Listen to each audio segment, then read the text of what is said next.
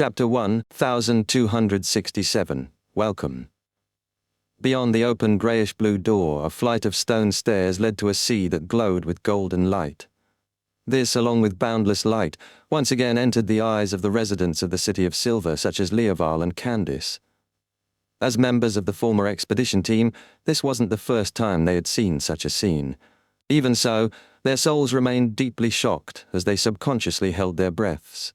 With the Thunder God's raw hammer in hand, Derek stood at the front with his 2-meter-tall, wide-shouldered build. He was silent. Nearly a minute later, Leoval probed, "Elderberg, when are we leaving?" He was a Sequence 5 Guardian who stood at nearly 2.5 meters tall. This made his limbs' physical proportions slightly abnormal. Derek stared at the sea that was rippling with golden spots for a few seconds before saying, "Wait a while longer." At this moment, several days had passed since he opened the door. He had led the expedition team back to the City of Silver with the ashes of the Chief and Elder Lovia, as well as their characteristics and sealed artifacts. He had also used the secret to obtain the trust of the current chief of the 6-member council, Waite Chermont. This time, Derek led the 20 City of Silver Beyonders to do reconnaissance so as to find a safe passage to confirm the situation of the outside world. On this matter, he had rejected Mr. World's suggestion of using the Staff of the Stars to directly transfer the entire City of Silver from the forsaken land of the gods. He wanted to use his feet to take in the path of hope. He wanted to remember what the light that the City of Silver had finally found after experiencing 2,000 years of persistence and sacrifice was like. Upon hearing Elder Derek's answer, the members of the expedition team, such as Leoval and Candice, didn't say much. They all took a step back and continued enjoying the scenery. They still didn't trust Derek Berg much. After all, he had a close relationship with outsiders. And the Chief and Elder Lovia had both died during the previous expedition. Only this unshadowed and that outsider had survived. If not for the 6-member council choosing to believe him, they would definitely be hostile and wary. After an unknown period of time, the shimmering sea was suddenly enveloped by darkness. Deep in the darkness, they could barely make out a thin fog. In the fog, there was a black pointed cathedral with all sorts of buildings. It gave people the feeling that it was both real and illusory. Derek and company were no stranger to darkness. He instinctively glowed, while those who needed to light up candles did so. They did it hurriedly, without any signs of turmoil. After the 21-strong team was protected by light, they looked with curiosity at the town and fleeting pedestrians in the fog, unable to understand what was going on. This wasn't the darkness they were familiar with. At this moment, the naturally glowing Derek raised his left hand and said in a low voice, "Let's set off." Without waiting for his team members to respond, he took the first step through the door and followed the stone steps outside, taking one step after another into the darkness. Everyone exchanged looks, then gritted their teeth. Without falling behind, they followed the newly appointed 6-member council, Elder Derek Berg, out of the Giant King's residence. In the rich darkness, as they walked down the stairs, their eyes suddenly lit up. They saw an orange glow and a row of black cloister-like buildings. Is this the outside world? Candice looked around warily and curiously. She realized that all of them had unknowingly walked to the opposite side of the Giant King's court and were separated by a sea of orange-red from where they were. No. Derek compared the current environment to Mr. World's and Ma'am Hermit's description. He nodded slightly and said, "We still need to wait here for a while. Feel free to find a spot to rest." This unshadowed, who no longer had any hint of adolescence, calmly arranged everything. Leoval looked at the tightly shut black cloister and asked in puzzlement, "Is there no need to explore this place in search of an exit?" "There's no need." Derek shook his head. The members of the reconnaissance team didn't ask further, nor did they rest. They remained standing in their spots and waited patiently. As time passed, blinding sunlight suddenly shone into this world, turning everything bright and white. It then dimmed and vanished. Everyone subconsciously looked around and saw the golden sea once again. They felt a terrifying aura that daunted them from looking straight at. However, unlike before, they were already on an island. Behind them were huge patches of golden strange plants with smiling faces. They didn't seem to have any signs of degeneration or abnormalities, making every member of the City of Silver's reconnaissance team experience the joy of life. We're really outside. It really is a different world. Lyaval, Candace and company found it impossible to contain the amazement in their hearts. They immediately confirmed a fact. Elder Derek didn't betray the City of Silver.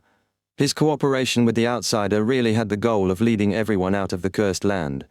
Elder Berg, Candace stammered. Thank you. Derek nodded slightly, his back straight. Instead of expressing the apologetic feelings in his heart like Candace, Lyaval looked around and asked, Elder Berg, how should we leave this place? Build a boat. The term, building a boat, was only limited to the words in their history books, so it sounded rather odd. There doesn't seem to be any materials here that we can use to build a boat.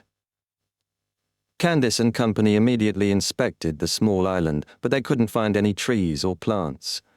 Derek shook his head again. There's no need. Wait a little longer.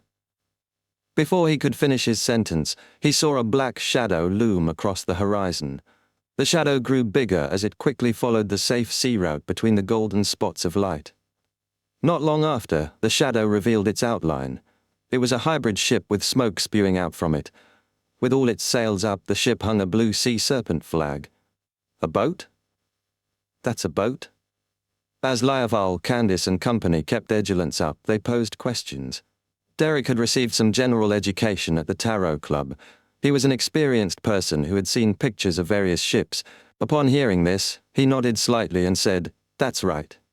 As they spoke, the ship approached, making the figure standing at the ship's bow gradually become clearer. It was a black-cloaked man with yellow eyebrows and dark blue eyes. He jumped onto the masthead and spread his arms slightly to the people of the City of Silver. Upon seeing this scene, Derek, who had been maintaining his stern attitude, secretly heaved a sigh of relief. He knew that everything was as he had expected. No accidents had happened. Danitz originally wanted to jump off the ship and walk in front of the believers of Mr. Fool to announce that they had been saved, but after glancing at the height of the people from the City of Silver, he silently held himself back. Standing on the masthead, he completely widened his arms and said to Derek and company with a reserved smile, Welcome to the world of light promised by God. In the ancient palace above the fog, Klein sat on the high-backed chair belonging to the Fool. Through the crimson star that symbolized the sun, he watched the entire process of the City of Silver's expedition team's progress. He was constantly prepared to deal with any accidents. When the history, which had been sealed for thousands of years, had combined with the present, with them boarding the ship that originated from the new government of the Rorstad archipelago and leaving the most dangerous core region of the ruins of the Battle of Gods was over, he heaved a sigh of relief. He put down the staff of the stars and beckoned for 2 items. They were the Miracle Invoker Beyonder characteristic that had seeped out of the curtain and the Worm of Star from Saint of Secrets Botis. After some thought, Klein reached out his left hand and grabbed a large blob of a dark red liquid from the historical void. This was Dark Demonic Wolf Kotar's blood. There was exactly 300 milliliters of it, and it was the core supplementary ingredient of the Miracle Invoker potion. Of course, as a supplementary material, it only had one purpose, to reduce the negative effects of the Beyonder characteristic and reduce the corresponding mysticism influence. Therefore, it didn't matter if it was a historical projection. After all, as long as it could play its role during the potion's concoction and consumption, Klein would have either succeeded or failed in his advancement by the time the historical projection expired. If he failed, he would have broken down into a monster.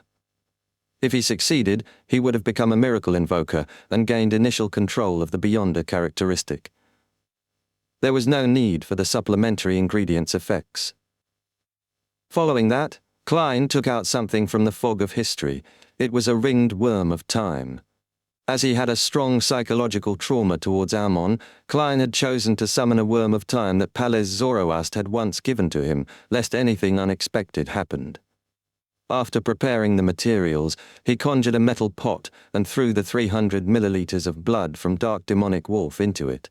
Then he placed the worm of time and sparkling worm of star inside, one after another. The black and red liquid in the cauldron turned dark, its surface becoming translucent and clean. Deep in the cauldron was a dark vortex. Without any hesitation, Klein picked up the Miracle Invoker Beyonder characteristic. It resembled a heart, transparent like a crystal, but there were tiny bubbles emerging from time to time. Every bubble seemed to contain an illusion. When the Beyonder characteristic came into contact with the liquid in the metallic pot, it immediately merged into it, causing the darkness to instantly deepen, making it seem as though countless eyes were opened at the same time. After staring at it for a few seconds, he poured the concocted Miracle Invoker potion into a glass bottle, and he used the bestowment ritual to bring it to the real world. On an uninhabited island in the Sonia Sea, Klein, who had teleported over, looked at the potion in his hand. He suddenly felt a little hesitant. This was because once he became an angel, his body would inevitably be affected by the Beyonder characteristic. He would become colder and crueler, becoming more and more indifferent towards life. He needed sufficient anchors to maintain his humanity. This wasn't something that could be avoided by completely digesting the potion using the acting method he grasped. Back then, Emperor Roselle went through the early stages smoothly, but when he became a Sequence 2 angel, he nearly mutated, almost losing control. As for the angels that he knew, they looked normal on the surface, but he had no idea what they were like when they were hiding behind the scenes. If one could obtain a long life at Sequence 4 and Sequence 3, allowing them to live for more than 1,000 years, a saint really didn't have much motivation to become an angel. Combined with the saying that the higher one's sequence was, the closer one was to the primordial one, he suddenly understood why Demoness of White Katerina only rose from Sequence 4 to Sequence 3 in 1,000 years. But I have no way out. After a brief moment of silence, Klein sighed silently. Nearby threats like Amon and Zaratul, and the approaching days of the apocalypse, as well as the fact that he was previously unable to interfere with the war, these all pushed him towards becoming an angel. He didn't want to simply contribute his strength through donations. His eyes flickered for a few seconds before they returned to their calm state. He picked up the potion bottle and poured the liquid inside into his mouth. Chapter 1268. Miracle Invoker. The moment the Miracle Invoker potion entered Klein's stomach, it immediately turned into countless cold worms and swam towards every corner of his body. Suddenly, Klein's mind tore apart, turning into countless small pieces that combined with different worms of spirit. There was no longer any discernible difference between the main body and the auxiliary ones, nor was there any piece that remained dominant. At some point in time, he had entered the greyish-white fog. His half-top hat and long black trench coat quickly disintegrated, and numerous translucent and twisted maggots crawled out. These maggots quickly flew into the depths of the fog of history, each occupying different light fragments, overlapping with the projections of themselves in the historical void. In just 2 or 3 seconds, the spot where Klein stood only had his windbreaker, shirt, top hat, socks, leather shoes, and personal items remaining. They had lost the support of a body and were held, suspended there. Who am I? Who's me? I'm the main body. The various worms of spirit had different but similar thoughts. None of them were willing to return to their body on their own accord. Instead, they felt a strong sense of animosity towards their own kind. It was only because they still had Klein's remnant psyche influence that they hadn't done anything extreme for the time being. At this moment, yet another invisible ripple appeared within the greyish-white fog. This ripple didn't appear by coincidence. It had long existed in the fog, but compared to his collective whole, it appeared indiscernible. However, to a worm of spirit it was obvious enough. It came from a portion of history that appeared in the present era. It symbolized the fragments of light from the end of the second epoch and portions of the third epoch. They symbolized the 2,000 years that the City of Silver had persisted in the darkness. This forgotten history had a certain clash with the present era. As it formed a corresponding historical void, ripples spread out in an indescribable manner. Such ripples seemed to exert a strong attraction on the worms of spirit, making them peek their heads out from the historical scenes. After a short period of time, one of the worms of spirit crawled out of the light spot from which it occupied, having failed to resist it any further, and also succumbing to the effects of Klein's remnant consciousness. It flew towards the center of the ripples. Right on the heels of that, worms of spirit returned from different spots in the fog of history, and they arrived at the fragments of light formed by the City of Silver's history in the present era. When they reached a certain distance from each other, a strong force of convergence finally appeared, pulling together countless worms of spirit into one. This wasn't an effect that could be produced by 2 or 3 worms of spirit. It needed to have a sufficient number for this phenomenon to happen. And when that portion of the worms of spirit was once again whole, Klein's incomplete consciousness completed the piecing together of his identity. Things finally turned simple. The worms of spirit formed a transparent and gigantic vortex, emitting a strong convergence force that sucked over the remaining hesitant nearby worms of spirit that were unwilling to return. After more than 2/3 the worms of spirit returned, a series of transparent tentacles grew out of the vortex. They extended towards the second epoch, the first epoch, and even the prehistoric city of an earlier time. They grabbed the last batch of worms of spirit, one after another, and stuffed them back into the vortex. In less than 20 seconds, the vortex began to extend, turning into a terrifying figure formed from transparent, twisted maggots. An invisible tentacle naturally extended from the figure's body. The tentacles pulled over the windbreaker, top hat, socks, and leather shoes that floated in the fog of history, dressing up the terrifying figure. The figure formed from countless worms of spirit pressed down on the top of his head, causing the translucent feeling on his body to quickly fade, forming a layer of flesh-colored skin. Short black hair and brown eyes grew out. This was the appearance of Klein Moretti, but his height had reached 1.8 meters. With great difficulty, he finally regained consciousness. Before Klein, who had made his soul body whole again, could analyze his present state, he felt 2 abnormalities. One was from the Beyonder characteristic that fused with his body. It was a strong, terrifying, high and mighty will that made it impossible to resist. It seemed to awaken a little as it transmitted one image after another. These images were filled with the mysterious knowledge of a miracle invoker.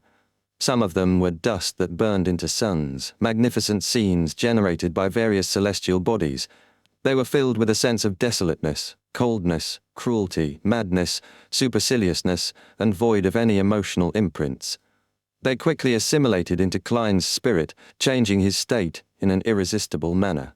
Another thing that surfaced before Klein's eyes were the crimson stars and the numerous points of resplendent light.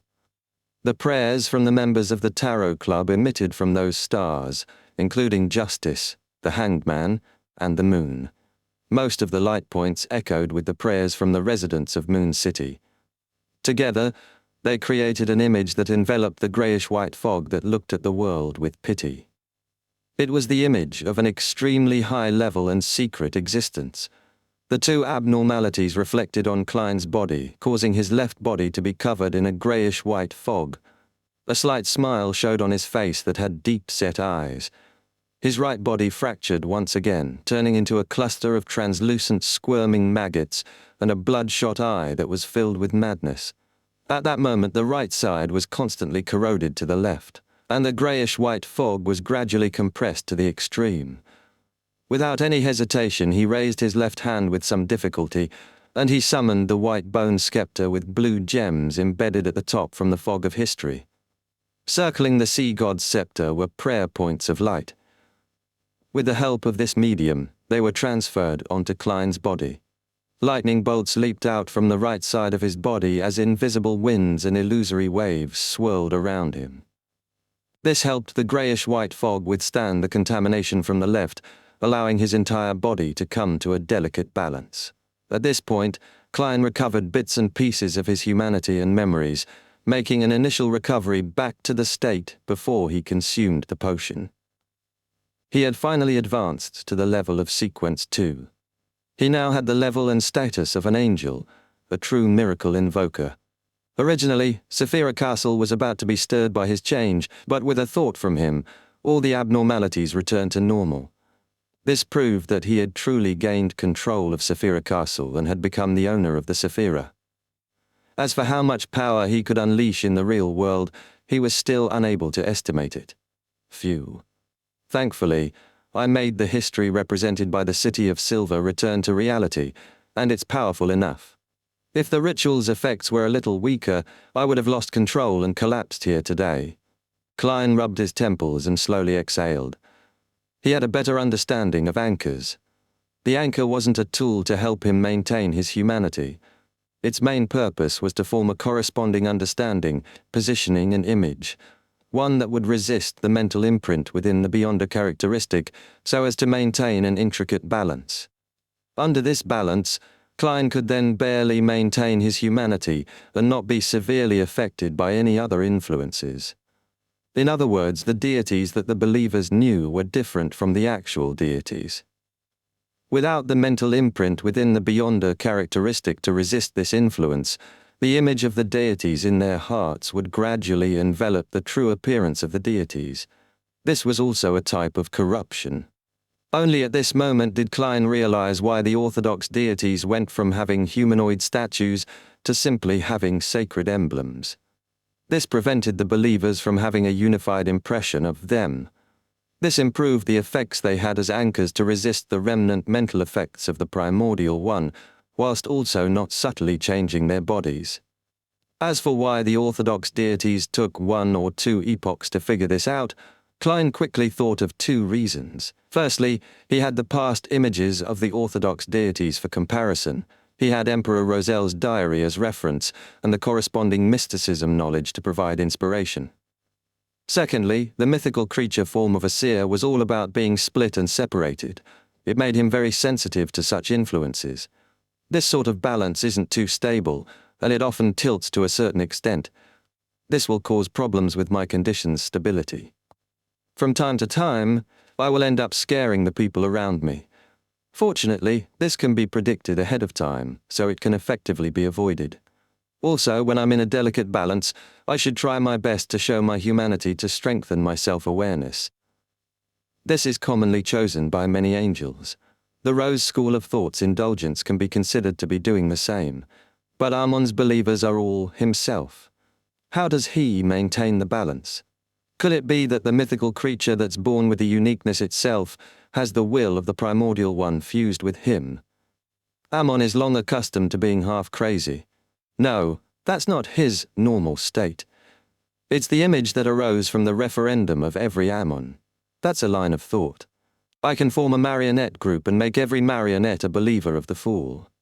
In addition, with my truest appearance as a deity, this can effectively provide the best anchor. It's no wonder that Zaratul and the dark demonic wolf don't have any believers. Once the residents of the City of Silver switch faiths to the fool, I can consider separating the embodiment of Sea God from myself, making it no longer one of my anchors. This greatly contradicts the beliefs and understanding of my other believers. They can't truly be united. Klein instantly thought of a lot of matters, and after his thoughts finished racing, he returned above the grey fog. When he became a miracle invoker and became a him, as well as becoming the owner of Saphira Castle, he no longer needed to take 4 steps counterclockwise, recite the incantations, or get all the members of the Tarot Club to pray. He could now easily return. However, he seemed incapable of expressing the full powers of Saphira Castle. He could only enter with his spirit body, unable to bring his physical body along. After sitting in the seat belonging to the fool, Klein wasn't in a rush to check on the changes in Saphira Castle. He first confirmed his advancement and digested the mysticism knowledge he had just obtained. Yes, the Beyonder powers of a miracle invoker come from 2 different aspects. One is the greater utilization of the fog of history, and the other is the newly enhanced core power of wishes. The improved utilization of the fog of history includes several abilities. 1, using the help of past worms of spirit to revive myself, but it will be ineffective after 4 times. I've already used it 3 times, so I can only revive 1 more time as a miracle invoker. Once I advance to an attendant of mysteries, there should be a corresponding increase in this number. 2, I am able to exert some influence on the future, causing the probability of certain things to increase or shrink to a certain extent. It's equivalent to interfering with the fate of the target. Ha ha! I'm finally wielding good luck. However, this aspect is still different from the die of probability. 3. Summoning from the historical void is no longer limited to just items. It can be extended to certain scenes I'm familiar with. Yes, the total number of items and scenes I can summon now is 9, but only 3 of them can be at the angel level. Wishes already make it a standard deity's ability, but it's a little strange. Only by fulfilling someone's wish can I fulfill my own wish. A small wish has to be granted before a bigger wish can be gradually granted. Chapter 1269, The Power of Wishes. Klein originally believed that the wishes ability could be used freely as long as it didn't exceed a limit. To his surprise, the effects didn't solely come from the Beyonder characteristic. To put it simply, a miracle invoker needed to seek out and satisfy all kinds of wishes before they could make wishes and personally grant them during battles, turning the corresponding situation into a reality. Furthermore, at the very beginning, the wishes that Klein could fulfill were small and trivial. He had to accumulate them one step at a time before he could create a true miracle. He couldn't do as he wished. Yes, if I want to use Dark Demonic Wolf Kotar's wishing method to teleport, I would have to first satisfy many similar wishes. It comes from others, from simple to the more difficult wishes. I do have a solution in this aspect. I can use Creeping Hunger and the Staff of the Stars to fulfill the corresponding wishes. There's no need to start from the simplest. Speaking of which, the wishes ability resembled using an anchor. It's a type of collective ability. Since the faithful's understanding of deities can effectively affect the deities and become a certain definition for them, helping them resist the primordial one's mental imprint in the Beyonder characteristics, in the same way, similar wishes of different creatures with spirituality can indeed help me create a miracle. This might be related to the sea of collective subconscious. It's not scientific enough, but it's fairly mystical. After figuring out the situation of the wishes ability, Klein had a preliminary idea of how to act as a miracle invoker. That was to walk the real world, and as the most powerful magician, he would allow different people to witness a miracle and satisfy their wishes. It's no wonder the Dark Demonic Wolf's original title was the God of Wishes. When such a belief spreads, many people would use the method of praying to voice out their wishes, allowing the miracle invoker to respond from afar. This makes acting a lot simpler. It can save a lot of time, but the problem is that the potion's name is Miracle Invoker and not the God of Wishes. The role one needs to act as is that of a deity, so there are still some differences between the two. I can roam the various countries and let different people witness miracles while using the Fool's name to satisfy some of the believers' wishes. I'll then see which would be more effective. However, this isn't the only way to act as a miracle invoker. I still need to take the initiative to create a miracle in real life, leaving behind the corresponding legend. Klein tapped the edge of the long, mottled table with his finger as he silently muttered to himself. During his scrutiny of his own body moments ago, he realized that he had digested more than half of the potion. After all, he had created miracles several times. He had even been revived 3 times. Of course, Klein believed that it was very coincidental because he could create a miracle and act in advance, mainly because of Saphira Castle. It's as though someone set me up. Klein sighed inwardly as he didn't feel relaxed. Instead, he became more serious and wary. As for who arranged it, he had a suspect. The mysteries that the ancient sun god mentioned, the existence suspected to be the celestial worthy of heaven and earth for blessings, and what made Klein even more puzzled was that when he advanced to sequence 2 and became an angel, the celestial worthy of heaven and earth for blessings didn't appear. Neither did he awaken in his body after he experienced the qualitative changes. This was completely different from what he had expected. There weren't any traces of it at all. Apart from the initial mental corruption from the primordial one, something that will definitely arrive, it should be the spiritual imprint left behind in the Beyonder characteristic. Could it be that the celestial worthy of heaven and earth for blessings has completely perished despite making all the arrangements? He doesn't have the ability to influence me and revive from my body. If that's the case, then I have to thank him. Klein teased himself and stood up with caution and puzzlement. With this thought, he appeared on the greyish-white cloud and arrived in front of the strange door of light. Glancing at the transparent cocoons hanging above his head, Klein slowly extended his right hand and touched the door of light. When he truly became the owner of this mysterious space, he had clearly realized a fact when he returned. It was that the strange door of light was core to this place.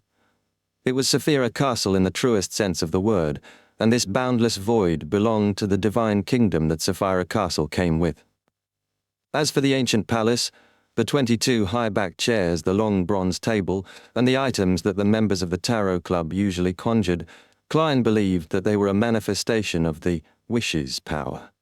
In other words, back when he wanted a palace and a gathering place, Saphira Castle had satisfied his wish. And because he didn't have a specific description of his wish, Saphira Castle had extracted scenes from similar wishes in the past. Klein suspected that the ancient Greek palace and the 22 high-backed chairs were conjured by the existence that was suspected to be the celestial worthy of heaven and earth for blessings. As he moved inch by inch, Klein pressed his right hand against the edge of the door of light. This time, his palm didn't directly pierce through it as he touched something corporeal.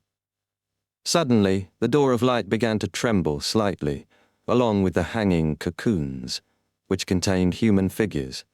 Above the greyish-white fog, there was only an ancient palace in the endless void. Numerous skyscrapers rose rapidly.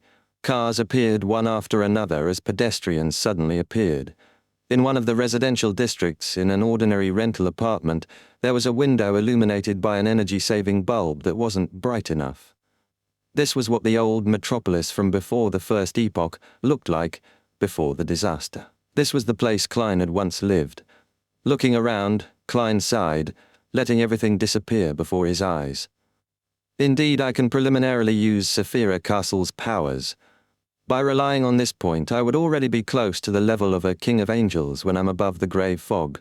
Furthermore, the authority I show isn't only that of miracles, but also a portion of a planeswalker and a Trojan horse of destiny. If I were to return to the real world, apart from being able to further utilize Saphira Castle's aura, I would be able to directly obtain a portion of its powers. This should allow me to form a nascent divine kingdom and reach sequence 1 in here. Unfortunately, in reality, I can't use the high-level Beyonder powers of Marauder and Apprentice.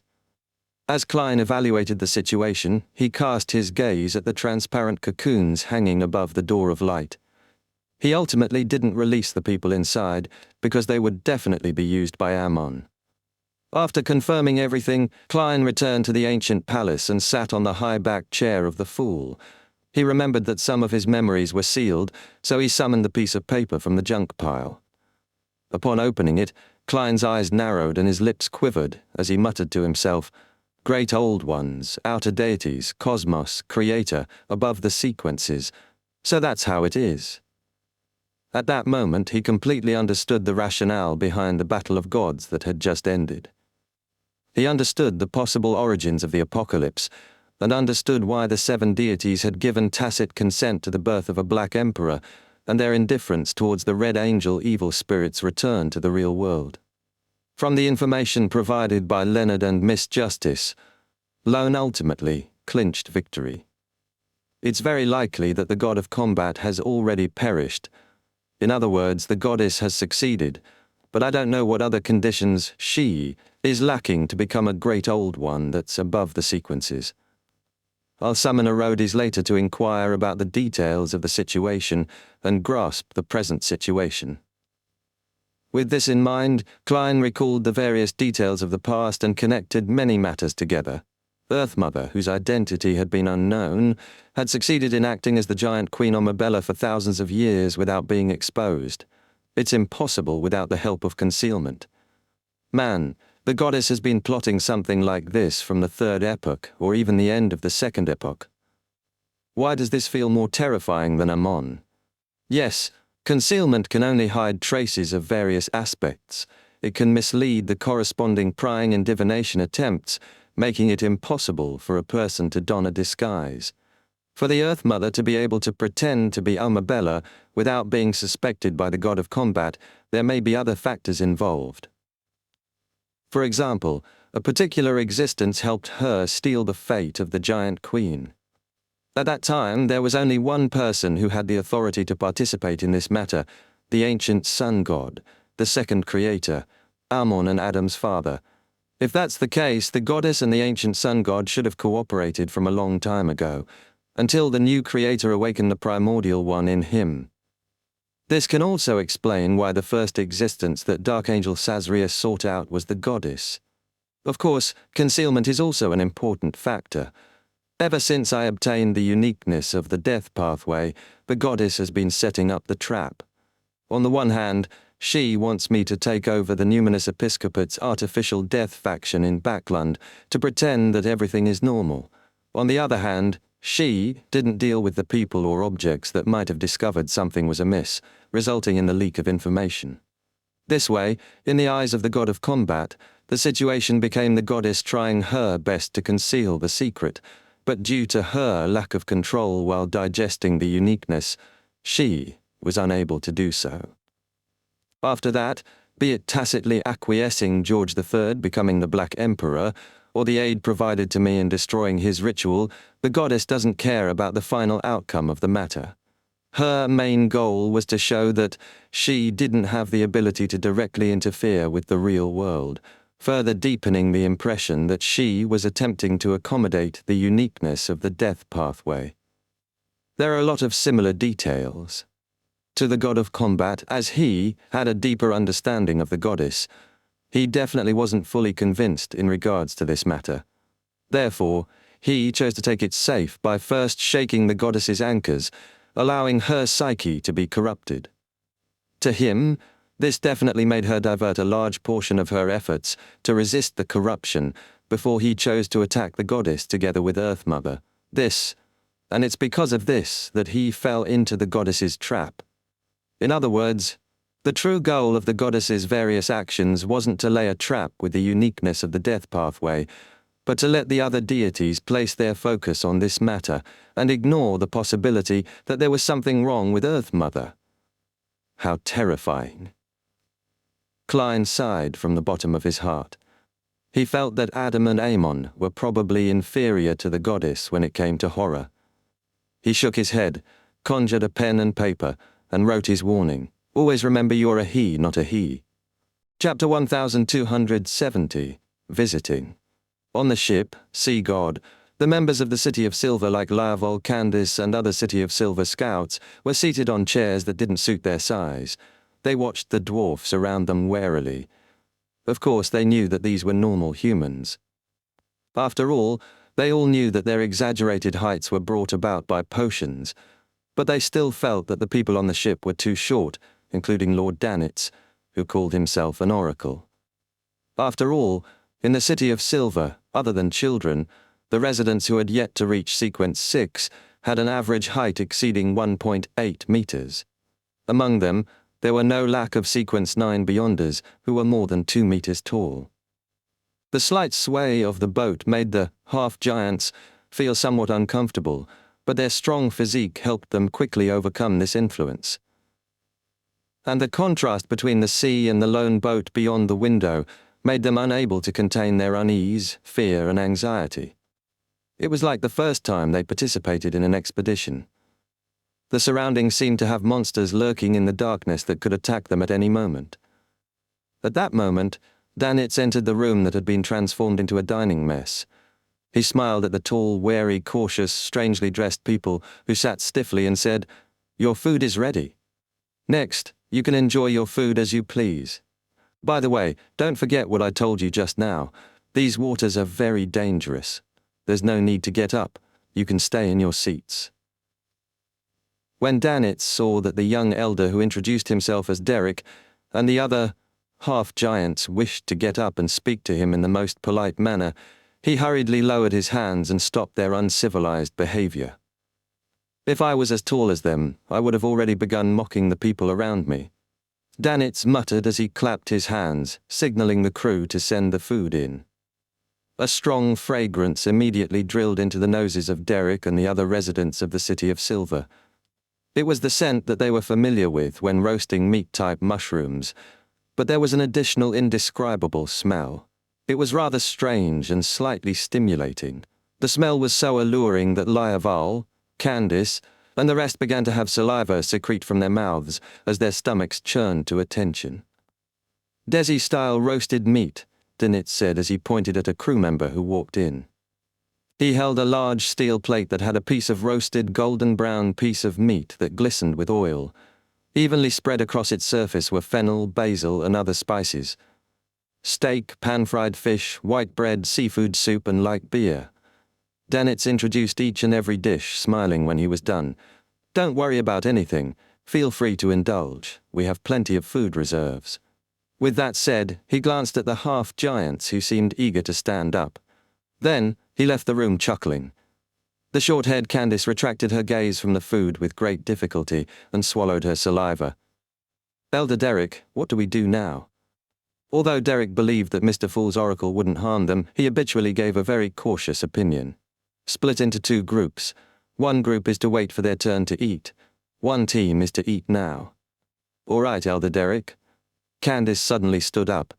"I apply to join the food tasting team." A group of 10 people quickly formed. At the same time, Liaval and Candice walked to the long table near the wall, and they took a portion of what they found the most tempting, the so-called Desi roasted meat. After taking a bite, the rich juices, the fragrance and pure meat mixed in the texture formed a complex and unique experience in their mouths. They could only chew twice before swallowing the food ravenously into their stomachs so as to take a second bite. This was many times more delicious than the meat-type mushrooms they had eaten previously.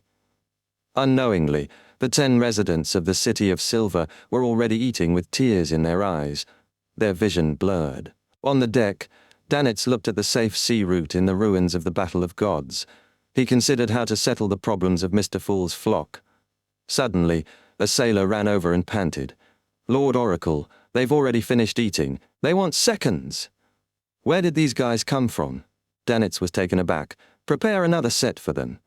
Seeing that the sailor was about to turn around, Danitz quickly added, "From tomorrow onwards, the crew is to begin fishing." In the Sonia Sea, on an uninhabited island, Klein had gotten used to his current state, and he restrained his spirituality. He planned on teleporting back to Backland and summoning the magic mirror Arodis to ask some questions. He wasn't in a hurry to extract the residents of Moon City to the outside world. He planned on waiting for Danitz to settle down the City of Silver's Vanguard unit. With sufficient experience, he could turn his attention to this matter. After all, the path to leaving the forsaken land of the gods had been opened. He could use the method of responding to prayers and rely on the power of the Staff of the Stars to move all of Moon City out. Of course, if the door closed once again, Klein also had a solution. He would first transfer the residents of Moon City to the Giant King's residence and let them open the door themselves. Without the first blasphemy slate and the Dark Angel evil spirit, ordinary Beyonders would be able to open the door.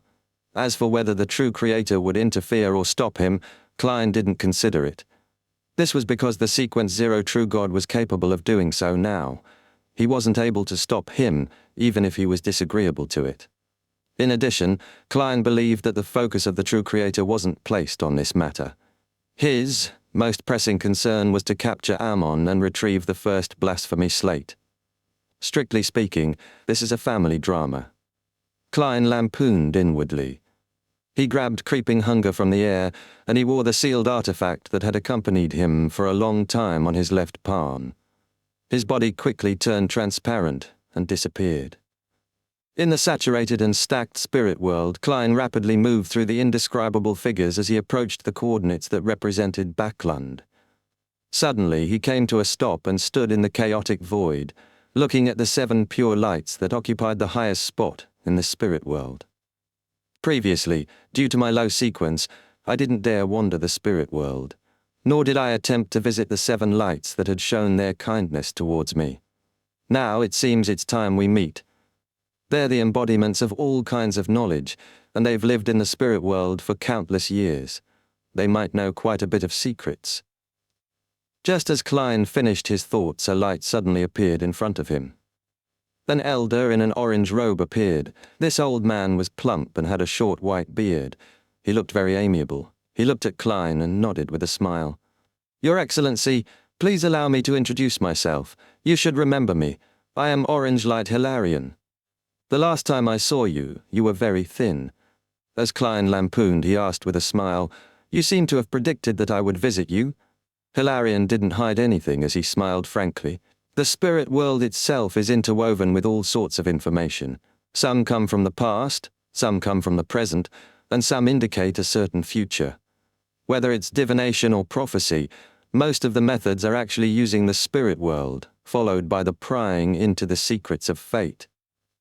What Orange Light meant was that since Klein was in the spirit world and had the intention of visiting, and was prepared to take action to do so, there would definitely be a corresponding exchange of information. This allowed the Seven Lights, who controlled the spirit world to a certain extent, to sense it and make a prophecy. Klein wasn't surprised at all. He nodded slightly and said, "Other than you, who else wants to meet me?" He had originally planned on using honorifics, but considering the Seven Lights' attitude and the way Orange Light addressed him, he gave up on this plan so as to maintain the status of the proxy to Saphira Castle. Orange Light Hilarion immediately smiled and said, "All of them." "Your Excellency, you don't mind, do you?" Klein shook his head and replied politely, "Of course. It will be my honor." As soon as he finished speaking, different colors of light rose up around Hilarion, transforming into different old men. "Your Excellency, please allow me to do the introductions." When Orange Light saw Klein nod, he pointed at an elder in a red robe and said, "He is Red Light Ayur Moria, the one who previously answered my question." Klein immediately smiled and showed his gratitude and friendliness. In turn, Hilarion introduced Yellow Light Venathan, Blue Light Kuthumi, Green Light Serapis, Indigo Light Isis, and Violet Light Saint Germain. "Yellow Light Venathan, is this the one who made an apocalyptic prophecy regarding the Abraham's ancestor?"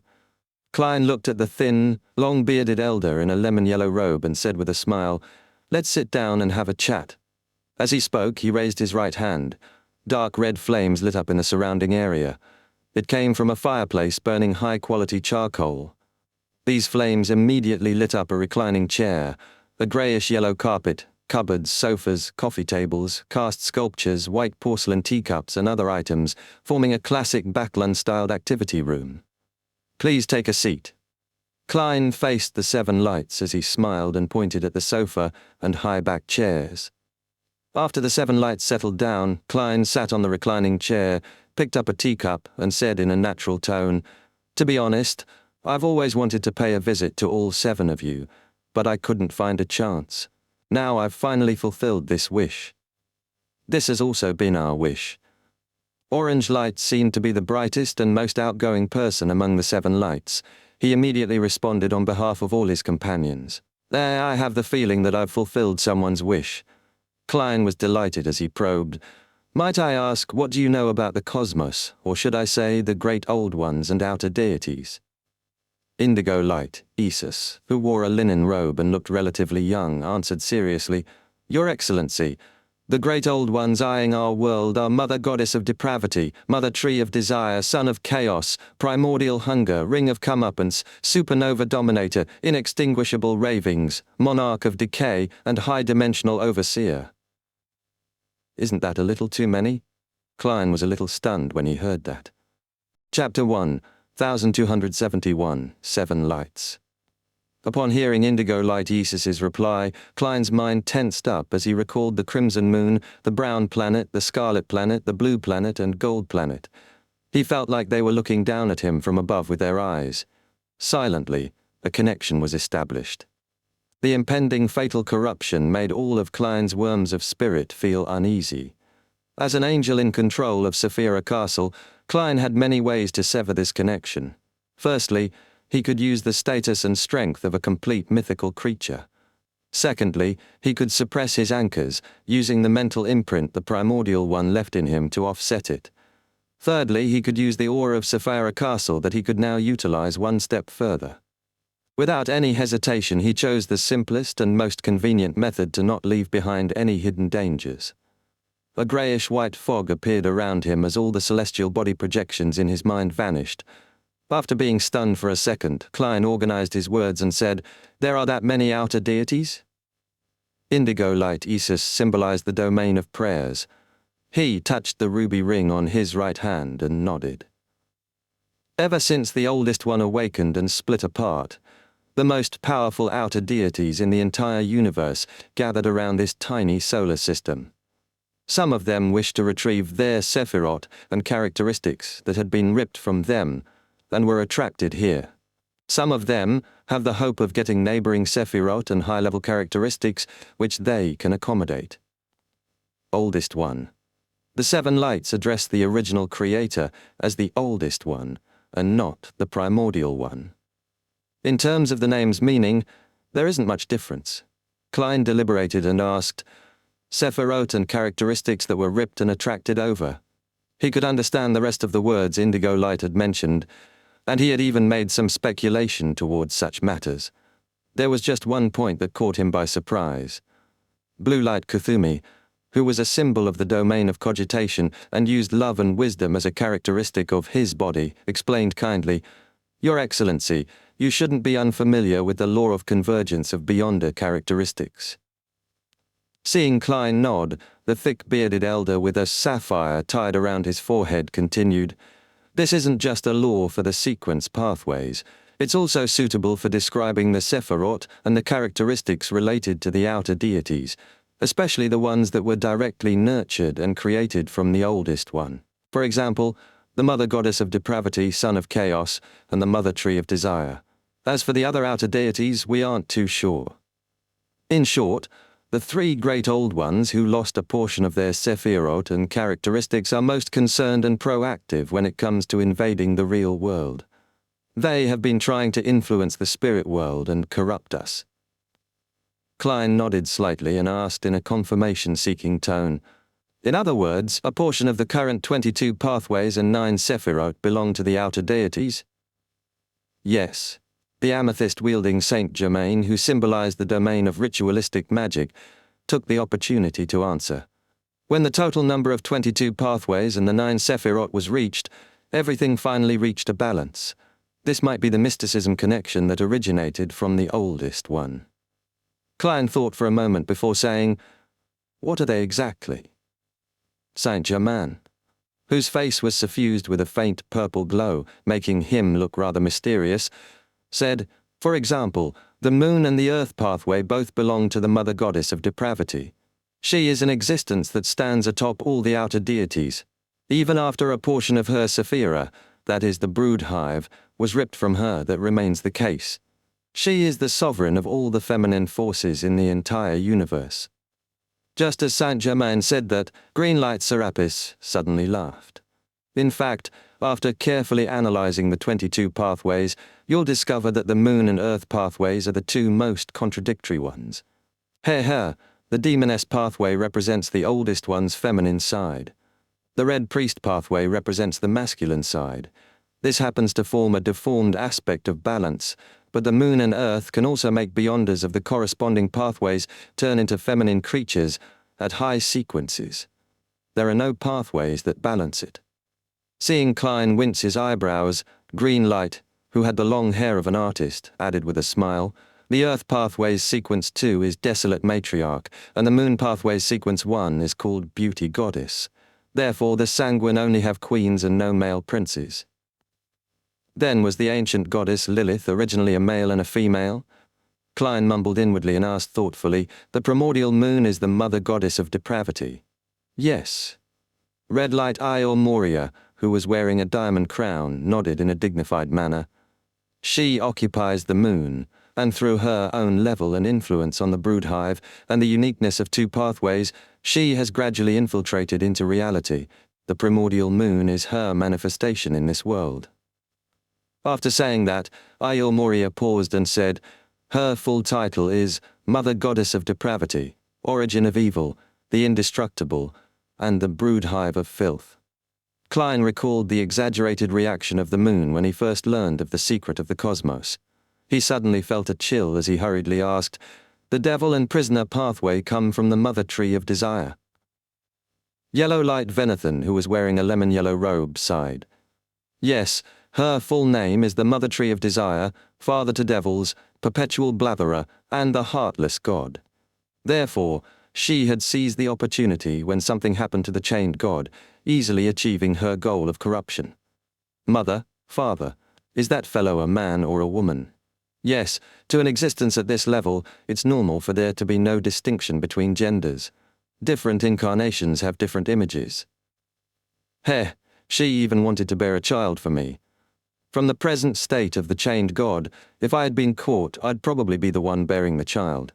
Then, the child will inherit Sephira Castle, allowing the Mother Tree of Desire to indirectly corrupt and control this Sephira. From this angle, perhaps the prisoner pathway's desire of indulgence is the proper way of acting. However, this correct path leads to the outer deity, so temperance is still the better one." Klein frowned slightly as he raised a question he had guessed before, hoping to get an answer. Since there are so many outer deities, why haven't they entered our world yet? From what Klein had learned to date, he could guess that, even if it were only the Mother Goddess of Depravity and the Mother Tree of Desire, the outer deities could easily resolve existences like the former 7 deities, the True Creator and the Primordial Demoness. The plump orange-light Hilarion smiled and said, "All our suffering comes from the Oldest One. All our luck comes from the Oldest One as well. Not only did he leave behind his spirit, will, branding, and corruption, but he also left behind the Sephiroth, characteristics, and power. The remnants of his power formed an invisible barrier outside the planet, preventing the outer deities from directly invading it. However, with the passage of time, his consciousness and powers haven't truly been revived, and his will and powers are fading. At the end of the 4th epoch, this reached a very serious state. The invisible barrier produced cracks, and the 7 deities had no choice but to move their divine kingdoms into the astral world to mend the cracks. It's no wonder that the true deities from the 4th epoch could walk the land, but they rarely descended in the 5th epoch." Klein immediately came to a realization and asked, "When the Oldest One's will and powers decline further, the invisible barrier will vanish and usher in the apocalypse?" Orange Light Hilarion, who had been smiling all this while, glanced at Yellow Light Venathan. His expression immediately turned serious. "Yes. When the time comes, the Mother Goddess of Depravity, the Mother Tree of Desire, and the Son of Chaos and all the other outer deities would invade this planet. Even if the goddess becomes a great old one, she wouldn't be able to withstand so many of them. The other Sequence 0 deities would be able to tie down 1 or 2 outer deities together, and that would be considered a miracle. It would take 9 to fight one, or even more." Klein's scalp tingled as he once again experienced the meaning of despair.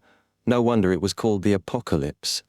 With his upheaval in emotions, he immediately felt the Primordial One's mental imprint strengthen, and more of it had eroded what the anchors had fixed in place. Klein quickly calmed himself down and allowed the fragile balance to reappear again. This is the reason why the corruption from underground will naturally dissipate, as long as one doesn't approach it or resist. Klein recalled some of the mysticism knowledge he had previously grasped. "Your Excellency, you're completely right." Orange Light Hilarion gave an affirmative answer. Klein immediately made other connections.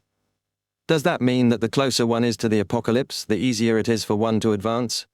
This is because the Primordial One's will is fading. His awakening will become difficult, to the point of not waking up again?" Red Light Ion Moria thought for a moment and said, "This is the reason why the 7 deities have only waited until recently to set their sights on above the sequences before taking concrete action. However, the Oldest One's will can dissipate, but his spirit will remain forever. It won't be erased unless the entire universe returns to the singularity. Therefore, the corresponding high-level existences still have the possibility of having the Oldest One awaken in them. The higher the level, the greater the possibility. The corresponding influence and corruption will become more serious. The extraordinary power and the curse that can never be broken are always 2 sides of the same coin." Klein sighed. Forcefully suppressing a problem that wasn't at his level, he asked, "Do you know the potion formula for Attendant of Mysteries?"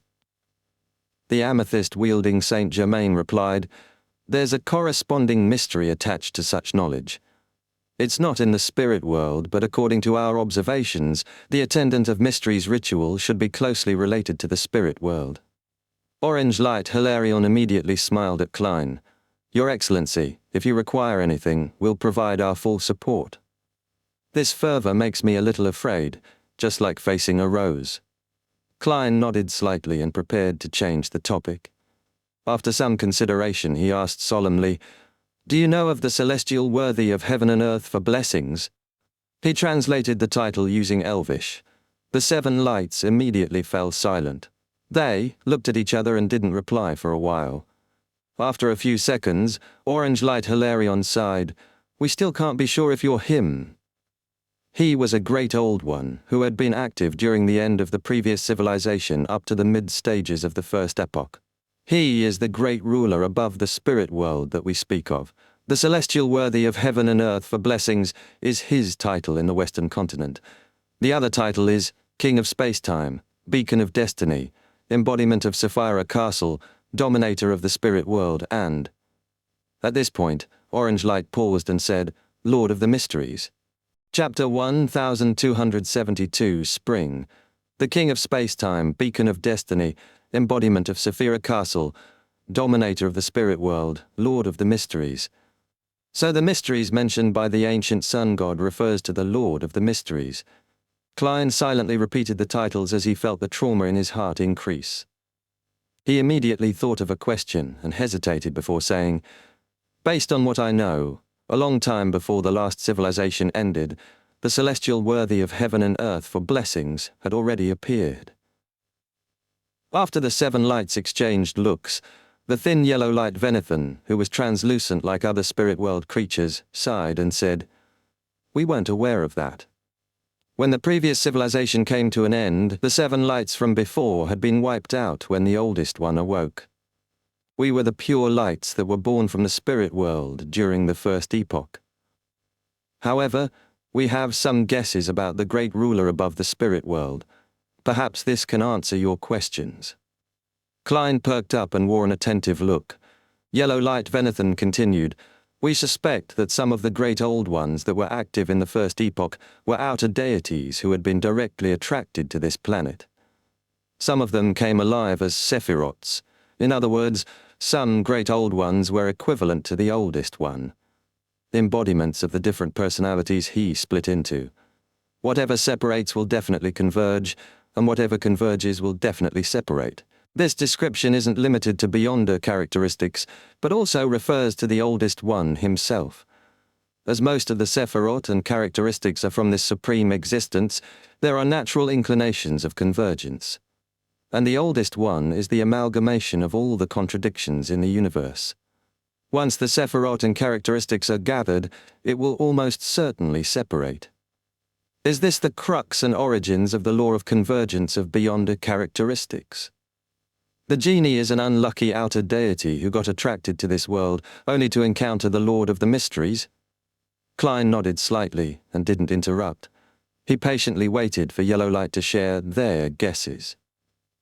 Dressed in a lemon-yellow robe, Venethan glanced at Klein and said, "Perhaps the oldest one had already had an inclination towards separating while asleep. Therefore his mind was split into different parts. He used different titles to secretly interfere with the real world and prepare for the separation that was bound to happen once his body woke up. For example, God Almighty or the Celestial Worthy. A reasonable guess, it can explain many of my doubts." Klein immediately felt enlightened. He deliberated and said, "In other words, you believe that the great ruler above the spirit world was a part of the oldest one. To a certain extent, he is equivalent to the oldest one?" "That's right." Orange Light Hilarion gave an affirmative response before comforting Klein. "Based on the present situation, the great ruler is also the same as the rest of the oldest one. His will and powers have faded over time. Your Excellency, regardless of you being him or not, it doesn't hinder you from putting up a certain level of resistance. Keep what's left of your humanity and reach a particular balance with him. Separation is inevitable. What kind of consolation is that? Klein couldn't help but lampoon.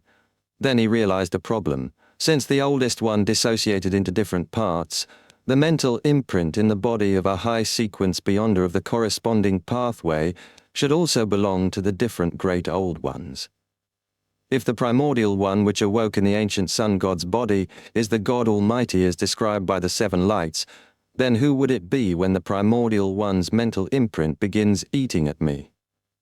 The answer to this question was very obvious. Without needing to think, Klein could answer it. The Lord of the Mysteries, the Dominator of the spirit world, the celestial worthy of heaven and earth for blessings. In other words, it wasn't that the celestial worthy of heaven and earth for blessings hadn't left any traces as he had previously believed. He had already awoken in Klein's body. Klein's entire body turned cold. He inexplicably experienced what the ancient sun god previously felt. At that moment, he was very worried that one day he would unknowingly become another person, becoming the resurrected Lord of the Mysteries, the celestial worthy of heaven and earth for blessings. However, an awakening of this level is similar to what other angels have encountered. It's not as strong and irresistible as I had imagined it to be. This is because I'm different from the ancient sun god. I wasn't born with the status of an angel or even in control of a uniqueness.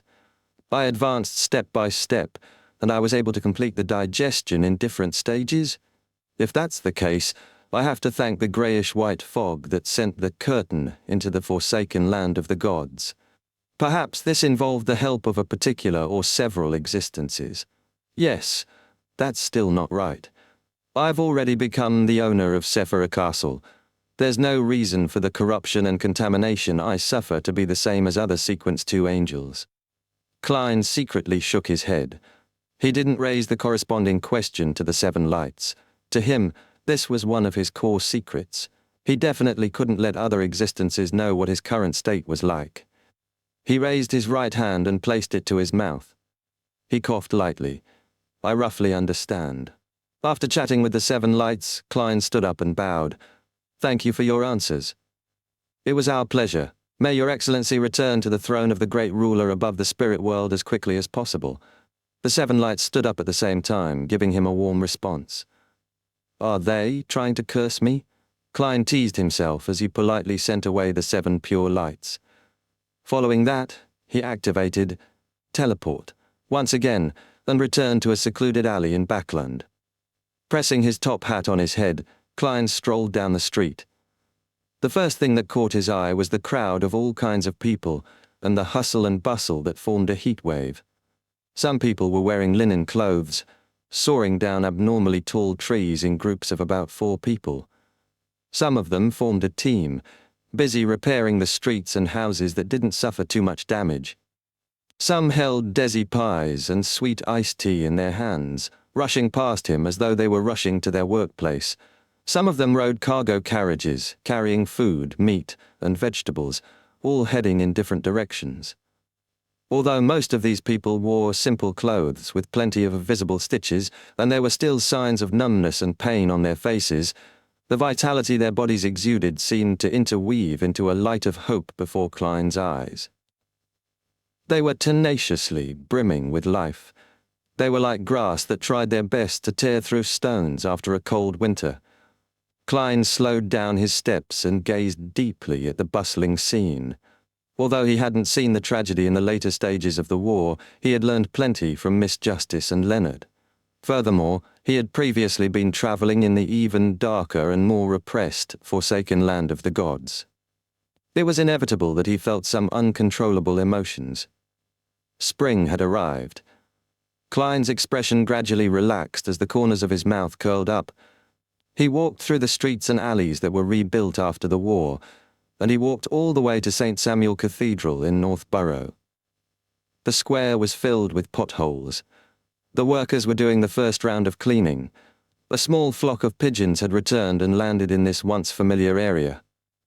Klein looked around but didn't find any hawkers. All he could do was use historical projections as food and scatter it across the floor.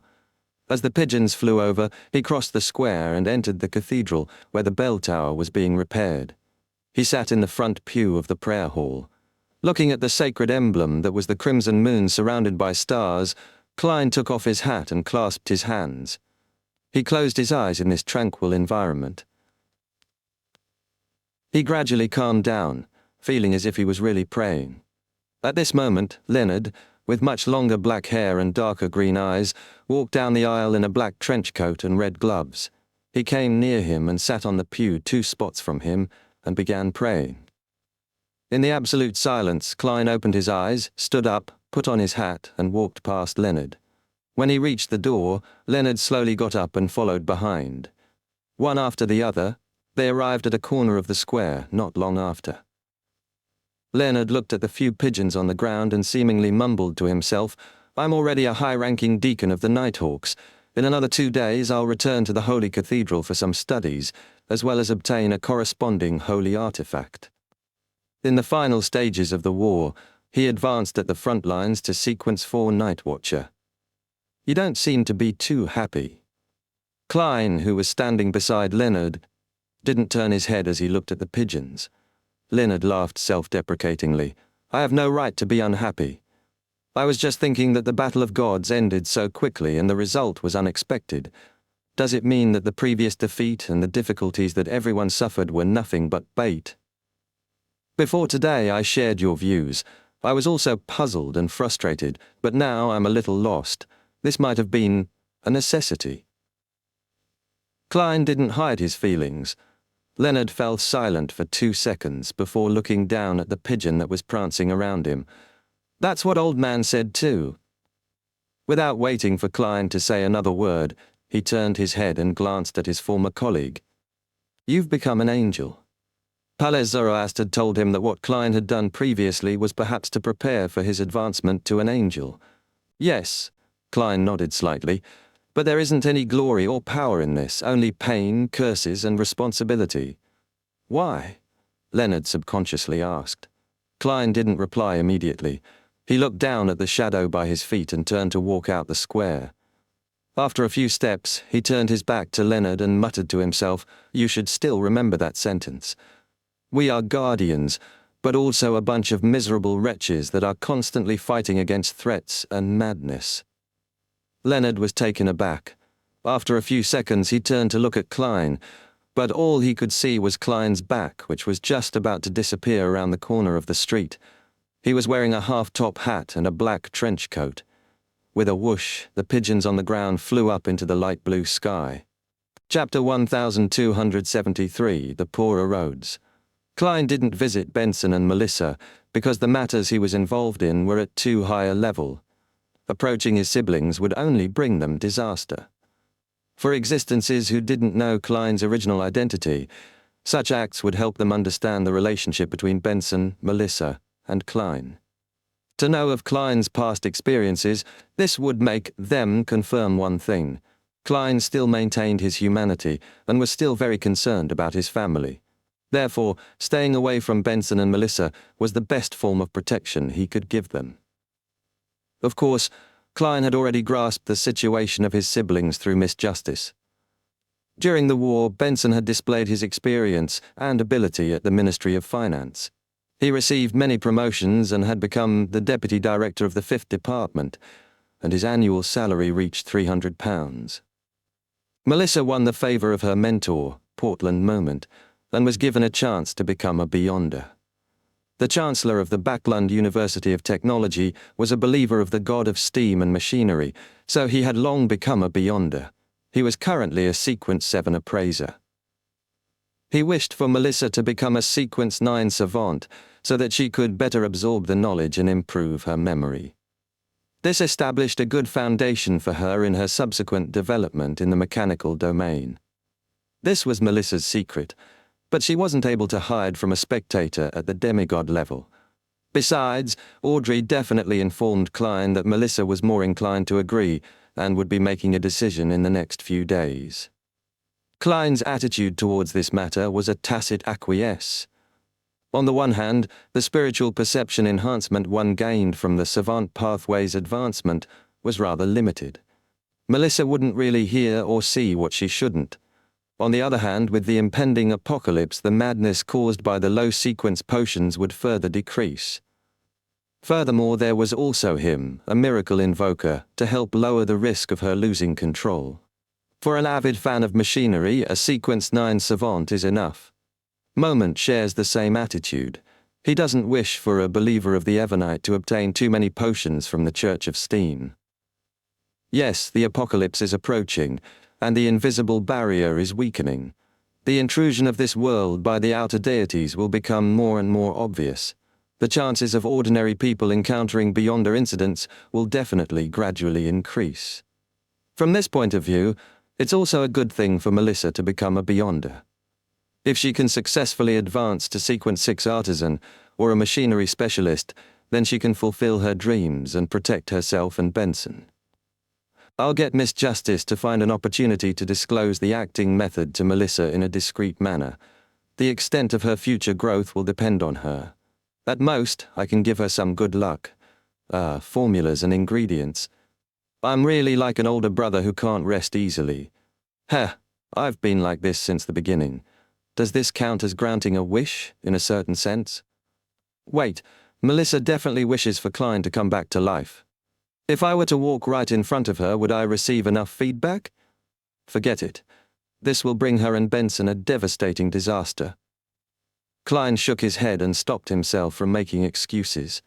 He then pressed down on his top hat and turned towards a hotel by the streets. He took out a gold pound and got a room. The gold pound was real. It was an item that Klein had brought back to the real world some time ago. In the previous war, Klein had donated £14,800 in cash, £14,200 worth of gold bars, and nearly 20 high-quality gems through Miss Justice. Apart from all the strange items left on the junk pile, he only had 39 lone gold coins and 10 high-quality gems left. Glancing at the hotel owner's returning change in solly and pennies, Klein put them away and entered the room before walking to the full-length mirror. Right on the heels of that, he took out a pen and paper and drew the incantation that summoned Erodes. Seconds and minutes passed, but nothing abnormal happened. The full-body mirror remained silent. A few seconds later, Klein chuckled and raised his eyebrows. He took out a gold coin from his pocket. Chug! Chug! A steam locomotive that was spewing thick smoke tore across the rail, heading west of the continent. The disheveled eye cancer and a machinery hive mind member stood in a particular carriage as they focused on the metal cage in front of them. The metal spikes above the cage extended outwards in all kinds of menacing ways, coruscating with a dim light. The machinery hive mind member, who had the looks of a typical Lonese citizen, looked out the window at the planes rapidly sweeping past them. He couldn't help but ask, "Deacon, are you planning on returning to Lone after reaching Intis?" After the war ended, the Church of Steam, who had taken the wrong side, had no choice but to bear the consequences of its actions. It had to transfer all Beyonders above that of demigods, and sealed artifacts above Grade 2 out of Lone within a time period set by the two churches of Evernight and Storm. In other words, they had lost their original status. In the future, they could only maintain a small number of cathedrals, just like the Church of Earth Mother in Lone. If it weren't for the fact that there were too many people who believed in the god of steam and machinery, and some of them being key figures in the reconstruction efforts after the war, the Church of Steam might not have been able to retain such treatment. Similarly, a smaller number of cathedrals only required a small number of machinery hive mind members. Most of the Beyonders in Lone had to migrate to Intis. Icancer fell silent for a few seconds before smiling bitterly. "I have to heed the Archbishop's arrangements, but I will take the initiative to request a return to Lone. That's where my childhood, teenage, and young adult life was. There are too many memories that I can't forget." As he spoke, his gaze grew distant, and he seemed to see the capital of capitals. At this moment, the metal cage that was overgrown with spikes suddenly trembled. Silver bolts of lightning appeared out of nowhere and landed one after another. They were all absorbed by the metal cage, and through a few wires wrapped in rubber, the current flowed to the ground outside the steam locomotive, dragging out a line of sparks. Bang, bang, bang! The metal cage seemed to be hit by an invisible hand, but it was unable to break the barrier. The magic mirror's reaction is very intense. It's always been very quiet in the past. The machinery hive mind member who had been asking was rather puzzled. Amidst the banging, the cancer subconsciously touched his hair. That's not the case. It will sometimes show its crazy side. If it wasn't for what had happened, we would have still treated it as a Grade 2 sealed artifact. Is that so? Haha, I haven't come into contact with it before, so it might just be me. But it feels to me that the magic mirror doesn't want to leave Backland, the machinery hive mind member teased with a smile. Pah! Lightning struck and was absorbed by the metal cage. Bang! Bang! Bang! The slamming sounds dragged on slowly as though it was making its last helpless cry. Cancer took out an old and exquisite pocket watch and opened it. It only lasted 2 minutes. It's much better than in the morning. Just as the member of the machinery hive mind, who had just been transferred over, was about to ask, he suddenly heard the slamming sounds stop abruptly. It was as though it had been affected by some factor that it couldn't put up resistance to. "This is the style of the magic mirror?" he asked. Ikansa frowned slightly and said, "No, normally speaking it wouldn't have the strength to last 20 to 30 seconds. Something's wrong." "Deacon, don't worry. There is a powerful figure on board the train, one who outranks the archbishops." The machinery hive mind member beside him consoled him indifferently. There were too many dangerous sealed artifacts on the steam locomotive. Without a powerful figure watching them, there would definitely be problems. Ikansa nodded, indicating that he wasn't worried. Klein was sitting in a conjured carriage in a hamlet's path more than 10 kilometers away from the steam locomotive. In front of him was a mirror. Just as he finished outlining the symbol that was a mixture of concealment and mystery prying, a wave of light suffused the mirror as golden Lonese text appeared. "Exalted Great Master, you're finally here. Your puny, loyal and poor servant, our Rhodes, misses you." Klein couldn't accept the enthusiasm behind this line, as he shrank back indiscernibly. If Aradez's previous attempts to curry favor still maintained a hint of dignity, it was now complete fawning over him. Klein could even detect a hint of crying. The frequency of amorous news popping up in Trier is far higher than in Backland. It should be a place that you're fond of, Klein teased Arodes with a smile. "That's because you don't wish to go to Trier." The golden words on the surface of the mirror faded their colors, turning a faint silver. Klein secretly clicked his tongue. "I have something to ask you." "Please ask," Arodes replied humbly. "Do you know who Earth Mother is?" Klein went straight to the point.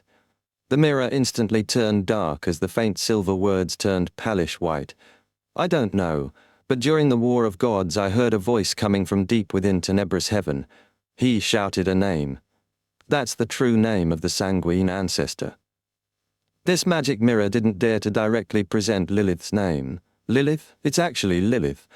Klein was surprised, but he also felt that this answered many of his questions. Then he thought of the Moon Emlyn. This vampire kept going in circles, imagining all kinds of developments, only to have never changed his faith. If Emlyn had Anderson's personality, he would definitely say to the Sanguine's Grand Duke and Marquises, "Hey, are you also coming to believe in the Mother Goddess?"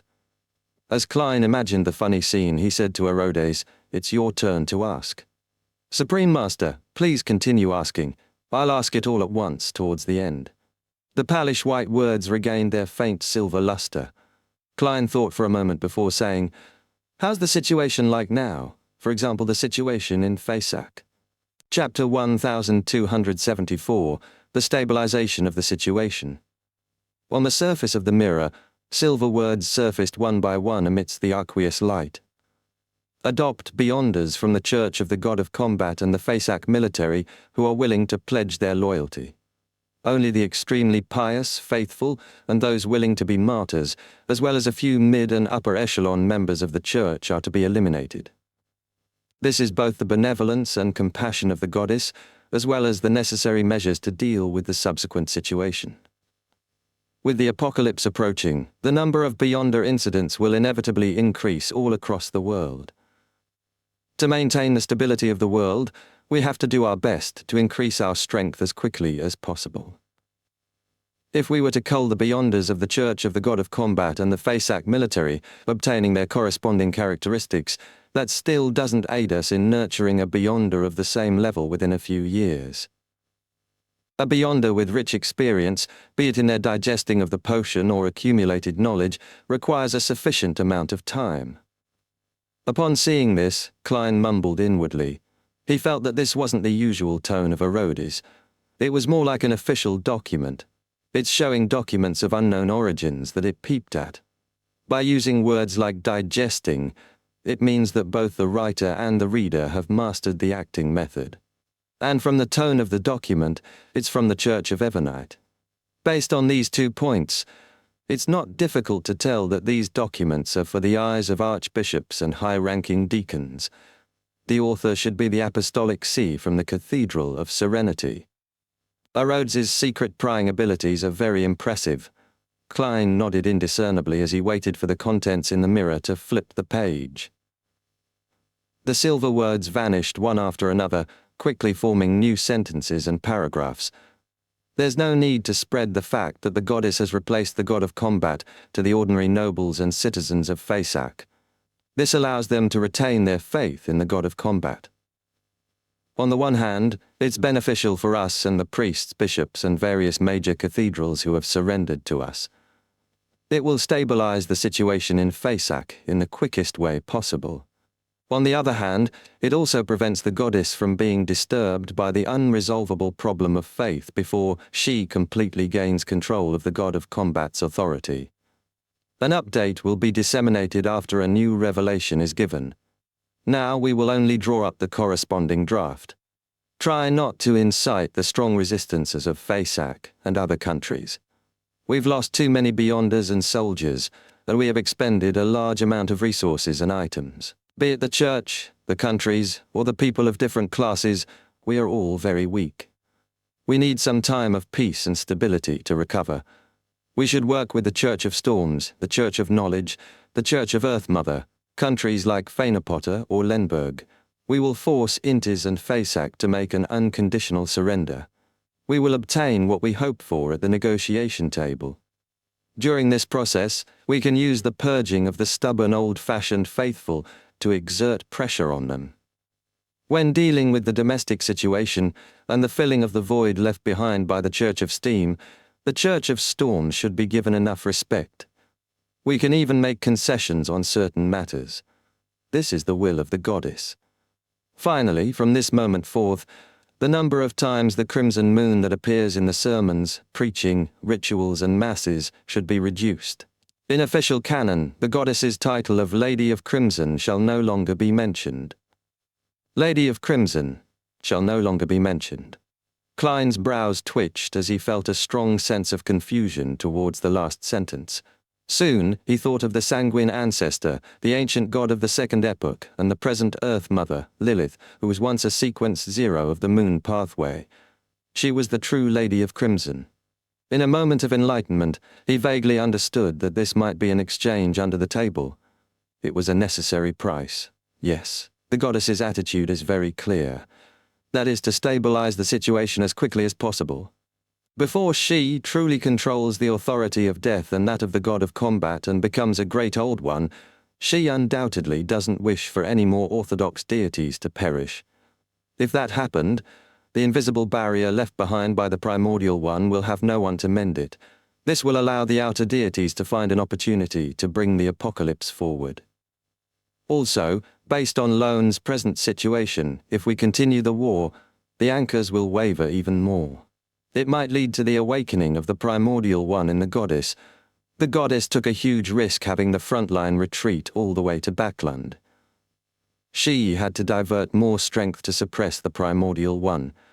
If Earth Mother betrayed her, she might have perished even faster than the god of combat. Could she have other trump cards? The losses that the Church of the Evernite Goddess and the Church of Storms suffered seems quite significant. It's no wonder that after the resistance announced that they would retain the corresponding cathedrals and respect the Storm religion, that bunch of irascible fellows didn't attempt to retaliate, and they silently agreed to the establishment of the new government. Klein mumbled to himself as he had a rough idea of the current situation. He asked a third question. If the Evernite goddess wants to advance further, does she need to find the river of eternal darkness? This was one of the 9 Sephirot. Klein remembered Orodes mentioning it once, saying that this river was related to the ancient death, the phoenix ancestor, Gregres. The clues seemed to be hidden deep in the spirit world's Calderon city. Yes, great master. The silver words twisted and distorted, forming new text. The death at the end of the 4th epoch should have been able to use the river of eternal darkness. He attempted to use this Sephira to forcefully accommodate the uniqueness of non-neighboring pathways. Then, he went mad. So that was how death went mad back then. I knew it. A sequence 0 true god, one who has lived for 3 epochs and has seen the blasphemy slate, wouldn't lack common sense and randomly drink potions. It's not like he is a Lister Tudor, having reached a point of only having the options of madness or death. It's no wonder death challenged the fractured 7 deities with just a primordial demoness. Back then, he was equivalent to half a great old one. Yes, Mr. Azik had a golden phoenix accessory that came from death. Klein strung up certain matters. Suddenly he inwardly let out an exclamation. He suspected that the price of so many bestowments was the river of eternal darkness.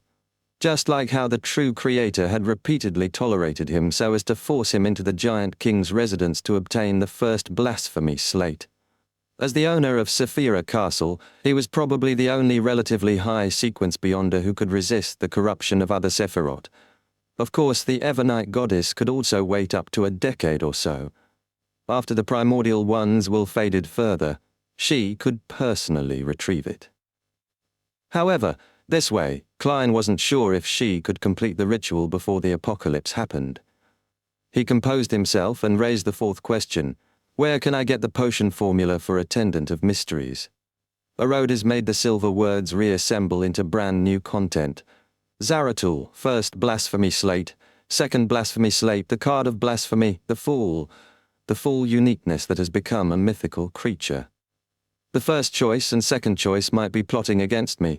Zaratul is even more terrifying and cunning than the dark demonic wolf. If I were to plot against him, there's a high chance of me falling into his trap. The danger is extremely high. The third choice is Ammon's brother. He should have used this war to become a visionary. If I were to provoke him, Sephira Castle might not be able to save me. The 4th and 5th options are related to the half-fool of the Antigonus family. It's related to the goddess's foggy town. The goddess should have a way to circle around the half-fool and extract the card of blasphemy, but perhaps I'll need to use the river of eternal darkness to exchange for it. Klein realized that he had reached a dead end. The path ahead was the river of eternal darkness, and behind him was the leader of the secret order, Zaratul. Unfortunately, if I can find the dark demonic wolf, I can try to negotiate with him. He should have seen the first blasphemy slate and grasped the potion formula of Attendant of Mysteries. Sigh, he will flee far away once he smells me. Klein thought for a moment and said to Orodes, 5th question, what did you mean when you said you saw a pillar and support from me? The aqueous light in the mirror swirled slightly as the deepness became more obvious. The corresponding silver text seemed to turn a little whiter. Great Master, this is a feeling that I can't describe using words. However, I've experienced similar feelings in another existence before. Apart from him, only you possess it. That existence is the ancient sun god. The ancient sun god, Klein nodded in thought. All right, it's your turn to ask. On the surface of the mirror, the words on the silver screen suddenly turned golden. Supreme Master, do you think you can take away your loyal and humble servant, Orodes? Supreme Master, do you think you can take away your loyal and humble servant, Orodes? This question appeared 5 times in a row, completely covering the surface of the mirror. Having become an angel, Klein no longer feared Orodes. After thinking for a few seconds, he smiled and said, Let me talk to that angel. This is basic courtesy. With a boom, illusory beams of different colors spewed out from the mirror and exploded into fireworks in the carriage. Almost at the same time, 2 dark rays of light reached out from the edge of the mirror. 2 arms that appeared surreal grew out. The two arms originally wanted to reach out to Klein's calf, but they silently shrank back and gently swayed on the spot. Praise the Supreme Master. After the fireworks fell, a golden message appeared in the mirror. In the middle section of the steam locomotive, in a simple room. A tall and handsome young man with long chestnut hair sat on a hardwood chair. Facing the triangular sacred emblem, he clasped his hands and closed his eyes as he sincerely prayed. On the side of the narrow table was a mannequin made of metal components. Behind the mannequin was a faint meshed glow. Suddenly, the young man opened his eyes and looked towards the other side. Someone had appeared there, and in the young man's blue eyes, the figure only looked like a person. In essence, it was an invisible vortex wearing a silk top hat and a black trench coat. Inside the vortex, there were transparent and distorted maggots squirming about in the cluster. Gehrman Sparrow. The young man calmly read out a name. All the items around him floated up, but there was no wind in the room. Klein pressed his top hat and revealed his human face. "How may I address you?" The young man nodded slightly and said, "Bornova Gustav." Chapter 1275, A New Journey. Bornova Gustav. Klein's gaze swept across the young man's face, landing on the floating items and the mannequin made from metallic components. The mannequins have a postmodern style. Some of the physical laws here seem to have changed a little. Klein nodded in thought. "I want to take the mirror." He very honestly stated his request. Bornova's expression didn't change, as though he was just a puppet. "You're a blessed of Evernite?" "I guess so," Klein said with a smile. Bornova nodded, "Then take it away." "He's of the impression that I'm asking for the spoils of war for the Church of Evernite?" Klein didn't explain as he politely took off his hat and bowed slightly. "Thank you very much." As he spoke, Klein's figure suddenly faded and vanished. He had only come in the form of a historical void projection. Following that, in the carriage where Ikansa and the machinery hivemind member were, nothing happened. Of course, they were only situated in a historical scene, and the actual situation in the car had been covered up without their knowledge. On a carriage more than 10 kilometers away, a mirror suddenly appeared in Klein's hand. It was silver in color, and the patterns on its back were ancient and mysterious. On both sides was an eye-like ornament. "Don't speak." Klein looked into the mirror and gave a simple instruction. "Yes, Supreme Master." Silver words surfaced from the depths of the mirror. Klein immediately took out a pen and paper and used the magic mirror as a backing to write. He thought for a moment and wrote with a faint smile. "Dear Mr. Azik, it seems like I haven't written to you for a long time, as I went to the forsaken land of the gods and had a wonderful journey. There are only two types of living creatures there. They are either living sentient creatures or monsters. Those sentient beings either bear a curse or have obvious physical mutations. They're even more tragic than I imagined. I tried helping them. This wasn't only for the ritual, for my anchors, or to satisfy my sympathetic heart. It holds meaning on its own. Putting aside the suffering, the situation in the forsaken land of the gods is completely different from the outside world. It's like an oil painting with a black theme.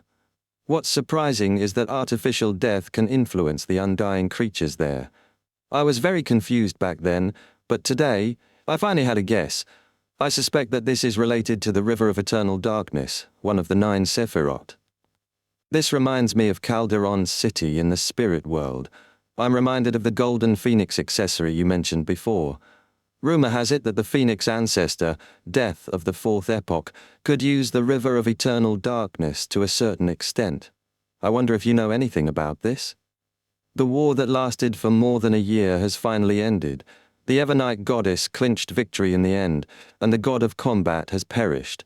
I believe that, with your level and status, you should know what this means. No matter what, the long-awaited peace has finally arrived. People are gradually returning to their normal lives. This is a scene that I like to see, but some wounds may never heal. I don't know if the apocalypse will arrive on time, and I don't know when you'll wake up. I can only hope that everything's heading in the right direction. Finally, let me mention something trivial. I've already advanced to Sequence 2, and am now a miracle invoker. This is both a curse and hope. I wish you well, your eternal student Klein Moretti. After he finished writing, Klein examined it carefully before folding the letter. He blew Azic's copper whistle and summoned the bone messenger. When the gigantic messenger emerged from the ground, its bones trembled as though it had sensed the aura of the great ruler above the spirit world. Klein chuckled softly and handed the letter to the messenger, whose number was unknown. He watched it clumsily bow before disintegrating into a fountain and burrowing into the ground. After doing this, Klein cast his gaze at the magic mirror on his thigh. Sensing his gaze, the aqueous light on the surface of the mirror rippled and produced silver words. "Great Master, where are we going next?" "Where to next?" Klein repeated the question inwardly. He really wanted to teleport to the main peak of the Hornasis mountain range and enter the ancient palace that bordered reality and Foggy Town. He wanted to see if he had the chance to take away the most useful card of blasphemy from the Antigonus family's half-fool. With his present strength being equivalent to half a sequence 1, this wasn't an impossible task. Back when Zaratul was a sequence 2, he had managed to obtain the main ingredient of Attendant of Mysteries from the half-fool. Of course, the premise was that the Evernite goddess maintained the suppression and seal of the Antigonus family's ancestor. Hence, he had gone full circle, circling back to a deal with the Evernite goddess. The present me is the owner of Sapphira Castle. I can split a portion of the worms of spirit to stay above the grey fog, constantly responding to any prayers. This way, apart from having certain latent problems to my mental state, I'll gain quite a bit of benefits in other aspects. Yes, I can help my main body at any time, giving me another resurrection method. Even if my main body is completely destroyed, with the worms of spirit above the grey fog, I can still reassemble my will and body. However, if I were to walk in the real world and get concealed, and also end up having my connection with Sapphira Castle severed, the worms of spirit left in Sapphira Castle will lose control and turn into monsters, just like Zaratul from back then. Klein quickly analyzed the situation.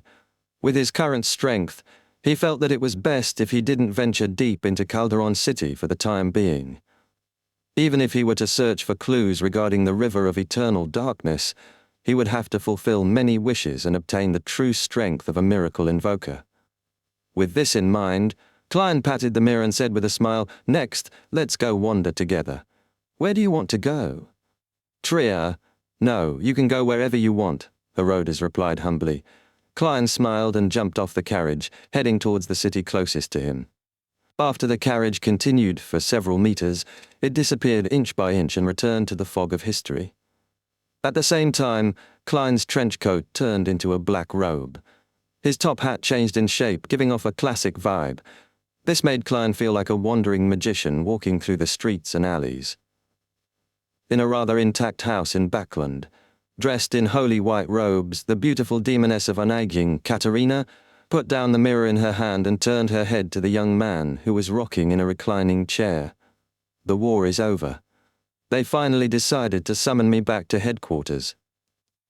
I've been waiting for this day for too long," the young man sitting on a reclining chair scoffed. He was wearing a long black robe with red patterns. He had a pale white brown-skinned face with a soft outline. He was the gatekeeper possessed by the Red Angel evil spirit. Katerina pressed down on the table with both hands and sat on it. The corners of her lips curled up as she said, "You don't seem testy at all. When you get locked underground with two detestable fellows for nearly 2,000 years without being able to escape, you'll know that 2 years of waiting is extremely easy and relaxing. I'm not in a rush at all," the Red Angel evil spirit said with a chuckle. "After this matter ends, I'll let you experience it. Of course, I'll remember to throw you 2 male companions. As for how long you can last, it's up to you to decide if you can hold yourself back." As he said this, the Red Angel evil spirit's 2 cheeks didn't reveal any retorting mouths. This was because, to them, this was the truth. They and 2 other detestable fellows had been locked underground for nearly 2,000 years without any means of escape. Upon hearing this answer, Katerina's eyes darted around as she asked with a faint smile, "Aren't you worried that Primordial would learn of this once you head to our headquarters?" "So what? There's always a need to take risks in doing things. Furthermore, the worst outcome is to fuse with her. I'm already 3-in-1, so becoming 4-in-1 isn't a problem, Sauron Einhorn Medici said with a nonchalant attitude. Let's set off. Katerina hopped off the table with a smile. Just as she finished speaking, a red-haired man with a trademark imprint on his forehead was reflected in her eyes. The gatekeeper, who wore a black, red-patterned robe, stopped breathing. His skin and flesh rapidly rotted, turning into yellow-green pus. In just a few seconds, there was only a white skeleton and a Beyonder characteristic left on the reclining chair. Katerina waved her hand, pulling the Beyonder characteristic over by using invisible threads. It fell into her palm. Immediately after, she lost all corporealness and suddenly entered the mirror she had used before. A dark and illusory path that appeared surreal presented itself in front of the Saintess of White. It formed a complicated and mysterious web, with similar objects in her surroundings, interweaving into a strange world that was different from reality. Katerina quickly traversed the mirror world and approached the target node. At that moment, she felt a powerful suction force. She couldn't help but deviate from the path and cast a dark and blurry fog. It represented a mirror in the real world. In an instant, Katerina, along with the Red Angel evil spirit, left the mirror and came to an unfamiliar room covered in carpets. At the edge of the room, a young man with ordinary facial features who was dressed in common clothes leaned against the staircase railings and smiled at the Demoness of White. His left hand was constantly tossing an item, a strange crown covered in rust and blood. Before Katerina could react, the young man took out a crystal monocle and put it on his left eye. Heh! The Red Angel evil spirit's sneer echoed in Katerina's mind. The next second, the young man took off the monocle and shifted it to his right eye before saying with a smile, "Sorry, I wore it in the wrong spot." Chapter 1276, Wandering Magician. Upon seeing this scene, Katerina's body took a step back uncontrollably as her mind fell silent. 2 seconds later, she opened her mouth and let out a male voice. "Hey, little raven."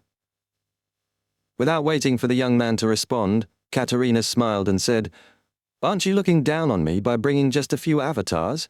Could it be that you're a mailman specifically here to deliver me Beyonder ingredients? Tell me, what kind of cooperation do you want? I don't hate you too much. After all, what happened back then was planned by that zealot. The mastermind was a Lister Tudor, and you can only be considered an accomplice." The man opposite him caught the crown that was covered in rust and blood. He straightened up and shook his head with a smile. "I have my reservations in cooperating with you after hearing your voice. Why don't you get Sauron and Einhorn to talk to me?" Tsk, tsk. It's been so many years, yet you're still as willful as a child. Do you still remember who was responsible for carrying you when you were still a baby? Who was the one who burned away your hair? The Red Angel evil spirit mocked without any compromises. The young man opposite him used his empty hand to straighten his monocle and calmly turned around before walking out the door without any hesitation. During this process, he sighed softly, childish. Seeing that Ammon had no intention of stopping, the Red Angel fell silent for a few seconds. Before the other party walked out of the room, it controlled Katerina's body and chuckled. "Don't think that I don't know what you want to do, but it doesn't matter. Since you don't have the same thoughts as that zealot, then there's room for cooperation." Ammon stopped and turned halfway to look at Demoness of White Katerina, who was possessed by the Red Angel evil spirit. The monocle on his right eye seemed to glimmer slightly. Alwa County, in a city that was being rebuilt after war, inside a bar which had burn marks. "Toby, did you add too much damned water to your beer?" A man wearing an old cap took the cup and took a sip. He couldn't help but complain. The boss, who doubled up as bartender, wiped his cup and snorted. "Do you still remember the alcohol ban from before? Olich, you should be thankful that you even have alcohol to drink." The burly man, who was named Olich, murmured a few words before he focused on drinking his beer. Beside him was a bronze-skinned man with rolled-up sleeves. He looked up and surveyed the area. "I heard that the alcohol ban will soon be lifted because Finer Potter's food will soon be sent over. Also, Fasak and Intis will pay reparations with plenty of food. I can only say that I hope so. May the Lord watch over us." The bar owner, Toby, had just responded when he heard the door open. He looked up and saw a young man who seemed to be a wandering magician walk in.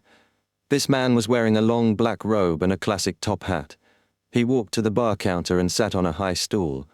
A cup of Southville beer. The man placed several copper pence on the counter. The burly man named Olich turned his head to look at the stranger and asked curiously, "Not from around here? A magician?" The young man, who didn't have any outstanding features, laughed and said, "Yes, the magic that I'm best at is to satisfy the wishes of people." Olich immediately whistled. "What did I hear? To satisfy the wishes of people? Lord, there's a fellow pretending to be a deity here." This teasing caused everyone to burst into laughter. The young man who claimed to be a magician wasn't angry. He smiled and said, "That's just a special magic trick." Olich gulped down a mouthful of bland beer and laughed. "Then fulfill my wish and let this stingy boss treat me to a glass of beer." "All right."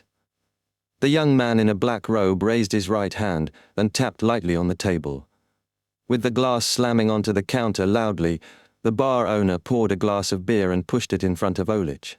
Then, he retracted his hand and repeated his glass wiping. This scene that seemed familiar to him stunned Olich.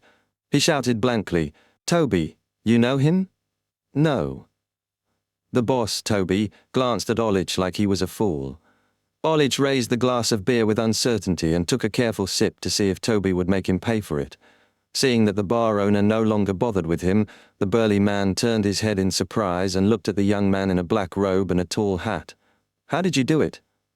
"I told you that it's a special magic trick." The young man leisurely drank a mouthful of Southville beer. While Olich remained in shock, the man beside him with rolled-up sleeves sneered. "I dare bet that you and Toby must have colluded beforehand. Your knocking on the table is to say that you'll pay for the beer." "You can make another wish," the wandering magician replied nonchalantly. "My brother and I have a house that collapsed during one of the bombings and is being rebuilt. My wish is that it will return to its original state before I return." The man with his sleeves rolled up said smugly, "This wasn't an easy task." The wandering magician raised his right hand and snapped his fingers before smiling. "All right, your wish has been granted." The people who were paying attention to this broke out into laughter. They no longer paid attention to the foreigner and his clumsy magic show. After drinking, the man with his sleeves rolled up left the bar in a drunken stupor with Olich and staggered down the street towards the suburbs. 15 minutes later, they returned to the area where they were rebuilding their home. They were about to enter the tent that was issued by the government. At this moment, a gust of cold wind blew and made them shudder at the same time. Soon after, a 2-story building appeared before their eyes. It was a house that they were very familiar with and had spent years building. Olich and his brother subconsciously turned their heads and saw the same confusion in each other's eyes. "I didn't drink that much. That damn Toby mixed so much water into the beer," Olich murmured as if he was seeing things thanks to his intoxication. His brother didn't respond.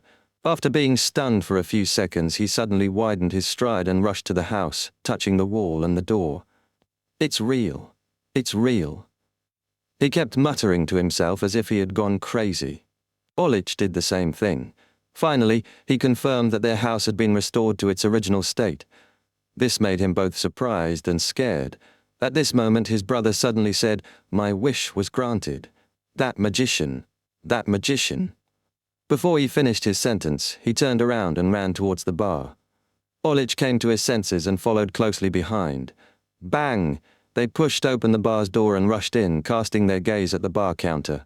However, the black-robed and tall hat-wearing wandering magician had already left. Olich and his brother looked around.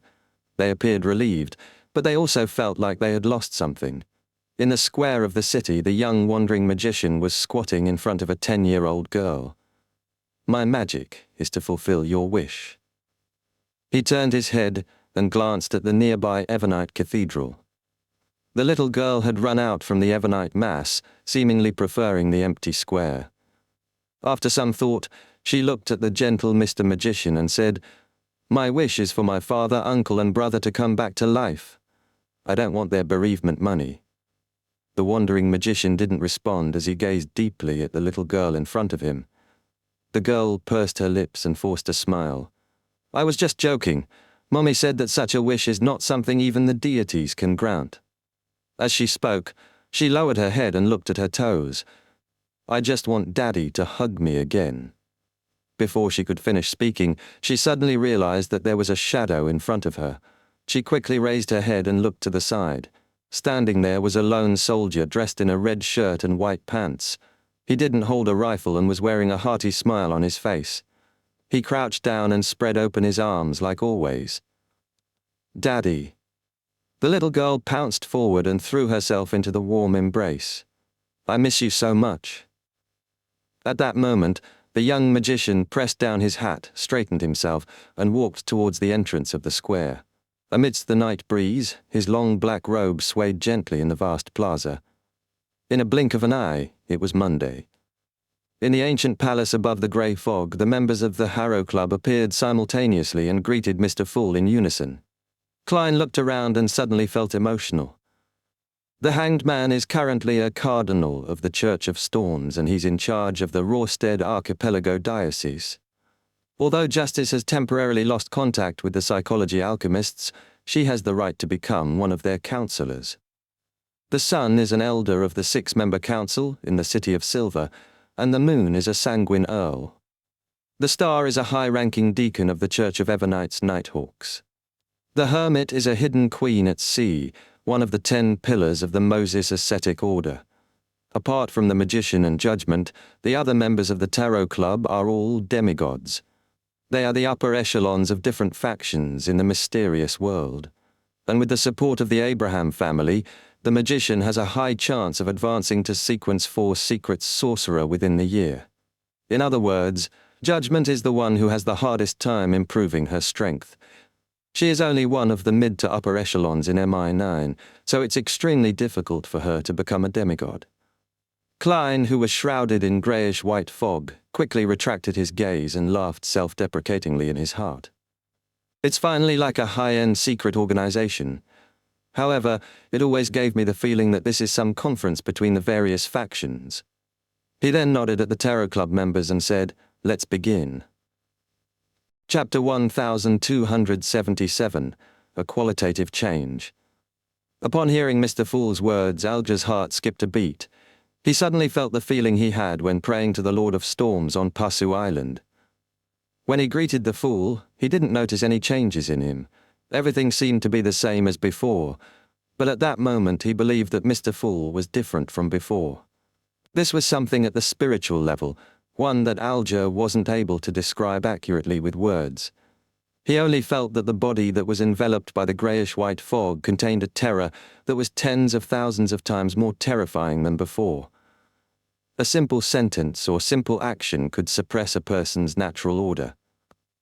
Mr. Fool has awoken further. After the world went to the forsaken land of the gods and brought out the City of Silver, Mr. Fool went one step further in his awakening. He already has the level of a Sequence 0. If it wasn't for the fact that the Sailor pathway is sensitive to the level of a high-ranking person, I wouldn't have even noticed it. Alger wanted to say something, but he forgot what he was about to say. Leonard surveyed the area and saw the other members remain silent. He probed. According to the information we have gathered, there was indeed a battle of gods. The participants that have been confirmed to appear high above Backland include the Evernight Goddess, God of Combat, and Earth Mother. As for the outcome, I believe everyone knows it very well. What are your thoughts on this? During the tarot gathering last week, Leonard had already mentioned the corresponding matter and had taken the initiative to ask Mr. Fool what had happened. Unfortunately, Mr. Fool only told him that he was recently paying attention to the forsaken land of the gods and didn't give a direct answer. I can't understand why such an outcome would occur. Earth Mother and the God of Combat should have collectively defeated the Evernight Goddess as a mother-son duo. Cattleya didn't conceal her puzzlement. Alger retracted his thoughts and said after some deliberation, "I received a report. Just as the war ended, Faina Potter changed sides. This means..." Audrey vaguely grasped something. At that moment, Derek mimicked the lady across him and raised his arm. "I roughly know why. You?" Emlyn uttered a voice of distrust. After all, the son had previously been isolated in the forsaken land of the gods, so his understanding of the outside world was all thanks to the other members of the Tarot Club. How could he know more about the details of the battle of gods than everyone present? Alger, who knew that the son had always been honest, suppressed his curiosity and excitement from the bottom of his heart as he asked in a deep voice, "Why?" Derek looked around and calmly said, "You have to promise with Mr. Fool as a witness that you can't reveal what I'm about to tell you." "No problem." Catleya took the lead. After everyone made a promise to the Fool, Derek nodded. "Earth Mother isn't the giant queen, Armabella. The real Armabella has long died. Her remains are in the City of Silver." This news was like a bomb that landed in the hearts of all the members. It created a massive upheaval that threatened to destroy their minds. For a moment, Alger, Audrey, and company were unable to say a word. It was as though they had been struck by lightning. They were paralyzed in their positions like stone statues. After a while, Leonard asked in disbelief, "Are you sure?" As soon as he said that, he began regretting his question. Since the City of Silver had the remains of the giant queen, Armabella, it meant that the whole matter was highly credible. Subconsciously, Audrey, Fours, and Shio cast their gazes at the figure at the end of the long, mottled table. They discovered that there was a smile in Mr. Fool's eyes as he maintained his sitting posture without any changes. This indirectly means that he is in agreement with the information that Little Son just provided. Before Audrey answered the son's question, she nodded indiscernibly and said, "This can explain many things. But if Earth Mother isn't the giant queen, then why would Angel of Fate Ouroboros believe that she is Omabella? Oh, why does the god of combat want to work with her? Who is she?" Upon hearing Miss Justice's series of questions, Alger suddenly felt a little emotional. The topic of discussion amongst the Tarot Club had finally raised from kings of angels to true deities. Previously, although they had stopped the descent of evil gods and had communicated knowledge of secret histories, they had rarely directly discussed the true deities. This was a subconscious fear, a deep mark left in them due to their upbringing in the present world. And now the members of the Tarot Club had unknowingly lost the reverence that came from the depths of their souls. Catleya didn't notice this as she focused on Miss Justice's questions. She said thoughtfully, "Perhaps that Earth Mother has always been disguising herself as Armabella. This has managed to fool the Angel of Fate as well as the god of combat. How is that possible?" Shio instinctively muttered. Fours took a deep breath and said, "What a horror story." At that moment, the world, who had been silent all this time, said, "Nothing is impossible." What if this cover-up had the assistance of the Ebonite goddess and other true deities?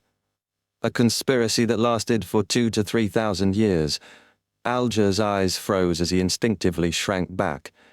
He had an instinctual fear of the Ebonite goddess and Earth Mother that stemmed from his soul. The Tarot Club members fell silent once again until Leonard repeated Miss Justice's final question, "Who exactly is Earth Mother?" As he spoke, he looked at the world, Klein Moretti, and attempted to get an answer from his former colleague.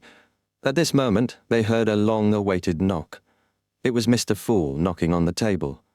Audrey and company perked up as they turned to the end of the long bronze table, waiting respectfully for Mr. Fool's answer.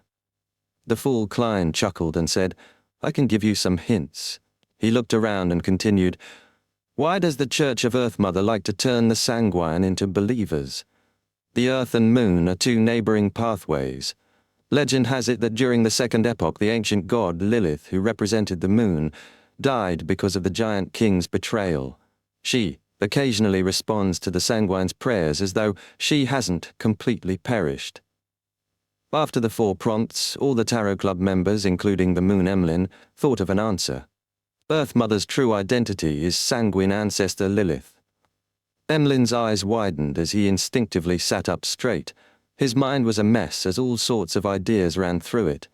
Leonard was first astonished before he muttered in thought, "A few days ago, the Church of Evonites stopped promoting the title of Lady of Crimson and changed the prayer sign from the Crimson Moon to that of Stars." As a high-ranking Nighthawk deacon, he was qualified to read the corresponding documents.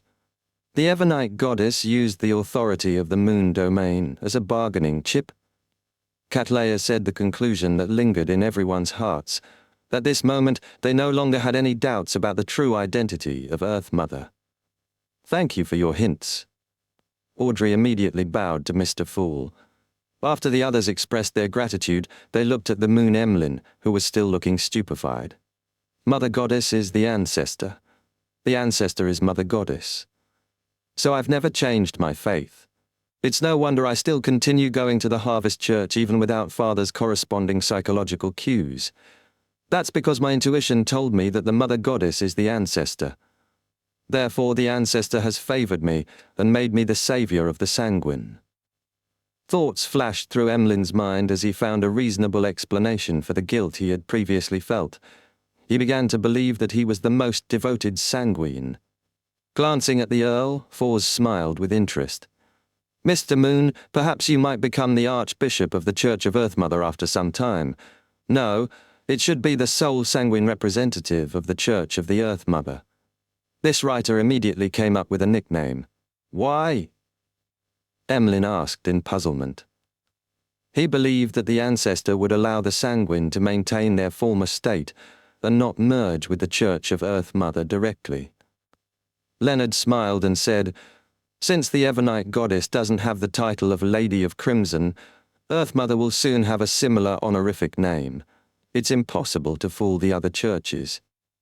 Emlyn roughly understood what the upper echelons of the Church of Evernite were thinking. He nodded slightly and began imagining a series of scenes. His kinsman, who had previously mocked him for believing in Earth Mother, would queue up in front of him and accept his baptism. With this in mind, Emlyn's mood turned extremely happy as he couldn't help but raise his chin. After the exchange, the members of the Tarot Club fell silent for a moment, not knowing what to say. A few seconds later, Alger broke the silence and calmly said, "Most of our members are demigods, so the time it will take to advance will lengthen. Furthermore, we have our own factions. We might need a few years before having a single chance of obtaining Beyonder characteristics, potion formulas, and sealed artifacts.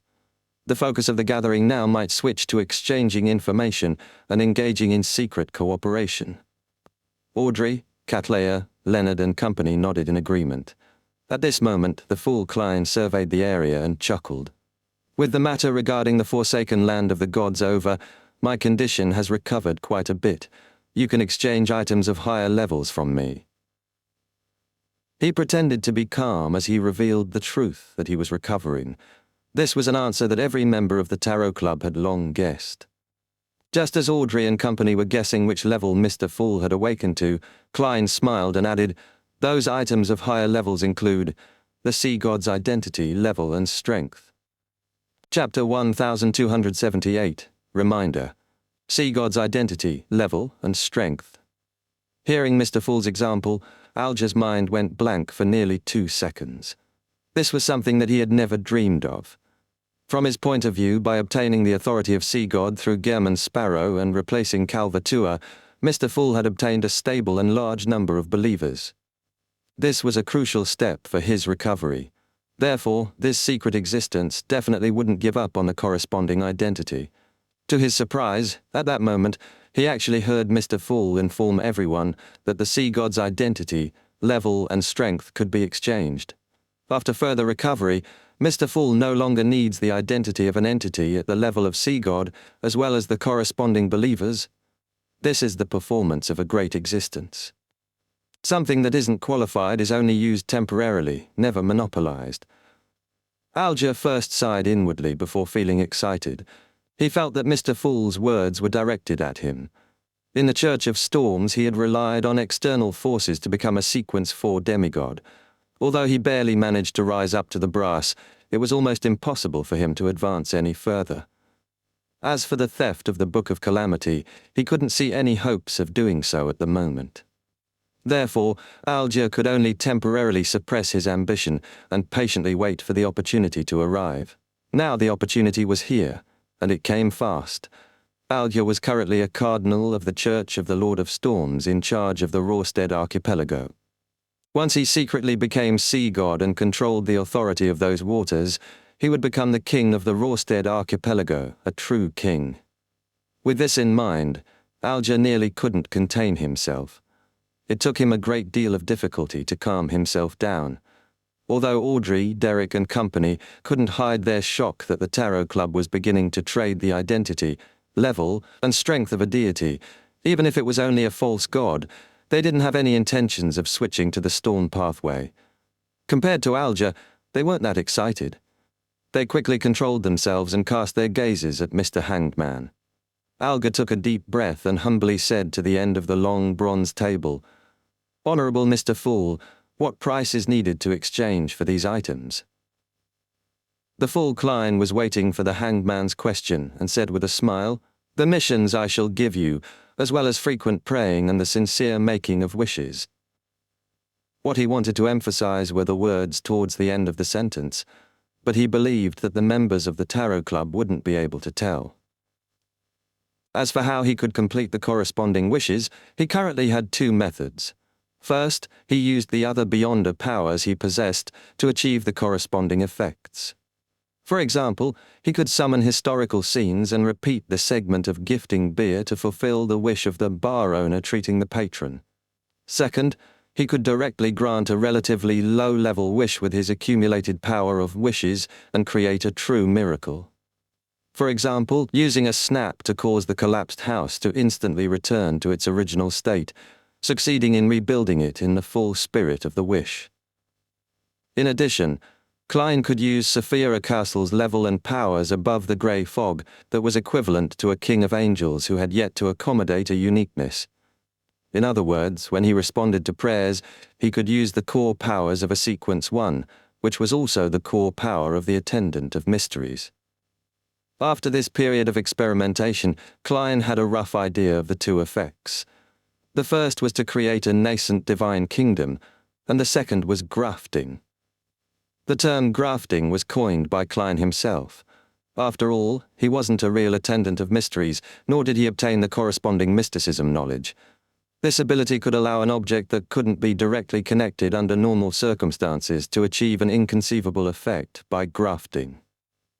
A simple example was to mix the concept of the beginning and the end of a path into one common node, making it impossible for anyone who walked that path to leave. To Beyonders, there were quite a number of powers that could do something like that, but an Attendant of Mysteries grafting directly acted on a concept itself. Not only was it at a very high level, like the descent of a true deity, but its effects were bizarre and had a hint of concealment. In addition to the replication powers of the Grade 0 sealed artifact, the Staff of the Stars, Klein could completely respond to prayers like a king of angels while inside Saphira Castle. Furthermore, he could do more things. Upon hearing Mr. Fool mention missions, Alger suddenly recalled something. He hurriedly lowered his head and asked, "Honorable Mr. Fool, do you still need me to carry out further investigations regarding the 3 targets of the Fisak Empire that participated in the Konotop Sea battle?"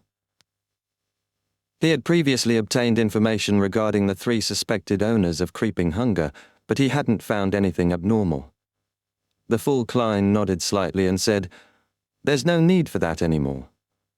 He originally wanted to use this clue to grab the tail of the Twilight Hermit Order, but since Adam had likely become a god, it was better to avoid doing so. Respecting a Sequence 0 true deity was Klein's usual principle. He had to compromise and give up if necessary. Without waiting for Alger to speak again, the Fool Klein said in a relaxed tone, "Your current mission is to cooperate with the Sea God believers and settle down the people who have left the forsaken land of the gods." "Your wish is my will," Alger replied without hesitation. This made Derek silently heave a sigh of relief. He no longer had any doubts, hesitations, or worries about the subsequent developments. He had full trust in Mr. Hanged Man's ability to handle matters. At this moment, the Fool Klein looked around and smiled. Apart from the sea god's identity, level, and strength, there are many things that can be exchanged for. For example, the imperative mage potion formula and Beyonder characteristic. He didn't list down too many examples so as to prevent himself from damaging the Fool's standing. As for having said so much, it could be explained away that Mr. Fool was in a good mood from having taken another step towards recovery. Moon City had been passed down the heritage of an imperative mage, something Klein could exchange for when granting them the wish of being saved. Of course, even if he directly made the residents of Moon City sacrifice the corresponding items, the people who had finally found his blessings and protection would definitely be very willing to do so. They were more afraid that Mr. Fool would abandon Moon City and not accept their sacrifice. Apart from that, Klein himself had a Silver Knight marionette. The Seer Pathways Sequence 9-3 Beyonder characteristics, the sealed artifact, General of the Pupilless Eye, a drop of the primordial moon's blessed blood, and various kinds of charms and bullets that came from worms of spirit. If the Wishmaker wanted a consumable or something for a temporary loan, Klein could even take out more from the historical void. The Imperative Mage's potion formula and Beyonder characteristic, Shio inexplicably felt that Mr. Fool was looking at her. To be frank, she lacked the motivation to advance. On the one hand, she was only one of the mid to high-ranking members of MI9, so the chances of getting a ticket to the ranks of a demigod were very low. On the other hand, her father's reputation had been restored to a certain extent, so she had no pressing goals. At the same time, the war had ended. Her mother and brother had returned to Backland and were about to start a normal life. With Shio's current overall income, it was enough to support a wealthy family. All of these reasons made Shio feel that her current life was pretty good, and she didn't really want to change it. Of course, if she had the chance to advance to the demigod level, she wouldn't let it go. Due to the war, she had experienced the helplessness of a Sequence 5. Furthermore, in the Tarot Club, aside from her and Fours, everyone else was a demigod. There was no doubt that she didn't want to fall behind that much. Amidst her thoughts, Shio looked at Fours before bowing her head to the entity at the end of the long mottled table to indicate that she would work hard. Fours could roughly guess her friend's attitude because it was roughly the same for her. If it wasn't because she needed to advance to Sequence 4 to effectively resist the full moon ravings so as to stop troubling Mr. Fool, as well as the Abraham family having prepared the potion formula and Beyonder ingredients for her, she wasn't in a rush to become a secret sorcerer. As a traveler, she could go wherever she wanted. She could immediately head to a location to eat whatever delicacy she wanted. It completely satisfied Forz's initial expectations of being a Beyonder.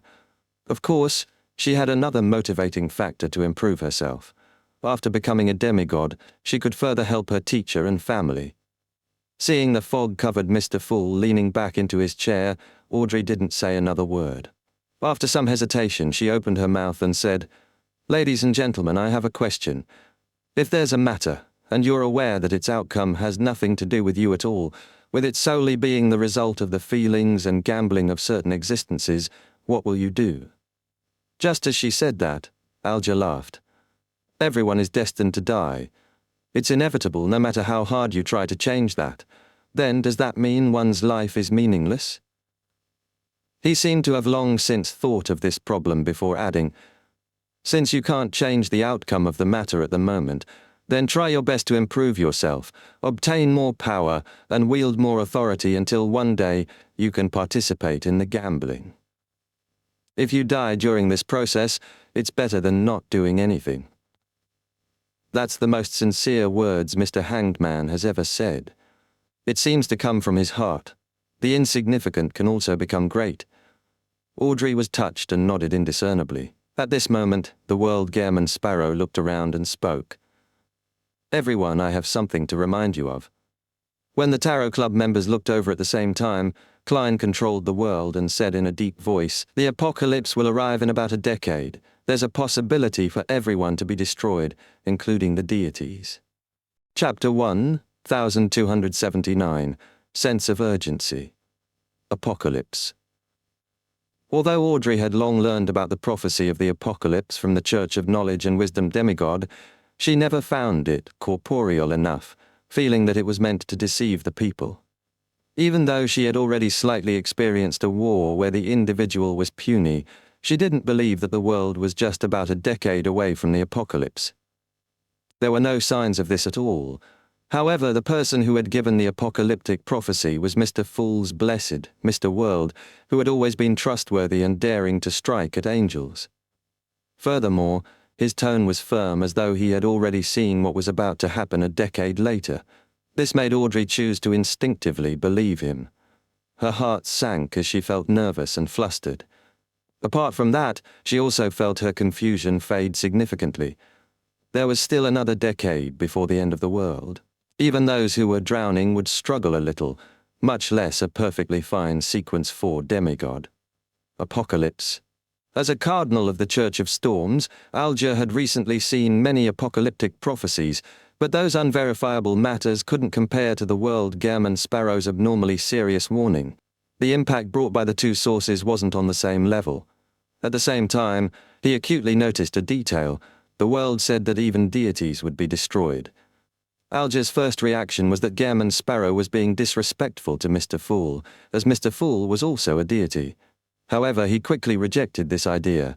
After all, the world Gehrman Sparrow was Mr. Fool's blessed and was the most devout believer. The other members of the Tarot Club might accidentally blaspheme Mr. Fool, but it was impossible for the world Gehrman Sparrow. Due to the two prerequisites that Gehrman Sparrow wouldn't be disrespectful to Mr. Fool, and him saying that even deities would be destroyed, Alger quickly came to another conclusion. In the world's Gehrman Sparrow's heart, Mr. Fool's level was higher than that of a true deity. This, Alger never doubted the world Gehrman Sparrow's knowledge. After all, he was a powerhouse who often interacted with angels. This knowledge made him both shocked and puzzled, momentarily unable to find an even more reasonable explanation. Having used the blood of a snake of fate to advance to the level of a demigod, Cattleya would also occasionally dream of the scene of the dawn of the apocalypse, thanks to her pathway having clairvoyant as its Sequence 3. In addition, Queen Mystic Bernadette would occasionally remind her, so she didn't feel any surprise or shock regarding Mr. World's words. She just felt like the dust that had been stirred had finally landed on the ground. As for the future, this mysticologist was equally lost. Apart from improving herself, she didn't know where to direct her efforts. Apocalypse. Shio and Fours looked at each other across Ma'am Hermit and sensed the raging upheavals in each other's hearts. They had never thought that the wonderful life they were living wouldn't last more than 2 decades unless something happened. This was a time where they were in their prime. Even if they weren't demigods, they didn't have to worry about the inclination towards losing control due to their aging bodies. As the person who spoke was the world Gehrman Sparrow, the two ladies didn't suspect the authenticity of the prophecy. They momentarily felt fearful and heavy. At the beginning, Derek couldn't help but feel depressed. This was because the City of Silver had just left the forsaken land of the gods and came to the world of light. Yet, none of this would last long before the apocalypse was ushered in. Soon, he composed himself and chose to believe in Mr. Fool. Since this great existence was able to rescue the City of Silver from the forsaken land of the gods, he too could also stop the apocalypse. Although I'm the savior of the sanguine during the apocalypse, I never expected it to happen so soon. I'm only an earl. Emlyn couldn't help but frown. It was as though a student who had just attended a few days of lessons had to suddenly sit an exam. Of course, this also made him excited.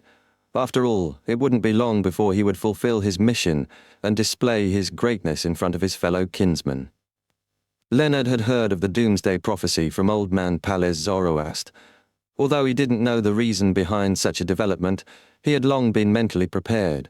At this moment, he was the first to snap back to his senses and asked, "Why would the apocalypse suddenly happen? There are no signs of it." Klein controlled the world to reply, "It's just that you didn't notice the signs. Do you think that a battle of gods erupted for no reason?" Seeing that all the members of the Tarot Club were stunned and lost in thought, the world Gehrman Sparrow added, "You aren't qualified to know the exact reason. Just understanding it would bring about an irrepressible corruption. Only angels and above can resist it." This is similar to what the demigod from the Church of Knowledge's demigod said. It's close to the corruption from the cosmos. I seem to have forgotten something. Mr. World seems to have figured out the whole story. Isn't he afraid of being corrupted? He's already an angel. He is now a he. Thoughts flashed through Audrey's mind as she acutely sensed that the world Gehrman Sparrow might have completed his advancement and become a true mythical creature. In ancient times, this could even be called a subsidiary god, a member of the deity lineup. Right on the heels of that, Alger, Catleya, and the other members of the Tarot Club understood the truth. They knew that the world Gehrman Sparrow had already reached the top of the real world, becoming an angel that walked the land. Their guesses were related to Gehrman Sparrow's plan to deal with a mythical creature. Some believed that it was the benefits that Mr. Fool's recovery gave to his blessed. But no matter what, it was the first time the Tarot Club had a member at the level of an angel, aside from its host and convener. Of course, they weren't too surprised by the world Gehrman Sparrow's advancement to Sequence 2. They had long been numb to his progression rate. Klein controlled the world and made him look around. You can think about what you plan to do next and how you would go about doing it. Shio, Fours, and the other Tarot Club members nodded slightly as acknowledgement. Another 10 minutes of free exchange followed before this session of the tarot gathering gradually came to an end. After returning to the real world, Shio surveyed her bedroom. Her expression slowly turned solemn. She once again felt a pressing sense of urgency. After walking out of the room, Shio saw that Fours had also walked out to the corridor at the same time. She no longer suffered from momentary paralysis before coming out. "Where do you plan on going?" both of them asked in unison before falling silent. A few seconds later, a handsome young man walked out of the guest room. He wore a pair of narrow-framed spectacles and had slightly fluffy hair. He held a few thick books in both hands. "Oh no, I forgot that I have classes this afternoon." The youth mumbled to himself as he rushed towards the staircase, completely ignoring the presence of the two ladies. He was Gio's younger brother, Rio Derecha. He had just entered a pre-law school. In Backland, one had to pass a pre-law examination before becoming a paralegal. Such a paralegal had to study and work for at least 5 years under a full lawyer before one was allowed to take part in the qualification examination and get a license to practice law. If one wanted to become a senior lawyer, one had to enter the Backland Lawyer School to receive university-level education. Shio watched her little brother run down the stairs, and a smile subconsciously appeared on her face. She immediately looked up and said to Fours, "I plan to return to MI9 and work hard." "I plan on making a trip to Teacher's Place," Fours answered the question. Right on the heels of that, the traveller's figure quickly turned transparent and vanished. A few seconds later, Fours appeared at a relatively intact building in the rebuilding Pritz Harbour. Then she took out a pen and paper from her pocket and wrote a note. She planned on telling her teacher that she had finished digesting the traveller potion. Putting away the fountain pen, she stuffed the paper into the mailbox at the door. This wasn't Dorian Gray Abraham's residence. It was the place where Fours and the gentleman had previously agreed to send letters to. The next day when Fours arrived, she saw Dorian providing her with the meeting location and time. Emlyn opened his eyes in his room and changed into his coat with a standing collar, intending to visit Marquise Nibbs. When the carriage passed Rose Street, he subconsciously looked out the window and was somewhat surprised to discover that the door to the Harvest Church had opened. After a brief hesitation, he got the carriage driver to stop the carriage, and he paid for the ride. After putting on his top hat and holding his cane, the red-eyed sanguine Earl walked up the steps and entered the Harvest Church. He saw Father Utravsky, who seemed to have grown a little taller, cleaning the prayer hall with his back hunched. He has been released as expected. It really was protective custody. Emlyn shook his head inwardly. At this moment, Father Utravsky raised his head and looked at him. "Wipe the candle stand." "I'm trying to please Mother Goddess," Emlyn mumbled. He walked to the room behind him, changed into the brown priest robe of the Church of Earth Mother, and began working. Neither of them spoke a word. They did their own jobs and tried their best to restore the Harvest Church to its former cleanliness and tranquility. After an unknown period of time, a group of people suddenly entered the door. Emlyn subconsciously looked over and saw Baron Cosmiodora. He saw Viscount Ernest Boyar, who had once worked at the Harvest Church, and many familiar faces. Emlyn's lips subconsciously curled up. Chapter 1280, Chance Meeting in the Tiny City. On a steam locomotive heading for Mid-Seashire's Constant City. Klein, who was dressed as a wandering magician, looked at the young man and his parents across the narrow table with items placed on it. I have two types of magic tricks. The first is to let your wishes come true. The second is to use a mirror to answer your question. Of course, the first type of magic requires payment, and the second requires you to answer questions posed by the mirror. What kind of performance do you want to watch? The young man had black hair and brown eyes. He seemed to have received a good education. He looked at his parents sitting beside him and said with a smile, "My wish is too difficult, so I won't trouble you. In comparison, I'm more curious about the mirror that can answer questions." Klein sighed as he shook his head. With a flip of his left hand, he revealed a silver mirror with a black gem on both sides. "It seems to be an antique."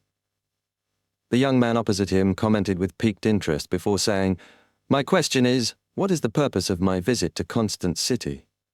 A commonly seen smile, one which was often seen on the faces of street magicians, appeared on Klein's face as he stroked the surface of the mirror with his right hand and said in a serious tone, "Mirror, mirror, please tell me the answer to the question."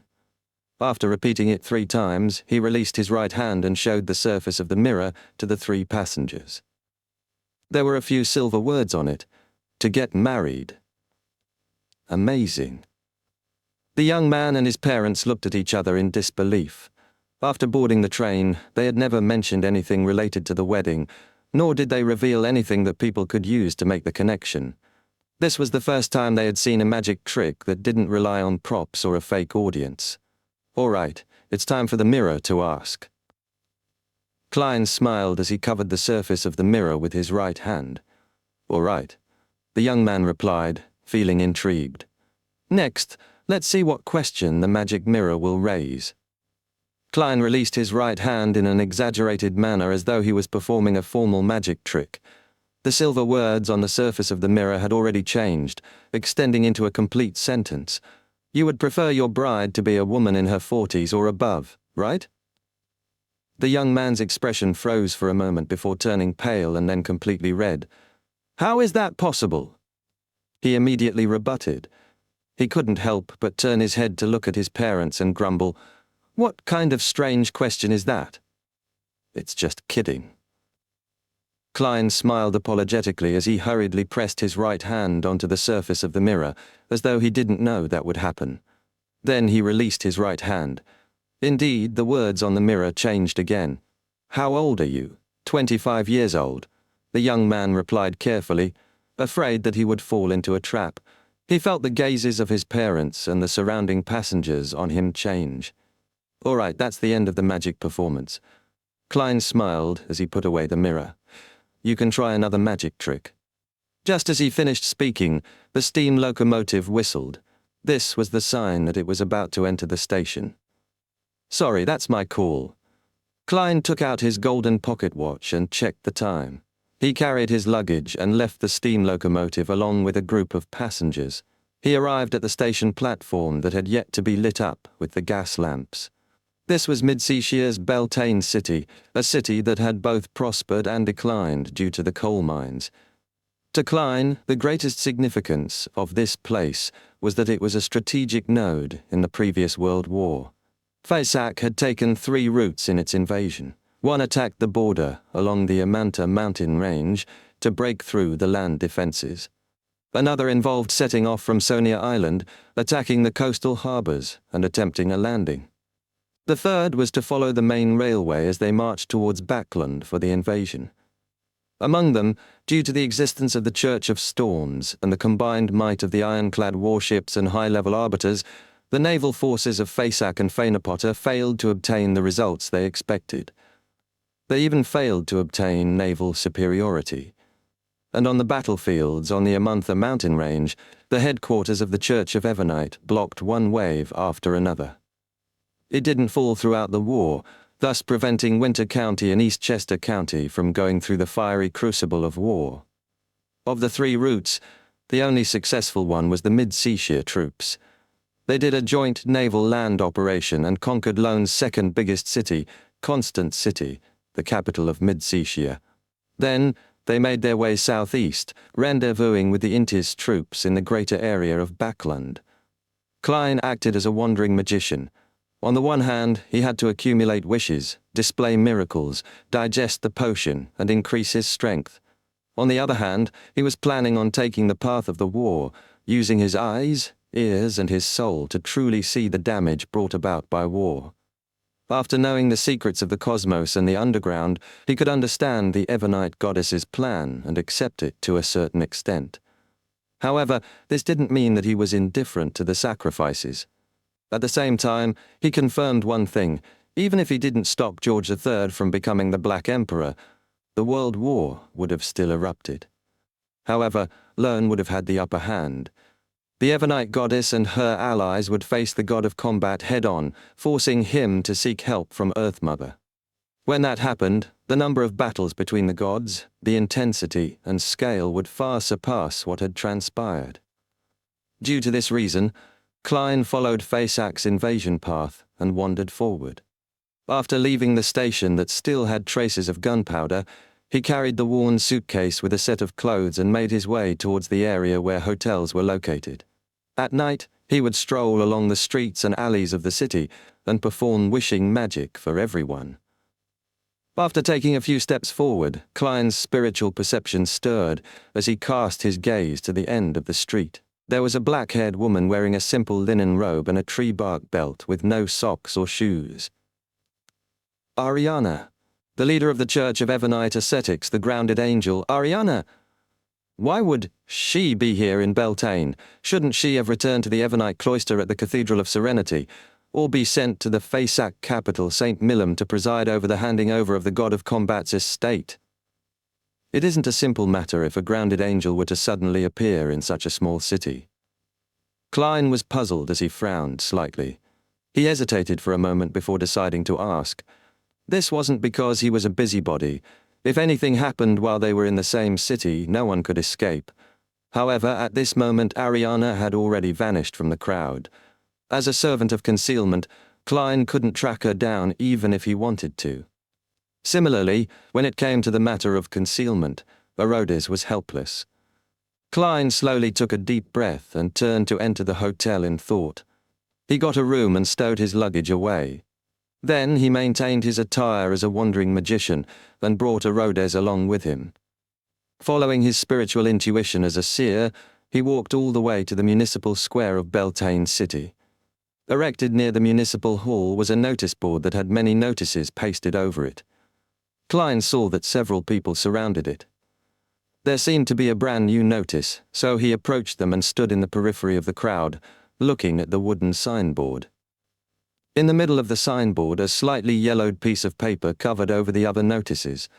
On the surface were black ink and Lenonaise writing. "Ladies and gentlemen, I am your new consul. Now I will issue 3 new laws. First law, without my permission, no living being can leave this place. Second law, all life is equal in front of the law. Even ordinary people can kill angels. Third law, those who commit the crimes mentioned below will be punished severely, the highest penalty being the death sentence. 1 murder, theft. 3 chanting the complete honorific name of a deity. 4 offering sacrifices to evil deities. 5 fraud. 6 leaking secrets."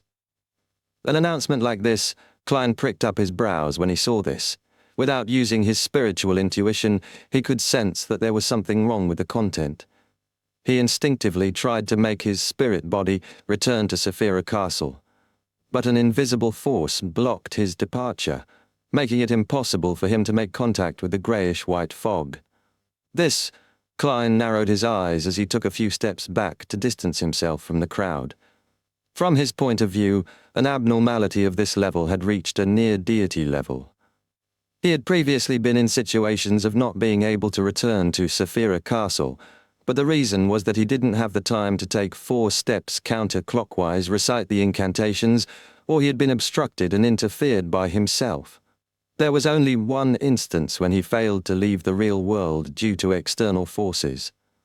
It was a powerful seal personally created by the Evernite goddess in the foggy town. Apart from that instance, even blasphemer Ammon couldn't do such a thing. Of course, at that time, Ammon's main goal was to force Klein to stir Saphira Castle before he seized the opportunity to use a loophole to replace him as the great ruler above the spirit world. Otherwise, this Angel of Time could have used his ability to steal Klein's thoughts to stop him from returning. Who is this new consul of Beltane's city? Is this the reason Mam Ariana came here? As his thoughts raced, Klein made the magic mirror slip from his wide sleeve into his left hand. What happened? Klein asked softly. The aqueous light on the silver mirror's surface shook wildly as slightly pale silver words appeared. A few rules here have been replaced. As for who did it, there's no way of knowing. Great Master, you can try finding the servant of concealment Ariana to learn the truth from her. Are you satisfied with my answer? The rules have been replaced. Lawyer? Arbiter? Or a bug? Klein thought as he looked around. He realized that the citizens in the square were puzzled, perplexed as to why the new notice would mention angels. Why did they have to request permission to leave? The war had already ended. Chapter 1, 1281, Anomaly. Inside a bar in Beltane City, Roy, Biles, Phil and Pasha sat around a small round table guzzling down Southville beer. They didn't talk much as they listened to the drunkards in the next table discussing supernatural powers and mysticism incidents. Before this, I saw that not only do the Phasacians look like bears, but they could also control fire, throwing them out like javelins. No way. Supernatural powers actually exist? Haha, that's because you don't know a thing. I was drunk one day and slept near the cemetery. I saw people from the Church of Evernite appear with a few ghosts out. Yes, ghosts, they floated in the air and it was terrifying. It was unknown if the drunkards were sharing stories from personal experiences or from hearsay, but the way they described it was with so much agitation that saliva kept flying as their faces flushed red. That's what they're like. They only become more excited after drinking. They always like to brag and be dramatic despite usually being depressed. Biles was a Beltane local. Upon seeing this, he explained, ever since the coal mines began to run dry, young people gradually left Beltane and headed for Constant and Backland. The atmosphere here has become more and more oppressive, and the city is just declining by the day. This man, who was less than 30 years old, had also been a miner when he was young. He was lucky to survive in the mines. His skin was tanned from all the labor. His exposed muscles weren't too exaggerated, but it gave people the feeling that they were made of steel. As the leader of the group, Roy smiled and said, what they're saying might be the truth. They're not bragging. The previous war has indeed exposed supernatural powers to many people, especially the soldiers who were directly involved. As long as they're still alive, they will have the corresponding experience. Besides, this also brings about many fortuitous encounters, making it so that people who had zero chance of interacting with supernatural powers or true mysticism to become beyonders. The way he expressed himself was very subtle, as though he was talking about others, but in reality, this was exactly what the four of them had experienced. Biles and Roy had participated in the defense of Beltane City before.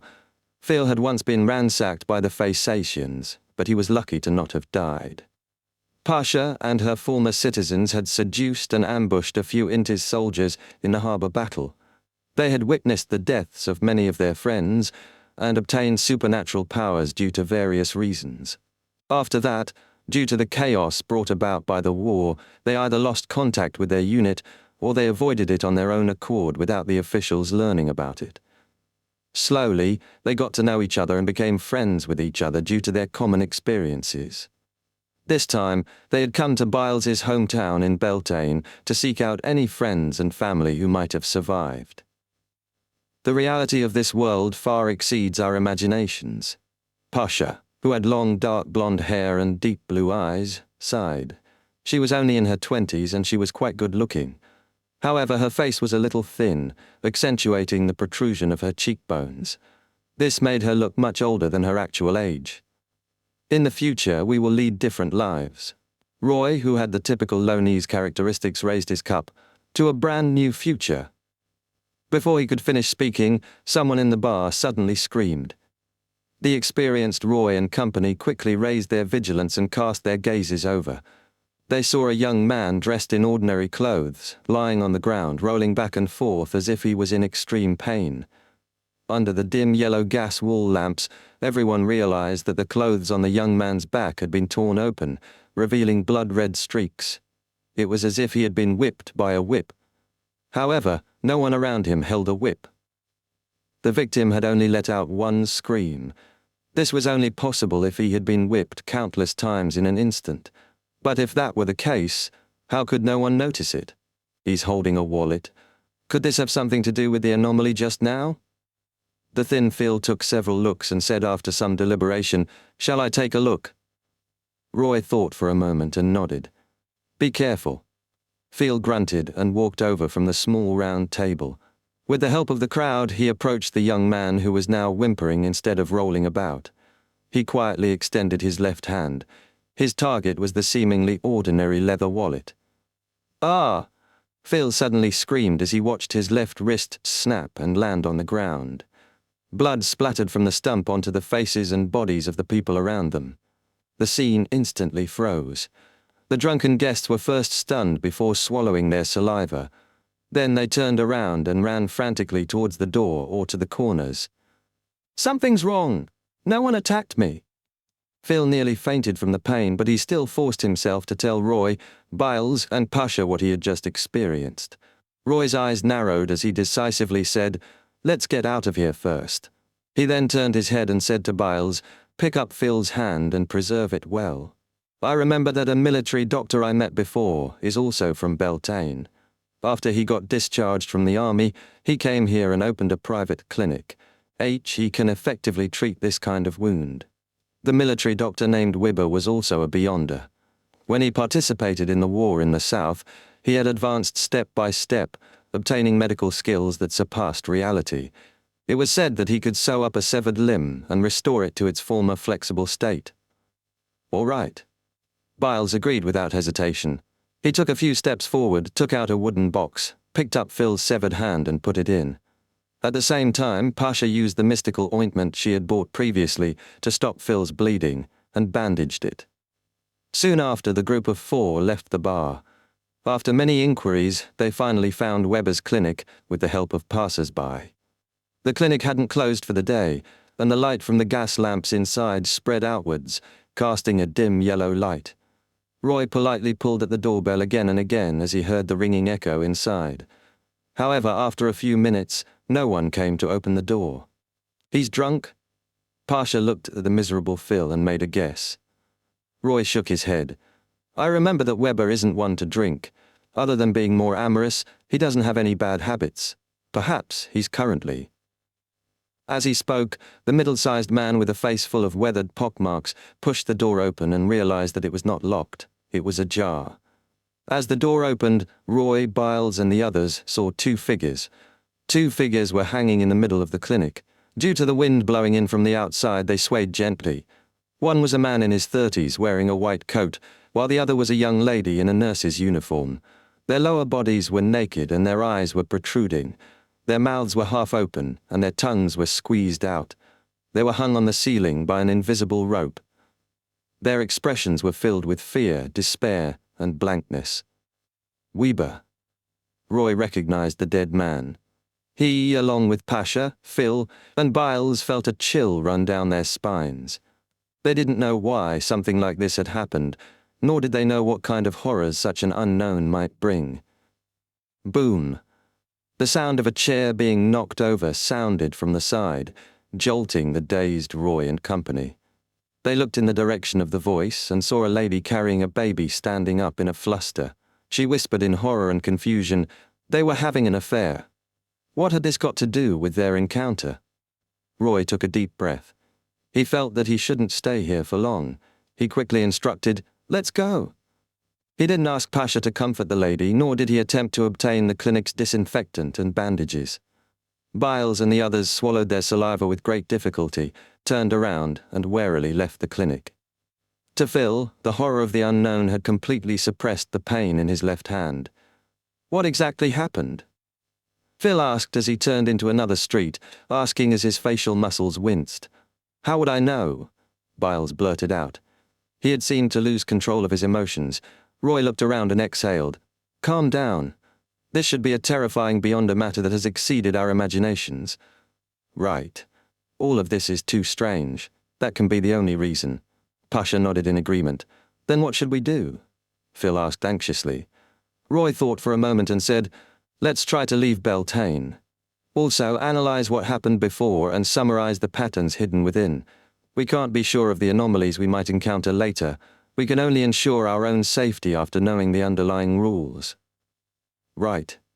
Biles calmed down and agreed with Roy. They discussed as they walked, gradually having some ideas. Weber was hung for adultery. Before Phil's hand was cut off, he tried to take the wallet. That's a form of theft. Pasha summarized the common point the two incidents had in common. Roy suddenly had an idea. Could it be that they suffered such a situation because they did something illegal? How is that possible? Biles and Phil both replied. As soon as he said that, they suddenly had a corresponding guess, and their expressions turned solemn. Maybe there's an invisible law enforcer. That's the essence of this Beyonder incident, Biles said in thought. Roy tersely acknowledged and said, that's highly possible. Next, we'll take note of our actions. Pasha and the others nodded and walked on the streets cautiously. Not long after, they arrived at the municipal square and saw that there were many people standing around the notice board. Notice? Roy and the others exchanged looks, wondering if it was a warning that the officials had given to the supernatural incidents. Hence, they approached and used the light from the street lamps to look at the notice on the wooden board. There was a piece of white paper stuck in the middle, and beneath it was a piece of yellow paper. It seemed to be an annex. As they quickly scanned through the notice, Roy, Pasha, and the others quickly had their eyes filled with horror. They seemed to understand the source of the matter. After reading the paper, their eyes landed on the yellow paper. All citizens are to arrest foreigners using all possible means. Arrest foreigners. Roy and the others felt their hearts tighten as they instinctively looked at the citizens around the notice board. As if sensing their gazes, the citizens turned around and cast their gaze at them. Under the dim yellow light from the gas lamps, their eyes seemed to glimmer with a strange light. Chapter 1, 1282, Crime. Ha! How can someone tell at a glance if another person is a foreigner? How do you distinguish that? Roy forcefully composed himself and pretended to be discussing the yellow paper's contents with his companions. He used the hidden meaning in his words to console Phil and Pasha so that they didn't need to panic. After all, other than Biles, who was a native, the remaining three were also citizens of Lone. They didn't have any southern continent blood in them. Nothing about their facial features stood out. But this is a supernatural incident, Pasha stammered. This couldn't be judged by common sense. Roy's heart froze as he looked at the citizens who were slowly approaching in a deadpan manner. He quickly shouted in a low voice, "Run!" As soon as he finished speaking, he turned around and ran towards the nearest street entrance. Pasha and Phil followed closely behind. As a local, Biles tacitly held the rear, covering the surface of his skin with illusory fish scales. Bang! Bang! Bang! A few citizens raised their dual-barreled hunting guns and fired. Roy, Phil, and Pasha were Beyonders, who were relatively good at fighting. While running, they would occasionally change directions or roll forward, successfully dodging the attacks. Following that, under Pasha's guidance, they passed through the streets and escaped their pursuers before hiding in an empty dark corner. What should we do? Phil, who had lost a hand, panted as he asked, "From the contents of the notice, we probably won't be able to leave this city. We need to figure out the rules and find a way around them." Although Roy was also very flustered, he still forced himself to calm down and think, lest the morale of the entire squad crumbled. Pasha looked at the wary Biles and asked, "Has such a notice ever appeared in the past?" Biles nodded. "Yes, although I rarely had the chance to go to the municipal square. I've been assembled there back when I was recruited into the army. I've seen that notice board." There shouldn't be any problems with the notice board. Perhaps those two pieces of paper are the key. The laws written on them contain mystic intent, Pasha said. Roy immediately expressed his agreement. "That's right." Besides, I suspect that the laws have to be made public before they are put into effect. If we can find an opportunity to rip off those 2 pieces of paper, the corresponding restrictions might disappear." After hearing Roy's words, Pasha, Phil, and Biles fell silent. After a few seconds, Phil's facial muscles twitched as he said, "Let's give it a try. If we continue to be trapped in the city, even if we aren't caught by those citizens, we might be punished for various reasons." Although they were all beyonders, their sequences weren't high. It wasn't a problem dealing with a few ordinary people, but facing the enmity of an entire city was extremely dangerous. Roy, Biles, and Pasha were more or less people who had been on the battlefield before. They knew that hesitation was the worst action to take in such situations, so they agreed to Phil's suggestion. Under the guidance of the rather experienced hunter, Pasha, the group of 4 made a detour and returned to the municipal square from another street. At this moment, the residents who were surrounding the notice were no longer there. It was as if they were searching the entire city for foreigners. When they saw the notice board that stood silently in the middle of 2 gas lamps, Roy and company carefully approached it, ready to escape at any moment. After approaching the target, Roy suddenly thought of a question. He hurriedly lowered his voice and asked, "Is destroying the notice considered an illegal act?" "In theory, yes." Pasha was taken aback. They then cast their gaze at the notice board and scanned through the list of crimes stipulated by the 3rd law. 8. Destroying public property. It really exists. Biles blurted out. Phil, whose face had turned pale due to the blood loss, turned paler. After some thought, he said, "What kind of punishment does destroying public property entail?" This wasn't a very serious crime, and the corresponding punishment should be relatively lenient. If that was the case, Phil decided to take the risk to tear the notice and end this horrifying, bizarre event. First-timers get whipped. Just as Roy, Pasha, and Biles were pondering over the answer, a voice sounded from behind them. The 4 turned around in shock and saw a young man in a black robe and a tall hat. He looked ordinary. The man continued, "A repeated offense is to have one's hand lopped off. I'm not sure what happens after that." "How do you know that?" Fully alert, Roy frowned as he gripped his concealed dagger. The young man smiled and said, "I've tried, it's useless. The notice gets restored very quickly." "So, you've been whipped?" Pasha asked in enlightenment. "Yes." The young man nodded with a relaxed expression. "However, because I also committed fraud, I was later punished with having my hand lopped off." "Fraud?" Biles asked, puzzled. The young man chuckled and replied, "To put it simply, I didn't personally destroy the notice. Instead, I created a dummy to do it. The one who was whipped was also the dummy." As he spoke, he raised his right arm. Like Phil, his wrist was cut neatly. His stump was ghastly white and red as though he was still bleeding. Suddenly, the stump's flesh squirmed and twisted as transparent worms crawled out. They intertwined with each other and formed a new hand. During this process, Roy and the others didn't feel the slightest bit of fear. This was because the moment they saw those worms which had details they couldn't discern, their thoughts were thrown in a mess. Random thoughts ran through their minds as they found it difficult to control their emotions. After the palm was covered with skin and became normal, the Beyonders recovered. They retreated a few steps in shock, surprise, and fear. The scene just now had exceeded their understanding. "By the way, I forgot to introduce myself. I'm a wandering magician." The person who had committed a fraud and a case of destruction of public property was none other than Klein.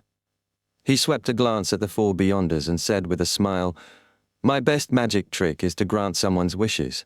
Do you have a wish you would like granted?" Upon hearing this question, Roy's spirits rose as he asked with hope, "Can you take us away from Beltane?" "Of course, I'll do my best to do this, but not now." Klein gave his promise. Then he looked at the handless Phil. "He just said his wish. What's yours?" "Let my hand recover," Phil probed. "All right." Klein cast his gaze at Biles. "Take out his hand." After hesitating for a moment, Biles took out the wooden box, as per the mysterious man's instructions, and returned the hand inside to Phil. "Come here," Klein said with a smile. Phil mustered his courage and walked over with his severed hand. "Remove the bandages," Klein continued to instruct. "Place the severed arm in its original spot. Let me remind you, don't have it reversed. Otherwise, you'll have to chop it off again and repeat the process. Seeing how confident the other party was, Phil felt a little more confident. He quickly pulled off the bandage that had been stuck to his wound with a twisted expression as he hissed. After placing his severed hand at the stump, Klein took out a piece of white paper and approached. Then he reached out to wipe the wound. Silently, the piece of paper split into two while Phil felt the pain disappear. He quickly looked down and saw that his left wrist was perfectly intact. He couldn't even tell that he had been hurt before. Phil subconsciously moved his fingers and realized that he didn't lose any of his motor skills at all. "Your wish has been granted." Klein took 2 steps back and smiled. "Thank you," Phil replied in a daze. Klein looked at the other 2 Beyonders. "What's your wish?" Upon seeing that Phil's wish had really been fulfilled, Biles immediately stepped forward and said, "I want to know where my family is." Klein flicked his left arm and took out a silver mirror with ancient patterns. He lowered his head and said with a smile, "What is the answer to that question?" The surface of the mirror shimmered with aqueous light as silver words appeared one after another. Beltane Glorin Cemetery. Upon seeing this, Biles, who had his neck craned, felt his heart sink as he couldn't help but feel a strong sense of sorrow and disappointment. In the next second, new silver words appeared from the aqueous light. This gravekeeper's hut. This means that Biles felt his sorrow turn to happiness as he sincerely said, "Thank you." As soon as he finished speaking, he suddenly thought of 2 questions. How many people could live in the graveyard? How many gravekeepers could there be? His family members definitely numbered more than 2 or 3. Biles's expression oscillated between gloom and joy before he fell silent. As a result, he didn't see the question posed by the silver mirror. "Great, Master. Did I answer kindly enough?" "Yes." Klein nodded indiscernibly as he cast his gaze at the remaining lady. Pasha thought for 2 seconds and said, "My wish is for you to protect us until we leave Beltane alive." She realized that Roy's wish was problematic because they might not necessarily leave Beltane alive. "Smart." Klein praised with a smile. "Your wish will be granted." "Then what price do we have to pay? I'm referring to the payment for watching your magic." Pasha hurriedly asked. "Your wishes are the price," Klein replied briefly before asking thoughtfully. "If you know certain things are fake, but if you are willing to subjectively use them, it shouldn't be considered fraud, right?" When Roy and company heard this, they were puzzled. After pondering for a moment, they shook their heads and said, "Definitely not. This is actually a game between 2 parties. A voluntary action that has a clear understanding of the actions is definitely not a scam. There's no doubt about it." After hearing their answers, Klein smiled. "Very good. This is what the average person will think." As he spoke, he grabbed a few times with his right hand, dragging out a woman in a simple robe with black long hair. It was the historical void projection of the Evernight Cloister's matron, Ariana. Klein looked around and saw nothing unusual.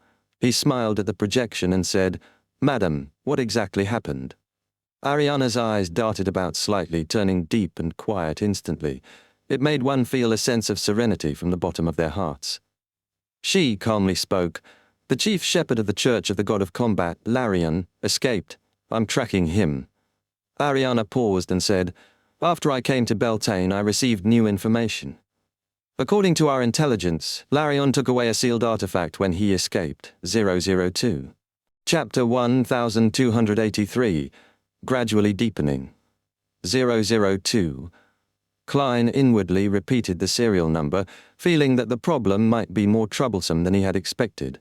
Although it couldn't be said that 002 was definitely more terrifying than 005, since the true essence of the magic wishing lamp was that of a sealed outer deity, an entity far stronger than the present true deities. He could definitely destroy this world or even this solar system, if not for the restrictions of the outer shell. However, the smaller the number meant that 002 was likely more dangerous and more difficult to seal than 005 in most cases. At the end of the 4th epoch, the 7 churches had serialized the batch of Grade 0 sealed artifacts to 2-digit numbers. Being only second to 001, it's totally possible to imagine how terrifying 002 is. However, the god of combat didn't seem to make use of this sealed artifact in the Battle of Gods. Was it not suitable for direct combat, or was it too dangerous? It didn't distinguish between friend and foe. Thoughts ran through Klein's mind. His expression gradually turned serious. "Ma'am, what do you know about 002?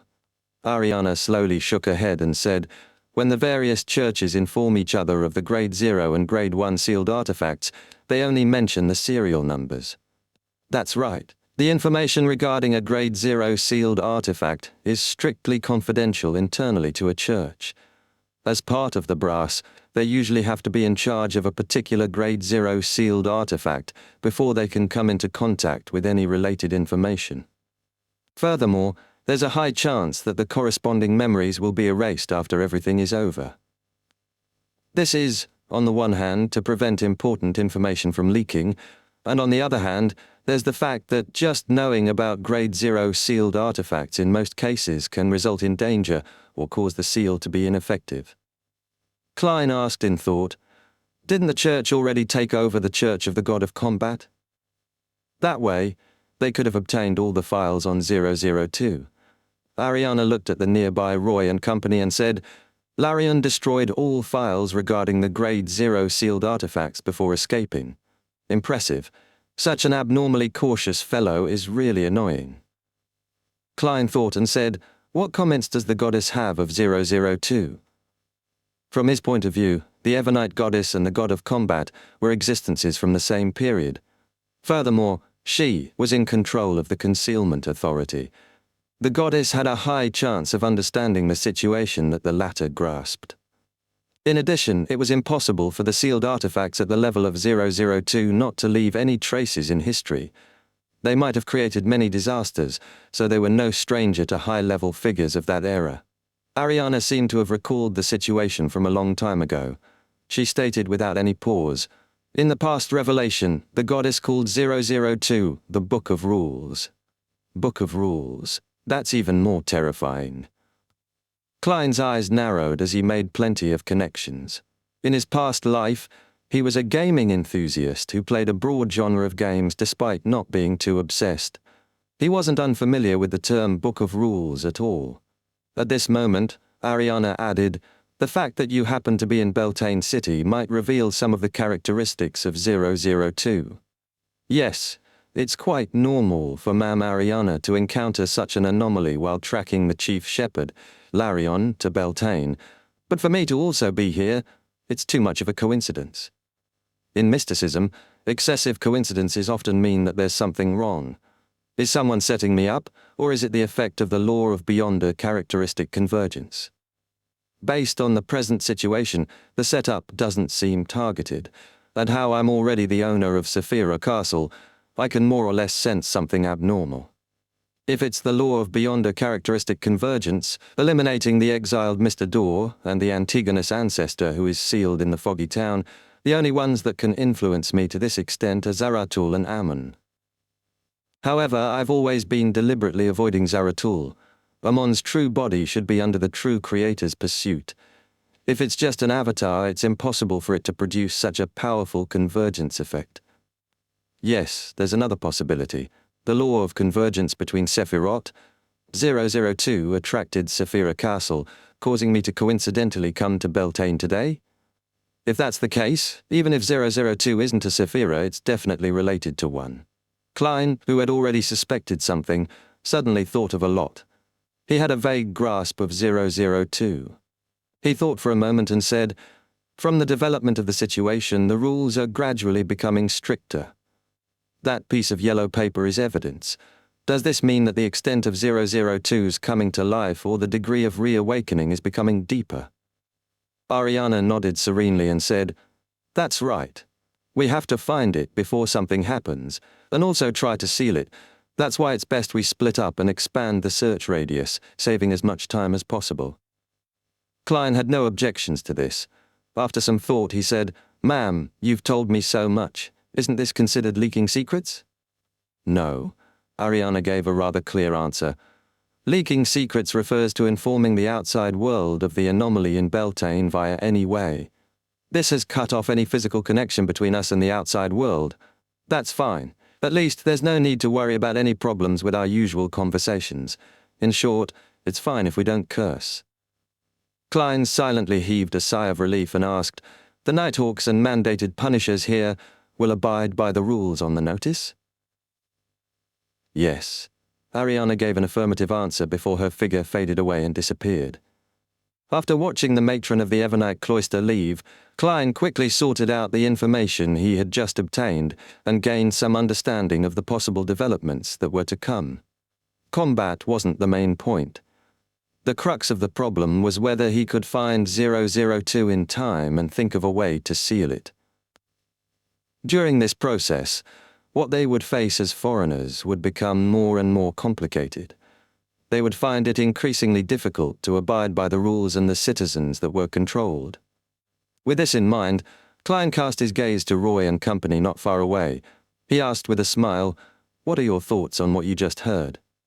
Roy exchanged looks with Pasha and said, "We don't know what a Grade 0 sealed artifact is, but we can guess that 002 is a very terrifying item. It can set the rules and even change reality to a certain extent. Furthermore, this anomaly seems to change as time passes. Also, the chief shepherd of the Church of the God of Combat should be a very powerful beyonder." Klein gently clapped his hands and smiled. "That's about it. If we don't work hard and hope to avoid danger by hiding, then there will be more and more things that we need to take note of. If we aren't careful, we might commit a crime. Perhaps in the end, we will be executed on the spot because we stepped out the door with our left foot first." His words left Pasha, Biles, and the others in a panic. It was indeed funny to hear the possible developments, but on second thought, they could sense the extreme horror hidden within. A few seconds later, Pasha said with a solemn expression, "Furthermore, the citizens can use any means to deal with us, but we are unable to fight back. This is because killing and voluntarily causing harm are very serious crimes. We can try to deceive their senses, but we can't use it too many times." Klein said casually, "What we need to do now is to quickly summarize the rules that 002 follows. That way, we can find it and seal it before it comes to life or awakens to gain true intelligence. What are your thoughts?" Marauder Field thought for a moment and probed, "It doesn't seem capable of attacking us directly. It can only punish us when we violate the rules and commit crimes." Klein snapped his fingers and said, "That's right. I can summarize this law for now. 002 cannot punish those who do not commit crimes." Biles blurted out, "But it can make the citizens arrest foreigners. Foreigners aren't considered criminals." "This does contradict the previous law from before," Klein replied with a smile. "However, in history, many cities have come up with laws that include discrimination and the expulsion of foreigners in the different stages of their development. Did you decipher any deeper laws from this matter?" The four Beyonders frowned one after another, unsure what the powerful magician opposite them was trying to express. After a brief silence, Pasha, who thought of the question he had asked, asking whether a particular action was considered fraud, hesitated and said, "The rules issued by 002 must match the public's understanding and be acknowledged to a certain extent." "That's a good idea," Klein praised. "This is a guess thanks to the law regarding the arrest of foreigners. It has been verified from your previous feedback, so we can temporarily list it as its second law. This can help us determine which actions are crimes and which aren't." Seeing Pasha receive the praise of the powerful magician twice, Roy hurriedly added, "It will constantly increase the number of laws, reaching a certain level of complexity, thereby limiting us. No matter what we do, we will be punished. Yes, on the basis of arresting foreigners, clauses such as the trespassing of private property and the prohibition of defecation or urination in public will make life harder for us with the passage of time." Just as Klein nodded in agreement, his spiritual perception was triggered. He instinctively raised his head and looked at the notice board. He realized that a goatskin parchment had appeared on it at some point in time. "Curfew order?" "This." Pasha and the others also noticed this change and their eyes widened. It was already late at night. If they stayed outside for some time, they would violate the curfew and suffer some punishment. Then, the punishment would worsen each time until they were sentenced to death. Let's go. We haven't got much time. Klein pressed down his tall hat and said with a smile, "Our target is most likely a book. It might still be with the chief shepherd, or it might have already been hidden somewhere. My intuition tells me that it might be the latter. This is because to anyone, that item is too dangerous, and it will only become more dangerous. Of course, the premise is that the chief shepherd hasn't gone crazy, only using 002 to create a chance to escape pursuit. By the way, I forgot to tell you that the chief shepherd is a grounded angel." Angel. Roy, Pasha, and the others who had just begun to move, froze. Chapter 1284, Limitation Loophole. In the present era of this world, belief in a deity was common. The difference was which deity they believed in. Therefore, even if Roy, Pasha, and company didn't understand the meaning of angels in mysticism, they had more or less heard of legends about angels from the priests, bishops, and seniors around them. They knew that they were the servants of deities and were powerful creatures that were qualified to be addressed as him or her. Every action of theirs could create miracles. They were definitely not something ordinary people could compare with. In the hearts of these four beyonders, angels were of a whole different level, holy spirits of another world. Under normal circumstances, they lived in the divine kingdoms and wouldn't descend into the real world. They could be treated as true legends without considering the meaning they had in reality. Just like the battles they had experienced in the past, although they would occasionally encounter beyonders today who struck terror in their hearts, like today, them being angels was the last thing on their mind. The two weren't on the same level. But today, a wandering and mysterious magician had informed them that the chief shepherd of the Church of the God of Combat was an angel who walked the land. Phil and the others believed in the mysterious gentleman who had shown all kinds of amazing feats from the bottom of their hearts. Firstly, he had granted their wishes and was friendly enough. Secondly, they didn't believe that they were qualified enough to be deceived in such matters. To them, the chief shepherd was an angel or an abnormally powerful beyonder. In essence, there was no difference between the two. The reality of this world far exceeds our imaginations. The words that Pasha often said flashed through her mind. Roy made further connections. He remembered that the lady, whom Mr. Magician had invited from thin air, mentioned that she was pursuing the chief shepherd of the Church of the God of Combat. Furthermore, she seemed to be qualified to see the Evernite goddess's revelation. The only person who can track an angel is probably another angel. With Mr. Magician's performance in front of that lady, his level can't be that much lower. Roy hurriedly retracted his gaze from Klein's back and didn't dare to look at him directly. He looked left and right and realized that Phil had come to a similar guess as well. A complicated feeling emerged from his pale face, one that was a result of his blood loss. Biles held his breath and only spoke after a few seconds. No wonder there's such an inexplicable change in Beltane. It's not the time to feel poignant about this. Let's hurry up and leave. The curfew is about to take effect, Klein reminded with a smile without any signs of nervousness. Pasha quickly looked at the notice board and imprinted the contents into a brand in her mind.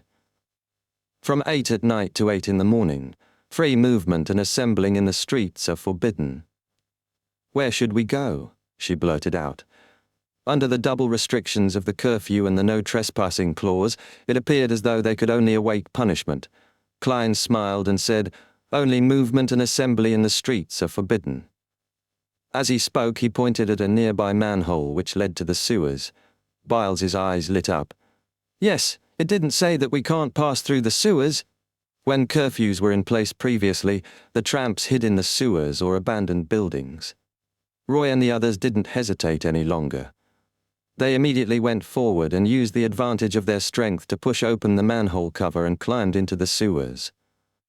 In the pitch-black darkness, a dim yellow light lit up as a lantern appeared in Klein's hand. As they followed the mystical magician, Phil said thoughtfully, "We can head to a hotel next. Biles is a local. He won't be attacked, so he can get a room. Then we can climb through the window and enter from the outside. As we have gotten permission from the owner, we wouldn't be considered as trespassing on private property. In that case, We can stay until dawn and wait for the curfew to end.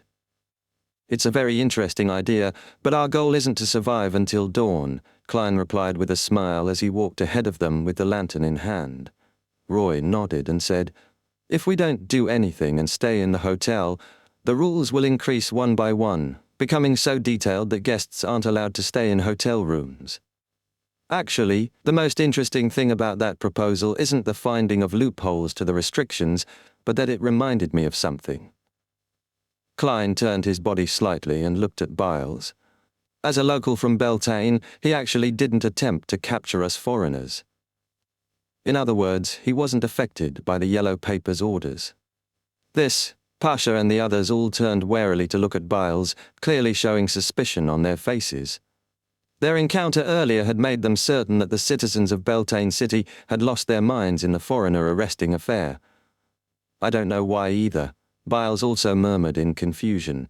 "Are you still a Beltane citizen?" Klein asked casually as he slowly walked in the damp and smelly sewer.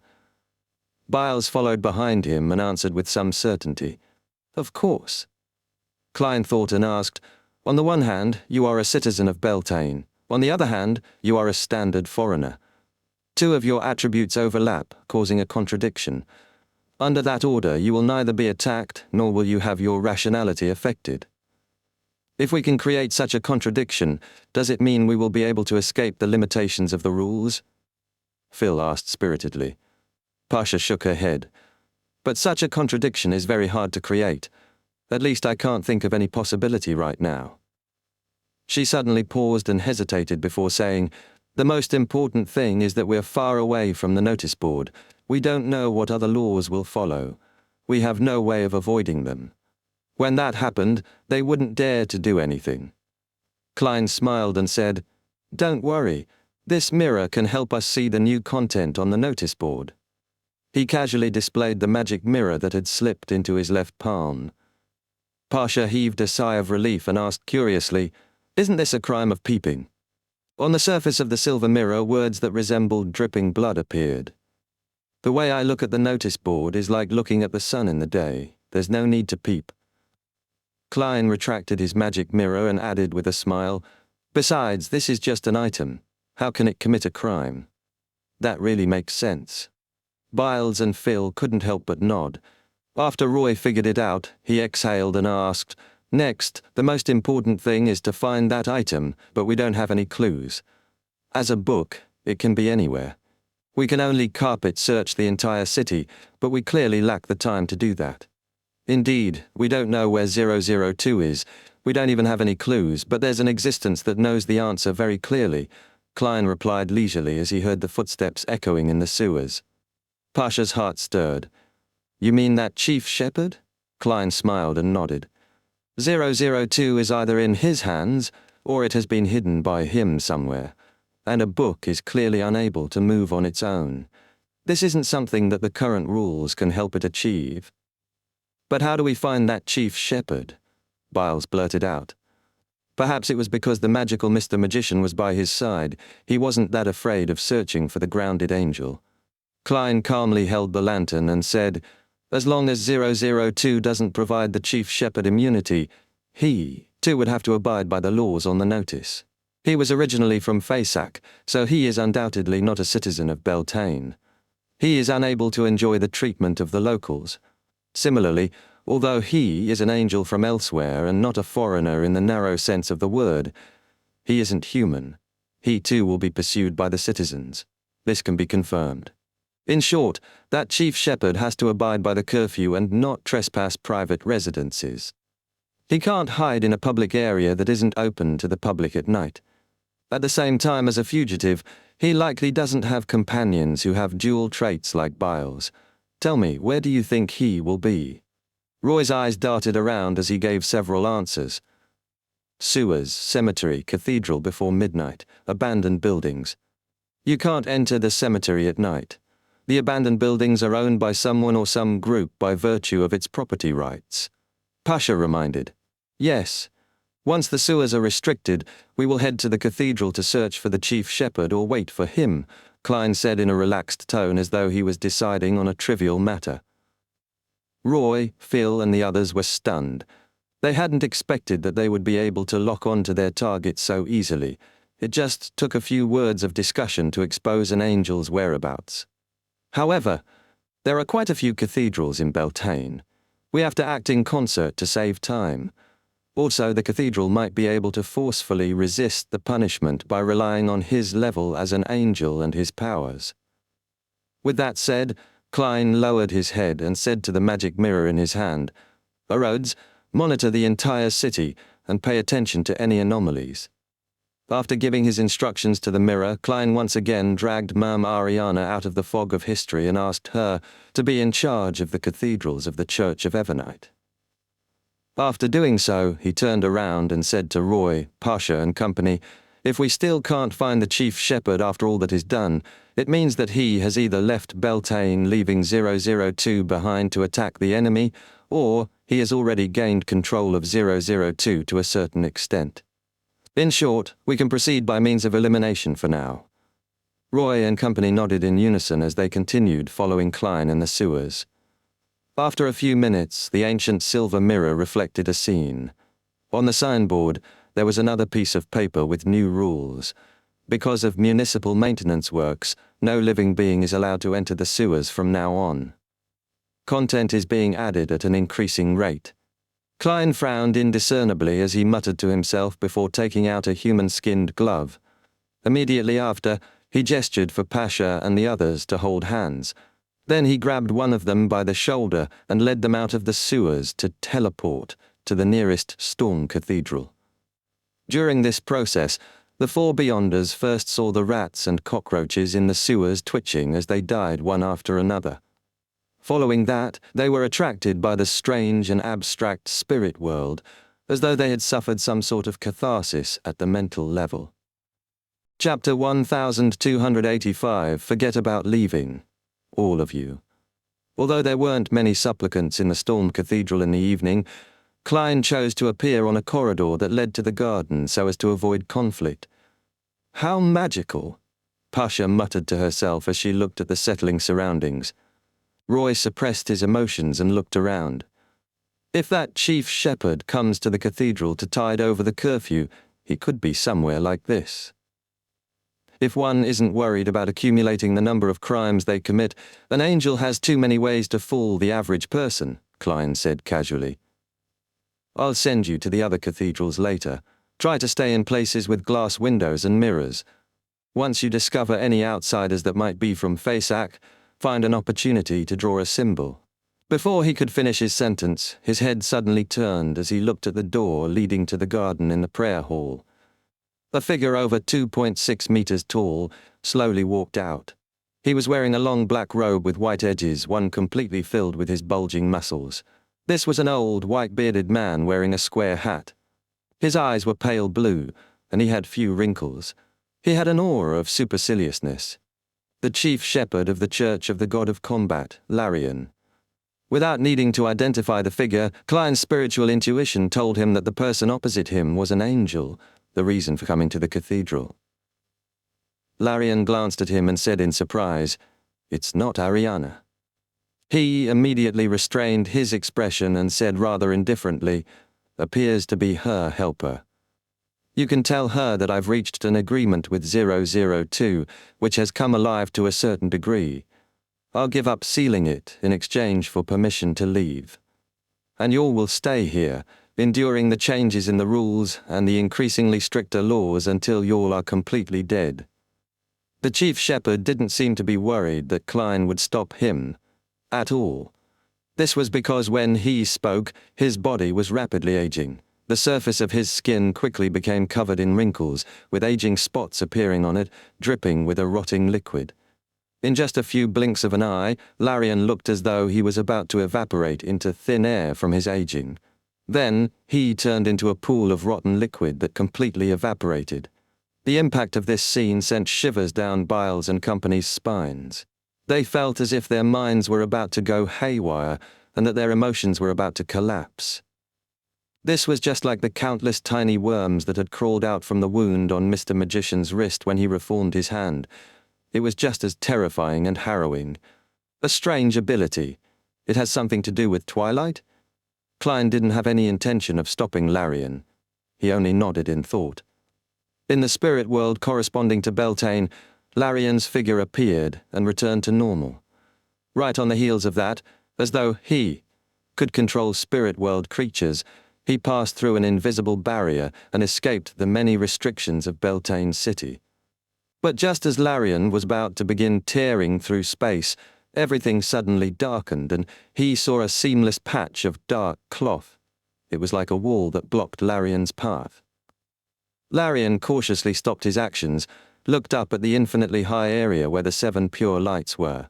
However, he could only see an illusory curtain hanging down from it, enveloping the spirit world of the area corresponding to Beltane, isolating it and creating an independent world.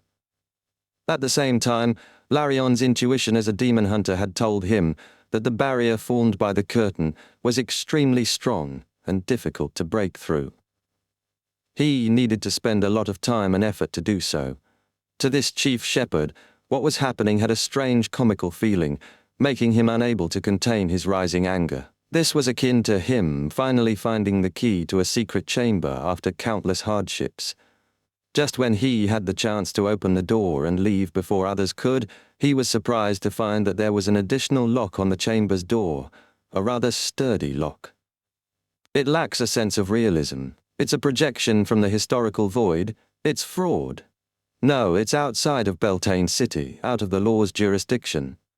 This historical projection should have existed here a long time ago. It can't last more than 2 minutes, so it will dissipate on its own. Larian quickly regained his composure, allowing his anchors and inclination towards madness to once again form a balance. In the corridor of the Storm Cathedral, Roy and company finally recovered. They turned their heads to look at Mr. Magician, who was in no way inferior to the angel from before. Pasha hesitated for a moment before saying fearfully, He seems to have escaped. This way they wouldn't be able to obtain any information about 002's location. Relying on a carpet search would be too late.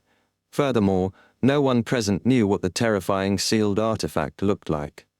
Describing it as a book made it too wide a scope.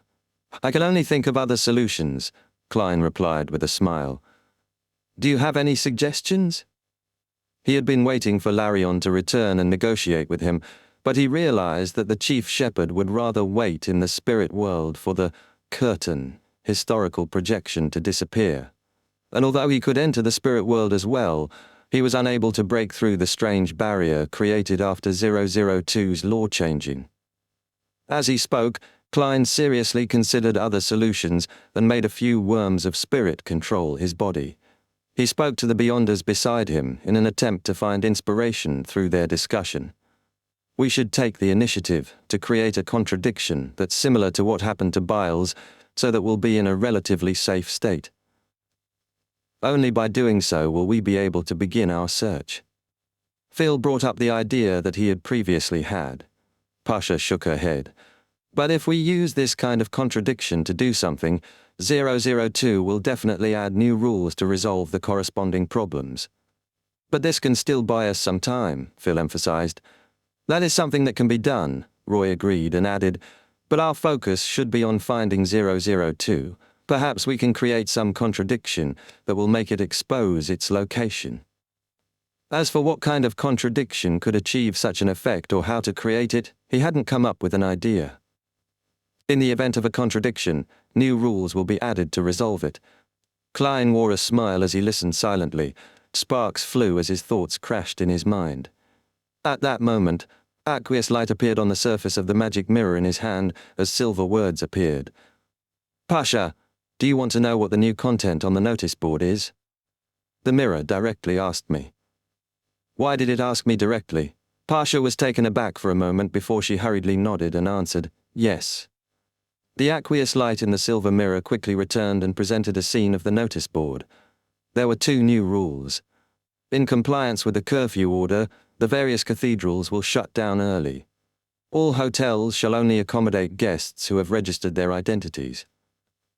Phil panicked. Where do we go now?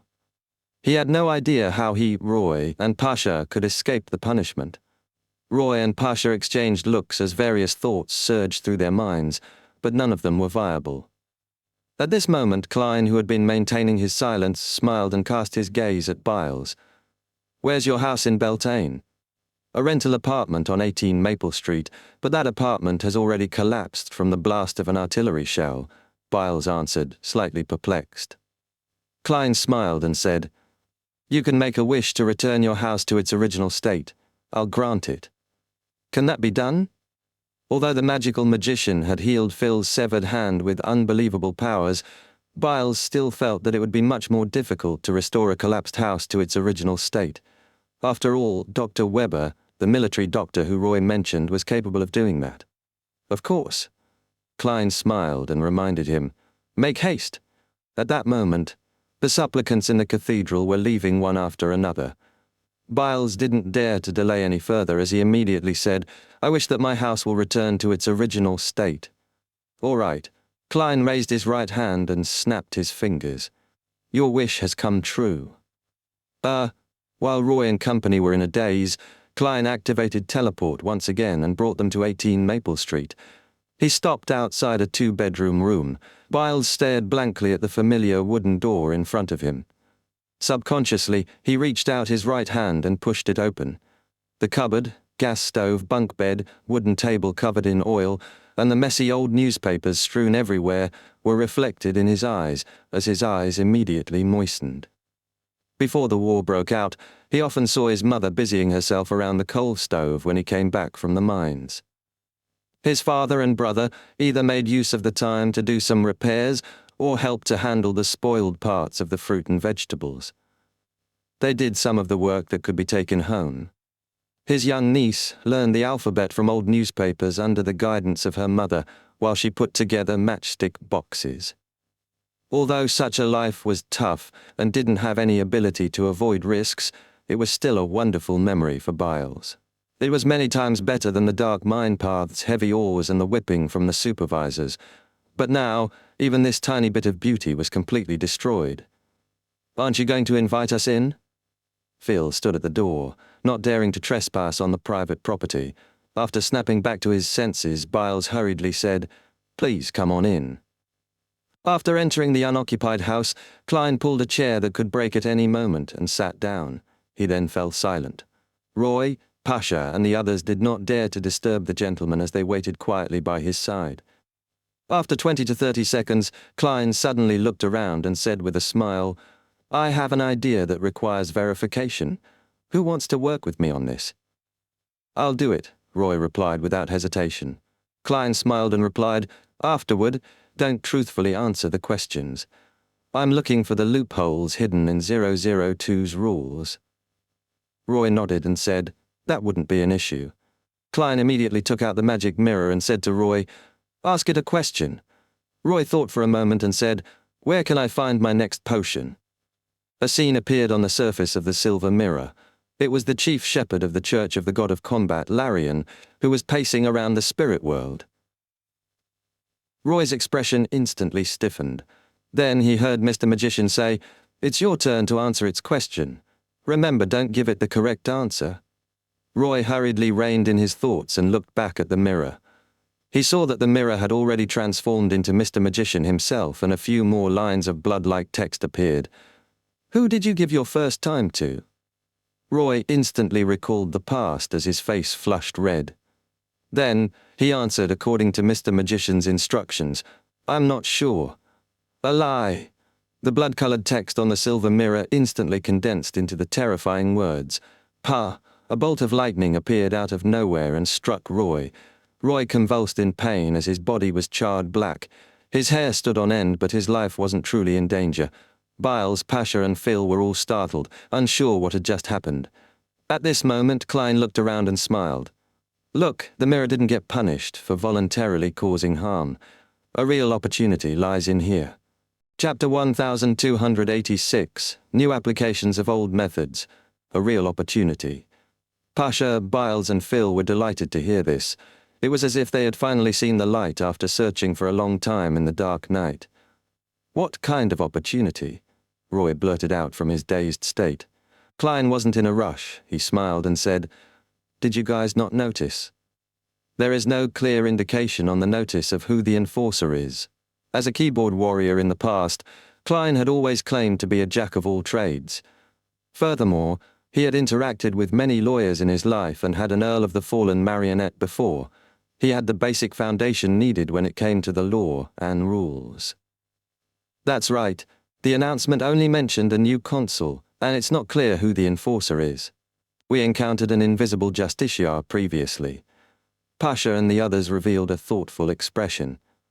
Upon seeing this, Klein reached out his hand and stroked the surface of the magic mirror as though he was combing an animal. Under normal circumstances, everyone has tacitly acknowledged that the police and the authorities responsible for dealing with supernatural cases enforced the law. This is confirmed through a series of legal documents or the corresponding public knowledge. But this time, the rules haven't reached such an airtight level.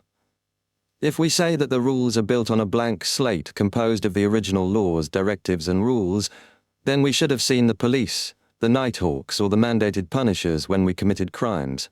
But that's not the case. In other words, the corresponding enforcer is indeed vague. Pasha, who was the most knowledgeable among the four Beyonders, thought for a moment before saying, perhaps the law enforcer is an abstract concept, or perhaps it is tacitly equivalent to the new consul. The latter isn't clear either.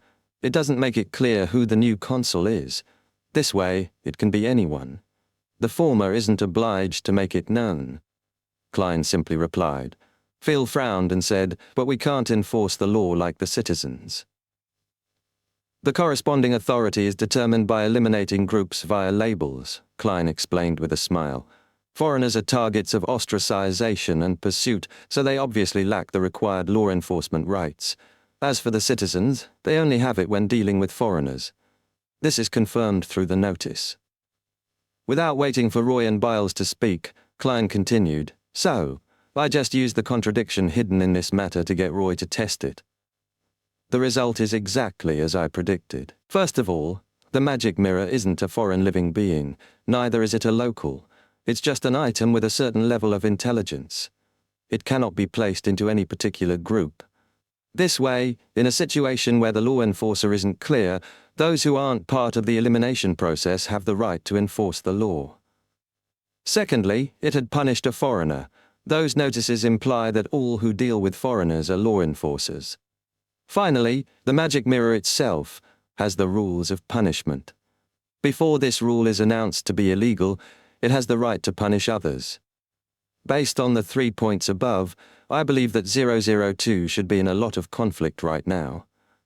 Next, it will definitely issue a new law to clearly determine the main body of law enforcement, to mend the loopholes in this area. Once the main body of the law enforcement is revealed, it will contain a lot of information. It will help us lock on to the target. Haha, if 002 uses a method of adding prohibitions, it will definitely restrict itself, as it shares the same attributes as the mirror. This is definitely not its first choice. At that moment, Roy, Pasha, and the others, who were listening to Klein's recount, suddenly had the feeling that he was a knowledgeable and highly intelligent person. Could it be that Mr. Magician is a wise man who likes to travel among the commoners in legends? The four Beyonders each made similar but different guesses. At this moment, the magic mirror in Klein's hand emitted a misty, aqueous light. Amidst the aqueous light, the silver mirror's surface showed the notice board. 2 more lines appeared on the bottom of the original piece of paper. All law enforcement must be carried out by the Trunsost Brass Book or the group it authorizes. Any private rules can't surpass the official decree. Trunsost Brass Book. This is the full name of 002? The opportunity is here. Klein's expression turned serious as he entered cogitation. He had forced 002 to clarify the main law enforcement to obtain more information so as to further understand the situation of the terrifying sealed artifact. And based on Klein's deduction, 002 was more or less related to a particular Sephira, just like how he was back when he had yet to become the owner of Sephira Castle. Therefore, furthering his understanding of it would inevitably result in reverse corruption, thereby establishing a certain connection. To a certain extent, the Sephira was equivalent to a great old one, outer deity, or the cosmos. Back then, Klein had used such mysticism knowledge to lock onto the location of dark demonic wolf Kotar. Now, he was using it in the opposite direction. From his point of view, 002 was definitely more corrupted by a Sephira than him. After all, sealed artifacts were in a state of having lost control. This was why they needed to be sealed. Under such circumstances, further understanding of 002 would result in corruption. The reality proved Klein's hypothesis, and it was also because of this danger that he didn't show the new content presented by Rhodes to the four Beyonders.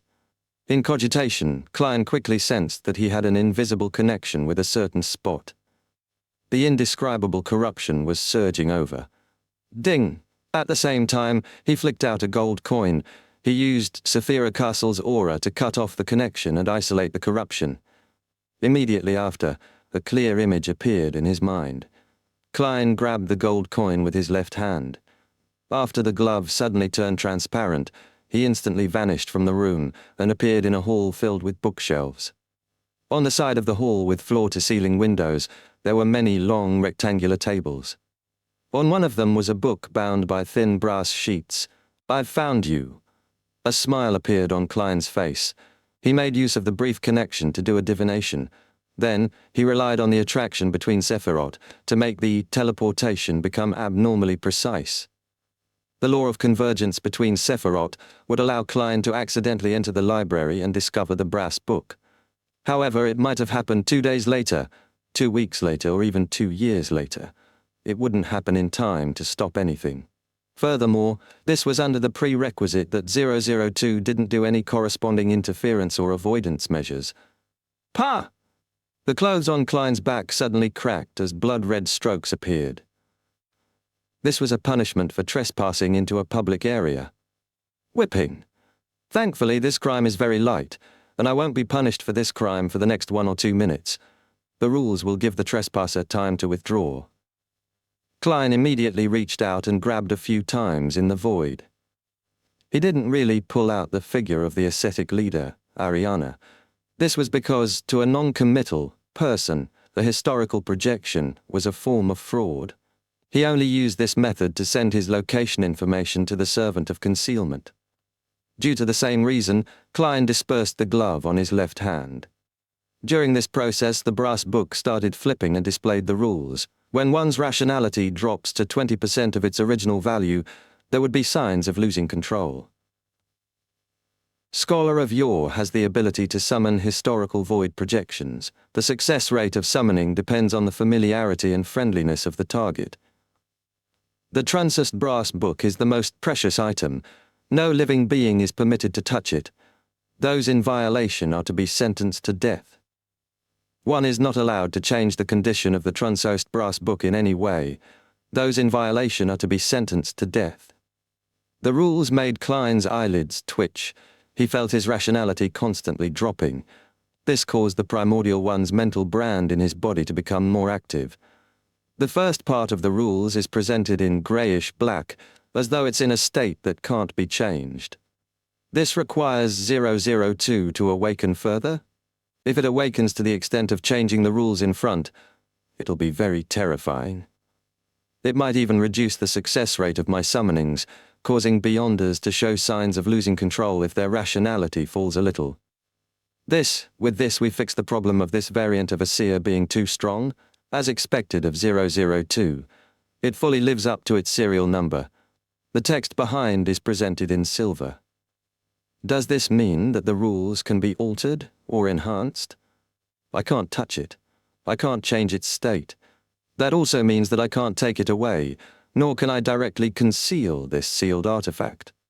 Perhaps I can use the Staff of the Stars or the Box of the Great Old Ones to directly move this library into the cosmos and let 002 face those outer deities. But if the outer deities were to grasp this sealed artifact, the problem might be greater than it is now. Klein hesitated for a moment and didn't risk summoning his Grade 0 sealed artifact. The next second, he heard a smacking sound. The figure of Ariana's simple linen robe and tree bark belt was quickly outlined at his side. She was lashed by an invisible whip, leaving behind an obvious bloody mark. The first problem has been resolved. Now, we need to consider the second problem. That is how to seal this fellow. Klein said as he made haste. It wouldn't be long before he would suffer a second punishment. Ariana shook her head. The corresponding information has been destroyed. We can only resolve it through trial and error. That's a little dangerous. We don't know, but someone definitely knows. Klein's heart stirred as he made his spirit body leave his body and enter the spirit world. Through the invisible barrier created by 002, he said to the Church of the God of Combat's chief shepherd, Larion, who was waiting for the curtain to disappear, "Perhaps we can make a deal. You want the method to seal 002? Larion turned around and chuckled. "Do you think I'll agree?" "Actually, I'm very puzzled. Why must you sacrifice yourself for the fallen God of Combat? By joining the Church of Evernite, you can still be an angel, and you can also receive blessings. You can also live for a very long time." Klein didn't directly respond as he said. Larion's expression darkened as he said, "A mythical creature without any pious faith wouldn't be able to understand me. As an evil god, isn't it normal for me to not be devout?" Klein couldn't help but mutter inwardly. This was his humanity. Chapter 1287, Guidance. Seeing that Klein was momentarily at a loss for words, the chief shepherd of the Church of the God of Combat, Larion, revealed a solemn expression. "Furthermore, the fall of a deity is only temporary. He will eventually return and awaken using my body." Klein frowned slightly when he heard that. He didn't know whether the angel was having mental problems and wasn't far from losing control because of his shaken anchors, or if he was too affected by the God of Combat. In a certain sense, he had become his backup. Ignoring the sequence 0 true deities, even kings of angels and a number of angels would often not completely die. You should know very well that the apocalypse will come in another 10 or so years. I believe that the speed of the God of Combat's resurrection won't be fast enough. Klein attempted to awaken him with the cruel reality. Larion snorted. "You will never be able to imagine the power of God." He didn't give Klein the chance to continue his persuasion and revealed a smile. "In short, I won't make a deal with you. Pray to Evernite. Pray to the deity you believe in to seal 002 and save you. But all I need to do is wait another 30 to 40 seconds before I can leave this place." Klein looked up at the curtain hanging from infinitely high above and didn't say anything else. He made his spirit body return to the library where the Trunst brass book was. "Do you have any ideas?" he asked without any delay. Ariana shook her head slightly and asked, "What did Larion say?" "He told us to pray to the deities to seal 002. As Klein spoke, he was suddenly stunned. What Larion said didn't seem to be problematic, but he had inadvertently revealed a very important piece of information. He believed that deities could seal 002, no matter who they were. Then what does a deity rely on to seal it? By forcefully suppressing it with their sequence 0 status, or use a might that can destroy the world? Many questions appeared in Klein's mind. At this moment, Trunshurst brass book flipped to a blank page, producing silver words one after another. The language it used was the one on the first blasphemy slate. It seemed to be the source of all the languages that were still in use. In the blink of an eye, the silver words formed into new text. "The Beltane City Library is the place where the Trunshurst brass book is kept. It is a place that must be heavily protected. Living beings who intrude without the Trunshurst brass book's permission will be severely punished. It's an elevation of the punishment. I might be sentenced to death next." Klein's pupils dilated as he quickly deduced the most likely development. However, he didn't panic at all. Instead, he smiled and said with sincerity, "My wish is to shrink the size of the Beltane City Library so that the spot where Mam Ariana and I are is the boundary line."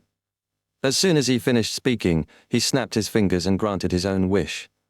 As the snapping sound reverberated, the lawn that corresponded to the Beltane City Library disappeared. The building shrunk and the walls retreated. Soon, only a tenth of its original size was left. Klein and Ariana subconsciously arrived outside the floor-to-ceiling windows.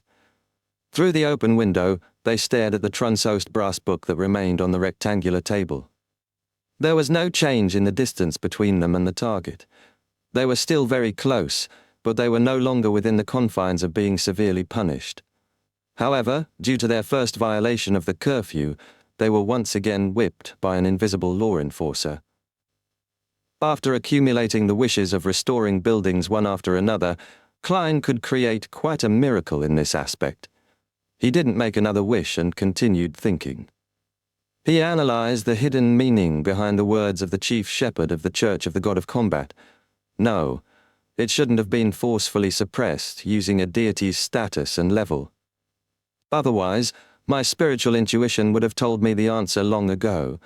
That would have made me activate Saphira Castle's aura and complete the seal. From a mysticism point of view, this is understandable. This is because 002 is clearly related to a particular Saphira. It's difficult to suppress it by relying on the status and level of a sequence 0. By relying on the might of the deities themselves? This might be possible, but there's a high chance that it's not the real method. This is because Larion knows of a sealing method that can be completed without relying on the deities. What's special about a sequence 0 deity? And what methods can an angel use to achieve such a special sealing method? The most special thing that I can think of at the moment is that a sequence 0 deity contains a uniqueness. This is something I can't summon from the historical void. It really has the characteristic of being unique. But how can an angel indirectly simulate a uniqueness? Countless thoughts collided in Klein's mind, producing large amounts of sparks, but he still couldn't figure out the key to the problem. At this moment, the mercury-colored words on the Trunsost brass book continued to seep out, forming new paragraphs that stipulated that Klein and Ariana were a group of people that needed punishment. Ariana observed silently for a while before suddenly saying, "I'll try to conceal the soil beneath the table to make 002 fall to the core. Raise your level of alertness to prevent any accidents." Conceal the soil. Fall to the core. Klein's heart stirred. He felt that this was a rather good solution. The Trunsost brass book had only forbidden the touching and changing its condition at present. The environment wasn't equivalent to its condition. In addition, they were only forbidden from entering Beltane City Library. It didn't mean that Klein and Ariana couldn't exert certain influences on it. And when 002, which hadn't been banned from leaving, passed through the concealed soil and fell to the core, it would lose its influence on Beltane City due to the distance, causing the laws it had set up to fail. That was the case unless it was awakened further or came to life, allowing a larger region to fall under its jurisdiction. This way, Klein and Ariana no longer needed to be restricted by the rules. They could seek help from the Evernite goddess. However, when Ariana finally thought of a solution and was preparing to carry out the plan, a new law was completely formed. The Beltane City Library, the place where the Trunsost brass book is stored. It is a place that must be strictly protected. No living thing or object is to deal any form of damage to it in any way. Indeed, 002 has also noticed this loophole. As Klein frowned slightly, he suddenly had an idea of what he had been thinking about. The uniqueness of a sequence 0 deity was indeed unique. But their sealing of 002 wasn't directly done by using the authority and power that came from it. It was very likely that they could rely on this trait of a uniqueness to lure 002 into setting up a series of contradictory rules, causing the sealed artifact to fall into a paradoxical cycle. In this aspect, angels, saints, and even ordinary people could accomplish that by themselves. The key was to think of paradox and guide it into establishing it. As for how to seal 002 after it entered a paradoxical cycle and was preparing to fix the loophole, Klein didn't have any clues at the moment, so he needed to make further observations. How should I create a paradox? All the rules and regulations set up by 002 quickly flashed through Klein's mind. In just a few seconds, he acutely grasped a point where he could create a paradoxical cycle. He quickly turned his head and said to Ariana, "Ma'am, let's not destroy the city library. We will directly conceal the other parts of the Beltane, indirectly causing it to lose the necessary support. This place will then collapse on its own, thus falling into the core." Ariana didn't immediately do as he said. Instead, she turned her head and gave Klein a deep look. "This will cause the deaths of many civilians. We have to make a choice between the lesser of two evils. Klein said seriously. Ariana didn't respond and fell silent. It was as though she was in an intense mental struggle or making the appropriate preparations. At this moment, the two brass pages that had just written the two articles quickly created more new rules. Beltane is the city where the Trunsoest brass book is located, a true holy land in all senses of the phrase. No living thing or object is to deal any form of damage to it in any way.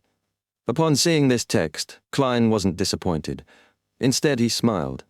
With a snap, he snapped his fingers, causing scarlet flames to surge out of his pocket and quickly drown him. In just 2 to 3 seconds, a stream of flames descended from the sky. Klein jumped out and carried a person. That was one of the 4 Beyonders he had saved previously. He was the Beltane local, Biles.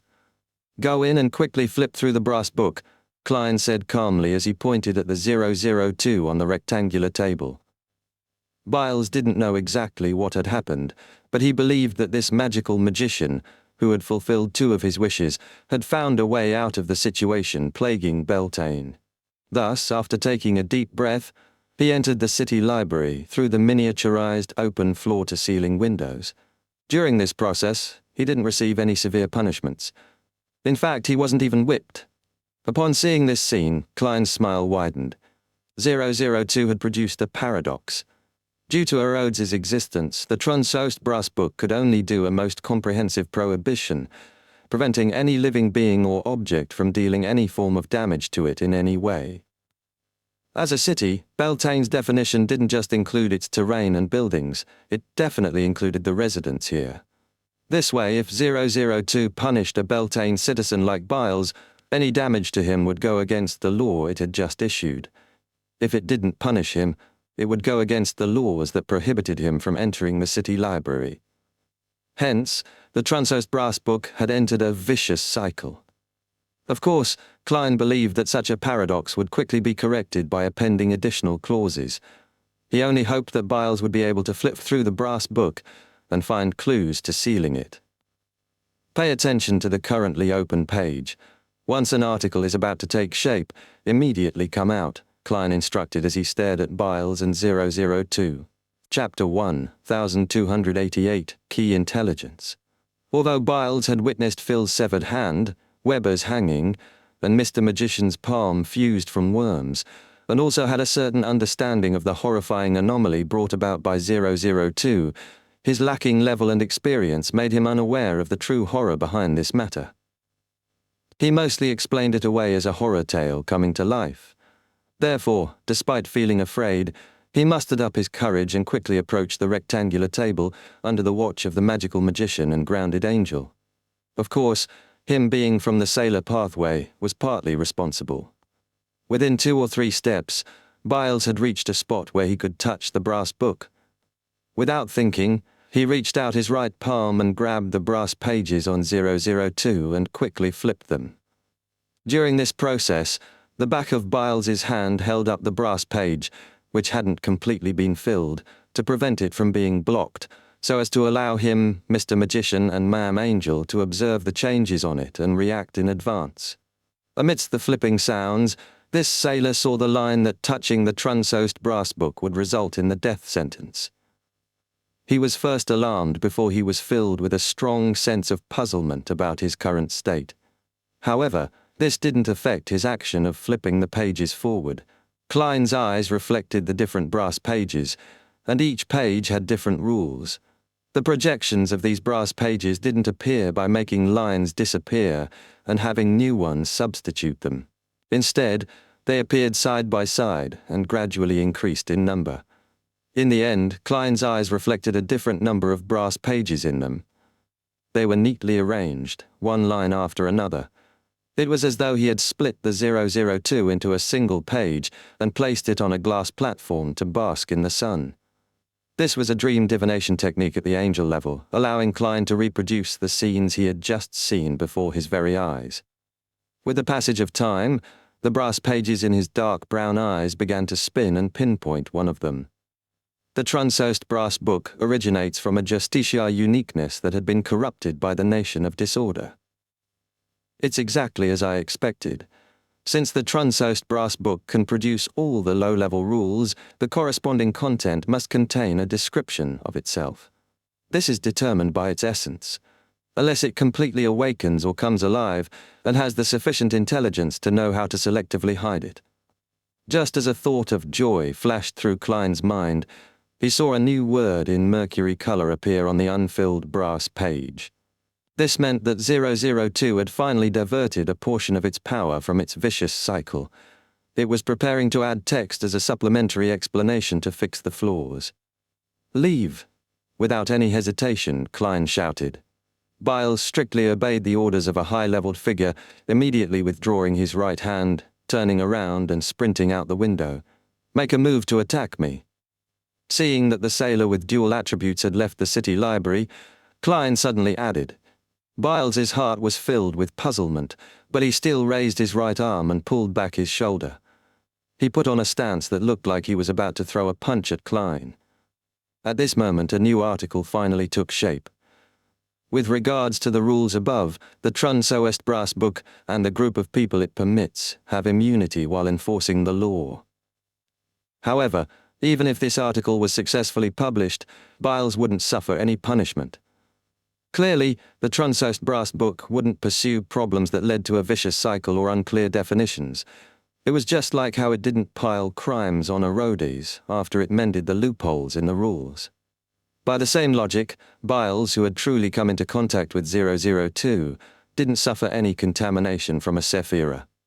Before the supplementary clauses were published, Biles was a part of the Beltane. He couldn't be damaged in any sense, so he couldn't be corrupted. But with the additional clause, he wouldn't be retroactively punished for his previous actions. In fact, after Biles left the city library, he had violated the curfew order as well, but Klein had already noticed a problem. It was that, when the Beltane citizens pursued foreigners while outside, they weren't restricted by the curfew. Therefore, he made Biles attack him in a manner to avoid the corresponding punishment. Right on the heels of that, he seized the opportunity while 002 was fixing the loophole to quickly recall the detailed information regarding the Trunsoest Brass Book. This book possesses a living characteristic, but most of the time it's at a very low level.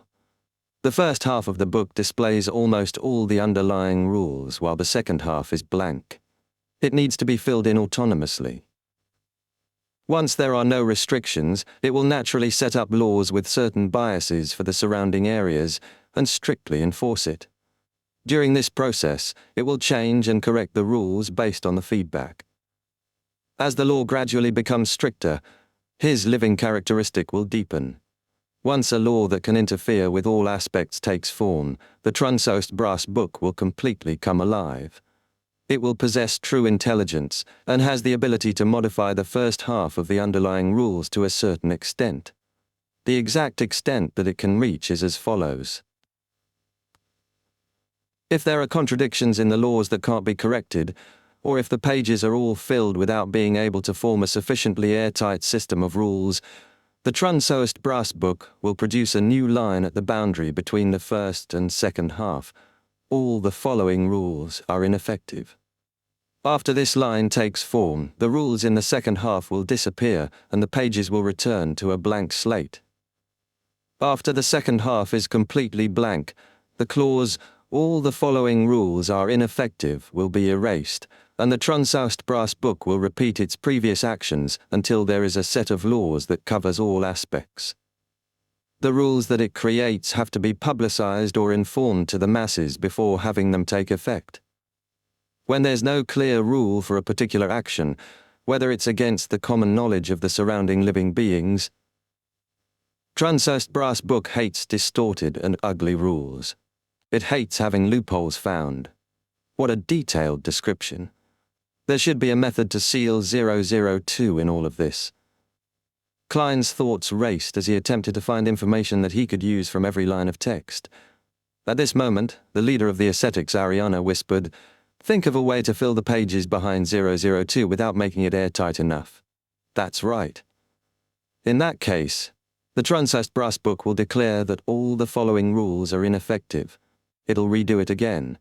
When that happens, its restrictions on the surroundings will temporarily vanish, allowing us to have the chance to touch it, take it away, or directly pray to a deity. But how should we go about doing this? The Truncest Brass Book hates distorted and ugly rules. It hates having loopholes found. Klein's heart stirred as he had an idea. Without any hesitation, he stretched out his arms, as if he was hugging the air. In the next second, inside the building whose dimensions had shrunk to 1/10 of the original Beltane City Library, a hall that was covered with deep black stone slabs with all kinds of scuffing descended into the real world. There were 8 black stone pillars erected in the hall, and metal poles hung from the high dome. At the bottom were candlesticks carved into different creatures, 41 on the left and 40 on the right. This was the Tudor Trunsost United Empire's Hall of Consuls that Klein had seen before. At that time, both consuls were still Sequence 1, Princes of Abolition of the Black Emperor pathway, so this place was filled with distortions. It didn't match the normal circumstances and didn't have any rules of aesthetics. Apart from that, when Klein summoned this historical scene, he also used his domain's ability to add the details of the Fourth Epoch which he knew. It made the order that stemmed from the Black Emperor become more and more detailed, as though it was corporeal. Pa! His wrists were severed as they landed on the ground. Blood spurted out from the wound, just like an ordinary person. This was the second time Klein had committed fraud. The 2 palms and fresh blood that gushed to the ground quickly separated into transparent maggots and sticky, nearly shapeless liquid. As the worms of spirit convulsed and died, Klein grimaced due to the pain as he made numerous worms crawl out from the stump to form new palms. At the same time, he tried his best to maintain the scene he had created through multiple summonings, not letting it dissipate. On the rectangular table, inside the book that had bound brass pages, many new lines of text appeared. All buildings and structures have to follow the golden ratio and principles of symmetry. Strange clothes are not permitted. The following crimes have the death penalty. The Trunsost Brass Book flipped through the pages quickly, as it targeted the laws that stemmed from a Black Emperor. The further it went, the faster the new text appeared. There were no more pauses that lasted nearly a minute. Inside the hall, the candlesticks that fell from the ceiling broke and disappeared. Then, the other parts of the hall experienced various changes, wiping away the original details of the order one by one. Finally, the hall could no longer be maintained. It collapsed and returned to the historical void. At that moment, the Truncest Brass Book had already flipped to the last 2 pages. It was spread out there without any movement. With the last page filled with text and no longer able to form a tight system of rules with what 002 had previously set, Klein silently exhaled and relaxed a little. He felt that his spirituality was almost depleted. Let's wait for an hour at Byles's house. He turned his head and said to Ariana, if they stayed where they were, they would suffer increasingly severe punishments from breaking the curfew until they were sentenced to death. As for monitoring the Trunsost Brass Book, this mission that couldn't allow for mistakes was naturally handed over to Rhodes. Although this magic mirror couldn't directly look at 002, it could pay attention to the notice board and determine the disappearance progress of the laws on it. Chapter 1, 1289, Fooling. After returning to Byles's house, Klein pulled a chair over and sat down without waiting for Roy and company to make inquiries. He made a rather pious wish. I wish for my spirituality to be restored. With that said, he raised his right hand, snapped his fingers and granted his own wish, thus allowing his spirituality to return to its normal state. Right on the heels of that, he extended his left palm, preparing to end the maintenance of the historical projection of the curtain, before summoning a new one, so as to continue sealing off the spirit world area corresponding to Beltane City. This prevented the Church of the God of Combat's chief shepherd, Larian, from escaping. There's no need to do so, there's always a next time. At that moment, Ariana slowly shook her head, indicating that Klein no longer needed to summon the curtain that originated from the dark demonic wolf. There was a limit to the power of wishes. A miracle invoker couldn't satisfy the same wish in a short period of time, which meant that within the next 1 or 2 hours, Klein couldn't recover his spirituality by granting his own wishes. Of course, to a qualified seer pathway angel, this limitation was something that could be avoided. For example, he could get Pasha, Roy, Biles, and Ariana to take turns to wish for Klein to regain his spirituality before granting their wishes as a miracle invoker. However, the problem was that, even if he could recover his spirituality that many times, he wouldn't be able to maintain the curtain, which was at the level of a sequence 1 for more than an hour.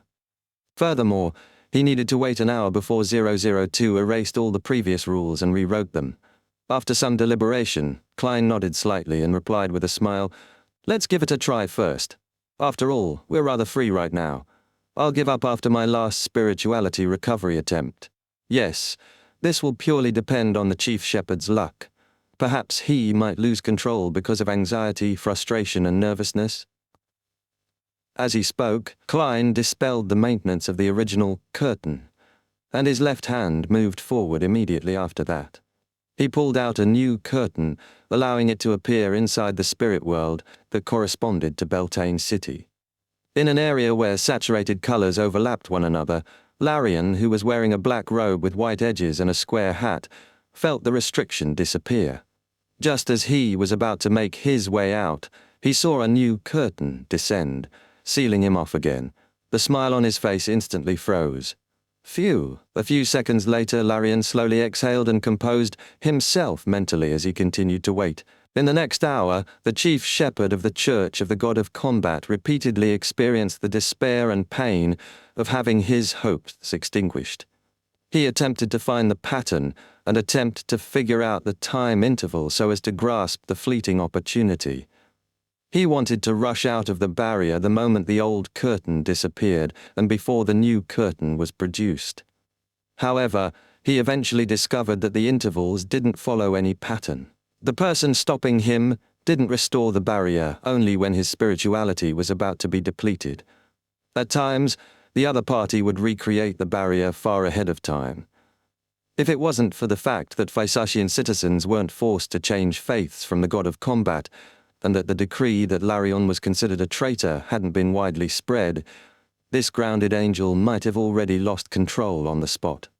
As time passed, Larion once again sensed the collapse of the old curtain. However, this time there was no new curtain. He has finally reached his limit. Larion was delighted. Without any hesitation, he rushed out of the collapsing nascent divine kingdom.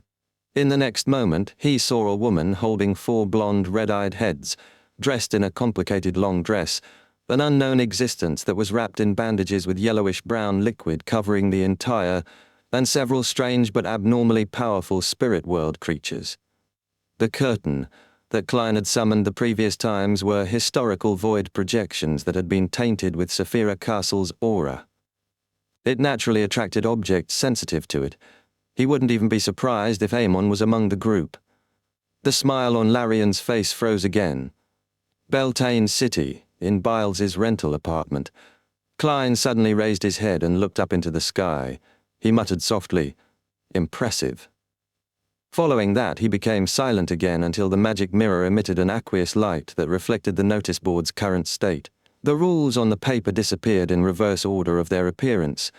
This meant that 002 was beginning to erase the rules that it had set up, and was preparing to redo everything. Once the curfew order was abolished, the highly focused Klein immediately pulled Ma'am Ariana and used Flaming Jump to appear outside the shrunken Beltane City Library. As he looked over, he realized that, on the brass pages of 002, the speed at which the rules were being wiped clear had become very fast. In just a blink of an eye, the second half of the book was only left with the clause, "All the following rules are ineffective." Following that, the clause disappeared as a new set of rules rapidly emerged without any gaps. The Trunsost brass book is the most precious item. No living being is permitted to touch it. Before this clause was completed, Ariana's figure had already appeared beside the rectangular table. Her finger touched the brass page.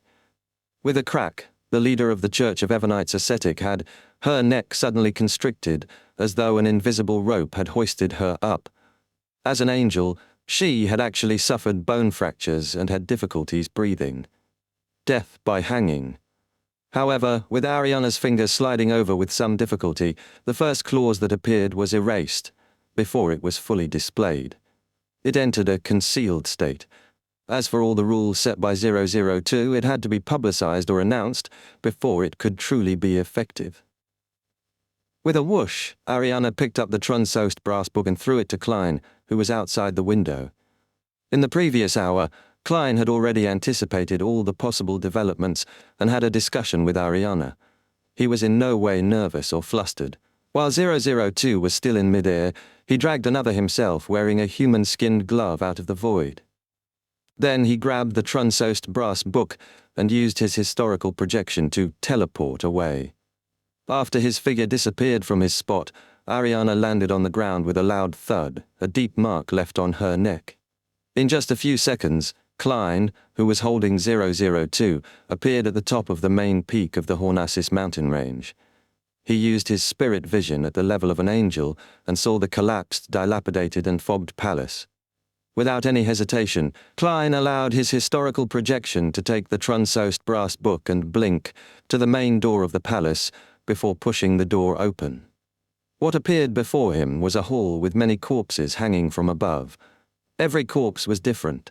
There were men and women, either dressed beautifully, simply, exquisitely, or casually. Behind each of these hangers was a transparent and slippery tentacle with complicated patterns.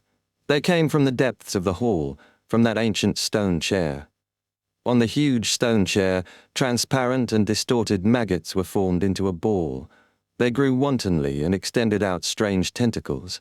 This was the half-fool of the Antigonus family, who had lost control and gone mad.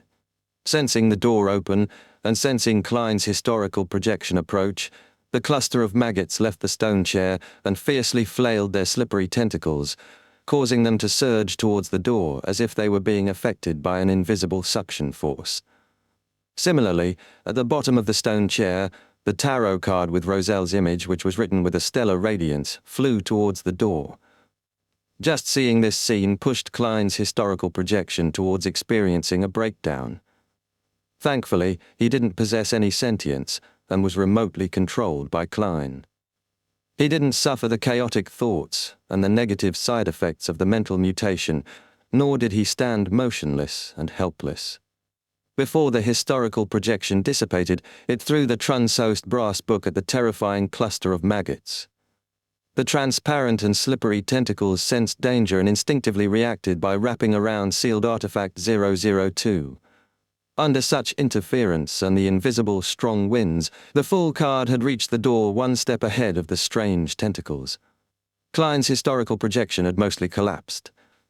Seeing this, he mechanically extended his right hand, grabbed the card of blasphemy, and threw it behind him. In the next instant, the slippery tentacles that were reassembled had reached out to the door, but they were blocked by the fog, unable to exit. All it could do was wildly pound at the barrier. The open door slowly closed, blocking out this scene. Klein, who was hiding somewhere on the mountain peak, frowned slightly. He felt a sense of joy and relief, as well as a strong sense of doubt. In other words, I used 002 to exchange for the Fool's card. The goddess doesn't need me to seek clues regarding the river of eternal darkness for the time being. Klein silently muttered to himself. He walked out of the hidden area and arrived not far from the ancient palace. He bent down and picked up the card of blasphemy. On the surface of the card was Roselle Gustav, who was wearing colorful clothes and holding a stick and luggage. His eyes were filled with a longing for the future, and behind him was a puppy. On the upper left corner of the card, the resplendent stellar radiance outlined a few words. Sequence 0, the Fool. Inside the ancient palace, the Trunsost brass book fell to the ground and opened up to the first page of the second half of the book. New rules began to form. The Trunsost brass book is the most precious item. No living being is permitted to touch it. Those in violation are to be sentenced to death. One is not allowed to change the condition of the Trunsost brass book in any way. Those in violation are to be sentenced to death. Just as the two rules just appeared, and before it could inform the owner here, a line of words suddenly appeared between the two halves of the book. All the following rules are ineffective. An hour later, the 2 rules were wiped out and new rules were written. However, after just 2 lines, there was an additional clause in front of them. 002 seemed to have reached a blank slate that happened when the entire book was filled up. Again and again, the Trunsost brass book fell into an endless cycle. Chapter 1, 1290, Fulfilling Wishes. Putting away the Fool card, Klein took out Creeping Hunger from the void, equipped it to his left hand, and activated Teleport. After returning to the miniaturized city library, he immediately said to the servant of concealment, Ariana, "It has been thrown into the abandoned palace on the main peak of the Hornassus mountain range." That was an entrance to the foggy town. As for how to deal with 002 later on, it was the Church of Evernight's problem. "All right." Ariana nodded and didn't say anything else. She entered a concealed state and vanished, as though she had been erased. She didn't thank him, nor mention any payment. It was just like how she had never made any requests when she helped Klein in the past. "Does Ma'am Ariana know that I've obtained the Fool card?" Klein looked around thoughtfully and slowly sighed in the darkness. Although the supernatural incident had been resolved in less than 2 hours, there were still quite a number of people who had lost their lives under the strict rules. The Beltane citizens had more or less committed certain mistakes, but the punishments they suffered were far more disproportionate to the crimes they had committed. The most innocent party in the matter were the tourists who came or passed by Beltane. They had to face a nightmare simply because they were foreigners. Klein had tried his best to do some things to protect many outsiders, including Roy and the others, but he was also limited in what he could do due to the restrictions he suffered. There weren't many loopholes that could be made use of, making it impossible to make it seem like none of that had ever happened. What I need to do next is to mainly provide treatment to the survivors. Klein retracted his gaze and planned on teleporting to Biles's house to deal with the remaining problems. At that moment, Reinette Tinnicker, who was holding 4 blonde, red-eyed heads and was wearing a dark and complicated long dress, walked out of the void. One of the heads bit onto a black goat's horn. He escaped the spirit world. The remaining 3 heads of Miss Messenger said, as expected of a former chief shepherd.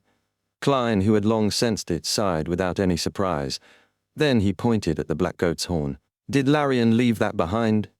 After Klein received the item, Reinette Tinniker's head that hadn't spoken earlier said yes. After encountering the curse of deformity, he had still managed to barge out of the encirclement and escape from the spirit world. He is indeed powerful. Is this a Sequence 2 angel who's best at fighting head-on? Klein flicked his wrist, causing the black goat horn in his palm to shatter into countless tiny specks of light as it dissipated, dispersing the remnant psyche. The limbs left behind by a Beyonder after them undergoing a transformation contain a portion of their Beyonder characteristics that couldn't return to the main body. When the points of light were reassembled from Sequence 9 to Sequence 7, as well as a Sequence 4 Beyonder characteristic, Klein chose the Sequence 8 pugilist from it and returned the rest to Miss Messenger with a smile. "These are your spoils. I'll only collect the intelligence fee." Reinette Tinniker didn't stand on ceremony. She raised one of the blonde, red-eyed heads and had it open its mouth, absorbing the Sequence 9, Sequence 7, and Sequence 4 Warrior Beyonder characteristics. After watching Miss Messenger leave Beltane, Klein teleported back to Biles's home and smiled at Roy and company.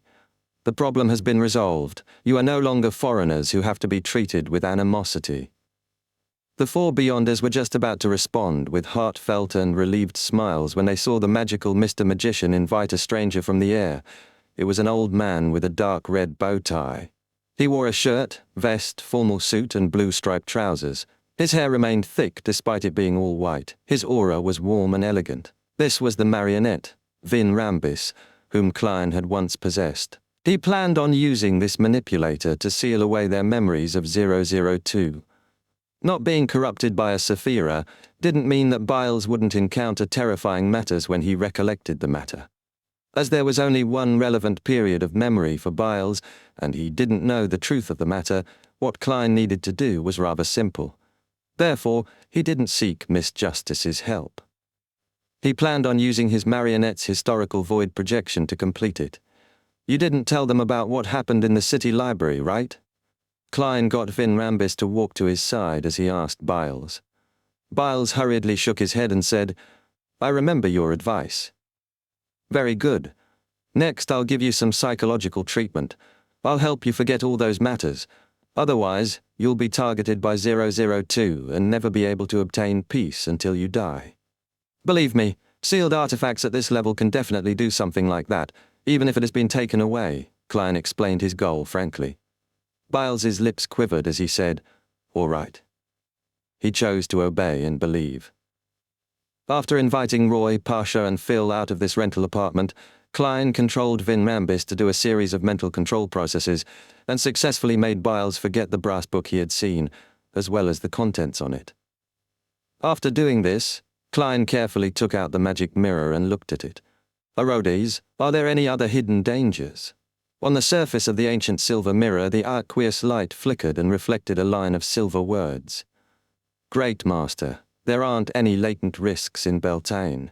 As for other places in Lone and Faceac, as it involves 002 itself, I'm unable to see it clearly. Perhaps you can confirm it yourself? All right. Klein nodded slightly, took out a gold coin, and softly chanted the corresponding divination statement. With a ping, the gold coin flicked up and tumbled in the air. During this process, scenes naturally surfaced in Klein's mind. They were chimneys, streets, and cities. They were extremely vague and lacked specific directions. With a slight frown, he collected his thoughts and reached out to catch the gold coin. Then he got Pasha and the others to return to Biles's home. He smiled and said to Roy, Didn't you wish to obtain the next potion? You can make a wish now. Roy's eyes revealed surprise and he asked nervously, I can still make another wish? This is a gift, Klein replied with a smile. Roy's heart stirred. Without asking any more questions, he seized this opportunity to fulfill his wish of obtaining the next potion. Klein then threw the Warrior Pathways Sequence 8 Pugilist Beyonder characteristic to him. This is essentially a potion, but for safety, I suggest you search for the corresponding formula and find the correct supplementary ingredients. Your amazing feats are worthy of praise. Roy expressed his gratitude. His first potion had, in some sense, been a Warrior Beyonder characteristic that he devoured. As the apocalypse was approaching, along with his relatively low sequence and good luck, he didn't lose control on the spot. He didn't even have any serious psychological problems. After that, he gradually came into contact with other Beyonders and came into contact with true mysticism. Only then did he learn how dangerous his actions were, and he didn't dare make a similar attempt again. Faced with Roy's praise, Klein looked around and smiled. Next, follow me out of Beltane. This doesn't mean that there's still danger here, but I have to make use of this time to fulfill your wishes. One wish involved Roy hoping that Klein could help them leave the Beltane, while the other wish involved Pasha's wish to have Klein protect them and allow them to leave Beltane City alive. Although these two matters were meaningless under the present situation, to Klein he had to fulfill the wish even if there was no point in doing it. I'm just a heartless, wish-granting machine. Klein lampooned himself as he smiled at Biles and company. Pasha and the others glanced at each other, not daring to raise any objections. Just like before, they held each other's hands. Then Klein brought them to the outskirts of Beltane with teleportation. The magic show has come to an end. It's time to say goodbye. Klein took off his hat and bowed. He tried his best to make himself a true wandering magician. This was a habit of his acting. Upon seeing this, Pasha blurted out, Can we know your name? Klein smiled and said, I have too many names. Different people have different names for me. You can call me the miracle magician, Merlin Hermes. Mr. Hermes, are you a believer of the Evernite goddess? Roy asked after some hesitation. For a moment, Klein didn't know how to answer. He really wanted to say that he once was, but not anymore. After some consideration, he decided to act as an attendant of mysteries in advance. He immediately restrained his smile and solemnly said, The one I serve is the Fool, the Lord of the Mysteries, the great ruler above the spirit world. If you wish to believe in this mighty existence, or wish to gain more of an understanding, you can go to the Sonia Seas Rorsted Archipelago. The Lord's missionary Danitz is currently preaching there. Furthermore, the City of Silver definitely has all the potion formulas from the Warrior Pathway under Sequence 2. Klein silently added, but he didn't say it out loud. Roy nodded slightly and said, "It's my first time knowing of such a mighty existence in this world. Your miraculous nature has shown his brilliance." He didn't directly respond to Mr. Merlin Hermes because he was still hesitant. Pasha, Biles, and Phil were the same. Without another word, Klein turned around and left the Four Beyonders before making a detour to Beltane. He didn't forget his purpose in alighting at this tiny city. He planned on immediately finding a room to study the Fool card above the grey fog, in a city in Midseashire, at a particular library. A young law researcher took out a book from the bookshelf and walked to a table by the window and sat down. As he carefully read through the book, he realized that there was a page of yellowish-brown paper in it. "What is this?" The young law researcher muttered to himself in confusion and reached out to pull out the paper. After confirming that it was written in ancient Faesac, the content was rather rare. In the Fourth Epoch, there was a book named the Trunsost Brass Book. Chapter 1291, Two Rituals. Above the grey fog in the ancient palace, Klein's figure appeared. At that moment, on the high-backed chair belonging to the Fool, sat a person shrouded in greyish-white fog. As Klein returned to Saphira Castle, this person instantly disintegrated, turning into transparent and distorted worms of spirit that flew to Klein and entered his body. Thankfully, the restrictions placed by 002 only involved no leaking of secrets or returning. I didn't have my connection with the worms of spirit that were guarding Saphira Castle severed. Otherwise, they would have already lost control and become monsters. Klein sighed inwardly as he sat at the seat belonging to the Fool and picked up the Fool card he had previously sacrificed to himself. As the card of blasphemy had already been activated, there was no need for him to seek out any additional incantations. All he needed to do was inject spirituality into it to see the corresponding changes.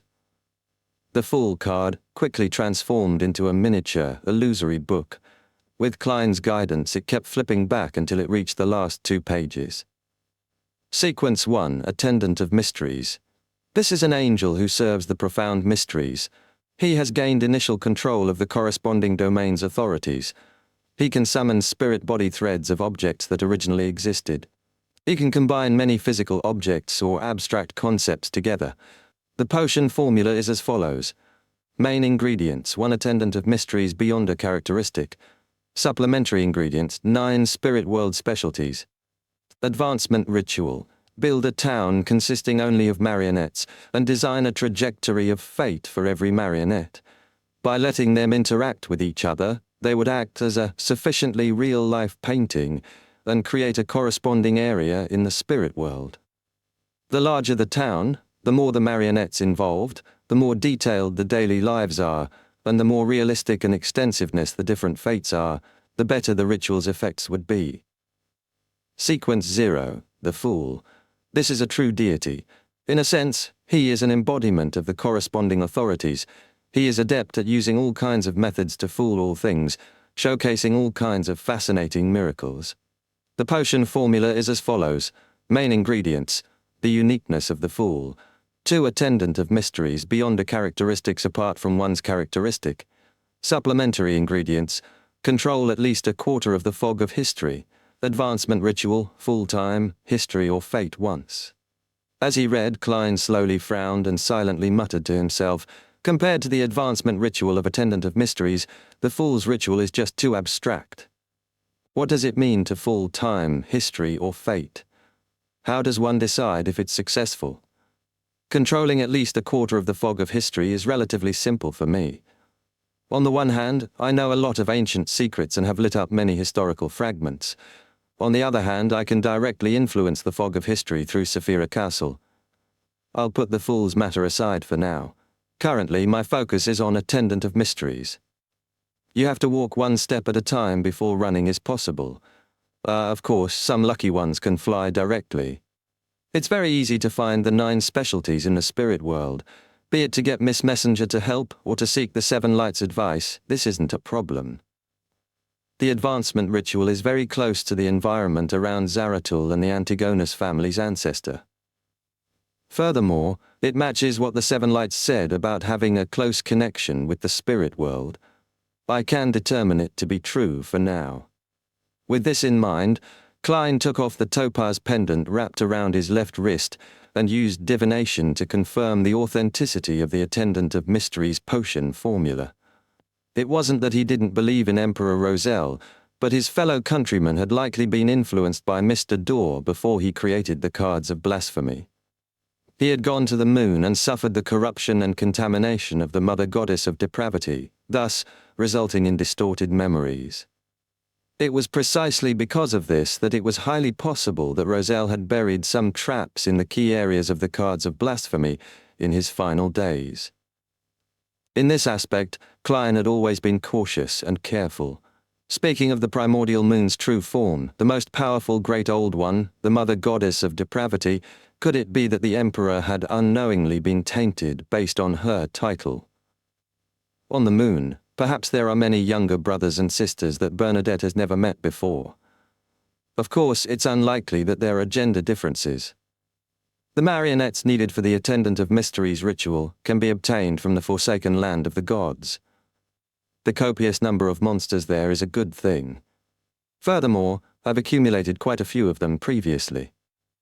As Klein's thoughts wandered, he turned his head to look at the other side of the ancient palace and made the greyish-white fog beside the junk pile dissipate. As the fog receded, rows of brownish-yellow seats appeared, each of which sat a figure.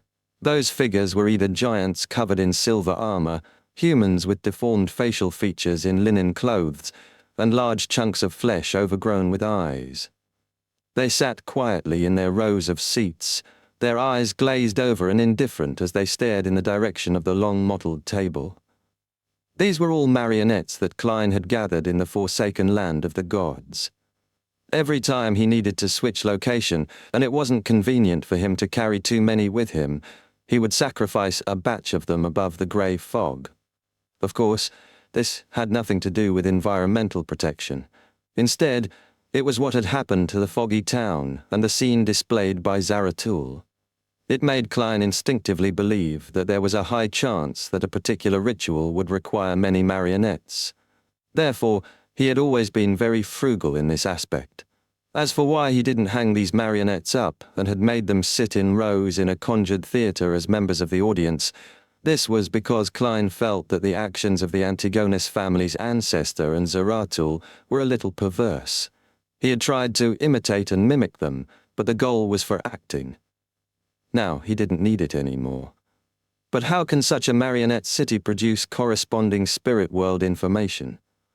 The spirit world is a gathering of the past, present and future information, but it doesn't directly include such fake objects. Generated from what others know? Every living being's actions and words would be reflected in the spirit world in an abstract manner, becoming the source of divination. When their actions, words, and certain intense feelings are clearly built into a marionette city, the city's spirit world projection would appear, turning into a true existence. The interactions involved in this are linked to the more profound secrets of the spirit world. Klein closed the Fool card in thought and played with it. As he had already reached the angel level, he had a certain understanding regarding the creation of the cards of blasphemy. Back then, not only was Roselle able to draw powers from knowledge, but he could also give actual powers to abstract knowledge.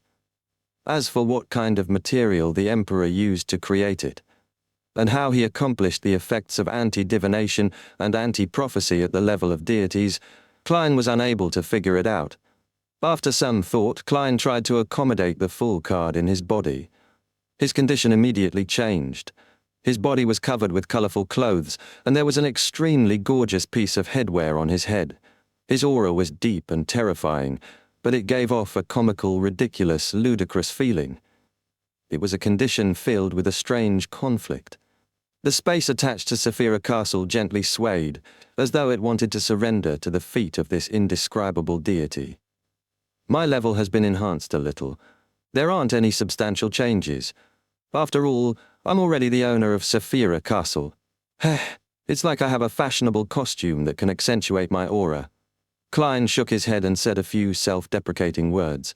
At the same time, a transparent and distorted worm of spirit crawled out from his body, forming a figure that was identical to him.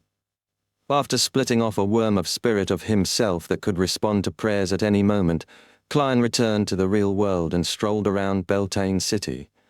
He used the method of granting wishes to treat the injuries of people, and he learned about the war from them. Dog shit! Danitz couldn't help but curse when he heard the crew's report. They actually finished the whale oil. Why didn't you stop them? As they passed by the Gargas archipelago, Danitz and his crew bought a batch of whale oil that hadn't been refined. They planned on bringing it back to Byam and selling it at a high price. Who would have expected that a portion of it had been secretly eaten by the City of Silver's half-giants? The crew member glanced at the oracle and whispered, "They don't understand what we're talking about. We don't understand what they're talking about either. Only the shortest one can communicate, but it doesn't mean we can find him at any time. He always cogitates in places where the sun shines, changing positions every time." Danitz subconsciously sneered. This is what happens to illiterates. If you could grasp all sorts of languages like Ancient, Physac, Jotun and Elvish like me, something like that wouldn't have happened. Of course, linguistic talent is related to intelligence. You don't have to force yourself. The crewman carefully looked at Danitz again. Oracle, they ate the portion of whale oil you bought. Dog shit. Danitz's reaction was faster than his thoughts as he rushed towards the cabin. After a period of chaos, Danitz received compensation with a sequence 8 beyond a characteristic. He didn't know if he had profited or suffered a loss. After all, the dirty bodily fluids left on the characteristic made him feel disgusted and nauseous. By the time the ship returned to peace, City of Generosity, Byam, was already in front of the City of Silver's reconnaissance team. Derek led Leoval, Candice, and the others to the deck and looked at the destination of their journey. Although they had passed by many ports, they had never been allowed to alight from the ship. They could only watch from afar. Now, it was finally time for them to step onto the land outside.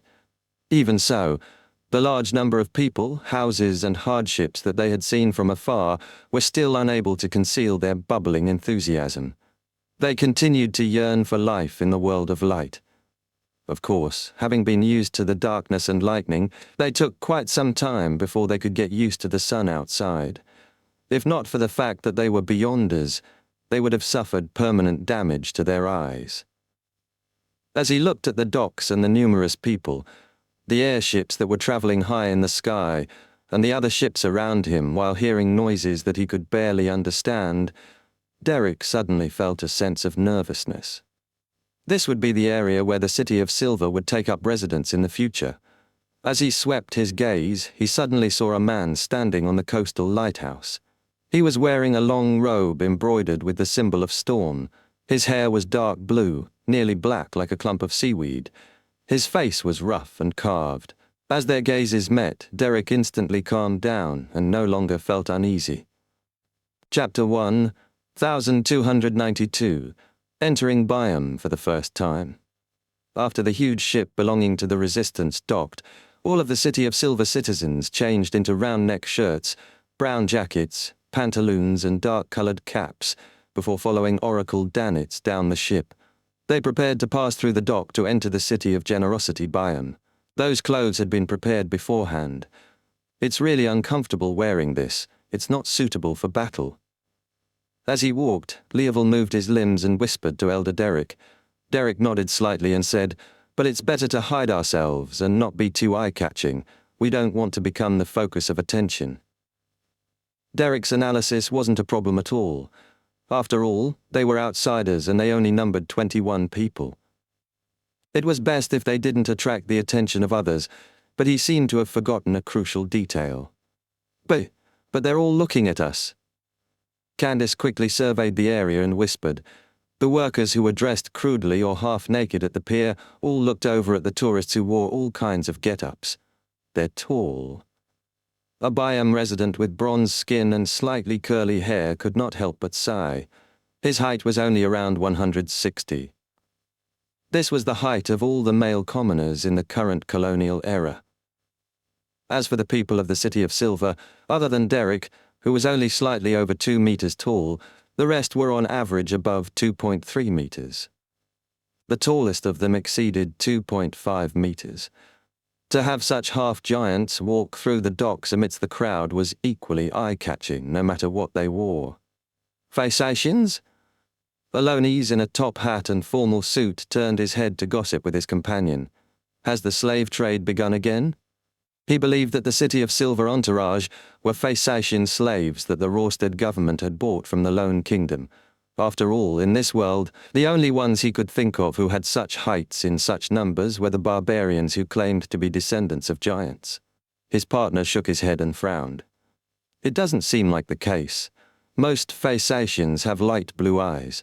Furthermore, even if they are Phaeacian, few of them exceed 2 meters in height. Unless these are nobles or high-ranking prisoners of war.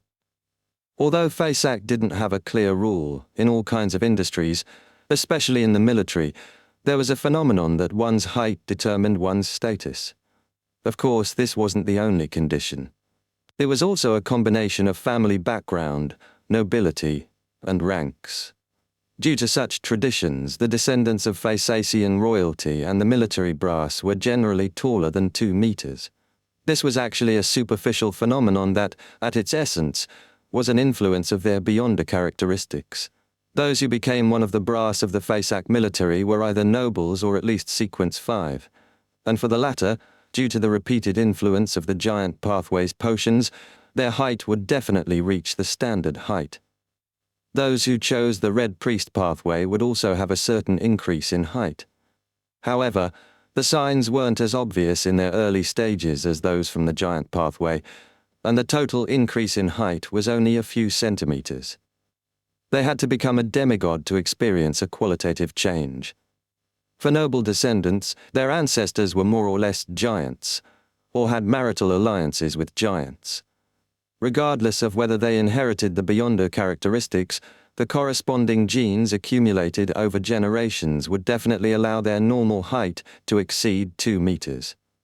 Among them, families who were still in control of a portion of the giant pathway's potion formulas, and those who had a certain heritage, tend to be in the same situation as the residents of the City of Silver. The royal family in charge of the Red Priest pathway maintained the heights of their descendants through marital alliances. The residents of the City of Silver, who were being scrutinized by numerous gazes, felt increasingly uneasy. It was as if they had returned to the cursed land where they were being watched by monsters as they walked in the dark. Derek was very calm and composed. He looked around and said to the members of the reconnaissance team, "They don't have any ill intentions." After confirming that Mr. Hanged Man was in this city and how he knew that he had arrived, Derek no longer felt isolated and helpless. It wasn't that he didn't trust the messenger that Mr. Fool had appointed, but that he believed that he didn't want to trouble a god as much as possible in his daily life. The best thing to do was resolve problems himself, and when it came to dealing with his own problems, Derek was ultimately unfamiliar with the outside world, so he wasn't too confident. At this moment, to have an experienced, trustable, extremely intelligent native with a meticulous mind help him would definitely be the best option.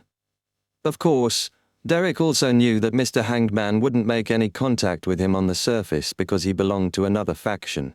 He wasn't a believer of Sea God, so if he acted too warmly over matters regarding the City of Silver, he was bound to be suspected. However, there will always be a proper reason and suitable opportunities to meet. Derek thought in anticipation. Amidst his thoughts, he and the members of the City of Silver's reconnaissance team followed Danitz out of the dock and arrived on the streets. Their vision suddenly broadened as they saw more people than before and heard all sorts of voices. To the people of the City of Silver, this was even more lively than the grandest harvest in their hometown. At a glance, there were countless people dressed in strange clothes with all kinds of unique characteristics. Some were in a hurry, others were strolling leisurely, and some were carrying large pieces of fruit. They used pipes to suck in the liquid or held food that looked like the delicious pies on the ship, occasionally taking a bite. Apart from these, horse-like creatures that pulled carriages producing tinkling sounds, the metallic objects that moved extremely fast, and the smell of the various spices that filled the streets made people of the City of Silver feel like they had come to another world. And to them, this was indeed another world. Even though they were a little fearful and uneasy, and were not too used to such a scene, everyone could clearly feel the vibrancy of this scene. This was like the sunlight in one's soul, reflecting the sun in the sky. This is the place where we will live, battle, and reproduce in the future? Derek, Lyavol, Candice, and the others subconsciously had similar thoughts. They felt a little uneasy but didn't reject any of it. Danitz looked at their faces, which had been stunned silly by Byam's bustling scene, in satisfaction as he inwardly muttered, "This is only Byam. If you were to go to Trier and Backlund, are you going to kneel down and kiss the ground?" This world-famous pirate controlled his urge to mock them, as he was now Mr. Fool's messenger. He couldn't ruin the image of a deity. After leading the City of Silver people to a rather luxurious hotel, Danitz gestured for the crew to handle the check-in as he spoke in fluent Jotun to his guests. "It's getting dark. We'll stay here for one night and leave the city tomorrow. The place where you will build your city has been arranged. It's on the other side of the forest. There's a natural harbor and a few roads that lead to Bayern. Roads to this city. After that, we'll expand the main road and build a railway that leads to your city." Railway. Derek, who had studied during the tarot gathering, knew what it meant. He nodded gratefully and inwardly praised Mr. Fool once again. Danitz continued, "We've already helped you level the area and left the space needed for some basic facilities such as water pipes and gas pipes. When you begin building houses, we'll send a team over to help with the matters. Also, the corresponding construction materials and temporary tents have been prepared for you. Thank Mr. Fool. There's also the help of the Church of the Lord of Storms in this matter. Otherwise, we wouldn't have been able to purchase so much material. However, they mainly did so to earn additional funds." The Rorstead new government hadn't been established for long, and its connections with the outside world weren't comprehensive enough. What they didn't expect was that the Church of the Lord of Storms had taken the initiative to provide help on the City of Silver's matter. Water pipes, gas pipes. Derek gradually couldn't understand what was being said, but he still put on a pensive expression. There were a few times when Danitz nearly said the word dog shit in passing. Without speaking another word, he introduced the hotel. "This is a hotel that Phasacians like to live in at Byam the most. The ceiling might be a little too low for you, but it won't be low enough to hit your heads." With that said, Danitz smiled. "At the end of this street is Red Theatre." He revealed a smile that all men understood. However, the people of the City of Silver didn't understand. Seriously, the Emperor said that the most ancient human occupation is the selling of their bodies. They actually don't know what I'm talking about. The corners of Danitz's mouth twitched as he gave up on the topic. After his second and third mates were done with the check-in, he led the entourage up to the second floor and assigned them their rooms. After doing this, he took out a stack of cards that he had long written, and he distributed them to the members of the City of Silver, who were scouting the area. Every card has a few words in the local language and a corresponding word in Jotun. If you need any services or food, you can ring the bell here. When the attendant comes over, show him the card. Of course, they might not be able to understand it, but they will definitely seek help from people who understand it. This was a simple and easy method to understand. The people of the City of Silver easily grasped how to use the cards, secretly excited that they could finally communicate with the people here. Following that, Danitz demonstrated how to switch on the water and how to use the toilet and how to light up the gas wall lamps. It made Derek, Lyaval, and Candice feel like they had arrived at a divine kingdom. All it took to have water flow was to press a switch. A button was enough to wash away their excrement without leaving any stains. There was a lantern that kept emitting light once it was ignited. These were all things that they didn't dare to imagine in the past. and these things would become part of their new lives. By the time the City of Silver's members had gotten used to the hotel, the sky had completely darkened. Night had begun to rule the city. Although Derek and company had long confirmed that there was no danger of monsters attacking in the dark in the outside world, they were still instinctively afraid. Therefore, they would either emit light themselves or light up the gas wall lamps. At that moment, they saw gas lamps lighting up one after another on the streets, the houses, both near and far, outside the glass windows. These lights dispersed the darkness in their respective areas. In the eyes of the people of the City of Silver, the bright and dim lights were like the galaxy landing on the ground at night. Chapter 1293, Devil's Oil Painting. In a warehouse that was being rebuilt in Pritz Harbor, Fours met her teacher, Dorian Gray Abraham, once again a few days later. "Are you ready?" Dorian asked in a low voice. Back when they met, he had already informed Fours of the ritual requirement of the Apprentice Pathways Sequence 4 Secret Sorcerer, so that she could make advanced preparations. "More or less, I should be able to satisfy the requirements," Fours replied without much confidence. The advancement ritual of a secret sorcerer was relatively simple, but in this case, simple was the antonym for complex, and not difficult. To Fours, she wished that it was something else. The ritual required the candidate to seal a demigod-level creature with clear animosity. The less external help one received, the better the ritual's effects. As for the target's level, as long as it wasn't lower than a demigod, it was fine. It had virtually no effect on the ritual. Upon hearing that, Dorian nodded and said, "That should be fine. That ritual is really difficult for a Sequence 5 Beyonder to complete it on their own. It's necessary to seek help at appropriate times, but you mustn't go overboard, such as exceeding the corresponding limitations. Otherwise, the ritual will definitely fail." The suggestion he had previously provided to Fours was to borrow a Grade 1 sealed artifact. It would be best if she didn't even hire a saint-level helper. Fours said vaguely, "I only plan on making a wish to Mr. Fool to increase the success rate of advancement after consuming the potion. This is closer to obtaining good luck when consuming the potion, rather than being blessed and protected while sealing the demigod creature. Other than that, I'll be using the painting that you mentioned." The painting wasn't a Grade 0 sealed artifact, the Scroll of God, but the Abraham family's Grade 1 sealed artifact. It was called Devil's Oil Painting.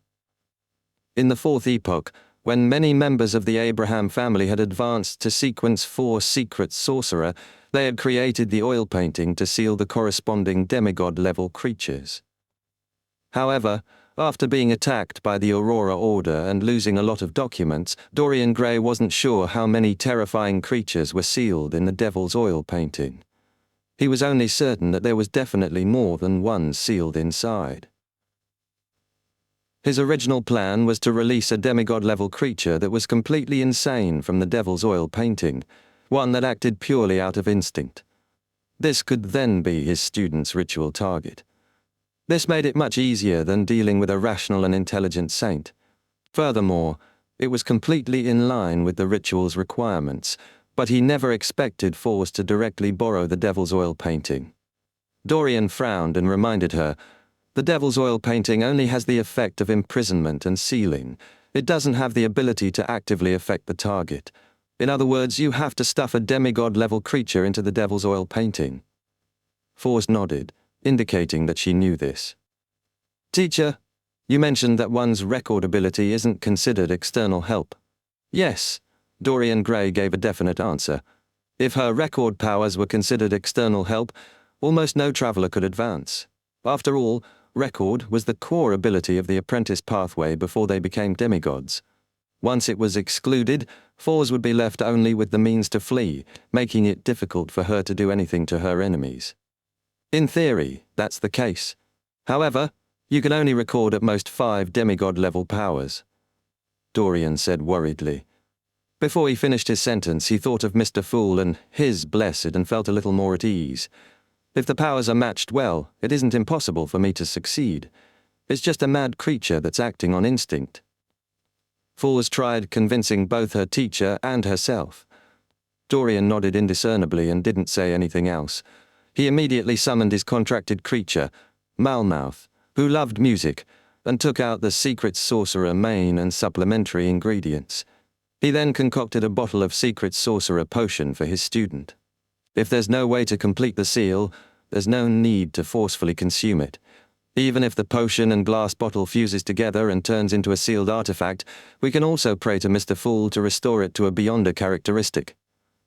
Dorian continued to warn her worriedly before handing the potion to Fours. Inside the glass bottle were layers of stellar radiance, as though the Milky Way in the sky had been sucked into the potion. "All right." Fours nodded heavily, indicating that she wasn't worried that the potion would be wasted. She had made plans ahead of time. She would immediately teleport away once she realized she couldn't seal the released demigod-level creature before making a wish to Mr. Fool and getting him to resolve it. Dorian then took out an oil painting from his suitcase, which was filled with abstract images.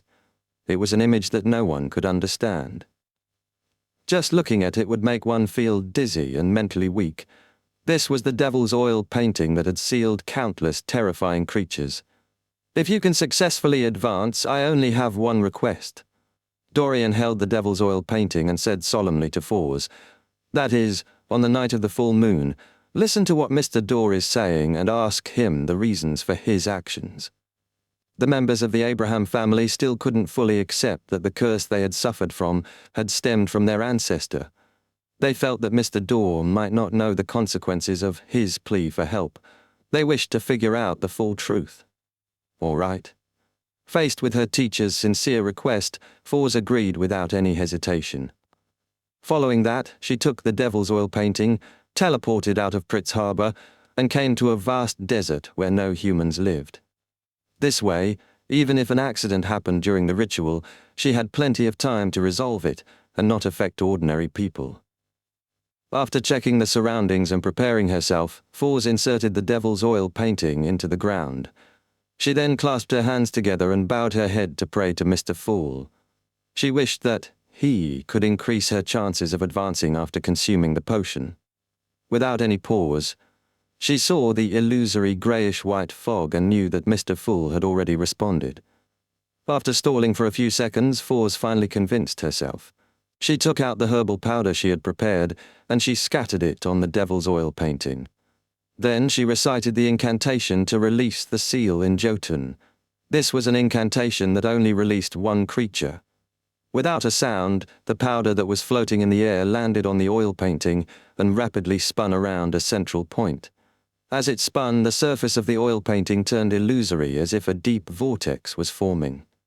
Suddenly, a bluish-black hand emerged from the vortex, one that showed signs of decay. It stretched out from the oil painting to the outside world. Fours' body suddenly turned cold as though she had fallen into a frozen lake. While clearing up her mind, it also made her seem to lose control of her body. No matter how hard she tried, she was unable to move her limbs. At that moment, Fours seemed to return to her past state of writing books at night and sleeping during the day. At that time, she often felt that she had woken up, but she couldn't move at all. It was as though she was being pressed down by an invisible creature. Although the terrifying creature in the devil's oil painting had yet to fully escape, its influence on the outside world with its godhood made Fours lose most of her ability to resist. Once it fully escapes from the oil painting, Fours would even lose control merely from looking at it directly. The difference between the two in their lives' natural order was unimaginable in certain aspects. Gradually, Fours' consciousness blurred a little, having a nagging feeling that she was already lucid. She raised her arm and moved her feet, but on second thought, she realized that it was only her imagination. As her body turned colder, the feeling of being pressed down by an invisible creature became more obvious. Fortunately, she had a bunch of demigods providing her information, allowing her to close her eyes in time. She didn't look at the devil's oil painting. Otherwise, the consequences would be dire. Using cogitation to maintain a certain level of clarity, Fours began counting down. According to Mr. World's warning, she knew that the terrifying creature would need 5 seconds to completely escape the devil's oil painting. 4, 3, 2. With just 1 second left, an illusory book appeared in Forz's eyes. It quickly flipped and stopped on one page. 1.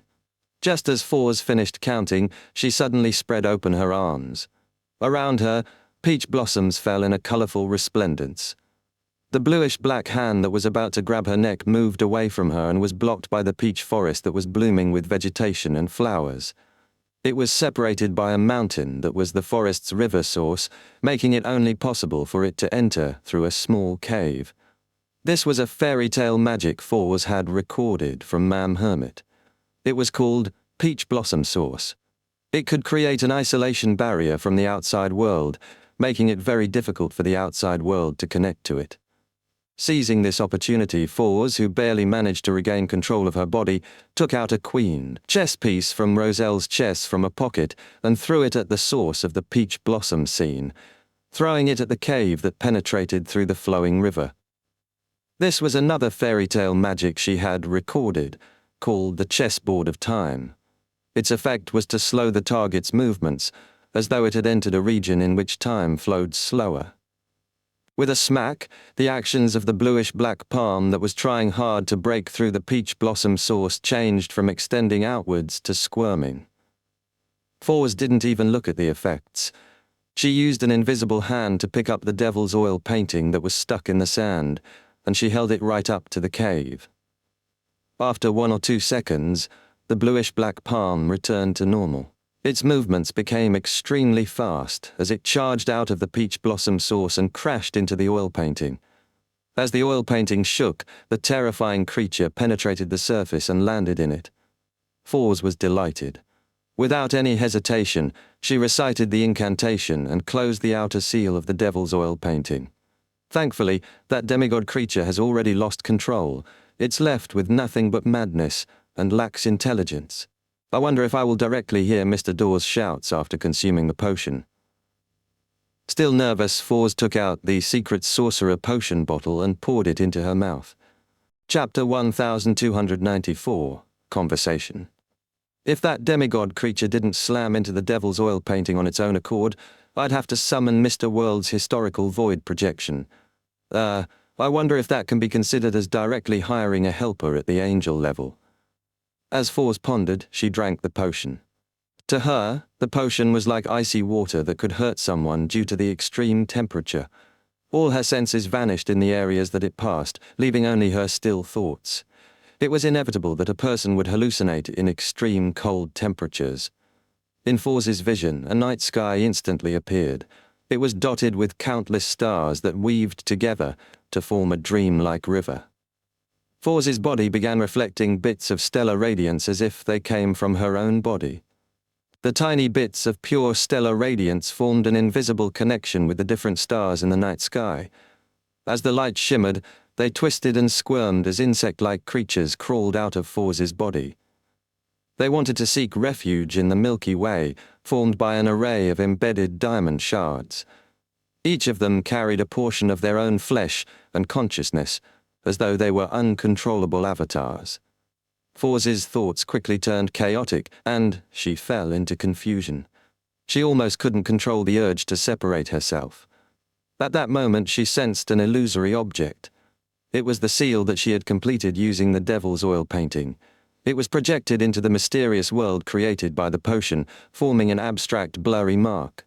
Forz didn't think further, as she instinctively extended a portion of her consciousness along with her spirituality and intertwined with the abstract symbol. The mark wasn't exactly harmonious with her, as if it wasn't part of her, but it managed to barely merge with her. Suddenly in Forz's mind, the abstract symbol became rather clear. It consisted of a door that was layered with mysterious symbols. This door hid Forz behind it, allowing her to isolate herself from the surrounding cosmos. At the same time, on the other side of the door, the sealed creature seemed to sense the aura of an enemy. Using its own godhood, it wildly corroded the illusory door. It happened to be able to reduce the influence the cosmos had on Forz. After maintaining it for more than 10 seconds, the resplendent Milky Way's night sky slowly faded away. The stellar radiance then returned to Forz's body, fused with her. At this moment, a deep darkness appeared in front of Forz. Deep in the darkness was a perpetual storm and occasionally flashing lightning. The next second, Foz heard a familiar voice. It stabbed into her head like steel nails, stirring her brain matter. Foz grimaced immediately. If she hadn't experienced such things over and over in the past and had some level of resistance, as well as the fact that she was at the saint level, she would have likely lost control. Of course, there had to be some influence of good luck here. After a few seconds, she finally managed to calm herself down and hear what the voice was shouting by using cogitation. It was calling for help. It wasn't Jotun, Elvish, or ancient Hermes. Instead, it was a language that Foz had never come into contact with before. However, she could understand it the moment she heard it. She felt like it was the true source of many languages. Mr. Daw would crazily shout for help every full moon. How disgraceful of a king of angels. However, even if he is seeking help, it's still a terrifying thing that I can't withstand. Foz lampooned silently. She was considering if she should pretend not to hear it and wait until she had converged her spirituality and grasped the beyonder powers of a secret sorcerer before conversing with Mr. Daw during the next full moon, or to do it now. Suddenly, the shouts from afar stopped, and the surroundings became deathly silent. After 2 to 3 seconds, a wispy voice that could pierce through spirit bodies entered Foz's mind. You used the beyonder characteristics of the Abraham family. This sentence was said in a flat manner without any rise or fall, but it made the blood vessels on Foz's forehead throb. Her eyes turned bloodshot as her body turned resplendent. She almost lost control of herself. Who are you? Foz composed herself and asked deliberately. The voice that seemed to lure her into losing control said in a low smiling voice, You can call me Mr. Daw. You should be familiar with me. The King of Angels from the Fourth Epoch directly pointed out that Foz had a certain connection with him. She could hear the full moon ravings. I'm going to write you into a novel. Foz secretly gritted her teeth and asked, Honorable Mr. Daw, are you the ancestor of the Abraham family, Your Excellency Bethel? The voice that had crossed countless barriers returned to its flatness. Yes. Then do you know that your cry for help has caused the entire Abraham family to be trapped in a curse that has lasted for more than 1,000 years? It's basically impossible for anyone to become a traveler or even a scribe. They often lose control during advancements or the night of the full moon. Foz felt that she couldn't speak to Mr. Daw for a long time. Otherwise, her inclination towards losing control would be irreversible. She directly posed the question that the Abrahams were most concerned about. Mr. Daw fell silent for 2 seconds before saying, They no longer have secret sorcerer or demigods? There aren't any after the War of the Four Emperors, and the curse you brought has made it impossible for them to advance to a demigod. If you can stop crying for help for 10 years, a new Abraham demigod might be born. This will greatly aid in your escape, Foz sincerely suggested. Mr. Daw sighed and said, I have been exiled to an eternal darkness and suffer the blockage of a perpetual storm. I have no way to know what's happening in the real world, nor did I expect that there isn't a single demigod left in the entire Abraham family. Lies.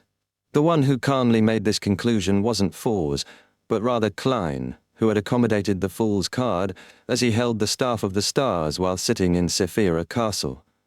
He had been closely monitoring the corresponding Crimson Star. He remembered that the Emperor had mentioned in his diary that Mr. Daw had a certain understanding of reality. He seemed to be able to use the changes brought about by the full moon to see the situation outside the seal. After sighing, Mr. Daw continued, Besides, I can't control the cries for help during the full moon. Why? Foz asked in surprise. Mr. Daw said in an ethereal voice, You're already a demigod, so you should know very well that the higher the sequence, the greater the threat of going mad. An ordinary angel, even those who can walk the land freely and do what they like, without needing to engage in any additional battles, could also be gradually influenced by the beyonder characteristics and become less like themselves. They might even enter a half-crazy state. I'm a king of angels who has been exiled and sealed for more than 1,000 years, and I don't even have someone to communicate with. My not going crazy means that I'm sufficiently powerful and lucky. On each full moon, the madness in me will be strengthened.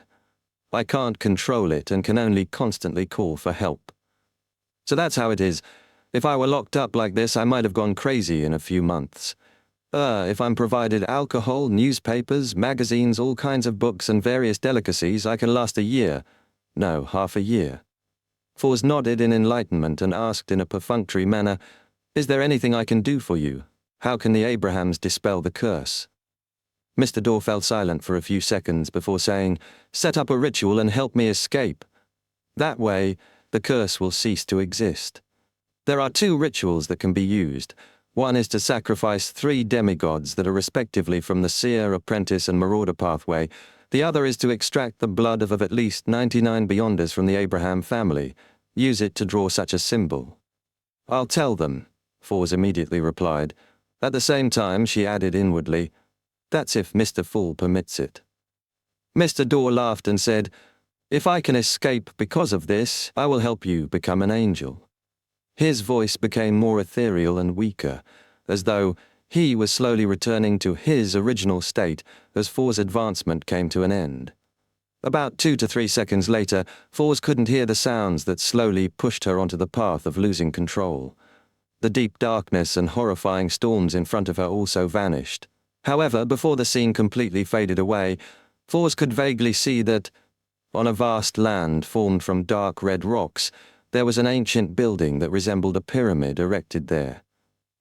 Behind the building was a deep darkness and twinkling stars. It was completely different from the cosmos that she had seen as an astrologer on the ground. "What's this?" Fors shook her head and controlled her scattered thoughts as she began to carefully rein her spirituality back. After getting accustomed to the state of a secret sorcerer, she immediately took on a praying posture and reported her previous experiences to Mr. Fool without missing anything.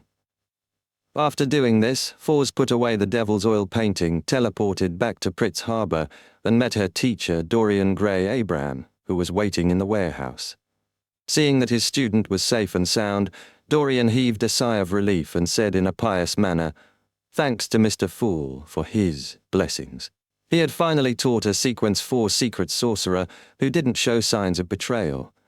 Due to Mr. Fool's lack of response, Fors didn't inform her teacher of her conversation with Mr. Dorr.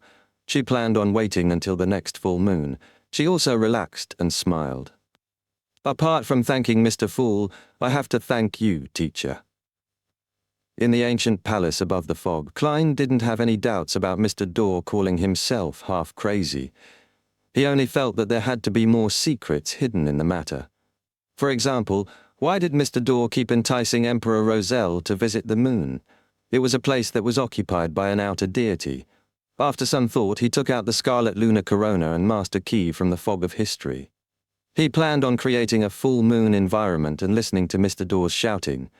The effects of the combination had long been confirmed. Klein quickly heard the voice that seemed to pierce through his spirit body. The content of the shouting was, "Don't save me. Don't save me." Chapter 1295, The Aftermath from the War's Front Lines. Don't save me. Don't save me. Being located in Saphira Castle and having accommodated the Fool's card, Klein already had the status of a King of Angels. He no longer suffered any direct corruption from Mr. Dorr's cries, but the contents of the cries made his scalp tingle. His pupils dilated, and he couldn't help but feel a sense of horror surging in his heart. He originally believed that Mr. Dorr was constantly shouting for help, but what he heard now was, "Don't save me." Amidst Klein's silence, the weak, wispy voice pierced through his spirit body like needles. After shouting for more than 10 seconds, it suddenly changed. "Help me. Help me." This time there was a certain change in the language used. Klein expressionlessly leaned back into his chair and listened for nearly 10 seconds. Following that, he removed his control over the master key and the scarlet lunar corona's historical void projection, allowing the atmosphere of the space above the grey fog to completely return to silence. Phew. He exhaled as he tapped the edge of the long, mottled table out of habit and muttered to himself, "Mr. Dorr is indeed half mad, but the mad part isn't the him who is desperately screaming, but the him who appears calm, the one that's able to communicate with people rationally. The latter can influence the former to a certain extent, distorting the contents of his shouts. When Mr. Door is lucid, he actually shouts, "Don't save me." To a king of angels who had been imprisoned for more than 1,000 years, this definitely isn't a normal reaction. Unless he feels that he will bring a disaster that he doesn't wish to see upon returning to reality. A king of angels that has completely lost control? Together with Mr. Door's communication with the Emperor and how he had been constantly enticing him to visit the moon, which is occupied by an outer deity, there is another possibility to this matter. Mr. Door, who was exiled, lost the protection left behind by the original creator. He encountered the corruption of a particular outer deity and lost most of his rationality. His condition is only slightly better than the chained god. The apprentice pathway can wander the cosmos at sequence 3. Mr. Door's honorific name also includes the title of Guide of the Endless Cosmos. Does this mean that before this king of angels was exiled, he might have already made contact with outer deities and came under some influence? Yes. What does Miss Magician's final glimpse of the Crimson Land, pyramid-like buildings and cosmos in a different area represent? This doesn't seem like it's in the current solar system, but it's a little different from the mausoleum that a Black Emperor needs. It's the lair of some outer deity who affected Mr. Door.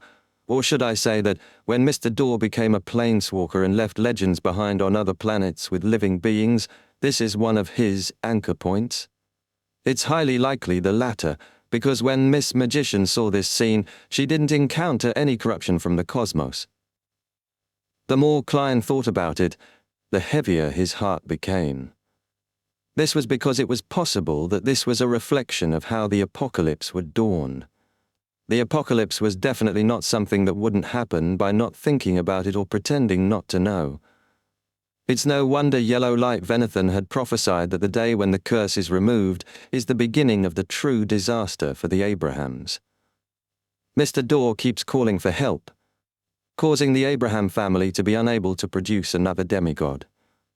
Perhaps it's a certain form of protection. Although this will make the Abraham family lose their status and most precious items, making them mediocre, it can at least save their bloodline. Haha, in the prophecy, the solution to resolving the curse is in the hands of an apprentice who has obtained the help of a secret existence. Klein chuckled softly and had an idea about the response to give Miss Magician. He planned on getting Fours to give a half-truth when informing her teacher. Firstly, it was to emphasize that Mr. Door was already half crazy and extremely dangerous. Even communicating with him implied tremendous risks. Secondly, it was to not mention the second ritual for the curse removal. All she would say was about the sacrificing of a seer, a marauder, and an apprentice demigod. With the first point, the Abrahams could understand why their ancestor was insistent on calling for help. This was because he had already lost his mind and could do all sorts of terrifying things. This could effectively eliminate the anxiety of the Abrahams, preventing them from helping Mr. Door escape and allowing them to quickly start believing in the fool. The second point was to dispel the small number of extreme Abrahams who wanted to try their luck. This was because they lacked the ability to complete such a ritual. At the same time, informing the Abrahams of the ritual increased the trust they had in Fours. Ignoring the small number of secret sorcerers available, those who can become bizarro sorcerers are definitely very difficult to capture. Furthermore, most of them are concentrated in the secret order. To deal with them is to provoke Zaratul. Even if the Abrahams have a demigod and can use a Grade 0 sealed artifact for a short period of time, it's impossible for them to complete the ritual so easily. Yes, dealing with a parasite is the most dangerous. If they aren't careful, they might end up targeting Amon's avatar. When that happens, it will be equivalent to serving Amon desserts. Also, I'll use the world's German sparrow in the future to remind Miss Magician to keep her guard up against the Abraham family's extremists. Klein thought for a moment before replying, Fours' prayer. After returning from the fog of history to the real world, Klein boarded a steam locomotive and arrived at the capital of Mid-Seatia. In the past, it was the second largest city in Loan and also the front line of the recent war, Constant City. The damage suffered here is very serious. After getting off the train and leaving the platform, Klein stood up high and looked at the industrial city, Although it was his first time here, he had seen all sorts of pictures of Constant in newspapers and magazines. Those photos were all black and white, and they recorded the various aspects of this city. Among them, there were 3 points that left a deep impression on Klein. Firstly, it was filled with chimneys and tall blast furnaces. It was as though it was a man-made forest. It gave a striking visual impact, one that was more representative of industry than Backland. Secondly, the majority of the buildings used concrete and steel. They were more densely built than their counterparts in Backland. Thirdly, there were many places that were stained with coal ashes, including the bodies of humans, but the air quality was better than Backland because the sea breeze was strong. And now the towering blast furnaces, chimneys, and tall buildings had become rather sparse. All that was left was a pile of ruins. However, in comparison, the damage dealt to the factory district was lesser than the residential areas. This was because there were many steel and military factories that were equally important to Fasak. The death toll here is definitely more than 100,000. Klein sighed inwardly. He carried his luggage and walked down the stairs to the steam locomotive station and entered Constant City. On the way to the hotel, he continued his acting as a miracle invoker and randomly chose a young, burly man in his 30s. I'm a wandering magician. My best magic trick is to grant anyone's wishes. Do you want to try it? The previously thin-skinned Klein was now able to strike up a conversation naturally. The burly man glanced at him and waved his hand impatiently. Can you let my father, mother, 2 brothers, and a child be revived? With that said, he didn't wait for the magician to respond, as he walked towards the nearest public carriage station in a slightly irritable manner. He struck his left chest with his right fist. Klein stood where he was and maintained the smile on his lips as he quietly watched the man leave. He recalled a magazine he had read on a steam locomotive. It contained several pages of images reflecting the current state of each cemetery in Constant City. The tombstones were similar to the original chimneys and blast furnaces. The racks that held up urns of ashes resembled tall buildings that had collapsed. The entirety of Constant City seemed to be buried in a cemetery.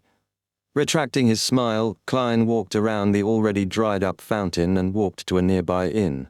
Along the way, he heard many pedestrians discussing haunted places and the places with terrifying monsters.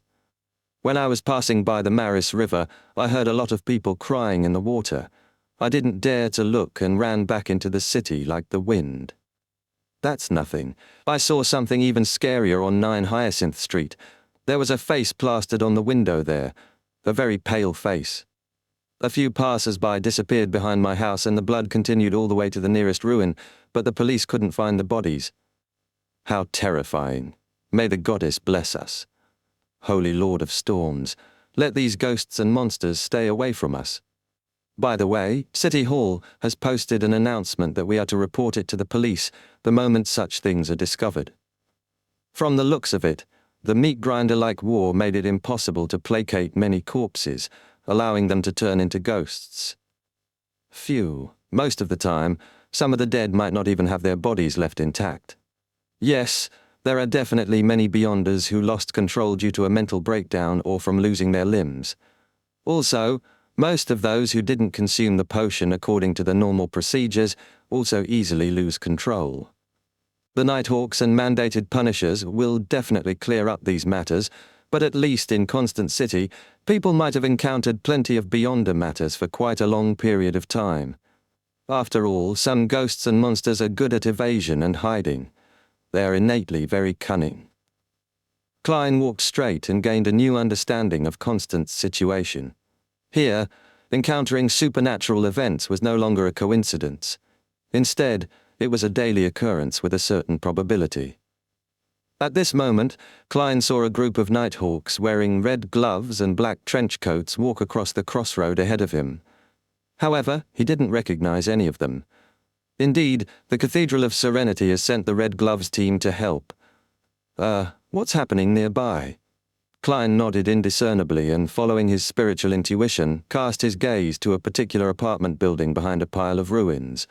On the 4th floor, behind an oriel window, a greatly rotting face was plastered to the window, looking out through the glass. Pale yellow liquid with black hints slid down the window one after another. Chapter 1296, Amateur Astronomer.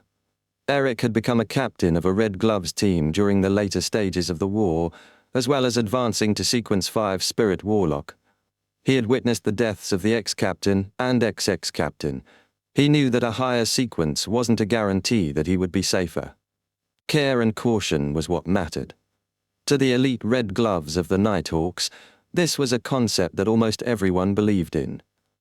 This was because ordinary Nighthawks might only encounter ordinary problems that looked like supernatural events. Occasionally there would be slip-ups, and it was highly likely that they would rely on their Beyonder powers to turn the situation around. As for Red Gloves who worked on various important cases, their hidden targets were definitely rather dangerous. At that moment, Eric stood on the 4th floor of the apartment on 14 Priya Street. Facing the tightly shut dark brown wooden door, he surveyed the area and said, "2 Nighthawks have already gone missing here. We must not be careless." Initially, several residents of this apartment block reported it to the police. They claimed that Unit 403 had a stench, and the tenants of Unit 303 often heard heavy footsteps from above. The policeman in charge of the area took 2 days before coming to investigate. However, they didn't walk out of Unit 403. After the police confirmed this, they immediately transferred the case to the Church of Evernite. However, the 2 Nighthawks who came to deal with it also disappeared. The door to Unit 403 remained tightly shut. Due to this premise, the Church of Evernite's Archbishop of the Mid-Seasia Diocese entrusted the matter to Eric's team and allowed them to apply for a Grade 1 sealed artifact as support. "Yes, Captain."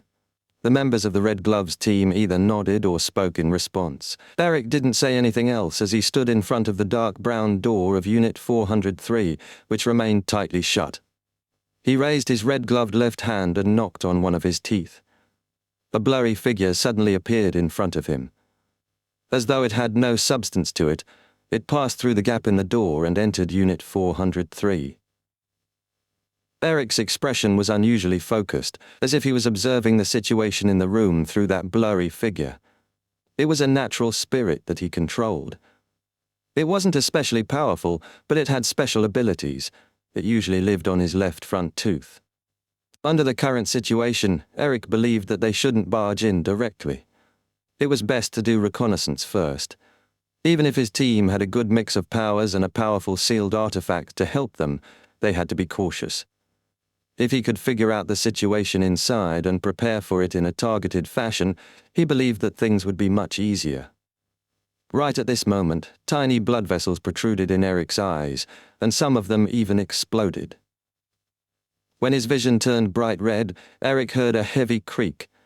The dark brown door suddenly opened. There were a total of 6 figures in the room. 3 police officers wore black and white uniforms. They were sitting on high-back chairs, high stools, and the sofa. 2 of them were wearing half-top hats, black trench coats, of which one was standing by the door and the other was standing behind the oriel window. His face was pressed to the surface of the glass as if he was watching the streets downstairs. There was also a figure sitting on a high stool at the edge of the balcony. In front of him was an exquisite astronomical telescope. The skin of the 6 figures began to swell, as though they had been injected with gas. Some parts of the body had even cracked and were highly decomposed, but they still hadn't dried up. They exuded a bluish-black glisten, as light yellow liquid with hints of black flowed out. Sensing the door open, the 6 figures turned to look at Eric and the others. The first was the Nighthawk standing in front of the door. The last was the man wearing a cotton shirt behind the astronomical telescope. He had one of his eyeballs, its blacks and whites separated clearly, glued to the telescope's lens, allowing him to only use his remaining black, empty socket to scan the Red Gloves team outside. A faint stench drilled into the noses of Eric and the others, as an indescribable coldness filled the surroundings. Eric instinctively raised his hand to hit his teeth, releasing more spirits. Then, he used his Nightmare Beyonder powers to forcefully drag all his targets into a dream. However, no matter how he tapped his teeth, he didn't release his soul. His spirit warlock Beyonder powers seemed to have vanished instantly. At the same time, a nightmare in the Red Gloves team also discovered in surprise that he was unable to pull someone into a dream. At that moment, apart from the enhancement in their physique brought by the potion, their Beyonder powers mysteriously vanished. "Leave this place," Eric ordered without hesitation. He had never encountered such a strange situation before. All he could do was get the team to retreat first before choosing a sealed artifact to handle the situation in a targeted manner. However, he and his team members didn't move despite his orders. It was as though their bodies were no longer taking orders. Eric instinctively lowered his head and looked at his lower body. His legs were swollen and his pants were torn. In addition, he could clearly feel that his skin was decaying, rotting, and running with pus. He and his Red Gloves team had yet to truly come into contact with their target, but they had fallen into a nightmare of watching themselves die, swell, and rot bit by bit with no way to escape. Right at this moment, Eric's bloodshot eyes reflected a normal palm. He held the handle and gently pulled it. Thud! The dark brown door of Unit 403 closed once again, separating Eric and his Red Gloves team from the creatures in the room. They instantly regained control over their bodies. However, their legs seemed to have suffered significant injuries. It was a little difficult to move them, be it raising their feet or bending their knees. Eric didn't bother checking on his injuries. He quickly cast his gaze on the palm that closed the door and its owner. It was a young man, wearing an ancient hat and a long black robe. His facial features were ordinary, making it impossible for one to have a deep impression of him. It was a face that one forgot in seconds. "I sincerely advise you to return now and leave the matter to the Archbishop or high-ranking deacons to handle. Of course, you have another choice. That is to ask me to grant a wish. I'm a wandering magician named Merlin Hermes. My specialty is granting the wishes of others." Klein spared no effort in enticing others to make a wish. When he saw the rotting face on the oriel window earlier, he suddenly had an ominous feeling, so he specially came over to confirm what had happened. Grant wishes. Eric recalled the education he had received during his training in the Holy Cathedral. A high-sequence Beyonder might be in a state of being imprisoned or sealed. They will pretend to be mystical items that can grant wishes, and they will entice you into helping them escape. The corresponding examples include granting 3 wishes and wishing pools. Is this a high-sequence Beyonder? But he doesn't look like he's imprisoned or sealed. Eric looked left and right and deliberated for a few seconds before probing, "If we don't ask you to grant us our wishes, will you not resolve the abnormality in the room?" As soon as he finished speaking, he saw the wandering magician who called himself Merlin Hermes fall deep in thought, looking a little troubled. A few seconds later, Klein raised his hand to stroke his tall top hat. He smiled and sighed. "Even if you don't make the wish, I will still attempt to resolve it. Do I need to read your honorific name or your true name to have my wish granted?" Eric asked after exchanging glances with his team members. Klein shook his head. "No, just tell me your wish." This wouldn't create a mysticism connection. Eric probed in a joking tone. "Then I wish the abnormalities in this room will be resolved and will no longer affect the surroundings." Klein curled his smile and gently clapped his hands. "Your wish will come true."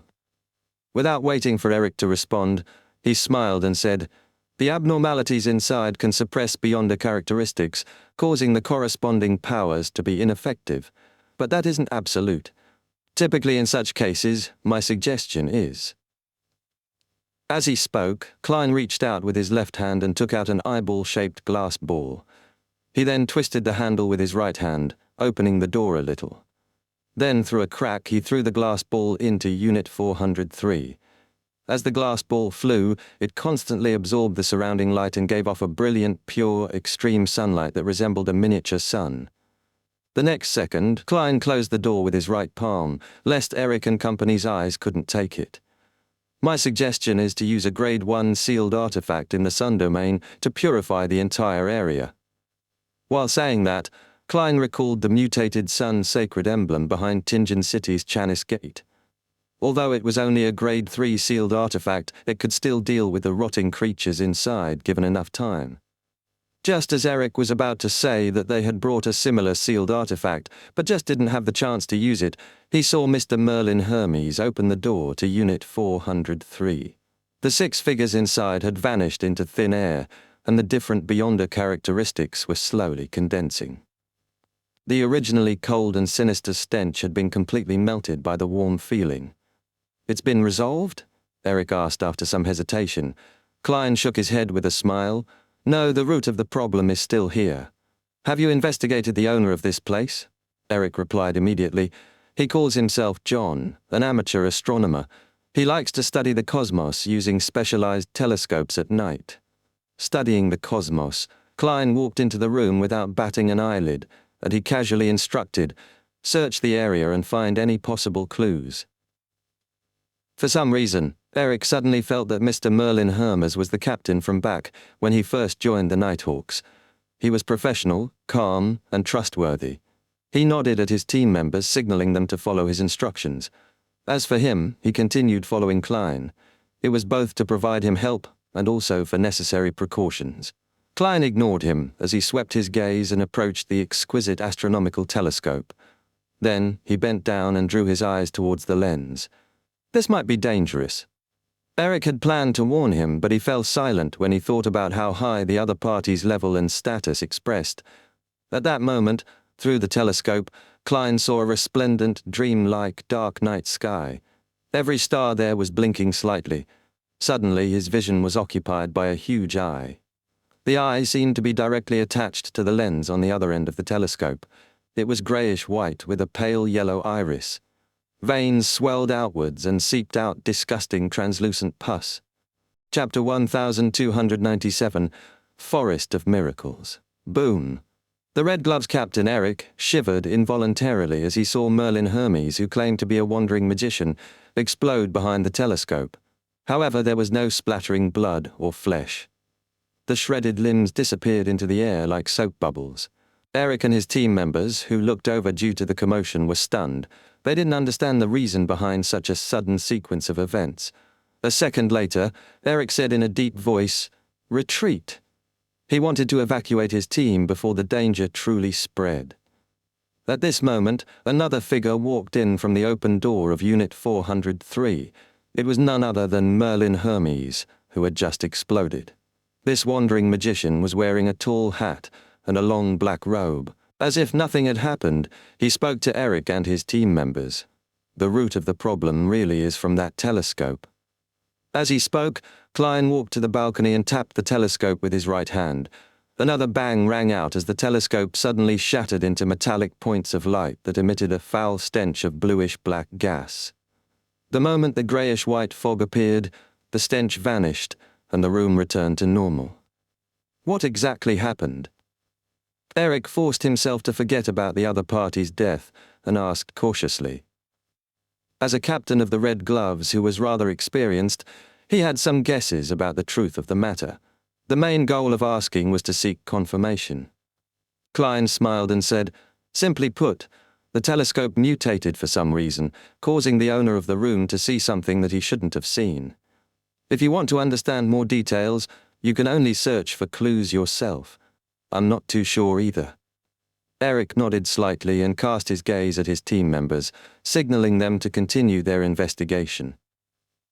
After a series of work, Eric said to Merlin Hermes, "There aren't many clues left in the room. We can only confirm a few things. 1. John is a local resident and he served in the military during the war. It seems that he had some mental problems as a result. 2. He had been an amateur astronomer. At the end of the war, he joined an academic organization known as the Celestial Research Association, but we didn't obtain any information about this organization.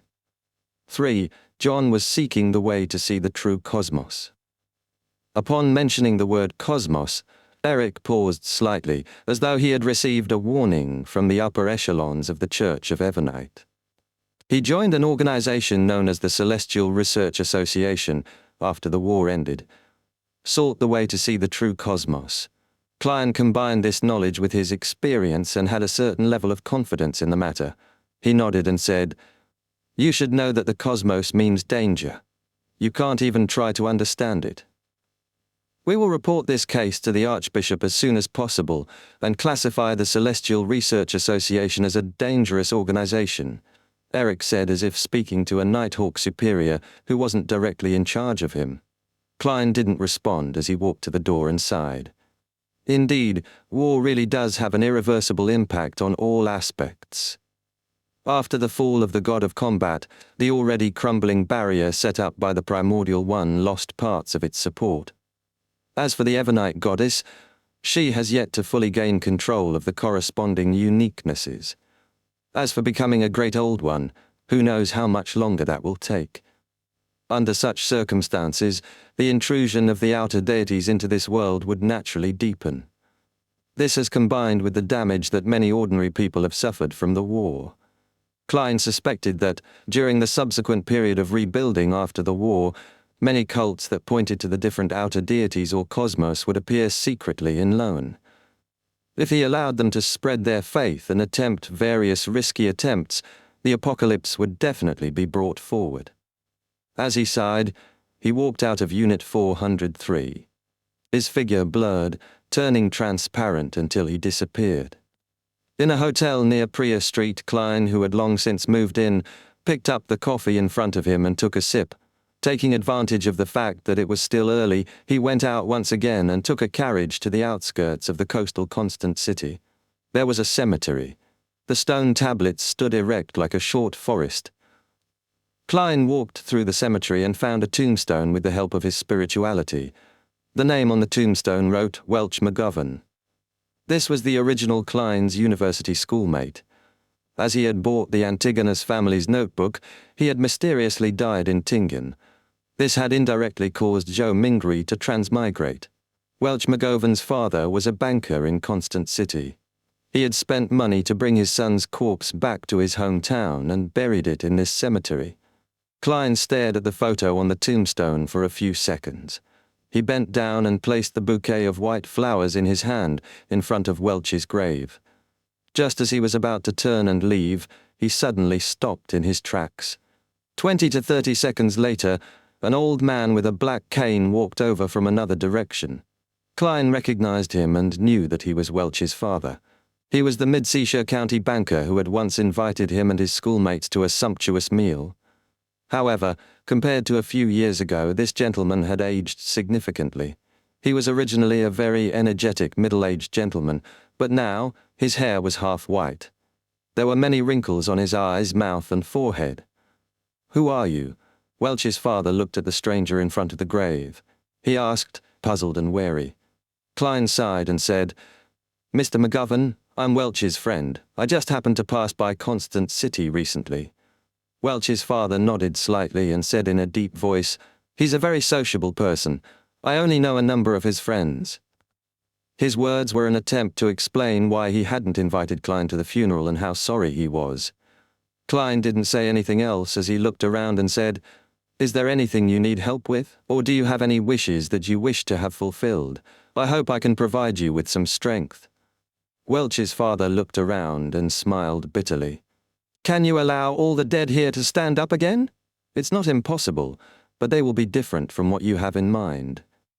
Klein sighed and shook his head. "Then can you allow Constant to return to its original state?"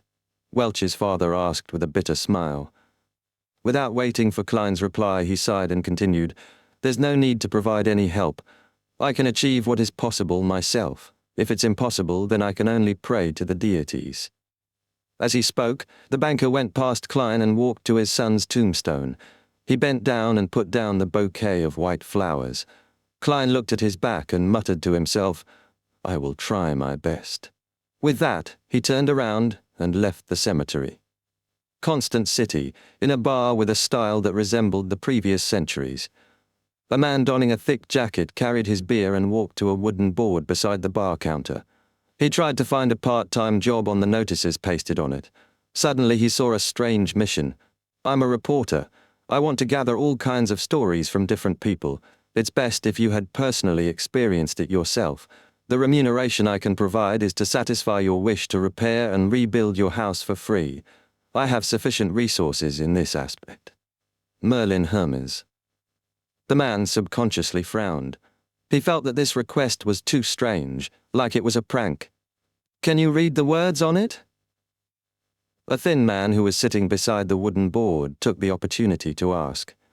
Few patrons of this bar were literate.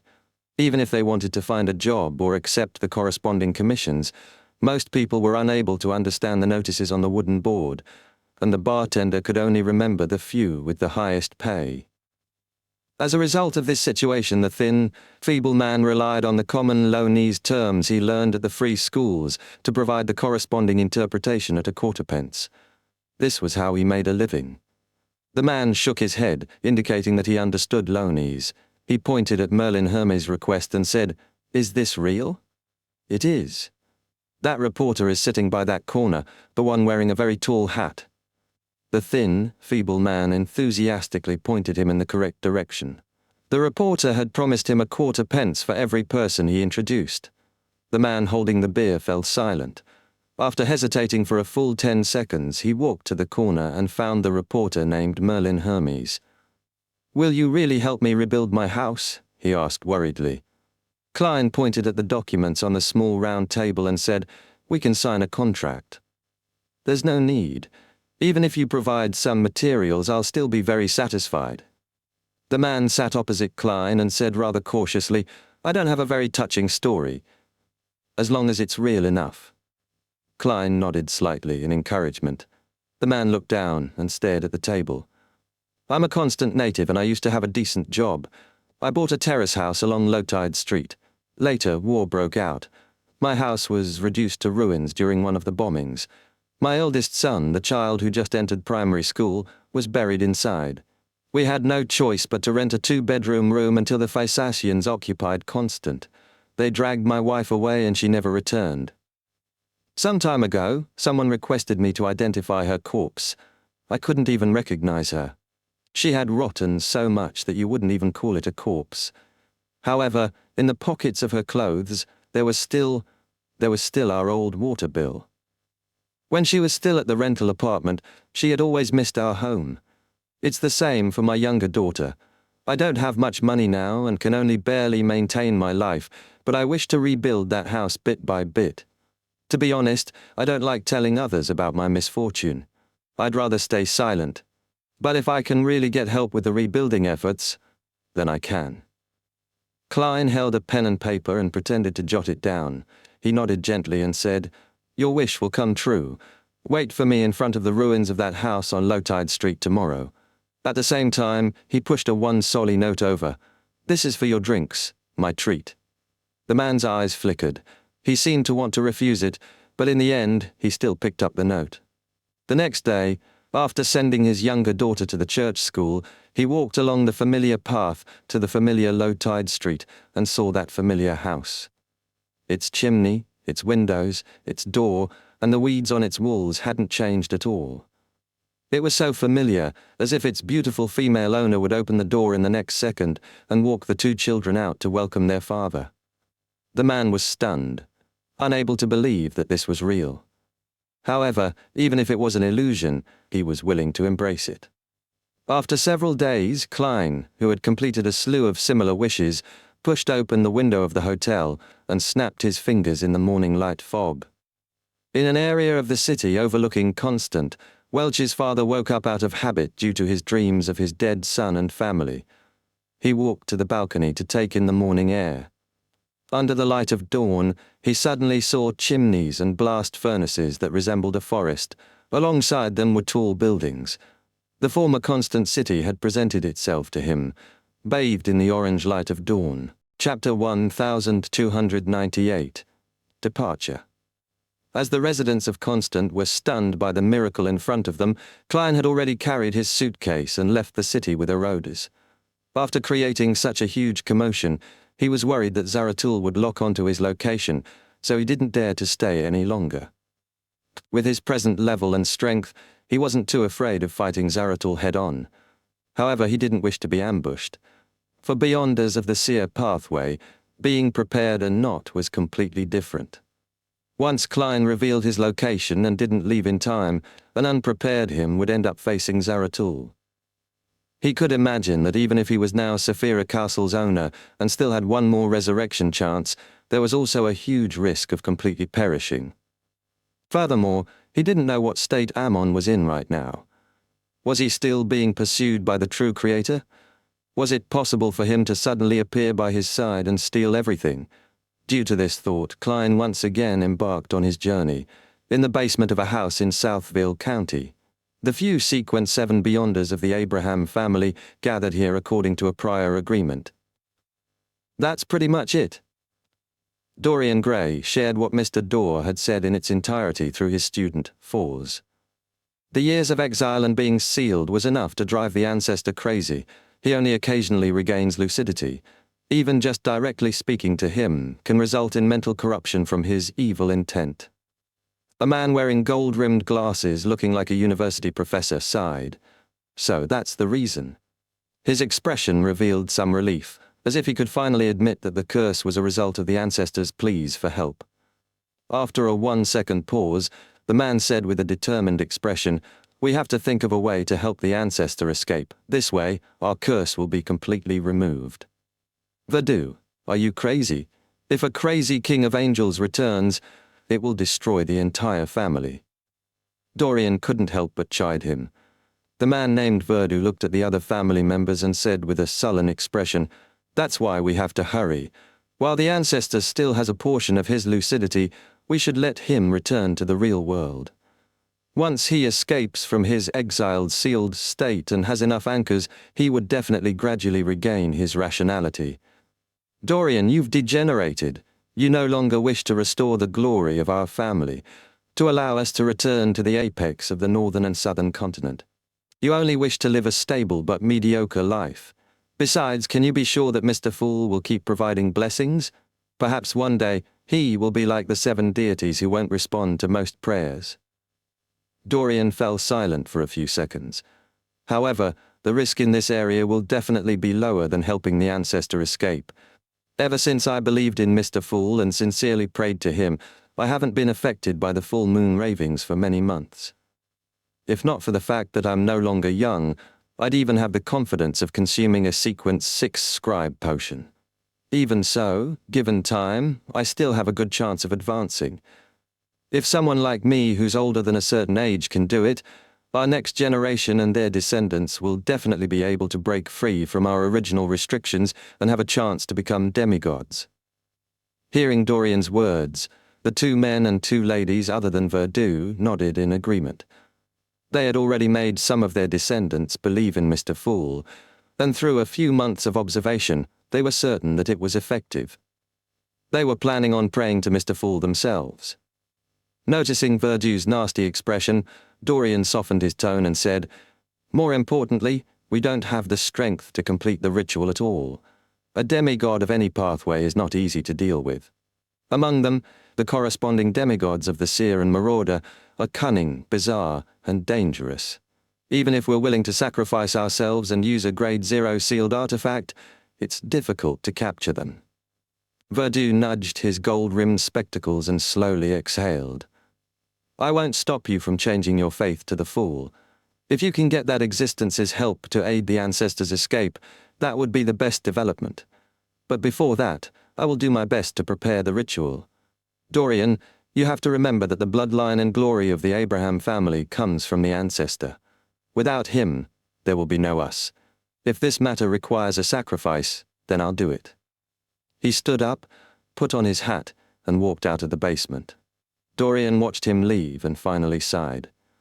Verdu has been studying all kinds of mysticism information, hoping to find a way to completely resolve the family's curse. I believe that such persistence is already in his blood. The other Abraham family members nodded in unison. After he confirms that he can't complete the ritual, he should give up. They too hoped that Verdu would succeed, but they found it virtually impossible. On Blue Mountain Island, where Bayam was located, the private harbor that originally belonged to the Resistance. A group of workers who had just finished laying the gas pipes were just about to find a place to rest and wait for the carriage sent by the Church of the Sea God to ferry them back to Bayam, when they saw the half-giants, purportedly from the northern Faceax Islands, carry heavy, greyish-white stone materials. Each step left an imprint on the land. These workers had participated in the construction of harbours, cathedrals, and art museums, so they knew how heavy the greyish-white stone materials were. They remembered that, even with the help of logs, horses, and machinery, it was very difficult for people to transport such stone materials. Yet the half-giants held them as easily as holding toys. This display of strength was simply ridiculous. When Derek saw that the outer walls and some of the buildings of the town had been built under the efforts of the City of Silver's reconnaissance team, he nodded and said to Leoval and Candice, "It's time to return to the City of Silver and tell the chief about the situation here." None of the members of the City of Silver's reconnaissance team objected. They were very excited as they agreed with Elder Derek's decision. Although they hadn't been here for long, they had long fallen in love with this new hometown.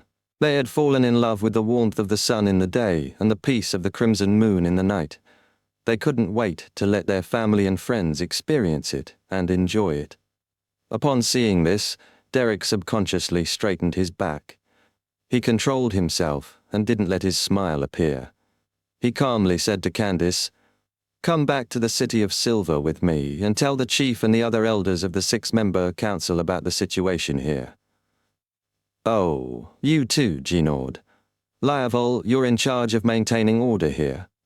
He was worried that he wouldn't be able to convince the current chief, Waite Cheermont and Company, so he decided on bringing 2 companions with him. After settling the corresponding matters, Derek led Candice and Ginord to a secluded spot in the new City of Silver. He lowered his head, clasped his hands, and prayed to Mr. Fool, making a wish to return to the City of Silver immediately. Without a sound, the scene around them became blurry and stretched. Then it immediately fixed and quickly became clear. In front of their eyes, they saw a city wall with weeds fluttering in the air. In just a few seconds, Derek and his 2 subordinates returned to the entrance of the City of Silver. This is a miracle. Candice rubbed her eyes with a hand that wasn't holding a weapon, and marveled from the bottom of her heart. She had imagined many ways of returning to the City of Silver, but she had never thought of returning so directly. To her, this was a miracle bestowed by a deity. Ginord shook the glass lantern in his hand and muttered without thinking, "This is much brighter than the beast-hide lantern." Before he could finish his sentence, he came to his senses and revealed a pure smile without a hint of gloominess. This time, they would be the messengers of dawn, who would lead the residents of the City of Silver out of the forsaken land of the gods. Derek heaved a sigh of relief and maintained his stern expression. "Let's immediately find the chief and arrange for everyone to carry out the migration." He had heard Mr. Hangman talk about many matters that failed at the cusp of success. He didn't wish for the City of Silver to have such an outcome.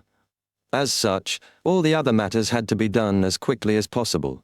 When they passed through the door, the City of Silver residents in charge of guarding the door looked curiously at the 3 scouts and saw hope from their rosy, glowing faces. Did Leoval and the others not come back? Someone asked worriedly, afraid that the other members of the reconnaissance team had already sacrificed themselves. Derek simply replied, "They've remained in the outside world to build a temporary camp." The guards didn't ask further, afraid that they would delay their time. They watched as Derek and company headed for the Twin Towers. Not long after, Derek, Candice, and Ginord saw Chief Waite Cheermont and the other members of the 6-member council. They described the key points of what they saw and heard in the outside world. At the end of the report, they even took out pocket watches, music boxes, and other exquisite machinery to prove it.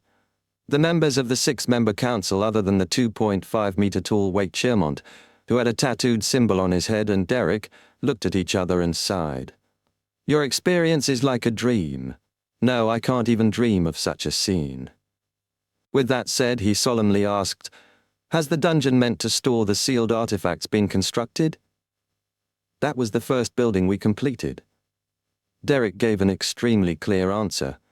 Waite nodded slightly and immediately issued an order. "Get everyone to bring their necessary items and gather at the training ground." To prevent any accidents, we will directly pray to Mr. Fool and ask him to transfer us over." Having said that, Waite pondered for a moment and said, "Mr. Fool has previously sent a revelation to let us wait for another 3 hours for the ancient survivors from Moon City to rendezvous with us. However, this doesn't affect our preparations ahead of time. Also, tell everyone that the environment in Moon City is very tough. Many of them have deformities. We have to look at them normally." Although the City of Silver had the black-faced grass as their staple, they would eat the flesh of monsters from time to replenish their strength. This made them occasionally have deformed children. Therefore, everyone was no stranger to this phenomenon. "All right." The other members of the 6-member council responded without any hesitation, revealing an irresistible, excited expression. This time, they were no longer seeing the light, but were directly welcoming the day. Chapter 1, 1299, Milk and Honey, The Forsaken Land of the Gods, Moon City. When Adal, Shin, and Russ heard the High Priest's voice resound throughout the city, they became abnormally excited. They stood up almost at the same time and carried the beast-hide bags that they had prepared earlier on their backs. Inside were distributed mushroom powder, dried mushrooms, and various monster leathers, as well as different beyonder characteristics of different states. To them, even though they were excited and were full of hope for the future, the suffering they had been through made them take precautions. They tried their best to carry as much food as possible. A few flashes of lightning before, the priests of Moon City had received Mr. Fool's divine revelation and stopped sending out hunting teams. They also instructed every resident to pack their important items and prepare to leave at a moment's notice. In less than a minute, Adal and company walked out of their houses with lanterns in hand and arrived on the streets. As their eyes met, their faces, which were either filled with tumors or deformities, were filled with unconcealed joy. They had no negative emotions towards abandoning Moon City and leaving their hometown. This was the source of their nightmare. It was unknown how many generations of people had lost their happiness in their childhood. When they were gathered at the square with a high platform, they suppressed their excitement and lined up in an orderly manner, checking to see if the neighbors had already arrived. Soon all the residents of Moon City arrived. High Priest Nim walked up the platform and said with a smile, "Everyone, I received a divine revelation.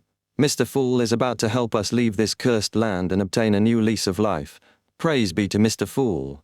He took the lead and pressed his right palm against his left chest. This was a gesture they had invented to praise Mr. Fool, and Mr. Fool hadn't objected to it. "Praise Mr. Fool." The residents of Moon City pressed their right palms to their left chests, expressing their gratitude and devotion. As their voices echoed, the grey-haired Nim raised his hand and lowered it for silence. "We'll head to the City of Silver first and meet with the survivors there. Then we will head to the World of Light together. Don't worry, Mr. Fool will protect us. Okay, shut your eyes and start to pray." With that said, the High Priest clasped his hands and pressed them against his lips.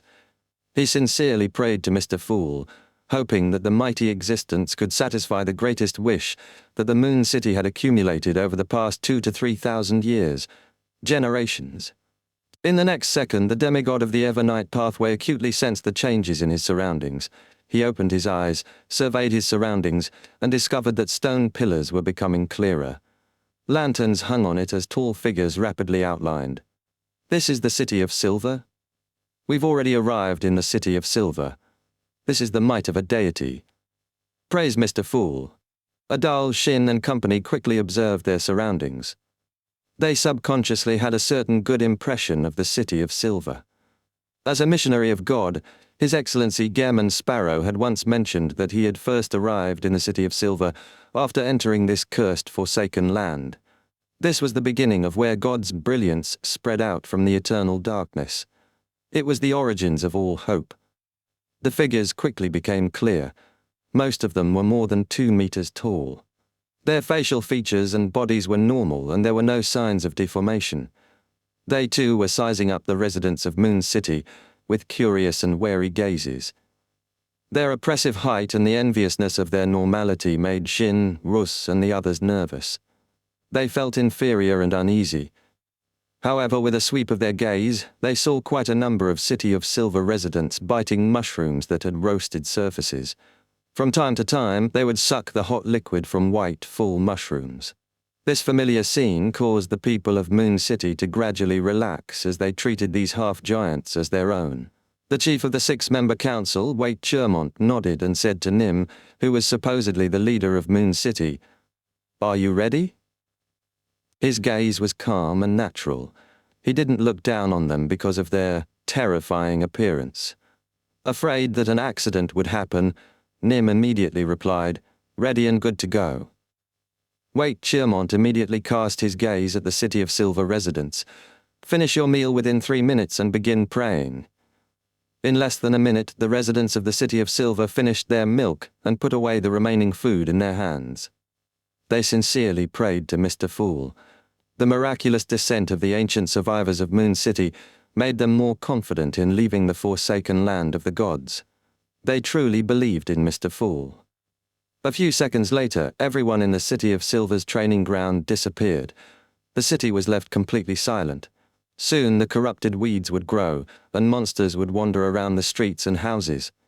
In just a few blinks of an eye, the residents of the City of Silver and Moon City arrived in front of the Giant King's palace, which had the dusk frozen.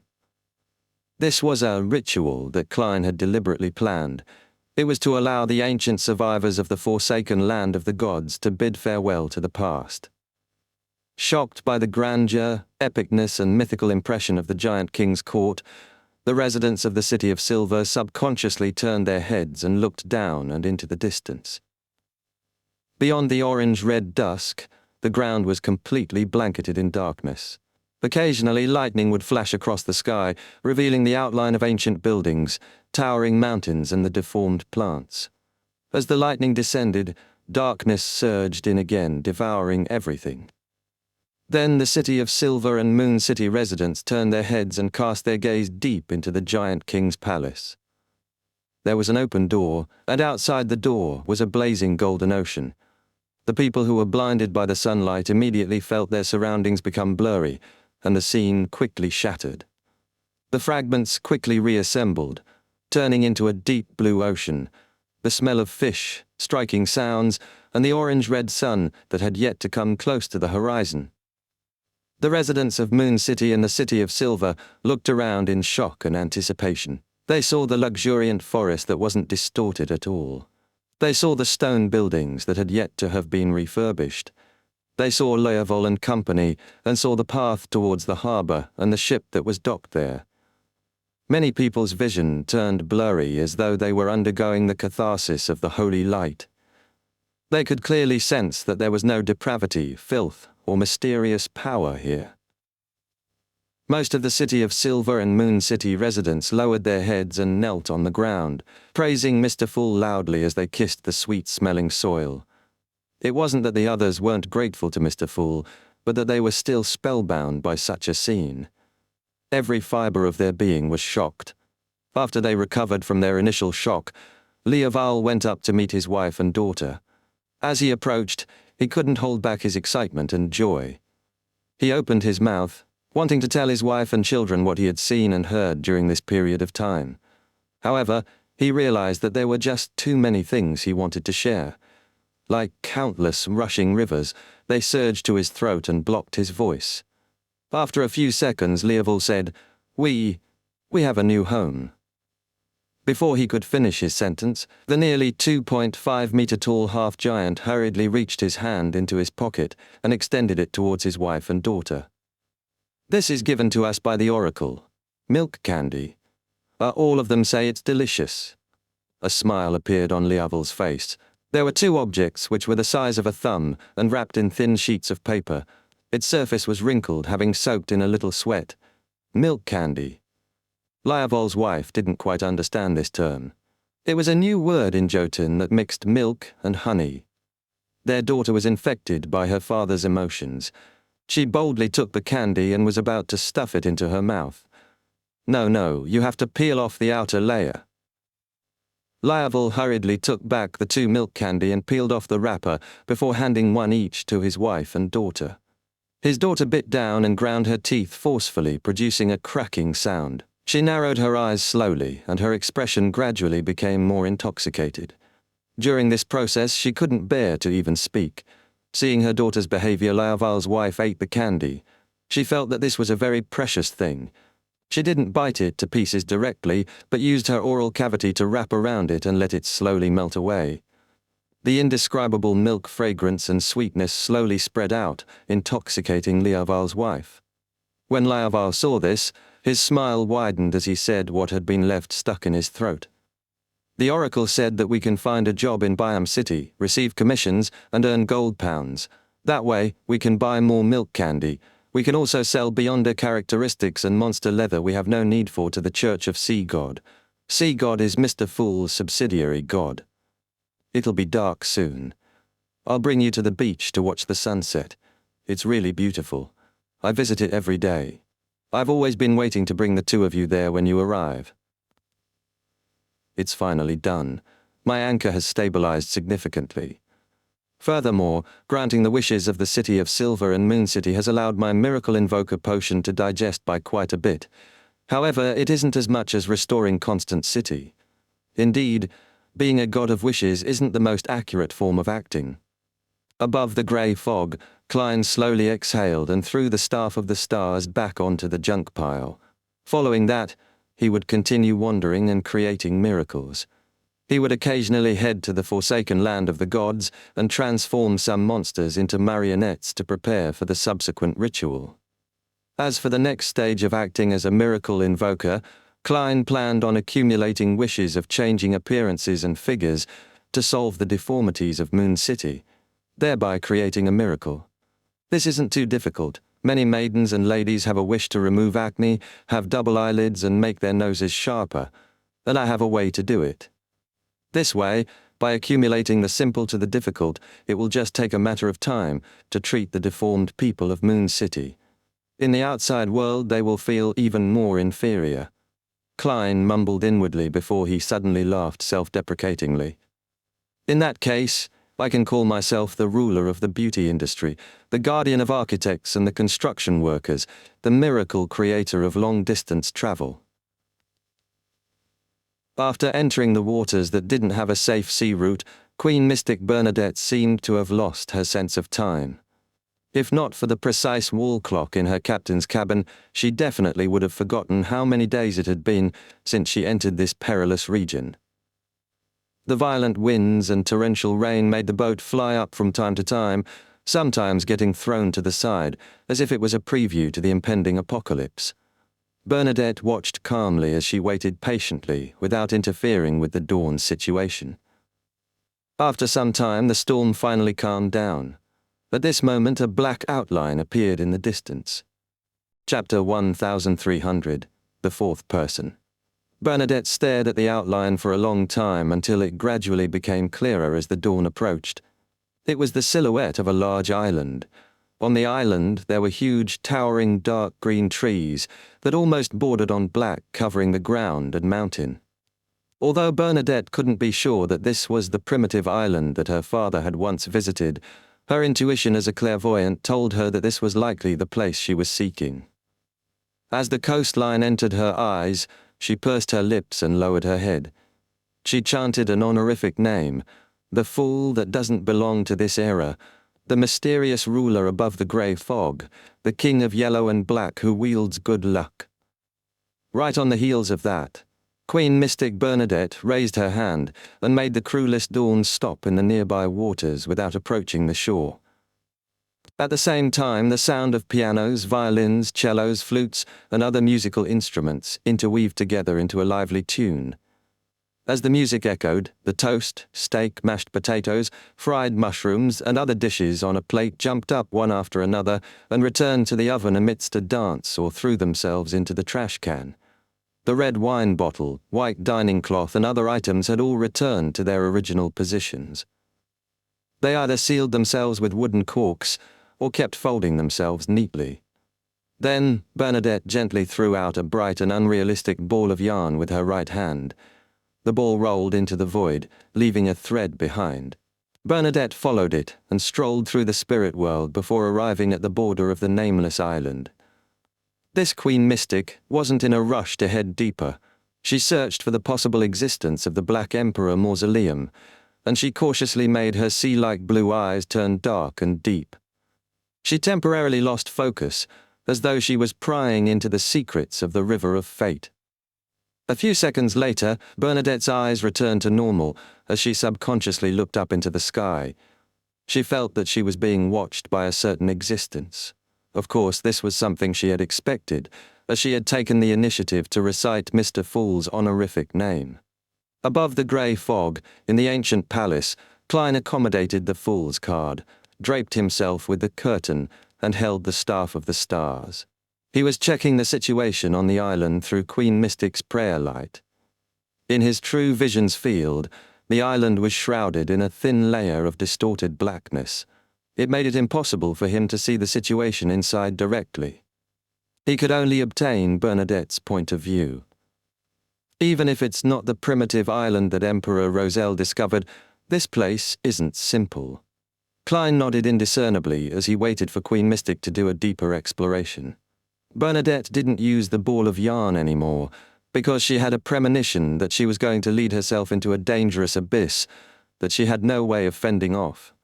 She took out an illusory hat and wore it. Her captain-looking figure disappeared, her existence concealed. This was also one of the fairy tale magic that stemmed from mystical reenactment.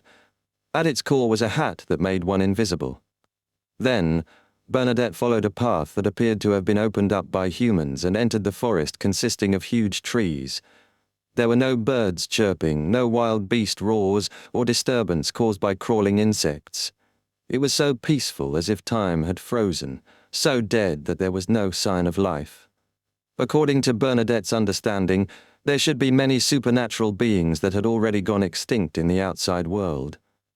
Normally it would be quite lively, but now she felt as if she was walking through an uninhabited cemetery. Every giant tree was a tombstone. If it were any of the Beyonders with weaker minds, they would definitely feel tense. Burdened with a heavy pressure, they would slowly approach the edge of losing control. However, Bernadette's expression didn't change at all, as though she was already used to proceeding through danger and strangeness. After walking for nearly half an hour, she still didn't see any living thing or even sense the wind. Suddenly, her vision opened up because the huge trees in front of her had become sparse. Bernadette didn't feel any joy. Instead, she slowed down and raised her hand to press against her glabella. A pair of eyes that were without eyelashes appeared in front of her, looking cold and heartless. Then, the pair of eyes of mystery prying was grabbed by invisible hands and placed on an invisible person's face. This was Bernadette's invisible servant. The invisible servant brought the eyes of mystery prying and quickly crossed the remaining path to the open forest.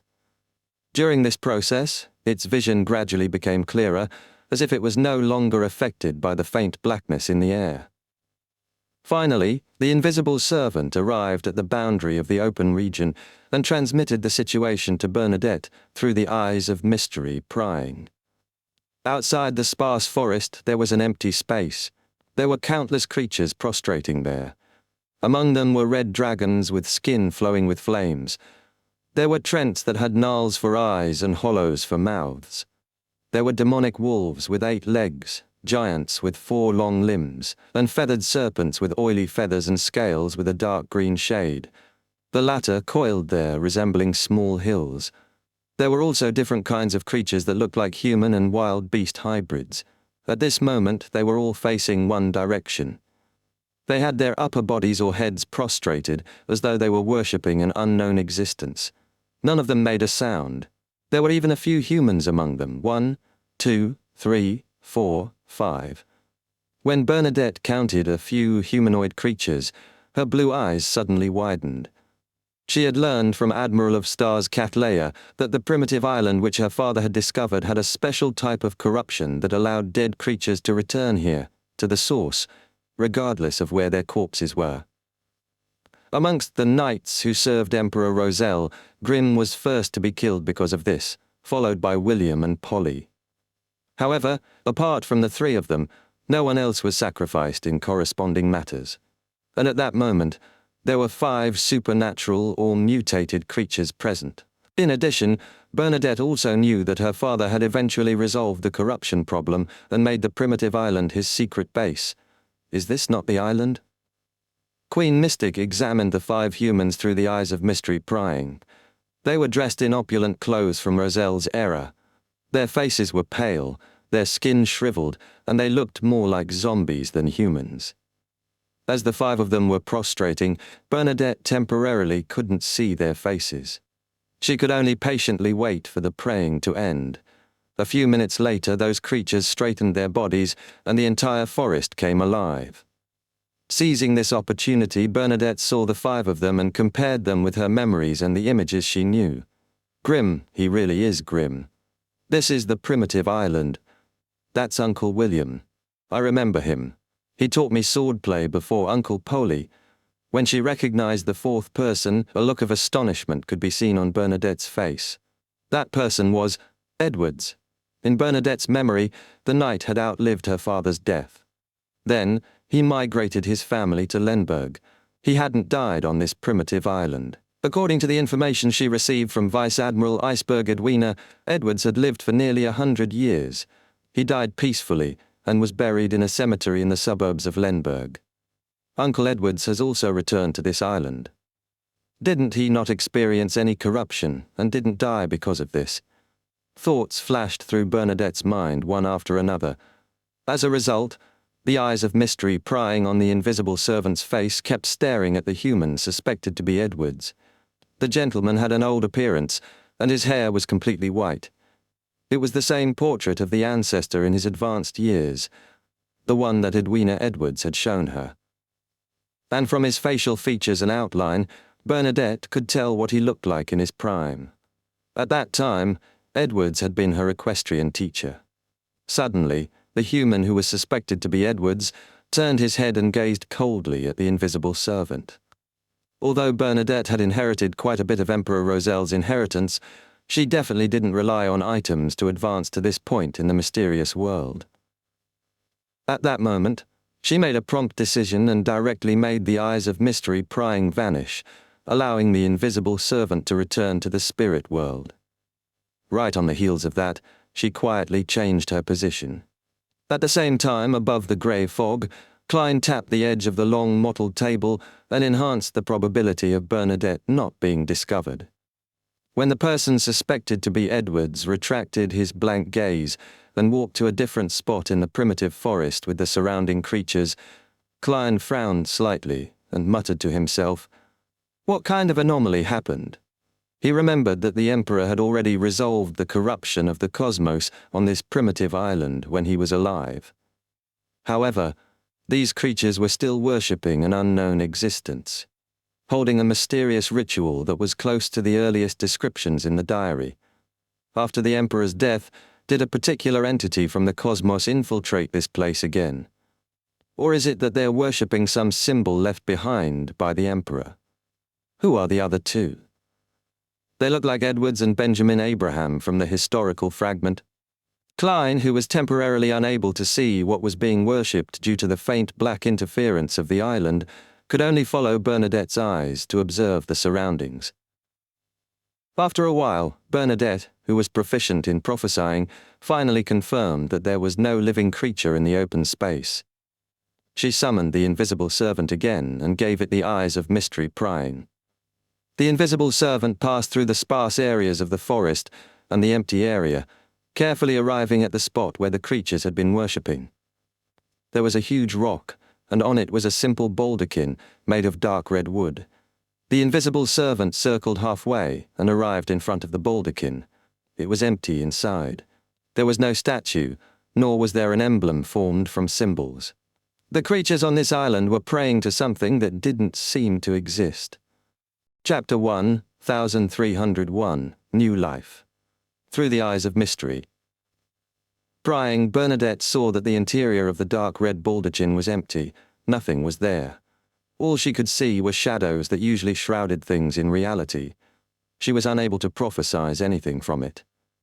Having no choice but to look away, she followed her intuition and made the invisible servant walk towards the other end of the open area, which was also part of the primitive forest filled with towering trees. As the invisible servant couldn't be too far away from her, she silently followed behind while wearing the invisibility hat. She unhurriedly passed through the area where all the creatures on the island were gathered. Here, the sky seemed to be perpetually gloomy, one permeated by a faint blackness. Time passed quickly. The invisible servant entered the forest that blotted out the sky with the tree branches, and everything before it suddenly dimmed. Right on the heels of that, the nearly transparent, cold and undetectable eyes of mystery, prying saw through the dim environment. There were pale white corpses placed in between the trees. Skulls and rotting corpses hung down from many branches. They consisted of dragons, avian creatures, and some had 8 legs, while others were strange giant trees that occupied every empty spot in the forest. At a glance, Bernadette seemed to have arrived at a cemetery. A scene naturally surfaced in her mind. It was a scene of supernatural beings giving birth to their descendants before they died, thus passing on their beyonder characteristics to them.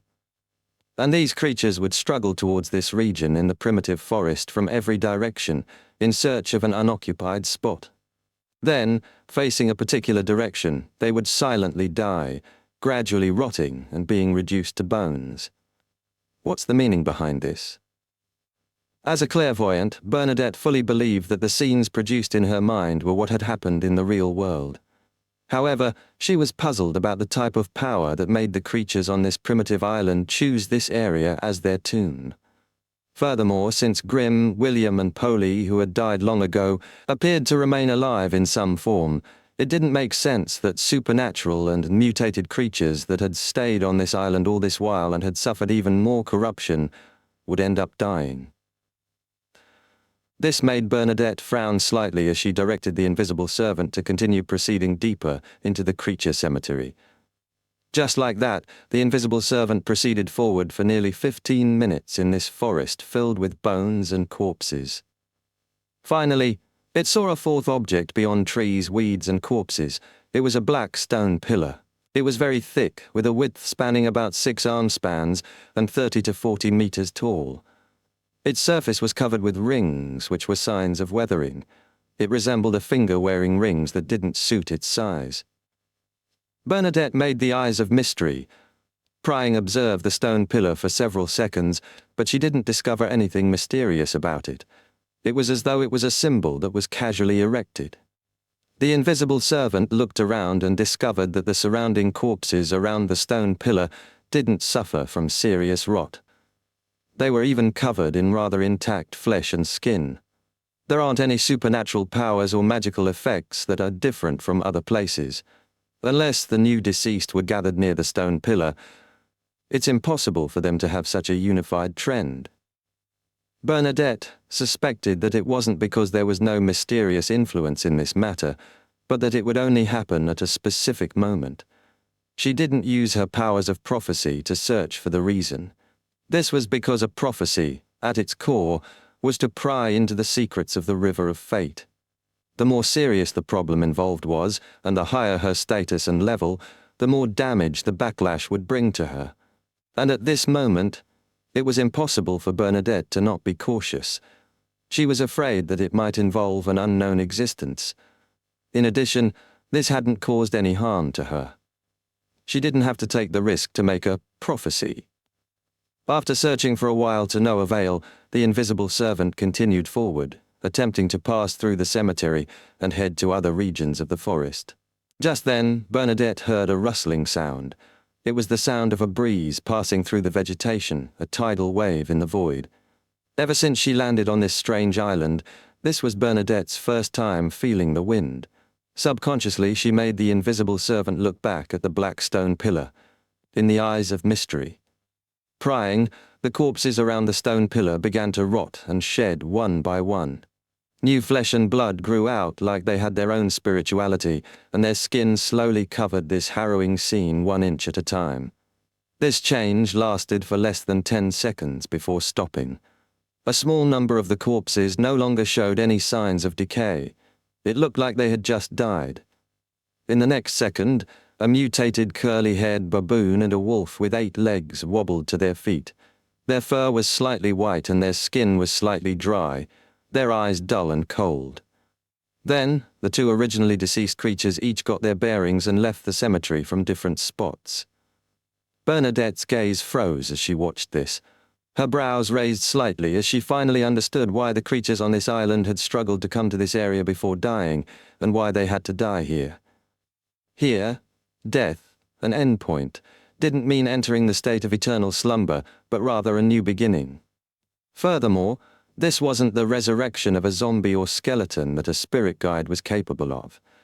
It was a new life, with a certain will and vitality, a distortion and disorder of the world's underlying rules. In addition, it seems to contain some mystery from the Black Emperor's resurrection. However, those who obtained new life aren't in a proper state. They're even closer to zombies. Such revivals are very problematic. Klein, who was above the grey fog, also saw this scene and had many guesses. Of course, this was under the premise that the Emperor had fundamentally left his last mausoleum here and exerted some form of influence here. As he thought about it, Klein rejected this idea. This was because, before the Emperor became an angel, this primitive island had a similar situation. The dead Grimm was proof. Yes, the exact details that happened back then might not be the same as what's happening now. Perhaps, compared to the past, it has already been distorted and disordered. Klein nodded gently, prepared to bless and protect Bernadette at any time. Bernadette also came up with a guess. She didn't allow the invisible servant to stay in its spot to wait for a new tide of life. This was because she had foreseen a development. After being repeatedly affected by the new tide of life, the invisible servant would oddly develop some sort of sentience and come alive. In addition, it wasn't that the invisible servant hadn't done any investigation prior to this, but it had ultimately failed to discover anything special about the Blackstone Pillar. Bernadette didn't believe that it would gain anything new by remaining here. In such a situation, it was better to establish a basic understanding of the primitive island rather than alarming an unknown existence due to a deeper study. Many a time, there were problems that eluded one in the beginning, but the answer might be nearer to the end. This was thanks to the experience that Bernadette had accumulated over all these years. The corpses on the trees and branches gradually grew fewer as the invisible servant moved forward. During this process, Bernadette discovered another phenomenon. In the new tide of life, it wasn't certain that a corpse would be revived. However, once they revived and left the empty area, the rest of the corpses would be attracted like metal to magnets in the next 5 minutes. They would stiffly move towards the center, filling up the corresponding spots like they were in line for a bestowment. The law of beyonder characteristics convergence. No, it doesn't seem like it. The deceased have already passed down their characteristics. As Bernadette's thoughts wandered, she suddenly thought of a question. It's impossible for the deceased to produce new beyonder characteristics after obtaining new life, but do they still possess their powers in their previous lives? Once I have a complete grasp of the situation on this island, I can find a resurrected being to test it out. Bernadette quickly made a decision and followed the invisible servant's route forward. She didn't use any beyonder powers other than her invisibility hat. She hoped that she wouldn't disturb the environment and miss out on any details. Therefore, she didn't walk too fast. She took about 15 minutes to leave the cemetery. The invisible servant had already entered the forest up ahead. It could hear the occasional bird chirping and beast roars. The vibrant vitality here was different from the other remaining regions. Above the grey fog, Klein sighed. Thankfully, I'm now the owner of Saphira Castle. Here, I have the status of a king of angels. I can observe reality for as long as I want to, and I don't have to worry about draining my spirituality. Yes, the only thing I need to pay attention to is my body, that's hidden in the ancient city, located in the fog of history before the first epoch. After traveling for another few minutes, the invisible servant suddenly saw something that appeared incongruous to the primitive island's environment. It was a log cabin that seemed to be a residence of a forest ranger. The log cabin was brown in color and was less than 2.5 meters tall. It looked like it was prepared for humans, but every detail was rough and crude. At that moment, the cabin's door was open, allowing Bernadette to see the situation inside through the eyes of mystery prying. A wooden table, a fur-covered bed, and a low-back chair formed a scene of a residence lived by humans. Who lives here? With a thought from Bernadette, the invisible servant rapidly approached the cabin in search for possible clues. It then realized that the interior of the cabin was ice cold. Apart from the furniture, there was nothing else. It seemed like no one had lived there for a very long time. Just as Bernadette was using the eyes of mystery prying to carefully inspect every detail in the cabin, she suddenly had a premonition. She hurriedly made the invisible servant turn around. At some point in time, a person had appeared behind the invisible servant. He was wearing luxurious clothes from the Roselle era. His hair was completely white, and he looked old. He had a pair of light blue eyes that were extremely cold and blank. Edwards. This was the knight who had outlived the Emperor, Vice Admiral Iceberg Edwina's ancestor. Edwards stared at the invisible servant for a few seconds. Suddenly, he opened his mouth and said in a low voice, "Our Highness." Chapter 1302, The Scene in the Prophecy. Bernadette fell silent for 2 seconds before replying through the invisible servant, "Uncle Edwards, why are you here?" She used the way she addressed him when she was young to reduce the chances of an accident. Her voice reverberated in the surrounding air with the invisible servant as a conduit. It was dry, dull, and completely different from normal. Edwards's face was pale. It was as if he had just crawled out of the grave without any warmth. "I don't know either. When I woke up, I discovered that I had returned to this island. This might be my destiny, a destiny of guarding His Majesty." He paused with every word he said, but he didn't give the impression that he was out of breath. It seemed like he hadn't spoken for a long time, so much so that his throat was rusty. He wasn't used to speaking. Without waiting for Bernadette's further inquiries, the knight, who was famous across the continent more than 100 years ago, added with a flat tone, "His Majesty's mausoleum is nearby. I've been guarding this place, waiting for him to revive. But after so many years, the mausoleum has never changed. There haven't been any signs of a resurrection." Bernadette made the invisible servant look around and said, "This log cabin is where you live?" Edwards's exposed skin was slightly shriveled.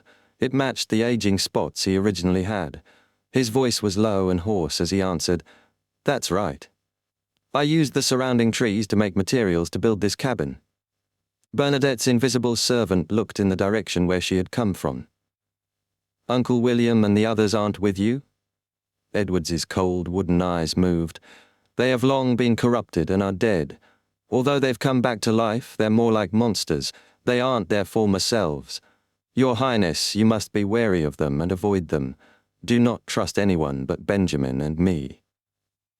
Bernadette fell silent for a while before asking through the invisible servant, "Where's my father's mausoleum? I want to take a look."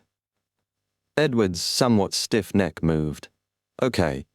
He then took a step towards the cabin and took out a rusted black axe. "I'll take you there," Edward said as he looked at the invisible servant that normally couldn't be seen. During this process, his expression was stiff and almost unchanged. "All right." Along the periphery of the forest, Bernadette responded using the invisible servant to make her hoarse voice echo in the surroundings. Edwards was almost 1.9 meters tall, and he looked rather thin. He carried his axe and walked behind the log cabin before saying in a flat tone, "It's very close. Be careful along the way." Bernadette immediately controlled the invisible servant and made it follow the luxuriously dressed Edwards. Walking through the forest one after another, Bernadette suddenly made the invisible servant ask, "Uncle Edwards, what were you worshipping in the empty space from before?" Edwards didn't turn his head as he maintained the same pace. "His Majesty." At least 2 kilometers behind him and the invisible servant, Bernadette immediately pricked up her brows. She took nearly 3 seconds to control her emotions. Through the invisible servant, she continued asking without any emotion, "Uncle William and the others are worshipping him?" Edwards paused, but he kept his back towards the invisible servant and the eyes of mystery prying. "No." He slowed down as though he was thinking of an answer. "I don't know what they worship." Bernadette's eyes narrowed slightly as though she could see some changes in the river of fate. She didn't ask any more questions as she made the invisible servant silently follow Edwards. Amidst the dark green towering trees and the black sharp shrubs, they headed for the island's mountain peak. In just 4 or 5 minutes, the trees up ahead disappeared. This wasn't a process that went from dense to sparse until there was nothing. Instead, the towering trees suddenly disappeared after an imaginary boundary line. Beyond the invisible line was a mountain that was hundreds of meters tall. It was covered by dark green trees that were almost black in color. From afar, it was almost as if it was one with the forest, virtually inseparable. However, the side of the mountain facing Edward and Bernadette was mostly without vegetation. Half of the mountain had been excavated. In the middle of the mountain, a pitch-black mausoleum stood there with a majestic appearance. Most of it was part of the mountain range. A small portion of it had signs of man-made constructions and polishing. It truly expounded on what it meant to be a mountain mausoleum. Thus, the mausoleum didn't look like the common pyramid. Instead, it looked more like a towering mountain. It wasn't exactly symmetrical, but it was definitely majestic. Perhaps the mausoleum itself had influenced its surroundings, or perhaps Edwards had cleaned the area. Its surface was void of weeds, nor was it covered with vines commonly seen in other mountains. This allowed Bernadette to see the various texts and symbols engraved on the mausoleum through the eyes of mystery prying. She saw the heavy 30-meter-tall stone door that seemed to be prepared for giants. Bernadette wasn't unfamiliar with those words and symbols. She didn't take much time to recognize them as either the civil code that was created by her father, the new social trends that he had established, or even some design drafts of some invention. Just as Bernadette was carefully examining it, Klein, who was above the grey fog, was completely certain that this was the last mausoleum left behind by Emperor Roselle. This was similar to the mausoleum he had seen in the Tudor ruins. It had the majesticness and distortion traits of the Black Emperor. After walking out of the primitive forest and passing through the invisible boundary, they arrived near the mausoleum. Edward stopped. He half-turned his body and aimed his pale face and cold eyes at the invisible servant. He said without any change in his voice, "Don't go in. It will interrupt the resurrection." Bernadette frowned slightly and thought for 2 seconds before using the eyes of mystery prying to lock onto the mausoleum. Then, her blue eyes that resembled the sea became extremely deep, like the surface of the sea before a storm. Under such circumstances, her eyes clearly lost focus as her vision turned blurry. She was prying into the secrets of the river of fate and making a prophecy for what would happen next. Klein tapped the long mottled table and increased the probability of her success. He then prepared himself to resist the corruption of the cosmos. Of course, the latter wasn't necessary, because Bernadette had a Grade 0 sealed artifact that she could control. Bernadette raised her right hand the next second. Her skin instantly turned as white as snow, her lips turned as red as blood, and her hair was as black as ebony. An illusory ancient mirror appeared in her hands. This was Snow White of her fairy tale magic. Bernadette had used it to enhance the success rate and accuracy of her prophecy. Silently, she saw a scene. The majestic and solemn dark mausoleum visibly shook as the tall, heavy stone door opened. Then a huge black arm stretched out from the stone door. The style of this arm was close to that of the trees on the island. From its color and state, it looked more like a part of a shadow.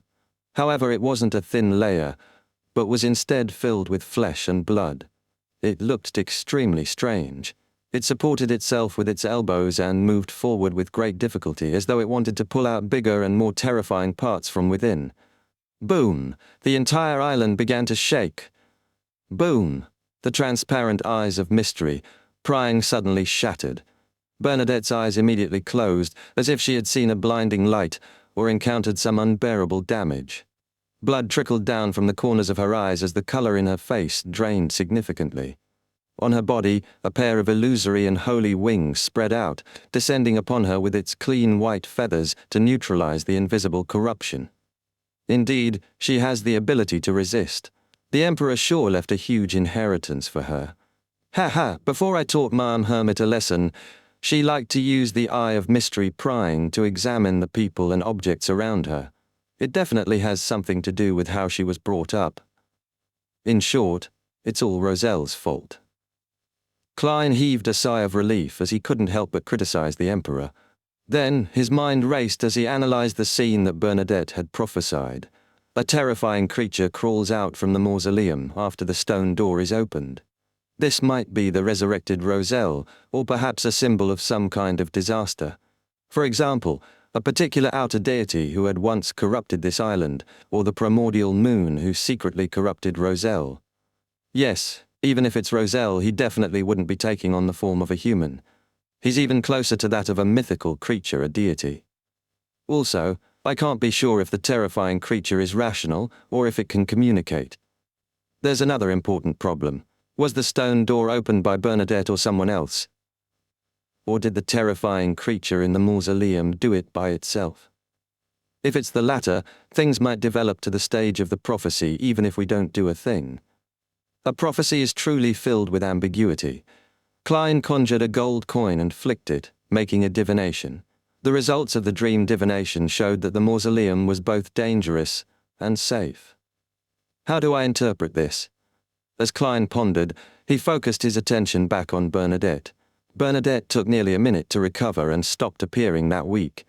However, she was temporarily unable to interpret the direction of the prophecy from the scene she saw. She could only confirm that the problem was definitely very complicated. Due to the eyes of mystery prying shattering, there was no way for her to use it to see the various secrets. All she could do was use the invisible servant's perception to observe the situation around her. She realized that Edwards remained silent and motionless when she was unable to control the invisible servant, as though he hadn't noticed anything abnormal.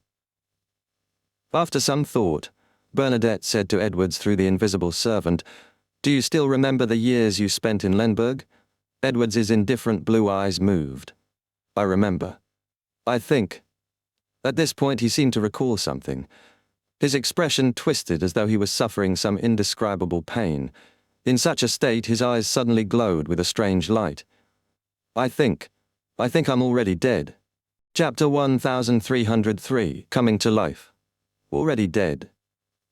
Edwards turned his head and looked at Bernadette's invisible servant with his light blue eyes. His gaze was no longer cold and blank. It emitted a strange glint that was filled with disbelief. It was only at this moment that he seemed to realize that he had long died and had come back to life. He was no different from William, Polly and Grimm, who he claimed were individuals who they needed to keep up one's guard against.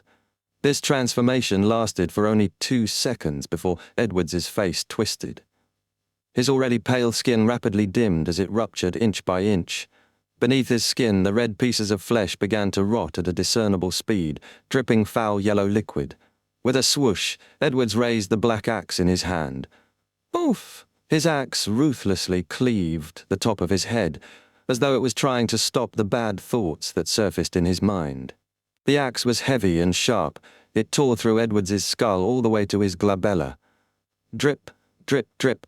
Drops of milky white cerebrospinal fluid dripped down from the axe's blade, sliding across Edwards's grimaced and torn face, as though he had poured some milk onto a bright red strawberry. Don't come near me," Edwards said in a low and hoarse voice to Bernadette's invisible servant after striking himself in the head. Before he could finish his sentence, his expression returned to its blank state.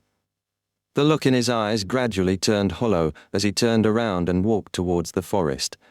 That thin and shriveled body of his stooped a little, as though his back was hunched.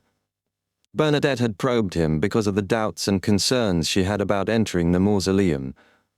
All she could do was indirectly determine the problem with Edward's existence and see if she could obtain more clues from his answer. She never expected this knight from Roselle's era, who had been famous across the northern continent, would react in such an intense and strange manner. After 2 seconds of silence, Bernadette made the invisible servant say to Edwards's back, "Your descendants are doing pretty well. All of them are accomplished in a certain sense." Edwards, whose back was facing the mausoleum, stopped for a moment. Then he continued forward, passing the invisible boundary and entering the forest. His target seemed to be in the direction of the cemetery with the stone pillar, the place where the deceased could obtain new life. At the same time, Bernadette looked up into the sky. The faint black colors that permeated the area had clearly faded, but there was an indescribable feeling. The entire primitive island underwent a subtle change that couldn't accurately be described. Suddenly, Bernadette, who was hiding at the edge of the invisible boundary, rubbed her back. She felt that it was heavy, as though there was something there. When her left palm touched her target, Bernadette realized that there was an extra strand of hair.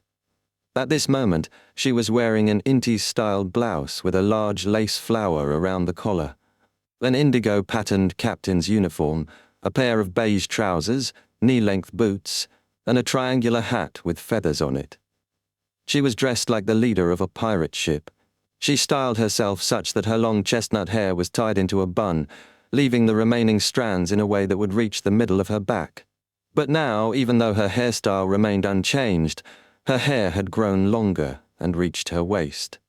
Then, Bernadette lowered her head and looked at her right palm. She saw the fingernails of her 5 fingers extending. Queen Mystic didn't show any signs of surprise or panic. She followed the instincts of a clairvoyant, and from all the experience she had accumulated over time. She took a few steps forward, and through an invisible boundary, she completely left the primitive forest and entered the empty area where the Black Emperor's mausoleum was. During this process, Bernadette even made the invisible servant return to the spirit world. 3 or 4 seconds later, she felt the earth shake. The mausoleum began to tremble visibly. Subconsciously, Bernadette turned to look at the primitive forest. Her gaze froze for a moment. The dark green trees were waving their branches and uprooting their roots. Then, like humans, they approached Bernadette. The entire primitive forest had come to life. Looking at the dense cluster of trees that seemed to blot out the sky surging at her, Bernadette had the feeling that doomsday was approaching. She felt as if the entire area would be blanketed by the forest. A gigantic red dragon with flames flowing across its skin rapidly flew into the sky. An 8-legged demonic wolf began to run madly between the trees. All the supernatural beings and mutated creatures on this island stirred as they rushed towards the mausoleum. Although she was a clairvoyant, Bernadette still didn't expect that her simple, indirect question would bring about such an anomaly. It was as though it was a key that had opened the door to the abyss. Above the grey fog, Klein saw a lot more. Together with his knowledge of mysticism, he had a certain guess. The situation of Edwards is different from William Grimm and Poley. It's like a loophole of the order on this primitive island, or rather, a shadow. When he realized that he was already dead, this loophole was discovered by the Order, and it began to conduct repairs. And the repairs brought with it an enhancement of the Order, causing the entire island to experience an anomaly. I can sense that the Black Emperor's powers are present here to a certain degree. It affected Edwards, causing him to maintain a portion of his will after obtaining new life. And where did the original order of this primitive island come from? There. As Klein's thoughts raced, he suddenly sensed that Bernadette was suffering certain anomalies. Thump, thump, thump. Bernadette could vaguely hear her own heartbeat. This heartbeat was rather chaotic, as though it was a combination of 2 sounds. 2. Bernadette's heart stirred as she calmly directed her attention back to herself. In the next second, she confirmed that there were 2 sources of her heartbeat. One came from her heart, the other from her abdomen. There seemed to be an additional heart in her abdomen, one that was rapidly expanding and contracting. Furthermore, this heart was developing bit by bit. Without needing to use her mystery-prying powers to look at her abdomen, Bernadette immediately sensed that there was a fetus in her womb. It had grown from the size of a grape to the size of a normal human palm. If it was left to grow, it didn't seem like it would take long before it matured. It would then tear open her mother's womb and drill out while covered in blood. Unknowingly, Bernadette had become pregnant. Her spiritual perception and the sealed artifact on her body had failed to detect it in advance or attempt to stop it. It was as though she was powerless to deal with such an influence. Earth Mother, Primordial Moon, Mother Tree of Desire. 3 divine names flashed through Bernadette's mind. According to what she knew, there weren't many mysteries that could cause such an anomaly.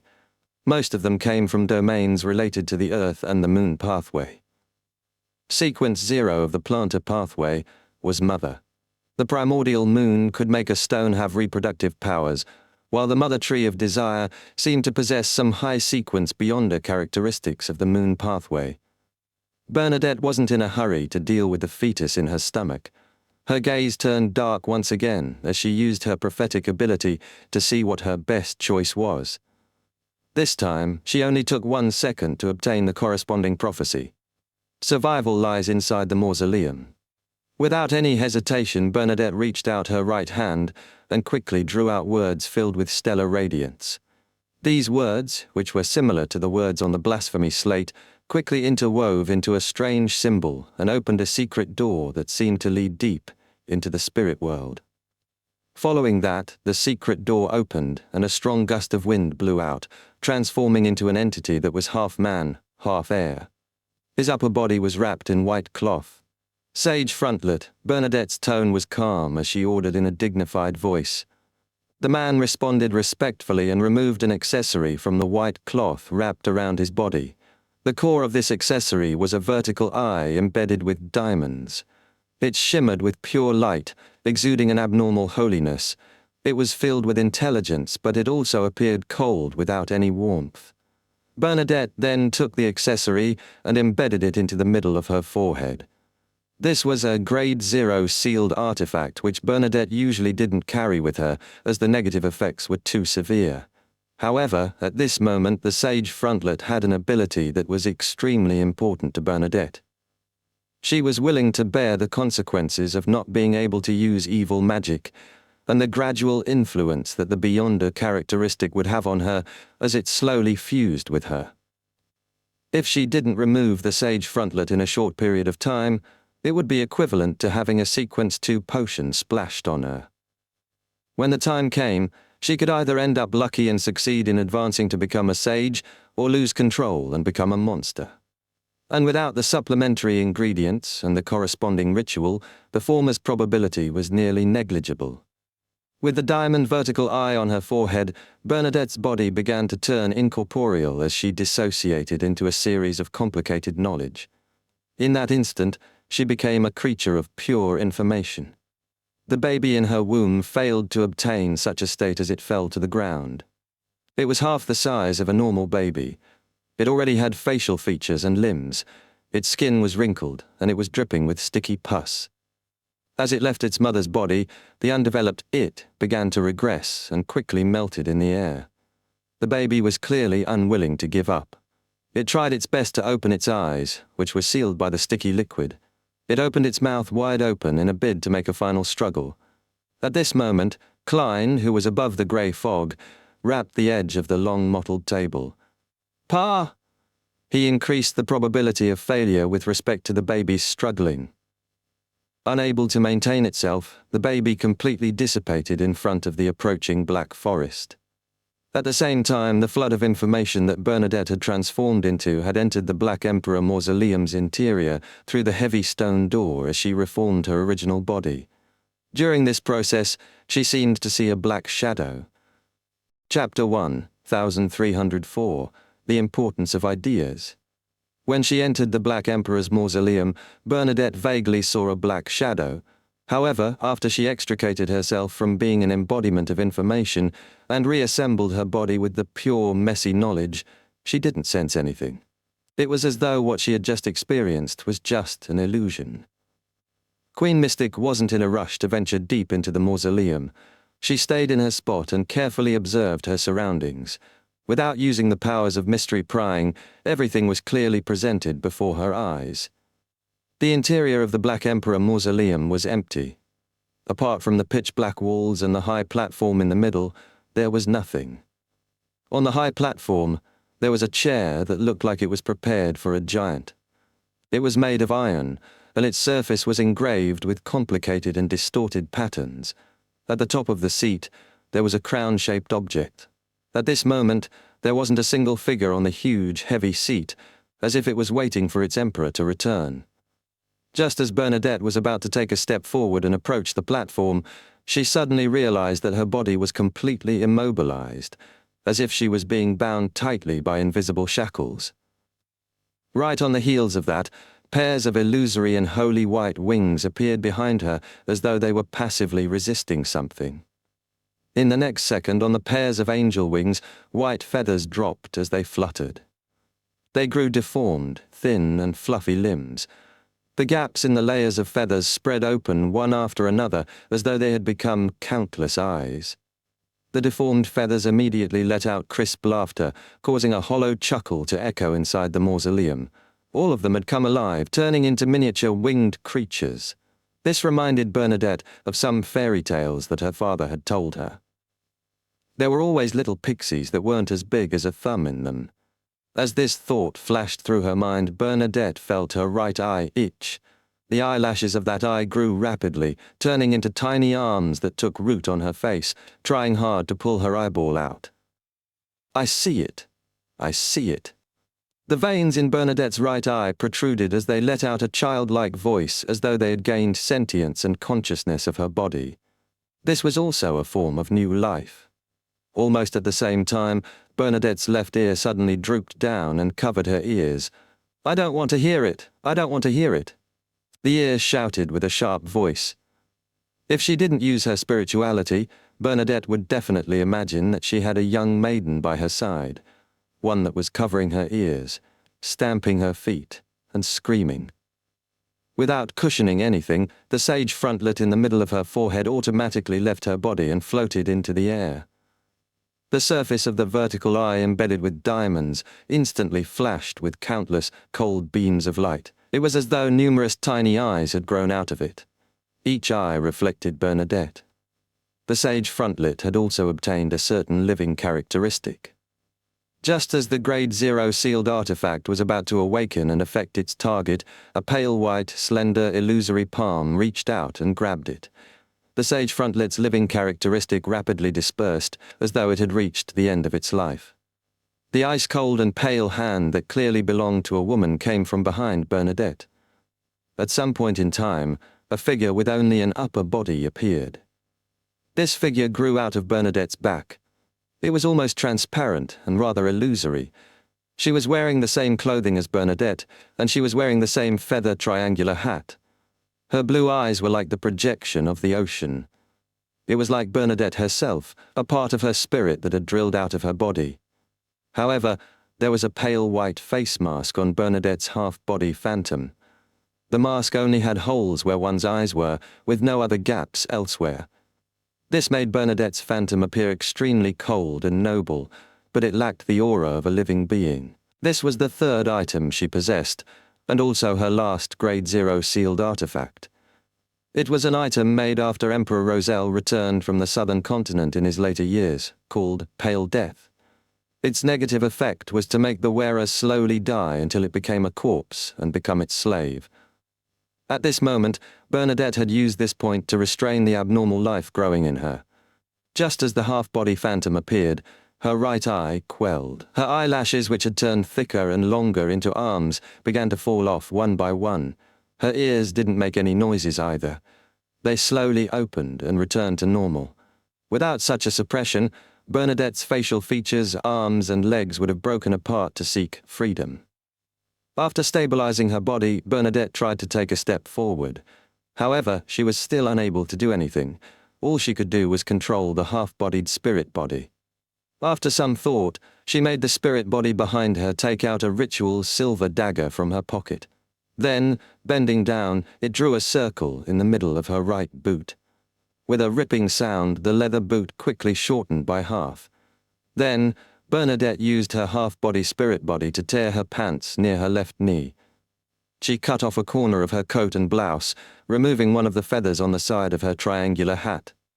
This attempt didn't seem to have anything to do with supernatural beings. It was just like a willful and rebellious girl who wanted to dress up in a different way from the normal sense of aesthetics. However, as Bernadette completed this series of actions, she carefully took a step forward. Her body could actually move, as she no longer felt restrained. The invisible suppression effect vanished instantly. The Black Emperor Mausoleum seemed to accept Bernadette in this form. Who would have thought that something an ordinary person could do was able to deal with such abnormalities? Furthermore, Bernadette suspected that the more she used her beyonder powers to resist whatever she was facing, the deeper the effects. This was because she had the feeling that she was facing an invisible deity. Only by pleasing the other party's sense of aesthetics could she be pardoned. Otherwise, she could only rely on the authority of a sequence 0 to circle around it. In addition, the lucky thing was that Bernadette wasn't once a knowledgeable mysticologist, but she also had a deep understanding of the Black Emperor pathway. She knew what the authorities this domain consisted of. She knew that it represented the shadow of order, a distortion of order. That was why Bernadette twisted the normal order around her using her dressing, thus obtaining the recognition and acceptance of the invisible deity. Yes, in the matter regarding mysticism, knowledge and ideas are more useful than abilities at times. In that situation just now, any resistance would have been viewed as a provocation towards the internal order of the mausoleum, triggering unpredictable and terrifying changes. Once one figures out the crux of the problem, the negative effects will be easily resolved. Klein nodded above the grey fog and learned quite a lot from Queen Mystic. Although he was already a sequence higher than her, to the point of being a king of angels inside Sephira Castle, and having experienced quite a number of major events, his growth had been too fast. He was still lacking when it came to the details in problems. Now was the perfect time to make up for the deficiency through observation. After taking a step, Bernadette began to follow her spiritual intuition and walk toward the huge, empty chair on the platform. 1 step, 2 steps. Suddenly, a breeze blew past her neck. This cold wind made Bernadette's body turn numb. At that moment, she felt a black shadow appear behind her. Silently, her long chestnut-colored hair parted, revealing a pair of eyes on her scalp. It was a pair of eyes without any eyelashes. They were almost transparent, cold, and heartless. Eyes of mystery prying! The pair of eyes turned slightly and saw that the shadow-like curtain in the mysterious world showed clear signs of distortion. However, it didn't notice the shadow, nor did it find the source of the cold wind. Just as Bernadette attempted to close the eyes of mystery prior and lower the possibility of an accident, the cold and sinister breeze suddenly appeared in her mind. Her thoughts became active as she became increasingly out of control. She was unable to direct her thoughts in the required manner. This seemed to be a trend that couldn't be changed, one that led to chaos. Without any hesitation, Bernadette grabbed the few seconds of thought she was capable of. She let the half-body spirit on her back remove the pale white mask. Then, she put pale death on her face, while the half-body spirit retracted into her body and fused with her. From this second onwards, Bernadette's thoughts would gradually die along with her body. However, her thoughts could not help but stir and turn chaotic. Both of these conflicting conditions offset one another, forming a weak and delicate balance that helped Bernadette regain her ability to think. To Bernadette, compared to the beyonder effects of pale death itself, its negative effects were even more effective at this moment. Maintaining the balance, Bernadette took a few steps forward. During this process, she always felt that there were shadows hovering around her, but she couldn't find them, no matter how hard she tried. After thinking for a few seconds, Bernadette's blue eyes darkened once again, losing focus. She tried prophesying the consequences of her choice. Soon a corresponding scene appeared before her eyes. After putting on the sage frontlet again, she once again transformed into pure and complicated information streams, using it to circumvent the obstruction and head to the high platform in the middle. However, just as she approached, the flood of information suddenly disintegrated. It lost its order and formed several Bernadettes built on different tenets. There was a young girl in a layered dress, a tall young girl, a melancholic and confused girl, a woman with a twisted and pained expression, and a calm and determined queen. The prophetic vision instantly disappeared, and Bernadette's eyes instantly regained focus. At this moment she saw the black shadow. It was standing right in front of her, no more than a fist away from her. That face formed from pure shadow completely occupied her vision. Chapter 1305, That Black Shadow.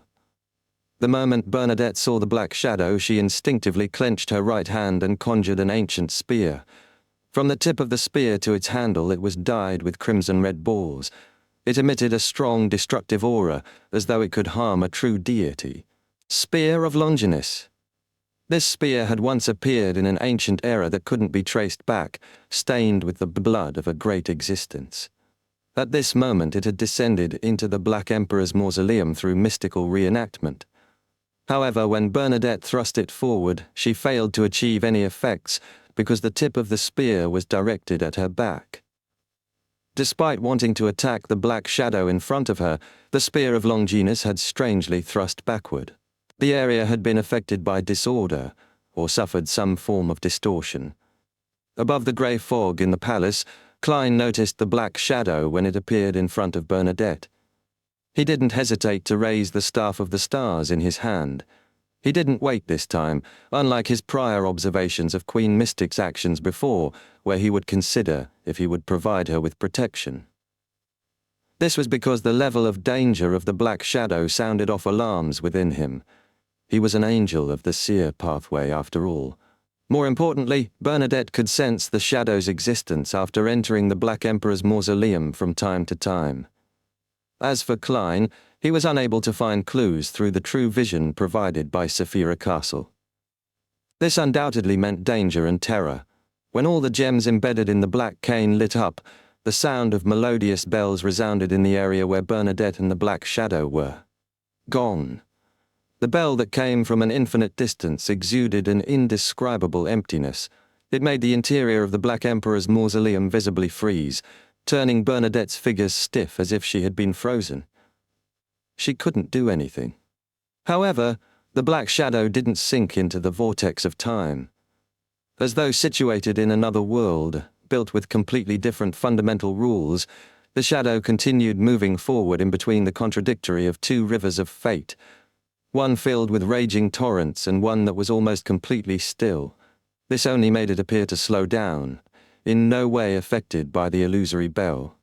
This was the first time Klein had encountered such a situation after he gained the ability to replicate powers. Although the beyonder effects he had replicated with the Staff of the Stars were lacking compared to the original version, it would still be able to show a certain level of authority that wasn't easy to ignore regardless. However, the Black Shadow's slow movements gave him a second chance to try again. This time, he activated the Staff of the Stars' powers and moved Queen Mystic out of the Black Emperor's mausoleum. He wanted her to first conclude what she experienced before considering entering again. Gems flashed on the tip of the staff, and Bernadette, who was almost about to make contact with the Black Shadow, disappeared into thin air. In the next second, she appeared tens of meters away, appearing near the high platform in the mausoleum. The Staff of the Stars' teleportation was disrupted. The destination had been distorted, turning everything extremely chaotic. The experienced Bernadette didn't feel any fear or panic because she was stuck inside the Black Emperor mausoleum. She decisively raised her left hand and pressed the sage frontlet in the middle of her forehead as she used her fingers to stroke the pale death mask. The shimmering golden mask suddenly became soft and rapidly squirmed, as if it was about to form a face that didn't belong to Bernadette. The face had soft features and obvious characteristics of a southern continent native, but it exuded a bizarre and terrifying feeling. Anyone who witnessed it would believe that it would come alive once the face became clear enough, an entity that came from ancient times, the eternal darkness where the dead slumbered. By then, Bernadette's body, spirituality, and consciousness would all belong to this face. With the protrusion of this face, the stone walls and floor tiles in the Black Emperor mausoleum began to weather. It happened so fast that thousands of years appeared to be washed away in a short span of 2 seconds. They quickly became mottled, constantly dropping fragments or throwing up dust due to the wind. In between the cracks, thin white fur grew out. In just the blink of an eye, the fur grew into white feathers, and their surface seemed to be soaked in light yellow oil. The aura of the black figure gradually weakened, as though it was running towards death with huge strides. Its color faded away, its movements growing slower. Within the area where the pale white mask was, even the concept of death itself would weather away and dissipate. However, what was labeled as death wasn't the endpoint. When the stone wall and the floor tiles in the mausoleum were weathered to a certain extent, and when the black figure degraded to a certain stage, new stone blocks began to take form as ethereal auras quickly grew. During this process, the black figure stretched out his right hand. This palm that was formed from shadows suddenly grabbed Bernadette's neck from dozens of meters away. This wasn't fulfilled by extending the arm, but distorting the concept of distance for an instant. 45 meters became equivalent to 45 centimeters. The dark palm didn't exert too much strength, but it made Bernadette feel cold. Under such coldness, she realized that she couldn't use the 2 Grade 0 sealed artifacts of the Sage Frontlet and Pale Death. Typically, as long as she injected her spirituality into it and gave the corresponding thoughts, the sealed artifacts on her would react in the correct manner, creating different effects. But now, the silent process and rules had been disrupted and distorted. No amount of thoughts that Bernadette willed were able to stir the sealed artifacts. It felt like she was speaking to the air. Klein, who was above the grey fog, didn't waste any time after failing to teleport Queen Mystic away. A series of complicated symbols and magic labels quickly formed in his mind. He wanted to replicate a secret sorcerer's space concealment. He planned on separating Bernadette's location from the Black Emperor's mausoleum and concealing it to help Queen Mystic escape her current predicament. In fact, it might be more appropriate replicating the fairy tale magic, Peace Blossom source. But considering how Bernadette was formerly a mysticologist, Klein felt that it was better to use space concealment. Otherwise, it might expose some of the fool's secrets. As for where he had learned space concealment from, it naturally came from the recently advanced Fours. Previously, in the name of the World Gehrman Sparrow, Klein had rented Lemano's travels. He had also requested Miss Magician to record the corresponding powers. Then he released and recorded it while summoning the complete Lemano's travels from the fog of history again and again. It didn't take long for him to grasp the knowledge and technique, allowing him to replicate spatial concealment. As more gems lit up on the staff of the stars, the area around Bernadette darkened, as though it was covered by a curtain weaved by shadows. The curtain distorted as it concealed the space, isolating the black shadow and its palm outside. This helped Bernadette regain her freedom. In the next second, the black palm that had been forcefully separated reached forward again and touched the boundary of the concealed space. In an instant, a transparent vortex-like door appeared in the abnormal void. Or rather, the secret door that originally existed appeared autonomously and opened up in front of the black palm. All concealed space had a door, but the location of the door depended on the creator's thoughts. The palm formed by the shadows rapidly passed through the open door and entered the concealed space. It grabbed Bernadette's neck and once again disrupted the connection between Queen Mystic and her sealed artifact, distorting the corresponding order. At the same time, the black figure raised its head and looked at the top of the mausoleum. It seemed to be studying Saphira Castle and Klein through layers of space and fog. Klein's eyelids twitched instinctively. He sensed that the shadow had a certain understanding of where he was and felt that it was distorting something. Klein's expression unknowingly turned abnormally heavy. The different gems on the staff of the stars lit up at the same time. He wanted to attempt to steal the corresponding Beyonder powers of the other party. Only by doing so would he have the chance to restrict the black shadow. And in order to increase the success rate of stealing his target's powers, Klein turned his left palm and tapped the edge of the long mottled table. However, his theft failed. He didn't even get anything. His target had long since escaped the lock-on, despite just standing there. Klein's gaze froze. Then he saw the black figure flash and enter the concealed space, closing the distance between it and Bernadette. It distorted my true vision, causing the situation I saw to be from 1 or even 2 seconds ago. A thought flashed through Klein's mind as he made a preliminary judgment on the previous failure. He then decided to summon Will Orseptin's historical projection to get him to reboot the area. At that moment Bernadette, who was unable to use her sealed artifact, grew white, illusory swan feathers on her back. This was her fairy tale magic's ugly duckling. It could make Bernadette reveal an incomplete mythical creature form while maintaining her clarity of mind. Could use it twice a day, with each use lasting 15 seconds. At this moment her thoughts went wild again. They started to boil and become more chaotic. This caused her ugly duckling magic to be cut off before it could even show its effects. Almost at the same time, she saw the black shadow stick to her body. It was sticky like a viscous corrosive liquid that seeped into her body. Bernadette's eyes darkened as she suddenly sensed something. She grabbed the final moment of lucidity and opened her mouth slightly, speaking in a fluent Chinese accent. Home. The black shadow's infiltration paused for a moment. Its upper body slowly rose as it looked at Bernadette. Chapter 1306, Seal. The black figure froze as it released its grip on Bernadette's neck. It was as though it was staring at Queen Mystic with its non-existent eyes. A dry, hoarse voice echoed in the concealed space. Home. This voice was filled with hesitation and confusion as though it was seeking confirmation. It was as if it had come from another world. The corrosion that Bernadette encountered vanished. Her connection with the sealed artifact was instantly restored. Pale death once again ate at her vitality little by little. This helped her resist the chaos in her thoughts, maintaining her basic clarity and rationality. Just as she was about to say something, the black figure suddenly stretched out its palm. But this time, it didn't strangle Bernadette's neck, but instead, it pushed her hard. Following this push was the collapse of the concealed space. It was a voice filled with pain as though it was resisting something. Leave. As the voice echoed, the black figure vanished. In an instant, it appeared on the huge, black, high-backed chair in the middle of the platform. 2 cracks appeared on its face, as though 2 asymmetrical eyes had grown out.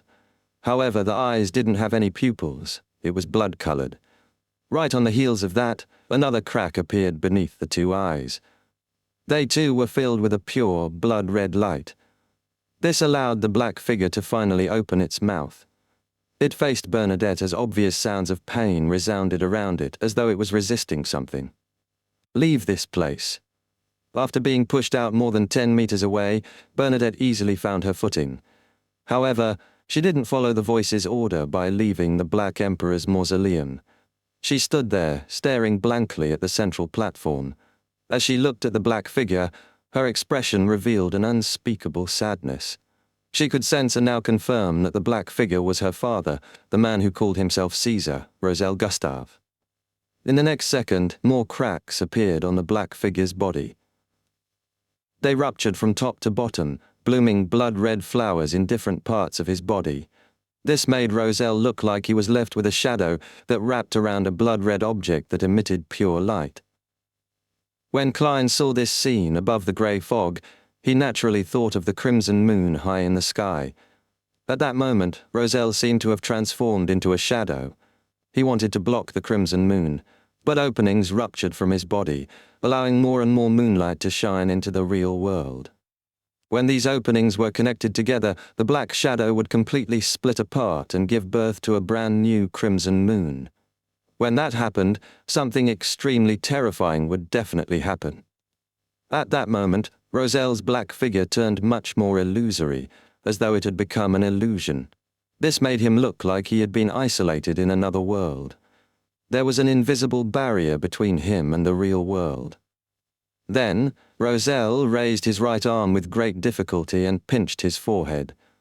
The frequency at which blood-red cracks appeared on his body instantly decreased to a nadir. However, the eyes that had already appeared blinked repeatedly. However, this didn't bring any negative effects on the surroundings. It was as though it was just a simple change of order.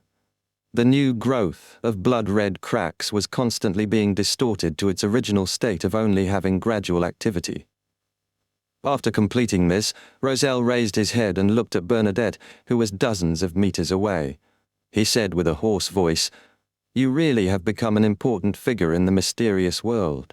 You managed to come here alone. Come over, let me see how my little princess has grown." Bernadette's eyes reddened as she took a step forward. Roselle laughed again. Back when I made sketchbooks, textbooks, and invented all kinds of small games for you, you were just a tiny midget. Now, you're able to save your poor old father. I remember that you liked the clothes I designed for you when you were young. Unfortunately, you can't wear layered dresses after you're an adult." The Emperor rambled on, as if he had arrived in his twilight years and was someone who enjoyed reminiscing about the beautiful past. Bernadette walked faster and faster. Above the grey fog, Klein frowned indiscernibly. Suddenly, Emperor Roselle lowered his head and said with great force, "Stop." His voice carried an indescribable pain. Bernadette was stunned for a moment before she slowed down and stopped. She looked at the dark figure, and her eyes gradually revealed an indescribable sadness. Roselle raised his head again and coughed lightly. "Didn't you really want to ask why the Black Emperor's mausoleum has to be engraved with the order one implemented and the style that one ushered? In fact, this wasn't necessary. I just wanted to let anyone who sees it remember my greatness." Before he could finish his sentence, the Emperor gripped the armrest by his side tightly. He suppressed his voice and said in extreme pain, "Don't come near me. I've been corrupted." The sadness in Bernadette's eyes deepened. Her guess had finally been confirmed. At that moment, the red cracks on Roselle's face began to turn chaotic. They closed and opened randomly with no signs of having a unified will. The Emperor took the opportunity and straightened his body. He looked at Bernadette and shouted with great difficulty, "Seal me! Seal!" Queen Mystic Bernadette repeated the word silently. Her blue eyes quickly turned moist as a faint mist enveloped them. Even though she had lived for many years and was no longer the little girl she had been in the past, she was still unable to contain her emotions. However, she didn't ask for the reason, nor did she hesitate. With just a slight struggle, she firmly raised her right hand and pressed it on the pale white metal mask. She calmly made a decision, just like how she had faced all the major events that happened on the element Dawn over the years. On the surface of pale death, the metal instantly turned soft as it reformed into a new face with two black eyes. In the deep black parts of the eye, white lines appeared, forming an extremely complicated and mysterious three-dimensional symbol. It was like a long feathered bird or a coiled feathered serpent. The symbol absorbed the surrounding light and quickly turned corporeal. Then, it separated from Bernadette's eyes and extended its body before flying towards Roselle Gustave on the iron-black chair. Along the way, the strange symbol caused the surroundings to become increasingly dim. The floor tiles and stone walls suffered another round of weathering as if the deity in charge of death had passed the final judgment. The falling rubble and flying dust followed the corporeal symbol and came to Roselle's side. Then, they coiled around him, enveloping the illusory black figure that seemed to exist in another world. During this process, Roselle failed to control himself several times. He attempted to leave the iron-black chair, but he ended sitting back down. He didn't resist the seal that Bernadette had exerted on him. As the symbol fused with his figure, he immediately had a connection with pale death. He saw the illusory deity that lorded over the countless undead and the swollen body of a water ghosts loitering in a dark river. Roselle's aura immediately vanished as the cracked red openings closed one after another. What awaited the Emperor was a quiet and peaceful sleep. As for the symbol, it was sealed within Roselle's body, constantly influencing him until pale death stopped responding. In the blink of an eye, several blood-red cracks appeared on Roselle's body again. After his aura declined to a nadir, it gradually began to glow as he fought back against the corporeal symbol. Klein, who was above the grey fog, sighed when he saw this. He clenched his fist and pressed it against his mouth. The curtain he draped around himself suddenly rose up, and the entire Saphira castle boiled over in an obvious manner. Silently, the aura of new life that Roselle had just obtained began to dissipate. After vanishing to a certain point, it gained new life once again. Then it was affected by the pale death and continued to fade away. Using the power of the Attendant of Mysteries beyond a characteristic and Saphira Castle, Klein directly grafted new life and death and skipped the process in between. The corruption that Roselle suffered was no longer able to recover to the extent needed to break through the pale seal. Following that, Klein extended his right hand and used the power of Saphira Castle to draw out the mysterious symbol behind the fool's high-backed chair, the mysterious symbol made up of the pupil-less eye and the contorted lines. The symbol absorbed the aura of Saphira Castle and quickly turned corporeal. With a wave of Klein's wrist, it entered the prayer light representing Bernadette and landed on Rozelle's black figure, fusing into his body. Every time the grafting vanished, this symbol that was directly related to the Fool and Saphira Castle would draw upon new powers and complete the grafting process once more. As he constantly passed away and gained new life, Rozelle's face, which seemed to be a pure shadow, obtained facial features.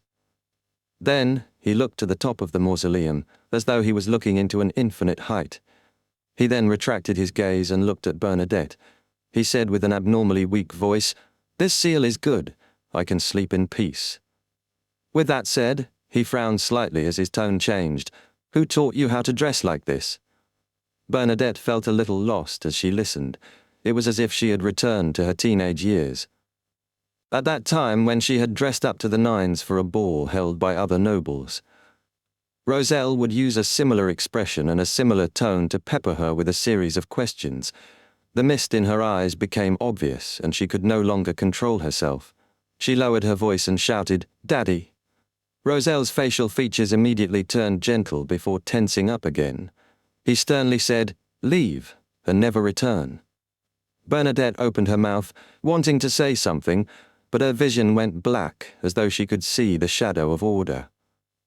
In the next second, she found herself back at the edge of the primitive island.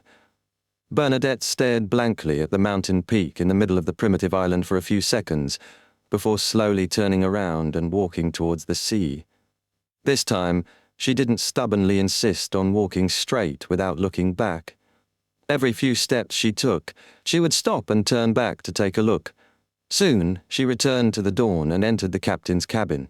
She opened the room that was specially used to hold her collection. At a glance, Bernadette saw books, stacks of textbooks, clothes and skirts. She saw the chess game that few people in the world knew, and the neat pile of wooden block toys.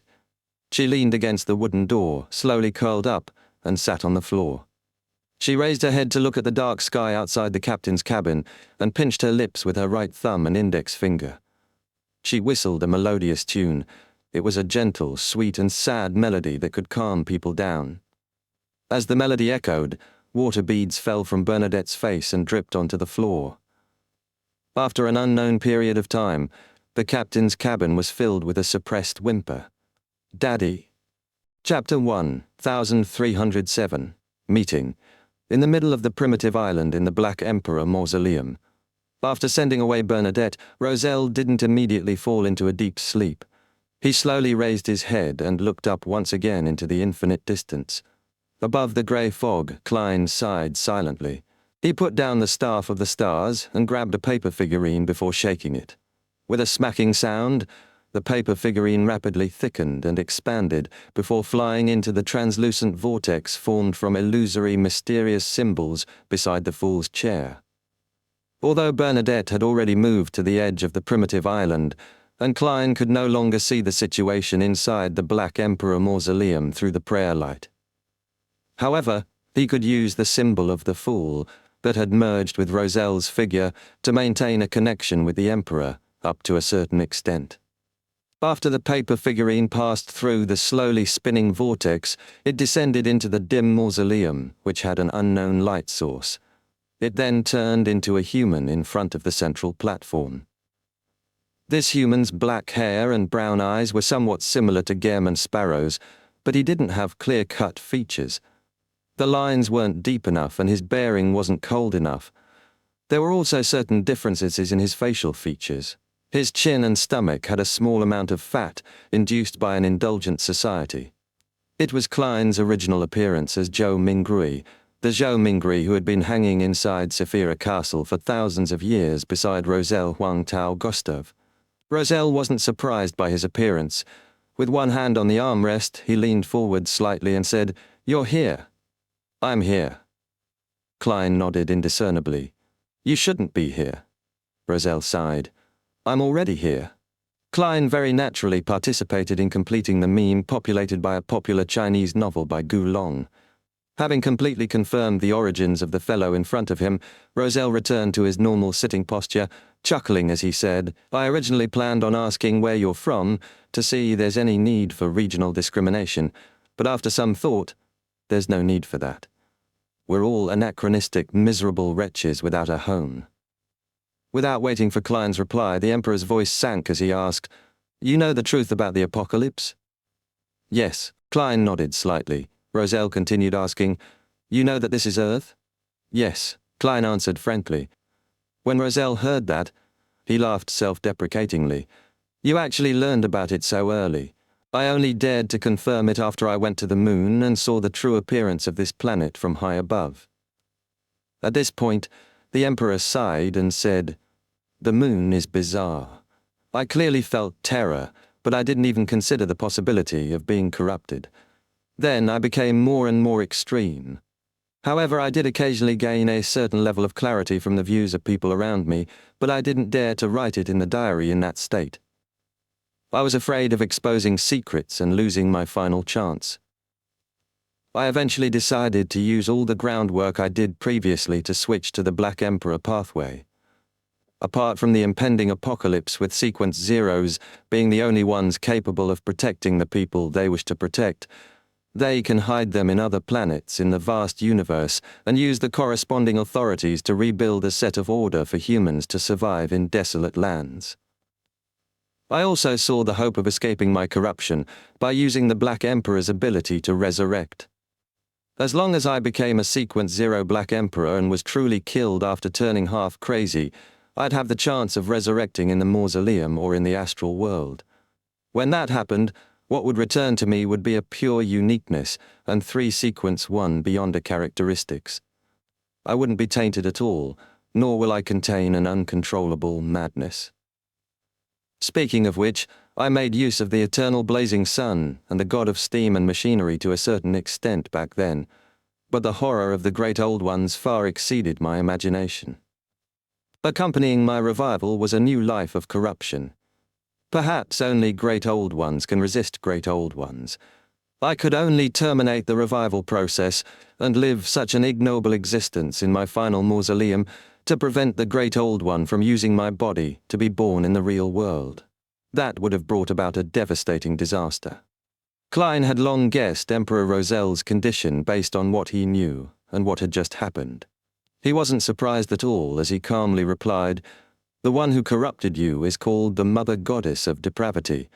She has bewitched many believers as the embodiment of the primordial moon."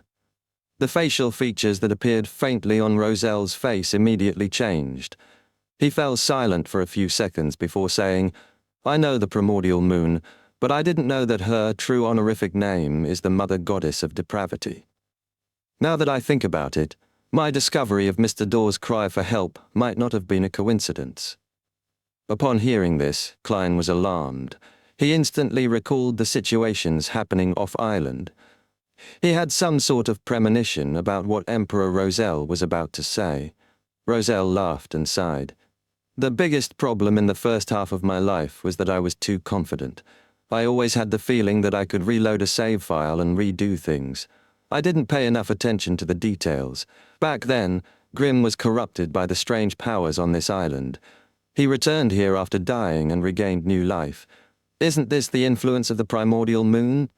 After I finished all sorts of investigations and did the corresponding purifications, I felt that I was fine. But in fact, fate might have undergone a tiny change at that moment. This resulted in me encountering Mr. Daw later and was slowly guided to the moon by him. You can't blame Mr. Daw. His condition might be worse than mine. Does the Emperor mean that he has been targeted by the Mother Goddess of Depravity the moment he discovered this primitive island?" Klein sighed. At that time, who would have thought that the problem would be so serious? Before Sequence 2, understanding the cosmos and the great old ones led to terrifying corruption. And without understanding it, one wouldn't be able to accurately determine how serious the problem or what kind of patchwork was needed subsequently when faced with certain situations. This made Roselle treat this primitive island as his secret base, thus not informing existence that had the right to understand the outer deities, great old ones, and cosmos. That's right. Roselle seemed to be very gratified that he'd committed a mistake that almost anyone would make. He then said, "In that ancient and secretive organization, there was almost no mention of the great old ones or outer deities." At that moment, Roselle paused for a moment before saying, "You should have read my diary. You should know what the ancient and hidden organization represents." Klein nodded. "I know which organization it is referring to. I never expected that you wouldn't dare mention the name of his organization after having the level of a sequence 0. I have a nagging feeling that he isn't simple. He might have an understanding of the outer deities that far exceeds our imagination, so it's better to be more careful. After all, I'm not a complete sequence 0 true god." After Roselle said this simple sentence, his brows suddenly furrowed. "How much of my diary did you read?" If the atmosphere wasn't that heavy and sorrowful, Klein would definitely find it irresistible to reply with, "The taste of a demoness ain't bad," as a way to tease his fellow earthling. Finally, he replied calmly, "Plenty." After saying the word, he casually added, "I even found a few cards of blasphemy." "Which ones?" Roselle blurted out. Klein controlled the paper figurine's expression from above the grey fog and said in a flat tone, "Black Emperor, Tyrant, Red Priest, and the Fool." Phew. Roselle exhaled as the faint crease on his brows eased. Thankfully, it's not the demoness, the moon, and the mother card. "You had to mention it yourself." Klein didn't respond as he looked at the Emperor without a change in expression. After Roselle said that, he realized something and hurriedly coughed. "Well, we've all watched live streams, so you should know very well how normal it is to cross-dress." As he spoke, he coughed again and sighed. "Which pathway are you from?" "Seer," Klein replied succinctly. Roselle immediately fell silent. After a few seconds, he said, "Unfortunately, if everything is fine and dandy, you should be responsible for pulling out a large-screen television and a game console from the historical void. We can chat while playing. That's a romantic dream of us men. Unfortunately, there's no electricity. I have to rely on you to invent it." Klein didn't voice out his thoughts. He maintained his tone and said, "I hope such a day will come." Then he pulled the topic back on track. "I'm very curious why the card of blasphemy you created can't even be found by deities. Such a level of anti-divination and anti-prophecy is amazing." Roselle immediately chuckled. "It's because knowledge can bring power, and power can also bestow knowledge. This is the authority of a knowledge emperor. After I infused the potion formula of the 22 pathways with power, they naturally produced the convergence powers between beyonder characteristics. They also gained anti-divination and anti-prophecy effects to a certain extent. And then..." As he spoke, Roselle suddenly paused, as though he had sensed something amiss. After 1 or 2 seconds, he said in an ethereal voice, "The creation of the card of blasphemy was a year before I held the Black Emperor ritual. Back then, I had already suffered the corruption of the primordial moon, and I didn't have the corresponding realization most of the time. Why can the 22 cards not be found by deities?" Upon hearing this question above the grey fog, Klein's heart tightened as he felt his scalp tingle again. Without waiting for his response from the paper figurine, Roselle's voice suddenly raised, bringing with it an indescribable fear. "Don't gather the 22 cards. Be careful of the mother card." These 2 sentences echoed in the deep interior of the Black Emperor mausoleum for a long time. Something common in China. Instead of being racist, they look down on people from poorer regions. Chapter 1308. Goodbye. Above the grey fog, Klein's pupils instantly widened as he subconsciously looked down at the long mottled table in front of him. There were 4 cards of blasphemy with different patterns on the back. At that moment, he felt a little scared and relieved. He felt as though he had been wandering about on the edge of the abyss while blindfolded, but he never fell. If he had done his best to gather all the card of blasphemy, or had obtained the mother card, with the way how he liked to put the different cards in his body to obtain the corresponding levels and special characteristics, he might have already been corrupted by the mother goddess of depravity, or be pregnant with something. However, I'm not Roselle. Even if I have the mother card, I probably wouldn't have done so.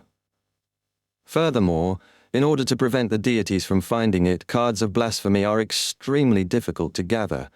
It's almost impossible to gather all of them. From the looks of it, this is a casual arrangement made by the mother goddess of depravity. If anyone were to unfortunately obtain the mother card, they would become one of the latent dangers in this world. Klein retracted his gaze and continued using his stand-in paper figurine substitutes to look at Roselle Gustave, who was sitting on the black iron seat. At that moment, Roselle raised his body slightly. His voice was sometimes low and sometimes high-pitched. Everything has godhood in them. The oldest one is still alive in everyone's bodies. Klein frowned slightly. He didn't know if the one speaking was Roselle or the crimson moon in his body. Not only did he have a certain level of understanding regarding such secrets, he had also personally experienced it before. Thus, he wasn't that horrified or panicked. He only recalled the teachings of the Aurora Order he had seen in the past. They promoted the belief that the Creator was omnipresent and existed in every living being's body. Therefore, all living beings had godhood. Once godhood reached a certain concentration, they could become an angel, and the current Orthodox deities are nothing more than slightly stronger angels. To ordinary people, as long as one was able to grasp that the essence of life was a spiritual travel, and tempered one's mind, strengthen one's spirit, and find their own godhood, as well as fuse with more godhoods, one would be able to escape their mortal coils and become an angel. Back then, I felt that a cult like the Aurora Order had a complete set of mysticism and religious canon, just like the Orthodox churches, but now I can interpret the truth underlying these words. From a certain point of view, it's true. The only problem is that after fusing with more godhoods, they might no longer be themselves. The true Creator actually placed the deepest secrets of this world into His teachings.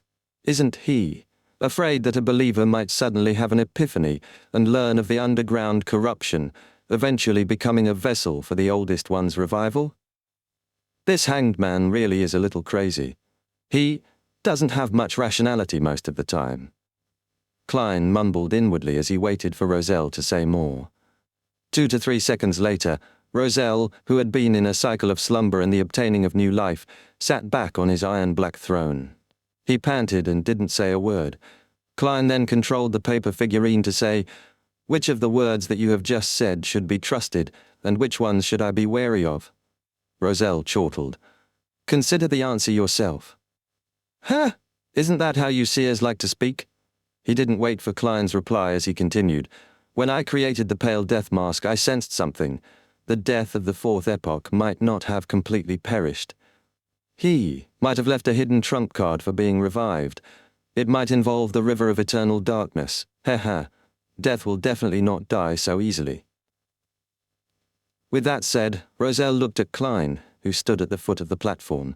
Indeed, only by choosing the seer, apprentice, or marauder pathway can a transmigrator enter Saphira Castle. By the time I figured out this factor, it was already way too late. I don't know if you want to become a great old one or not, nor do I know if this requires a ritual. I can only tell you that this is definitely more dangerous than becoming a deity, countless times more dangerous. Perhaps the existence who stored us and threw us back into the real world is waiting for you there. The only suggestion I can give you is to communicate with the genie of the magic wishing lamp before you make any attempts. Genie? Using the grudge between him and the celestial worthy to obtain certain assistance? Klein nodded slightly and said, "Okay." After hearing his answer, Roselle sighed and said with a smile, "If you really can become a great old one, you can consider saving me. Only a great old one can resist a great old one." At this point, he fell silent for a moment before he slowed down his speech. "If you can't completely free me from the corruption of the primordial moon after becoming a great old one, then remember to wipe my existence off the face of the world. Destroy this mausoleum, support the creation of a new Black Emperor, and prevent me from ever being revived." The light inside the mausoleum seemed to dim a little. Klein fell silent for 2 seconds before saying, "I won't forget that." Roselle fell silent. After a few seconds, he laughed self-deprecatingly. "Of course, before that, you should try to save me a few more times." Such a sense of humor didn't make Klein smile. Instead, it made his heart sink even more, making him unable to speak.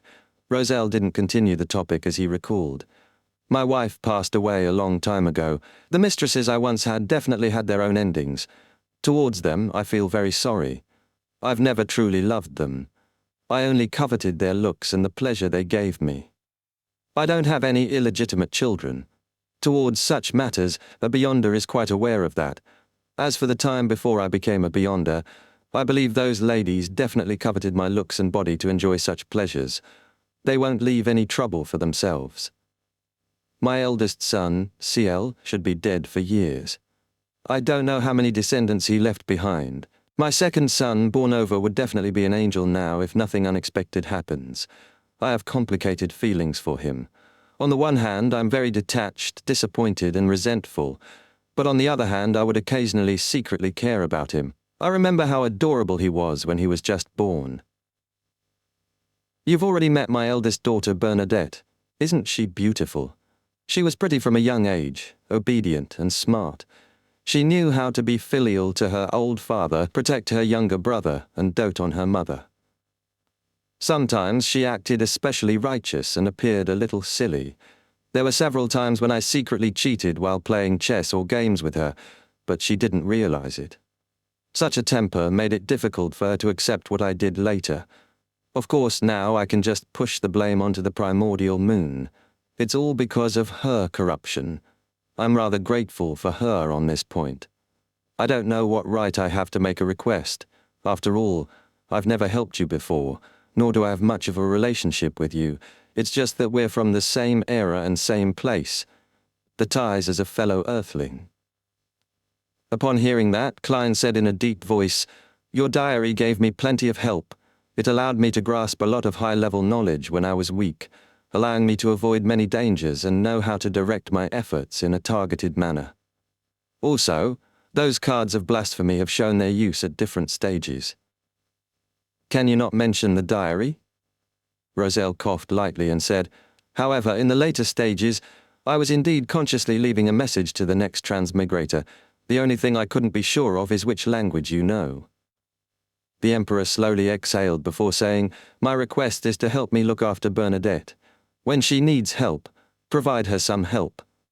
Although she is about to become an important figure in the mysterious world, I still can't feel at ease as a father." Without any hesitation, Klein got the paper figurine to answer directly. "I'll take care of her for you." "Man, why does this sound a little awkward?" Roselle's tone instantly turned odd. "By the way, I haven't asked for your name. As for me, you should know very well that I'm Huang Tao." "Zhao Mingri," Klein answered frankly. "Are you married? Do you have children? How old are you?" Roselle raised 3 questions in one go. "Emperor, why are you acting like a gossipy middle-aged woman from next door?" Klein shook his head and gave a simple answer. "No." Roselle immediately fell silent. After a moment he said, "You and I are of the same generation. Bernadette should call you Uncle Zhao. Yes." As he spoke, Roselle's tone suddenly became filled with pity. "After coming to this era, I treated everything as a game in the beginning. I was having a great time playing, but I would occasionally recall my home, remembering the past where I cultivated most of my personality and hobbies. The longer I lived, the higher the frequency I felt this feeling. It's like the fallen leaves will always want to return to the roots of a tree.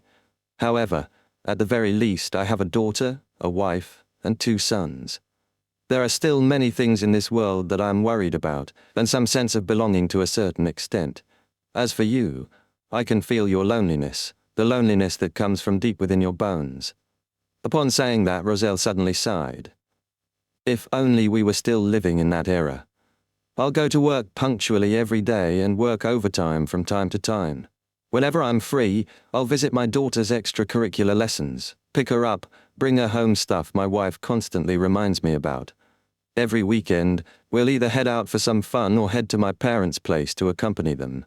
When one day I'm exhausted from life, I'll use an excuse that you as my friend are treating me. As men, we can sit by the street and eat some skewers, drink some alcohol, brag, curse our superiors, reminisce about the days of our youth, and urge you to quickly find a girlfriend. When I wake up the next day, I'll be able to have the zeal to continue facing life again. Klein listened quietly without interrupting the Emperor's prattle. Rozelle's voice gradually lowered as he smiled. "Goodbye, my friend. I hope we can really meet again one day." His figure quickly turned illusory, as though he had disappeared from the world, leaving only a faint shadow hovering over the iron-black throne. Rozelle Gustave had returned to his eternal slumber. Chapter 1309. Additional Lessons. After circling the primitive island 3 times, the dawn finally made its way off into the distance, which was perennially covered in storms. Bernadette slowly retracted her gaze and fixed it on the sage frontlet that remained suspended in the air. As a clairvoyant, she clearly saw the opportunity to advance. She knew that she had completed the corresponding ritual, preventing a disaster that involved a higher order of power. However, the price she paid was to personally seal her father, the father she had missed and sought for more than 100 years. How ironic. Bernadette looked at the vertical eye embedded with diamonds and sighed softly. After leaving Intis, she had 2 big wishes. First, she wanted to investigate the truth behind the matter and see if she had misunderstood her father. Second, she wanted to follow her father's footsteps and see if there was a possibility of reviving him. Bernadette had already fulfilled her first wish. The truth was that she had indeed misunderstood her father. This curtailed her pain and conflicted feelings. Her hatred for her father had completely dissipated, but it also added to her guilt. With this kind of guilt and yearning all this time, she tried her best to fulfill her second wish, but the outcome wasn't pleasant. If there hadn't been any hope from the beginning, she might not have had such a huge reaction. However, she had clearly seen the light and seen her father, but she had no choice but to personally place him into a state of slumber. After a moment of silence, Bernadette's slightly unfocused eyes became clear again. She no longer hesitated and no longer blamed herself. She no longer had all kinds of negative emotions. She firmly raised her right hand and drew out ancient words that shimmered with a stellar radiance in the void. She summoned the spirit world creature, who was half man, half wind, and she retrieved the sage supplementary ingredients from it. As for the rest, as there was no need for them to be specially preserved, they were in the collection room of the dawn. Not long after, Bernadette used pale death to shatter the sage frontlet. She concocted the potion that could allow her to advance to sequence 2. Looking at the bubbling sage potion with each bubble containing a transparent eye, Bernadette firmly raised her right hand and brought the glass bottle to her mouth. She knew that what she needed at this moment wasn't sorrow nor corny emotions, but determination and the will to forge forward. This was because if she wanted to help her father, Emperor Rozelle, escape the corruption and completely revive, she needed a higher sequence and greater strength. Because of this, she was willing to bury the pain in the deepest part of her heart and not let it affect her mental state. It was only when there was no one around at night that she could retrieve it and savor it alone. With the sage potion entering her mouth, Bernadette's body turned illusory at a discernible pace. She broke down into thick and complicated knowledge, changing into an existence that was a flux of information. The entire dawn, as well as the surrounding winds, storms, lightning, seawater, and waves, all lost their sense of reality. It was as though they had been restored to the most fundamental blocks of information. For most of Sequence 3 beyonders of the Mystery Prior pathway, such a state was extremely dangerous. If one's willpower wasn't strong enough, their luck wasn't good enough, and they weren't prepared enough, the knowledge that they had transformed into would be infiltrated by all kinds of information within seconds. They would be washed away, assimilated, and thus quickly lose consciousness. They wouldn't be able to reassemble their bodies, turning into a very strange and difficult monster to deal with in mysticism. A knowledge demon. This was also known as an information creature. Bernadette had relied on the sage frontlet and had previously transformed into a flux of information on several occasions. Although it was limited to 2 to 3 seconds and didn't last too long, it was still considered experience. At that moment, she tried her best to maintain her consciousness and establish a connection with the information produced in the spirit world by preventing a high-level disaster. The information had a clear imprint belonging to her, and it involved a very high level of power. It was exceptionally solid and couldn't be dispersed by other information for short periods of time. It helped her to stabilize her consciousness and slowly gather the dissipating flux of information around her body. During this process, Klein, who was above the grey fog, tapped the edge of the long mottled table with the help of the prayer light. He used a miracle invoker's ability of changing the probability of certain developments and actions to a certain extent, and he bestowed Bernadette with a certain amount of good luck. Time ticked by. There were several times when Bernadette wavered on the border of losing consciousness, but in the end, she managed to tide through it. She gathered all the information that belonged to her and began to reconstruct her body. At that moment, she gradually felt the concern Admiral of Stars Cat Leah had for her. She felt the members of the Element Dawn and her crew making their daily prayers. This stabilized her condition better, allowing her to resist the ancient will that was slowly developing in her body. At this moment, a series of secret information came from nowhere. Taking the opportunity while Bernadette was reforming her body, it attempted to fuse with her. This was interference from the hidden sage. As an embodiment of this world's knowledge and information, as a quasi-sequence zero existence of the mystery prior pathway, the hidden sage had a certain influence on beyonders of a lower sequencer than him. Without giving Bernadette the chance to use the pale white mask, the curtain draped over Klein gently rose, space-time distorted around Bernadette, completely isolating her from the outside world. Even information couldn't be interchanged. Grabbing this sudden moment of peace, Bernadette completely reassembled her body and used her own anchors to balance out the terrifying will that was surfacing in her body. At that moment, she had truly become a she, a Sequence 2 angel of the mystery prior pathway, an important figure in the mysterious world that could be addressed as a secret existence. Right on the heels of that, she saw the distorted space around her return to normal. She saw a series of hidden information surging towards her. She stretched out her right hand and grabbed the information with ease, extracting the useful information contained within. Just as Bernadette was about to return to reality from the spirit world, an orange light suddenly bloomed in front of her eyes. The light instantly condensed into a fat elder with a short white beard. The elder smiled and said, "Ma'am, I'm Orange Light Hilarion." Orange Light. Bernadette was puzzled. She didn't understand why Orange Light Hilarion had suddenly appeared in front of her. They hadn't interacted much before. As the leader of the Element Dawn and a former mysticologist, she wasn't unfamiliar with the 7 lights of the spirit world. She even knew how to pray to 7 lights, as well as the ritual needed to receive the corresponding advice. She knew that the 7 lustrous lights were a symbol of the spirit world, and they contained endless knowledge of different domains. They were definitely at the angel level. Orange light. Hilarion added with a smile. A great existence wants me to inform you of the knowledge regarding the great old ones, the outer deities, and the cosmos, so that you have a relatively accurate grasp of the state of this world and the corresponding corruption. Which existence is it? Bernadette asked, puzzled and cautious. She had vaguely guessed the answer, but she still found it quite unbelievable. After all, the 7 lights in the spirit world were also important figures in the mysterious world. Even if a Sequence 0 true God wouldn't find it easy to get them to do their bidding. Orange Light Hilarion chuckled and replied, "The greater ruler above the spirit world. The great ruler above the spirit world." Bernadette repeated the honorific name, and her thoughts raced. Hilarion glanced at her and smiled. He also has another title, Mr. Fool. Somewhere out at sea, the future, which was cruising on a safe sea route, Cat Leah suddenly jolted awake from her dream as her forehead was covered in cold sweat.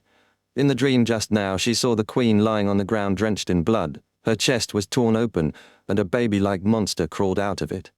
As a mysticologist who had advanced with a drop of the Snake of Fate's blood, Cat Leah believed that her dream wasn't without any reason. It was definitely a premonition. It was obvious that the dream she had wasn't pleasant.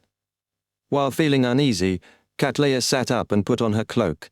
She attempted to pray to Mr. Fool, hoping that this mighty existence would give her some hints or to protect the queen.